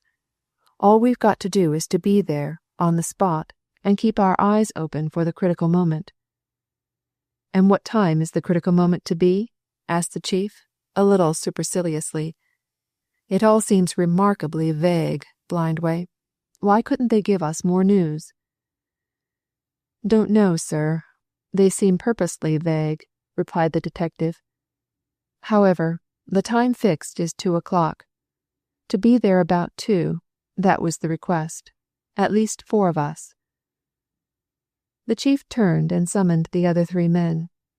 You'd better break up, he said. 2 of you approach the place from one way, 2 from another.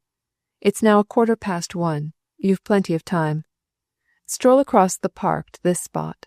I'll join you by 2 o'clock. I believe you can get light refreshments at this tea house. Get yourselves something, so as to look like mere loungers, but keep your eyes open. Do you want me, sir? Asked Chettle, eyeing the parcel with evident desire to know what mystery it contained. No, you go with Blindway, answered the chief. He'll tell you what's happened. I must join Mr. Allerdyke and Mr. Appleyard. Then we'll come over to you. Don't take any notice of us.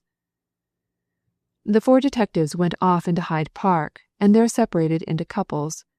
The chief turned and went along the straight path which runs parallel with Bayswater Road, just within the shrubberies of Kensington Gardens. Presently he caught sight of Allerdyke and Appleyard, who occupied 2 chairs under the shady hawthorn tree, and he laid hold of another, dragged it to them, and sat down. Each looked a silent inquiry, and the chief, with a smile, held up the parcel. Chettle and I, he said, have, in the presence of the manager and manageress of the Pompadour, made a thorough examination of the room and the belongings of the young lady who resides there under the name of Miss Slade. There is not a jot or tittle of anything there to show that she is also Mrs. Marlowe, except one thing. That, Mr. Allerdyke, is the all-important photograph of your cousin James, which is hanging, in a neat silver frame, over her mantelpiece. What do you think of that, gentlemen? Odd, said Appleyard, after a moment's reflective silence. Very queer, said Allerdyke, frowning. Very queer, indeed, considering.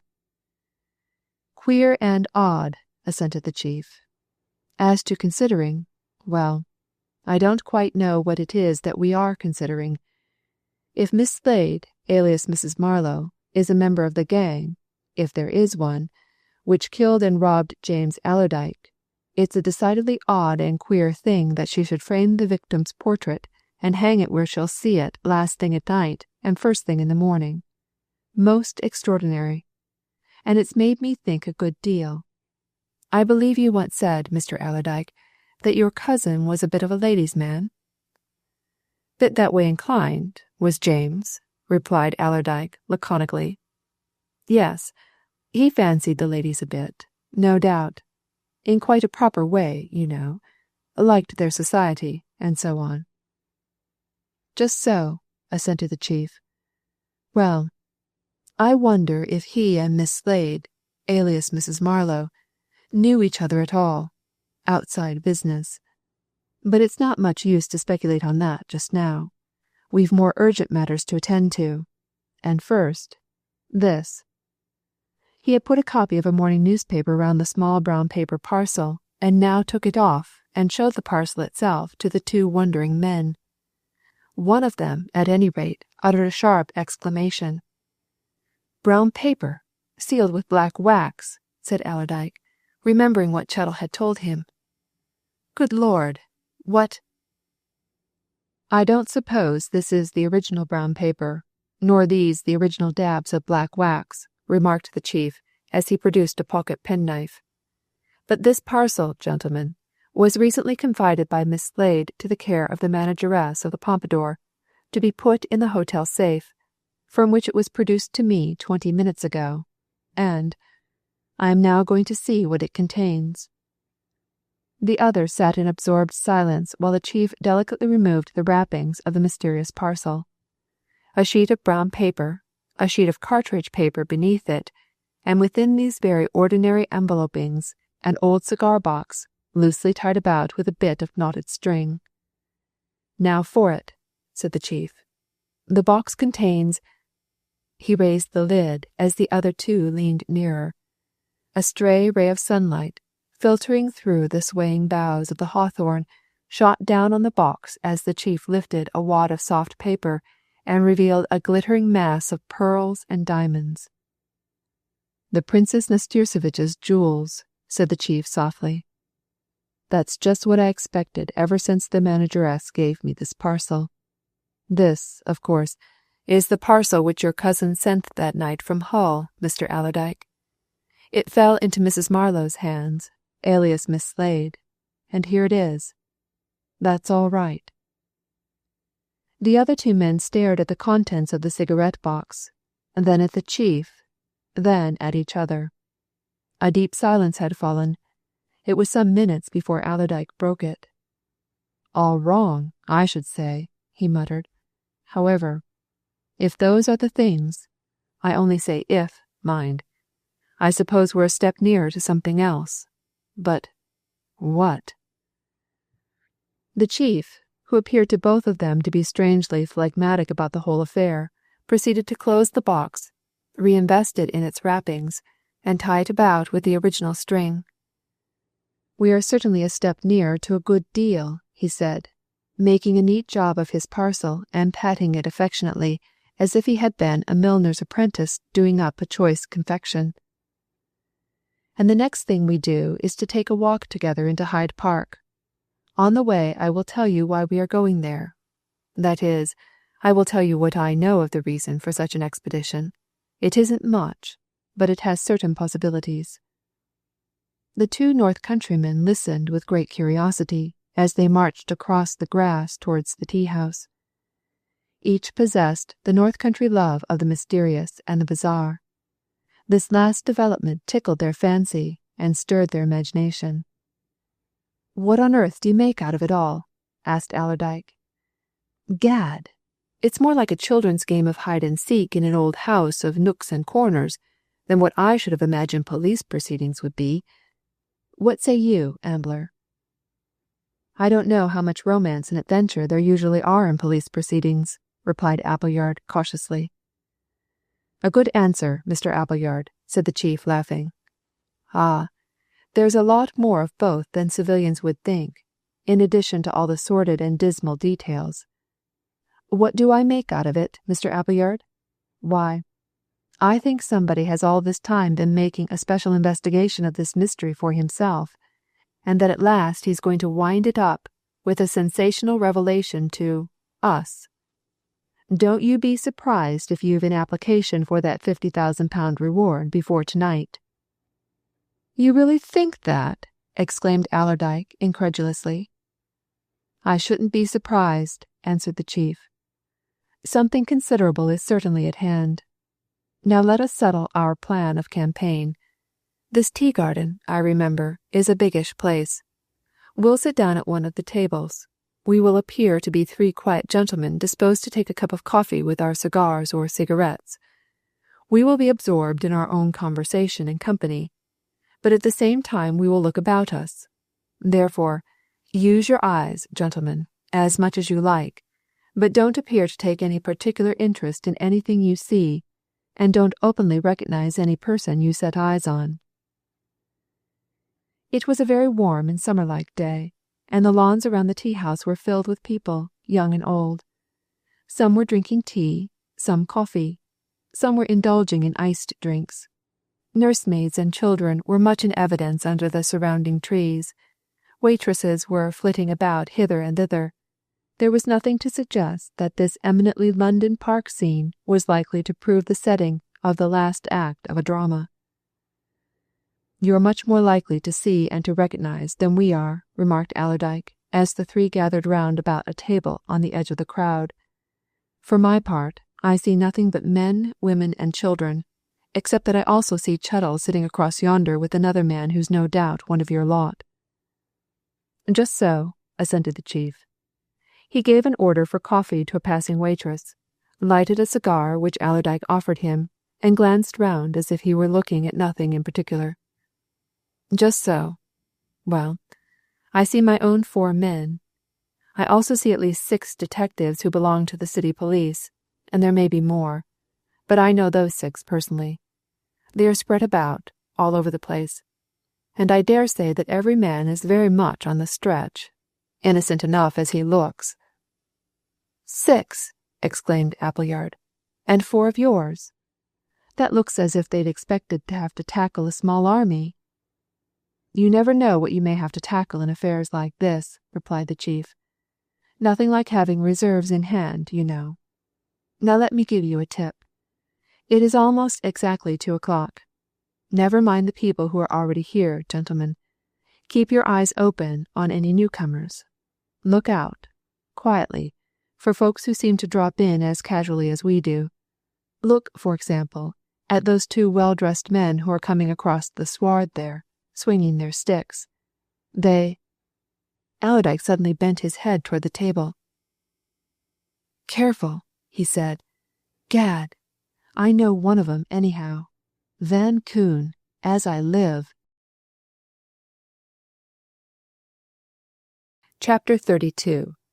The Chilverton Anticlimax. The chief allowed himself to take a quick, searching glance at the 2 men he had indicated. He had already heard of Van Koon and of his sudden disappearance from the hotel after the chance encounter with Chilverton, and he now regarded him with professional interest. "The tall man, you mean?" he asked.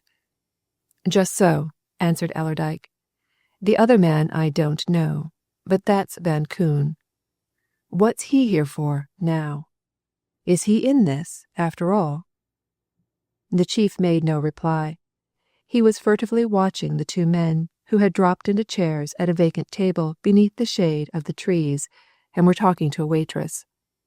Having taken a good look at Van Koon, he turned his attention to Van Koon's companion, a little, dapper man, smartly dressed in bright blue serge, and finished off with great care in all his appointments. He seemed to be approaching middle age. There were faint traces of grey in his pointed beard and upward twisted moustaches. He carried his years, however, in very haughty fashion, and his white Homburg hat, ornamented with a blue ribbon, was set at a rakish angle on the side of his close-cropped head. In his right eye he wore a gold-rimmed monocle. Just then he was bringing it to bear on the waitress who stood between himself and his companion. "You don't know the other man, either of you?" asked the chief suddenly. Allerdyke shook his head, but Appleyard nodded. "I know that chap by sight," he said.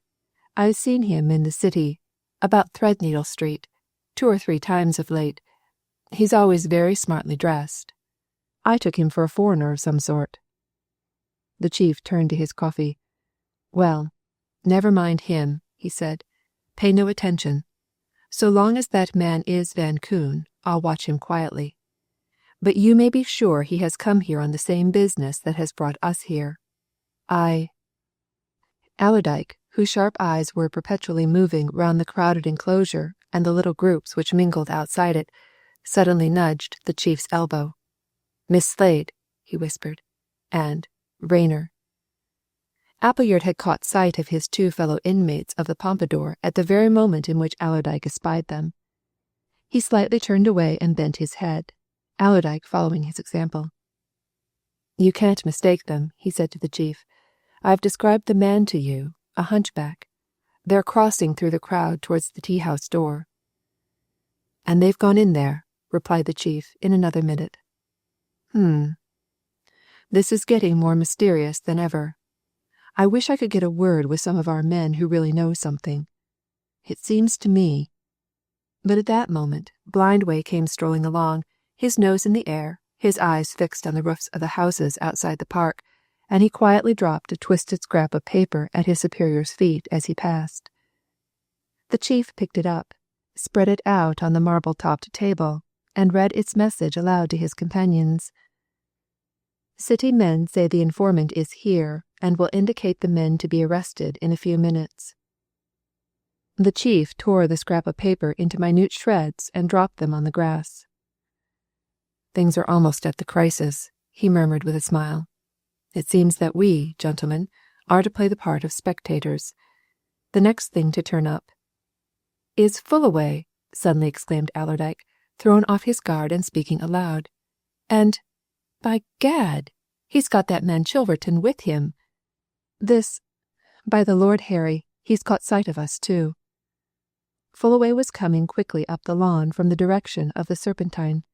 He looked unusually alert, vigorous and bustling. By his side, hurrying to keep pace with him, was the New York detective.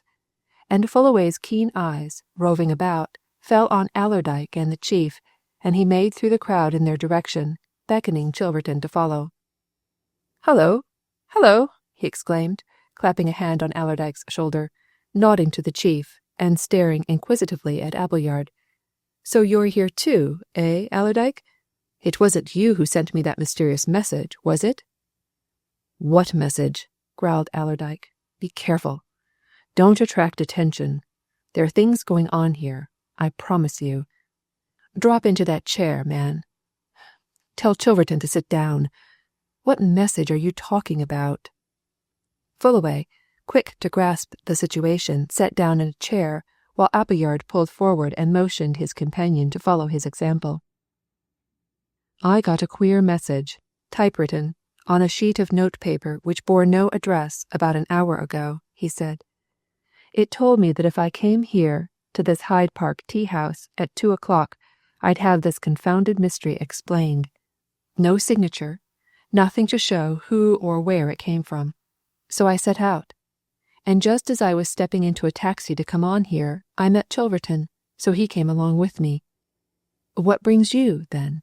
Similar message, eh? And what—" "Hush," whispered Appleyard. "Miss Slade's coming out of the tea-house. And who's the man that's with her?" All 5 men glanced covertly over their shoulders at the open door of the tea-house, some 20 to 30 yards away. Down its steps came Miss Slade, accompanied by a man whom none of them had ever seen before, a well-built, light-complexioned, fair-haired man, certainly not an Englishman, but very evidently of Teutonic extraction, who was talking volubly to his companion and making free use of his hands to point or illustrate his conversation. And when he saw this man, the chief turned quickly to Allerdyke and intercepted a look which Allerdyke was about to give him. The same thought occurred to both. Here was the man described by the hotel keeper of the Eastbourne Terrace, and the shabby establishment away in the docks. "Miss Slade!" exclaimed Fullaway. "What on earth are you talking about? That's my secretary, Mrs. "Shh!" interrupted the chief. "That's one of your surprises, Mr. Fullaway. Quiet, now. Quiet. Our job is to watch. Something'll happen in a minute." Miss Slade and her talkative companion edged their way through the crowd and passed out to an open patch of grass, whereon a few children were playing. And as they went, 2 or 3 men also separated themselves from the idlers around the tables and strolled quietly and casually in the same direction. Also, Van Koon and the man with him left their table, and, as if they had no object in life but mere aimless chatter and saunter, wandered away towards the couple who had first emerged from the enclosure. And thereupon, Fullaway, not to be repressed, burst out with another exclamation. "My God! Chilverton!" he cried. "There is Van Koon!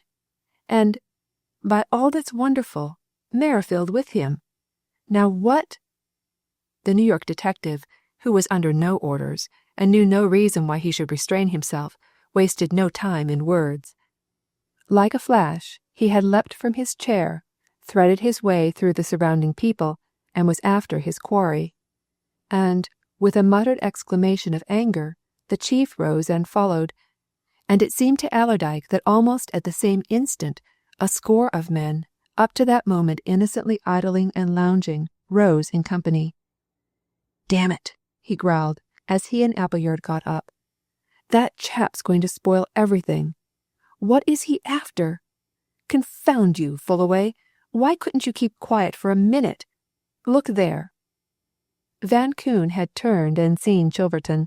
So, too, had Van Koon's companion. So, also, had Miss Slade and the man she was walking with. That man, too, saw the apparent idlers closing in upon him. For a second he, and Van Koon, and the other man stared at each other across the grass. Then, as with a common instinct, each turned to flee, and at that instant Miss Slade, with a truly feminine cry, threw herself upon her companion and got an undeniably firm grip on his struggling arms.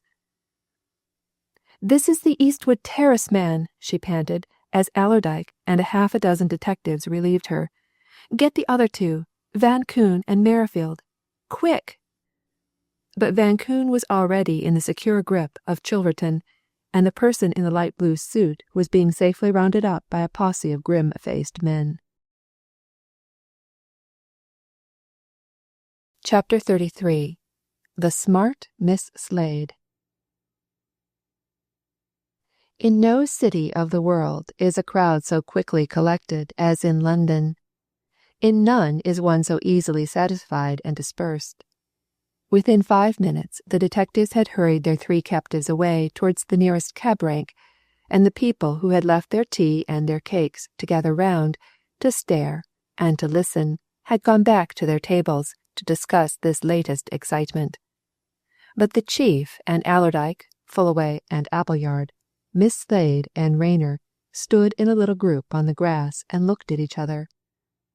Eventually, all looks except Rayner's centered on Miss Slade, who, somewhat out of breath from her tussle, was settling her hat and otherwise composing herself. And it was Miss Slade who spoke first when the party, as a party, found itself capable of speech. "I don't know who it was," observed Miss Slade, rather more than a little acidly, "who came interfering in my business, but whoever he was, he nearly spoilt it." She darted a much displeased look at the chief, who hastened to exculpate himself. "Not I," he said with a smile, "so don't blame me, Miss Slade. I was merely a looker-on, a passive spectator, until the right moment arrived.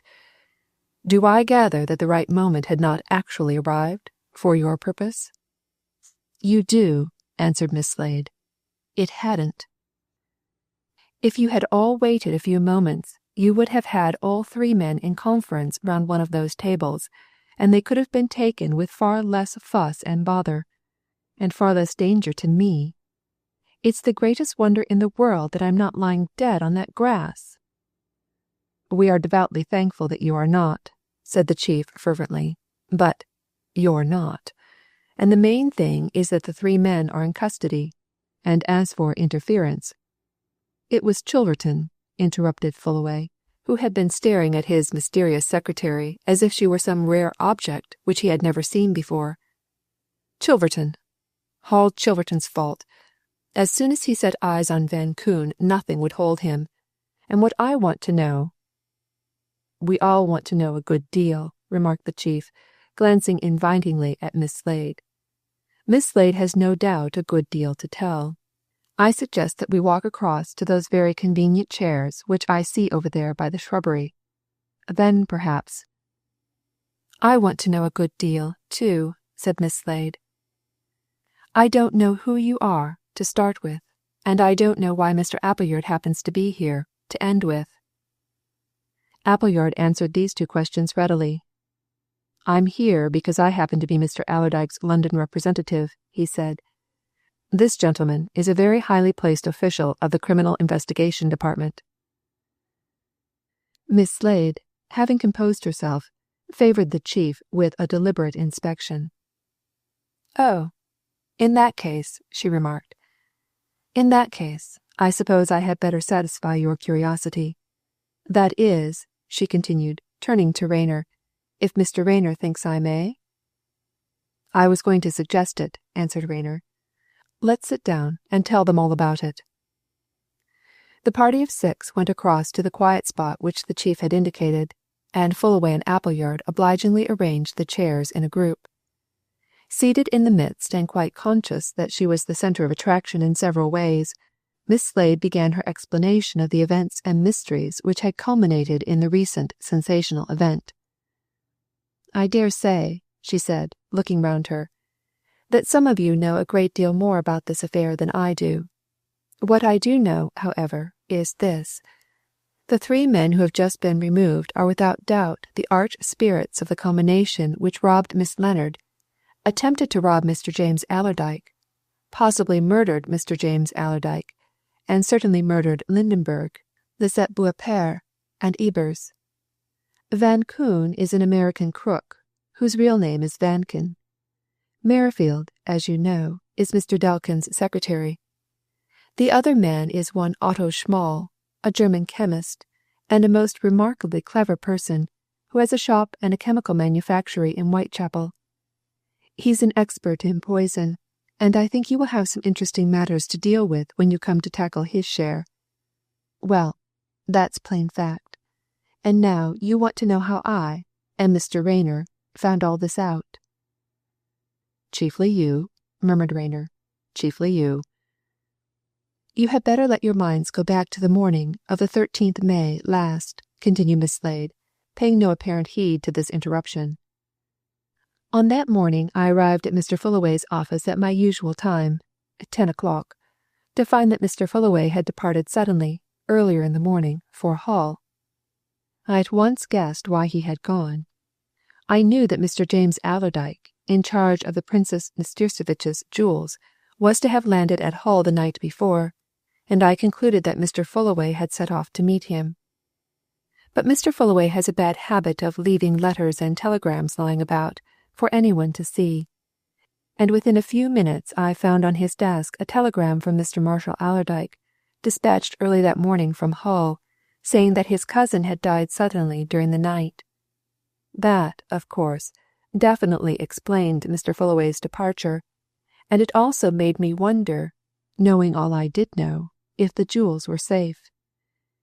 This, I repeat, was about 10 to 10:30 o'clock. About 12 o'clock of that morning, the 13th, Mr. Van Koon, whom I knew as a resident in the hotel and a frequent caller on Mr. Fullaway, came in. He wanted Mr. Fullaway to cash a cheque for him. I told him that I could do that, and I took his cheque, wrote out one of my own, and went uptown to Parr's Bank, at the bottom of St. Martin's Lane, to get the cash for him. Mr. Van Koon stayed in the office, reading a bundle of American newspapers which had just been delivered. I was away from the office perhaps 40 minutes or so. When I returned he was still there. I gave him the money. He thanked me and went away. Towards the end of that afternoon, just before I was leaving the office, I got a wire from Mr. Fullaway, from Hull. It was quite short. It merely informed me that Mr. James Allerdyke was dead, under mysterious circumstances, and the Nastirsevitch property was missing.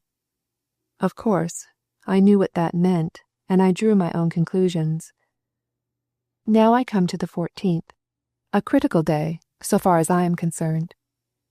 During that morning, a parcels van boy came to the office.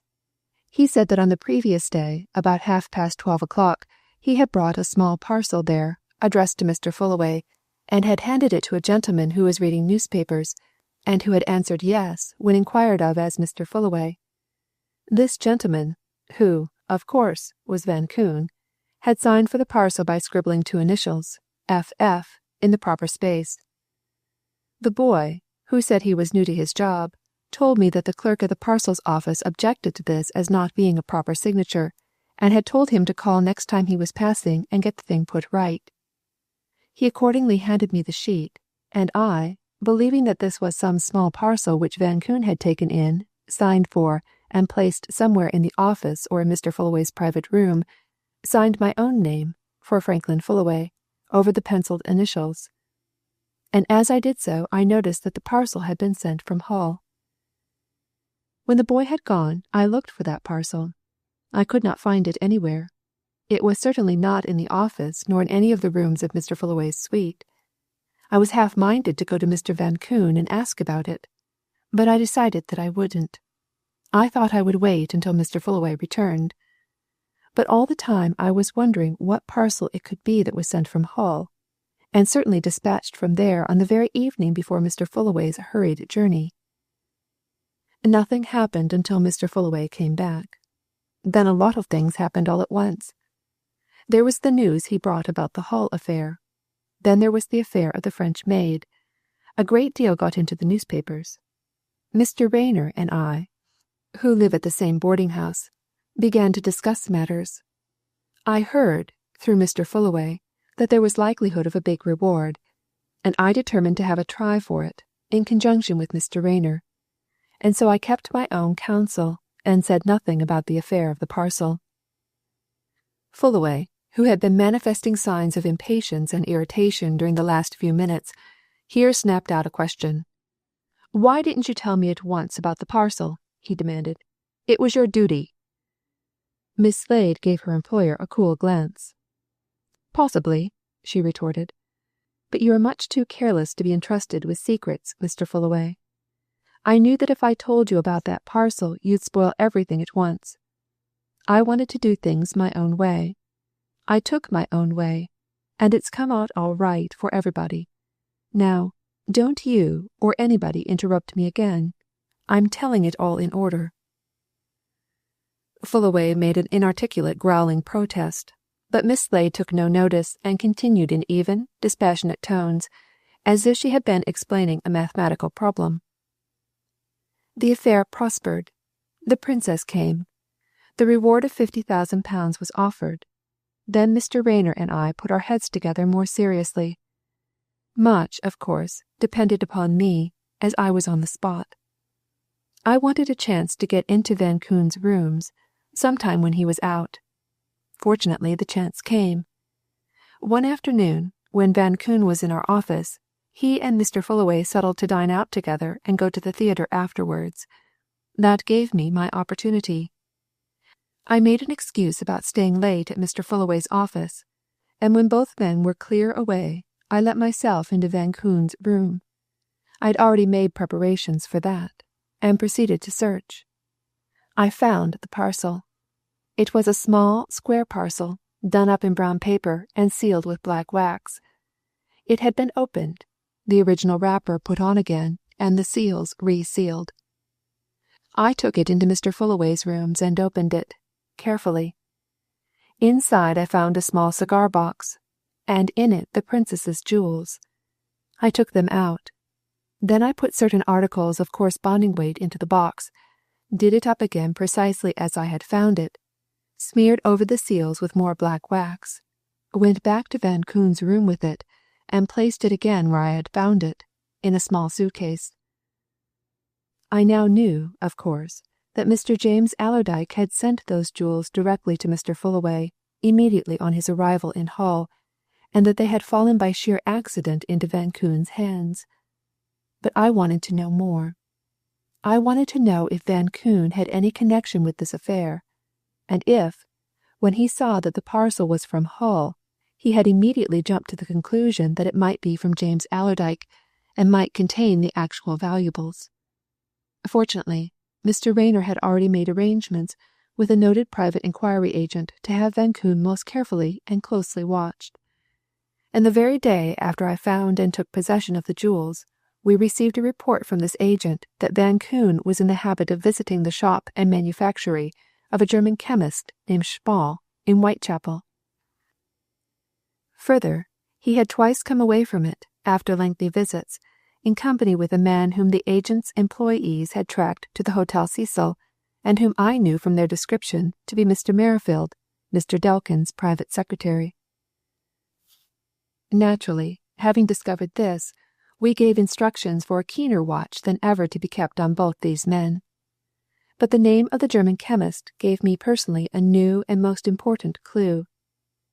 There had been employed at the Waldorf Hotel, for some weeks up to the end of the first week in May, a German-Swiss young man, who then called himself Ebers. He acted as valet to several residents, amongst others, Mr. Fullaway. He was often in and out of Mr. Fullaway's rooms. Once, Mr. Fullaway being out, and I having nothing to do, I was cleaning up some photographic apparatus which I had there. This man Ebers came in with some clothes of Mr. Fullaway's. Seeing what I was doing, he got talking to me about photography, saying that he himself was an amateur. He recommended to me certain materials and things of that sort, which he said he could get from a friend of his, a chemist, who was an enthusiastic photographer and manufactured chemicals and things used in photography. I gave him some money to get me a supply of things, and he brought various packets and parcels to me 2 or 3 days later. Each packet bore the name of Otto Schmall and an address in a street which runs off Mile End Road. Now, when the private inquiry agent made his reports to Mr. Rayner and myself about Van Koon, and told us where he had been tracked to more than once, I, of course, remembered the name of Schmall, and Mr. Rayner and I began to put certain facts together. They were these. First, Ebers had easy access to Mr. Fullaway's rooms at all hours, and was often in them when both Mr. Fullaway and I were out. Mr. Fullaway is notoriously careless in leaving papers and documents, letters and telegrams lying around. Ebers had abundant opportunities of reading lots of documents relating to 1. The Pinky Pell pearls, and 2. The proposed Nastirsevich deal. Second, Ebers was a friend of Schmall. Schmall was evidently a man of great cleverness in chemistry. Third, all the circumstances of Mr. James Allerdyke's death and of Lisette Beaurepair's death pointed to unusually skillful poisoning. Who was better able to engineer that than a clever chemist? Fourth, the jewels belonging to the Princess Nastirsevich had undoubtedly fallen into Van Koon's hands. Van Koon was a friend of Schmall. So also, evidently, was Merrifield. Now, Merrifield, as Delkin's secretary, knew of the proposed deal. Obviously, then, Schmall, Van Koon, and Merrifield were in league. Whether Ebers was also in league, or was a cat's paw, we did not trouble to decide. But there was another fact which seemed to have some bearing, though it is one which I have never yet worked out. Perhaps some of you know something about it. It was this. Just before he went to Russia, Mr. James Allerdyke, being in town, gave me a photograph of himself which Mr. Marshall Allerdyke had recently taken. I kept that photo lying on my desk at Mr. Fullaway's for some time. One day I missed it. It is such an unusual thing for me to misplace anything that I turned over every paper on my desk in searching for it. It was not to be found. 4 days later I found it, exactly where it ought to have been. Now, you can draw your own conclusions from that. Mine are that Ebers stole it, so that he could reproduce it in order to give his reproduction to the same person who wanted to identify James Allerdyke at sight. However, to go forward to the discovery which we made about Schmall, Van Koon, and Merrifield. As soon as we made that discovery, Mr. Rayner was for going to the police at once. But I thought not. There was still certain evidence which I wanted, so that the case could be presented without a flaw. However, all of a sudden I saw that we should have to act. Ebers was found dead in a small hotel near the docks, and at a conference in which Mr. Fullaway insisted I should join, in his rooms, and at which Van Koon, who had been playing a bluff game, was present, there was enough said to convince me that Van Koon and his associates would take alarm and be off with what they believed themselves to possess, the jewels in that parcel. So then Mr. Rayner and I determined on big measures, and they were risky ones, for me. I had already gone down, more than once, to Whitechapel, and had bought things at Small's shop, and I was convinced that he was the man who accompanied Lisette Beaurepair to that little hotel in Eastbourne Terrace. Now that the critical moment came, after the Ebers-Federman affair, I went there again. I got Schmall outside his premises. I took a bold step. I told him that I was a woman detective who, for purposes of my own, had been working this case, and that I was in full possession of the facts. If I had not taken the precaution to tell him this in the thick of a crowded street, he would have killed me on the spot. Then I went on to tell him more. I said that his accomplice had led him to believe that he had the Nastirsevich jewels in a parcel in his possession. I said that Van Koon was wrong. I had them myself. I told him how I got them. He nearly collapsed at that. I restored him by saying that the real object of my visit to him was to do a deal with him. I said that it did not matter 2 pins to me what he and his accomplices had done. What I was out for was money, nothing but money. How much would he and the others put up for the jewels and my silence? I reminded him of the £50,000 reward.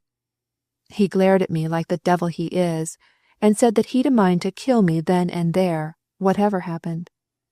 Whereupon I told him that I had a revolver in my jacket pocket, that it was trained on him, and that if he moved, my finger would move just as quick, and I invited him to be sensible. It was nothing but a question of money, I said. How much would they give? Finally we settled it at £60,000. He was to meet me here, today at 2. The other 2 were to be about.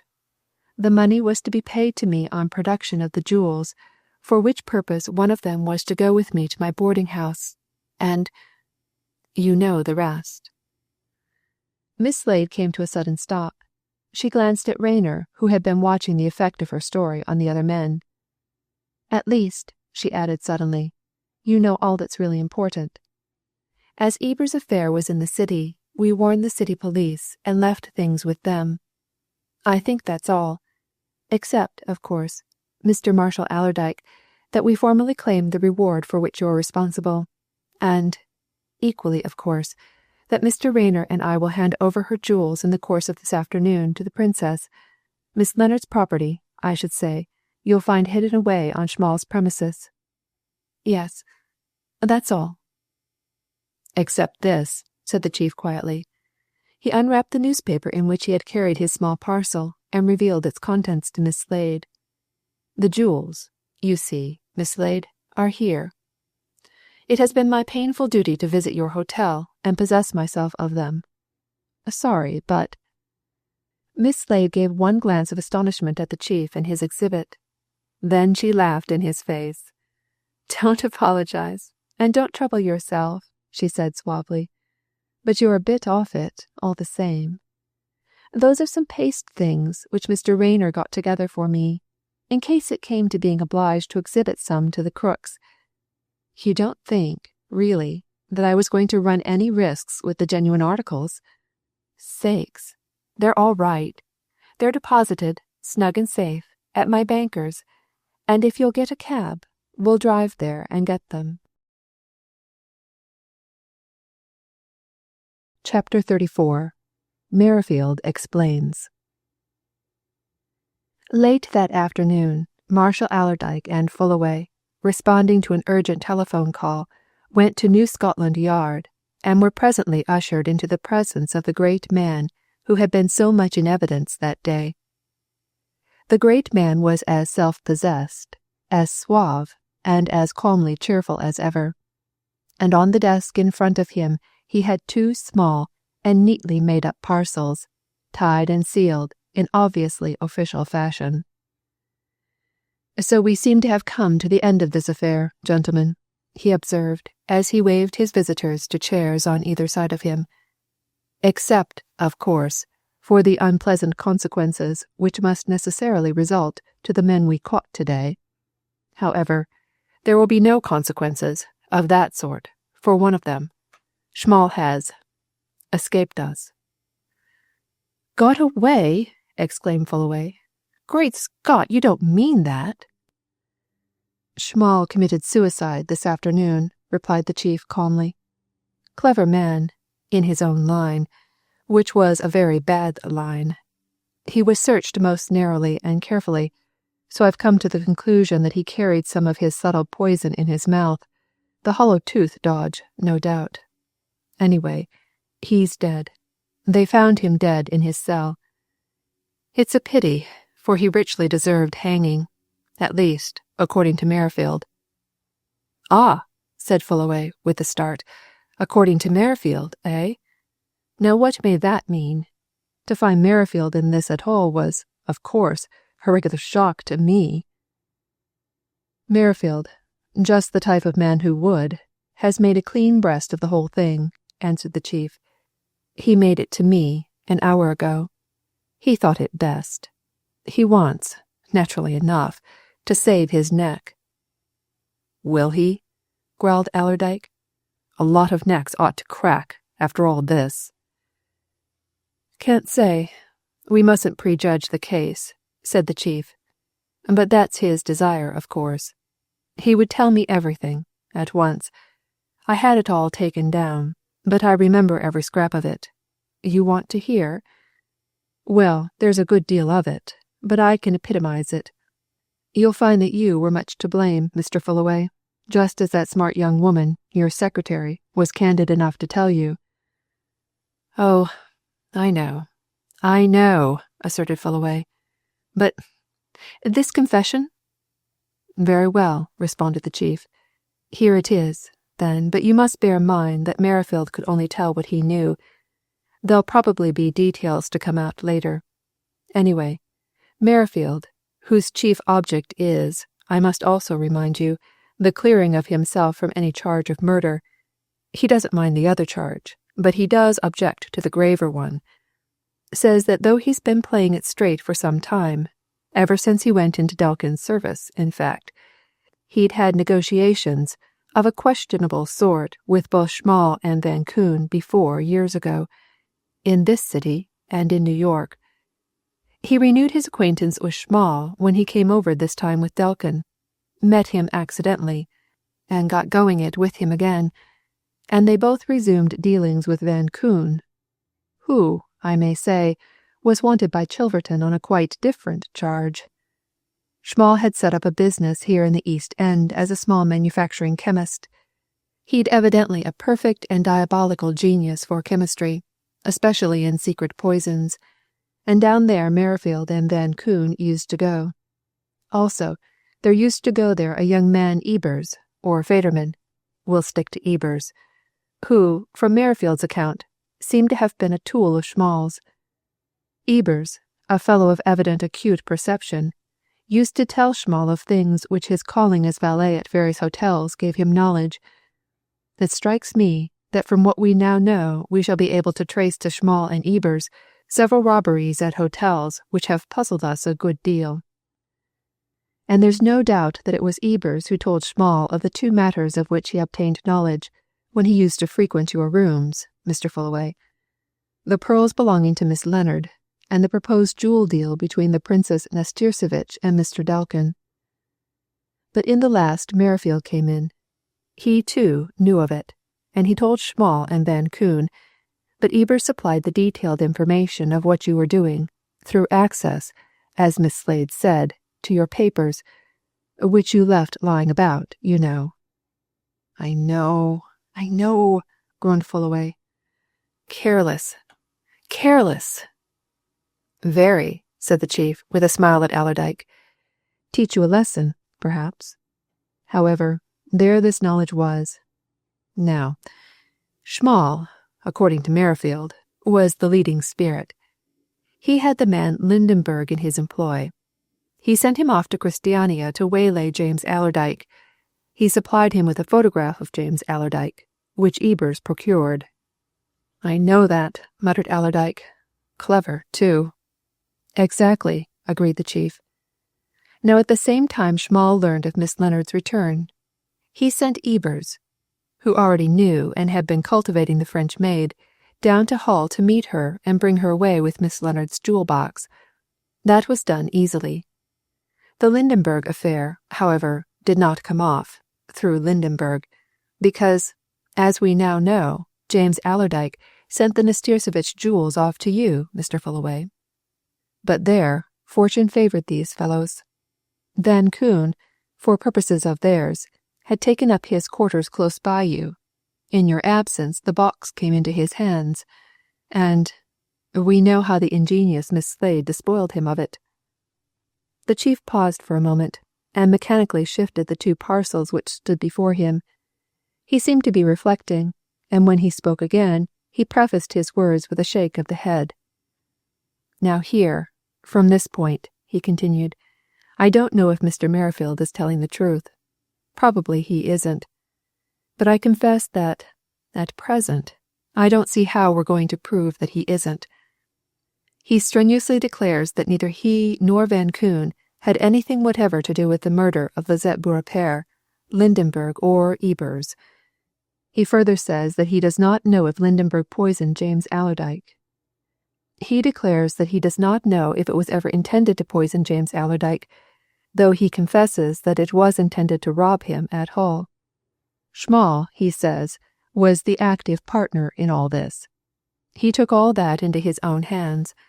According to Merrifield, he does not know, nor Van Koon either, if it was Schmall who went down to Hull and shot Lindenberg, or if Lindenberg was murdered by some person who had a commission for his destruction from some secret society. Lindenberg, he believed, was mixed up with that sort of thing. "I know that, I think," exclaimed Allerdyke.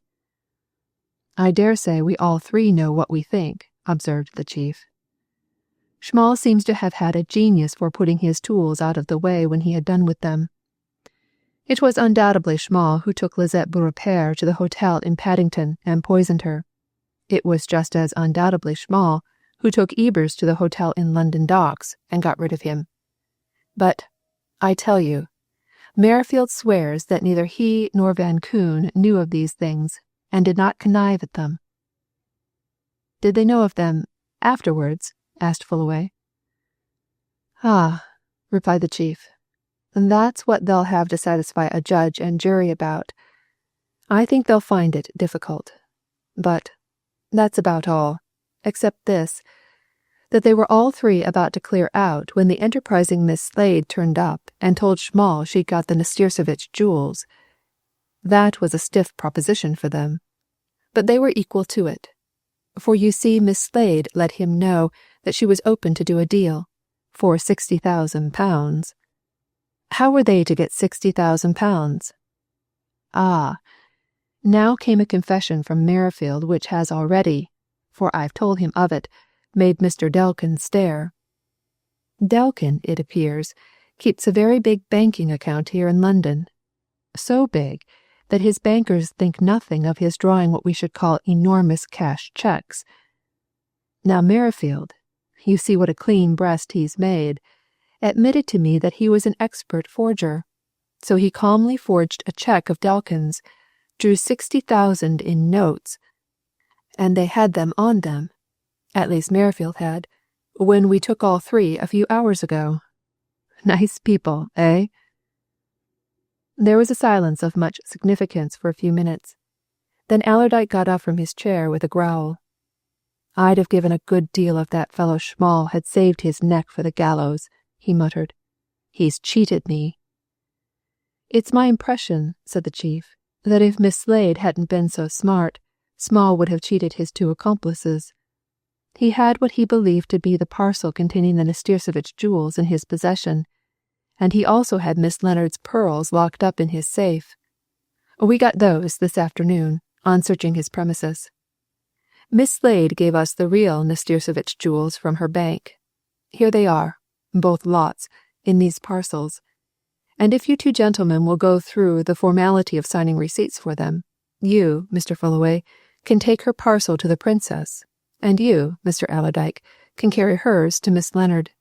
And, he added with a quiet smile as he rose and produced some papers, you won't mind, either of you, I'm sure, if a couple of my men accompany you, just to see that you accomplish your respective missions in safety?"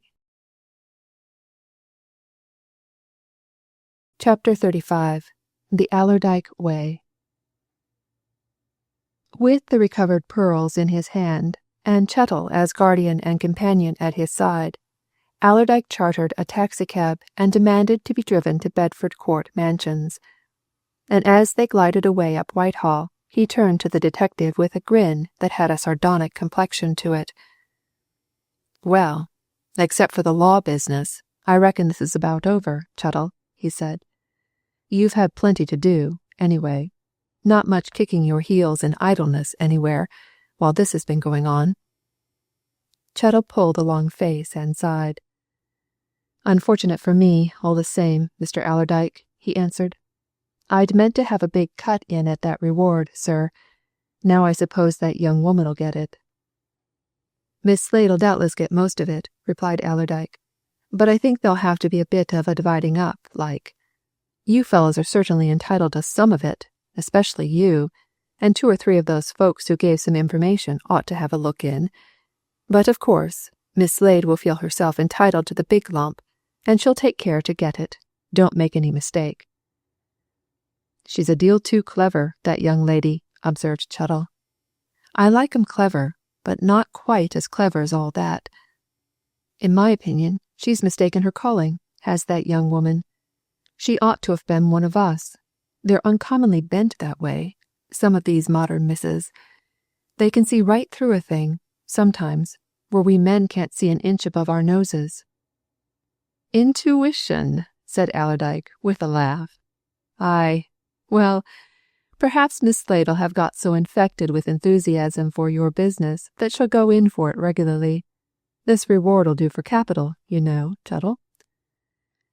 "Ah," responded Chettle, feelingly. "Wish it was coming to me. I wouldn't put no capital into that business. Not me, sir. I'd have a nice little farm in the country, and I'd grow roses, and breed sheep and pigs, and lose all your brass in a couple of years," laughed Allerdyke. "Stick to your own game, my lad, and when you want to grow roses, do it in your own backyard for pleasure. And here we are. You'd best wait, Chettle, until Miss Leonard herself gives us a receipt for this stuff, and then you can take it back to Scotland Yard and frame it." He left Chettle in an anteroom of Miss Leonard's flat, while he himself was shown into the prima donna's presence.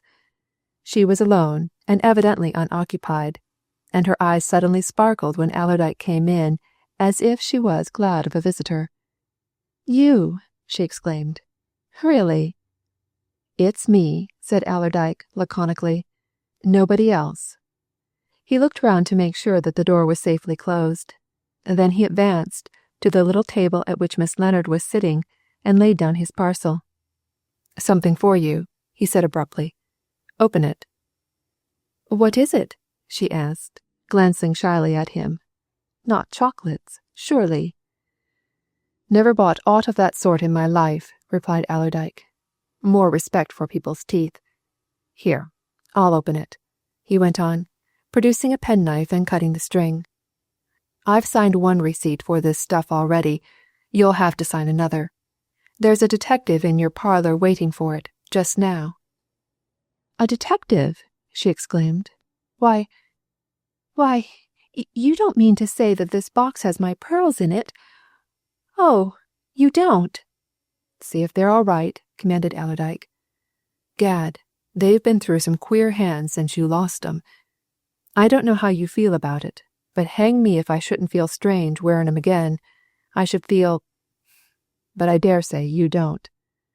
"No, I don't," she said as she drew the jewels out of their wrappings and hurriedly examined them. "Of course I don't. All I feel is that I'm delighted beyond measure to get them back. You don't understand." "No, I don't," agreed Allerdyke. He dropped into a chair close by and quietly regarded the owner of the fateful valuables.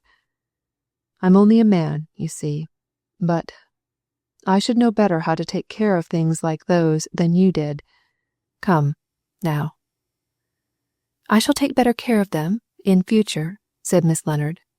Allerdyke shook his head. "Not you," he retorted. "At least, not unless you've got somebody to take care of you, eh?" Miss Leonard, who was still examining her recovered property, set it hastily down and stared at her visitor. Her colour heightened, and her eyes became inquisitive. "Take care of me?" she exclaimed. "Of whatever are you talking about, Mr. Allerdyke?" "It's like this," replied Allerdyke, involuntarily squaring himself in his chair. "You see me. I'm as healthy a man as ever lived. 40, but no more than 25 in health and spirits. I've plenty of brains and a rare good temper. I'm owner of one of the best businesses in Yorkshire. I'm worth a good 10,000 a year. I've one of the best houses in our parts. I'm going to take another, a country house, if you're minded. I'll guarantee to make the best husband." Miss Leonard dropped back on her sofa and screamed. "Good heavens, man!" she exclaimed.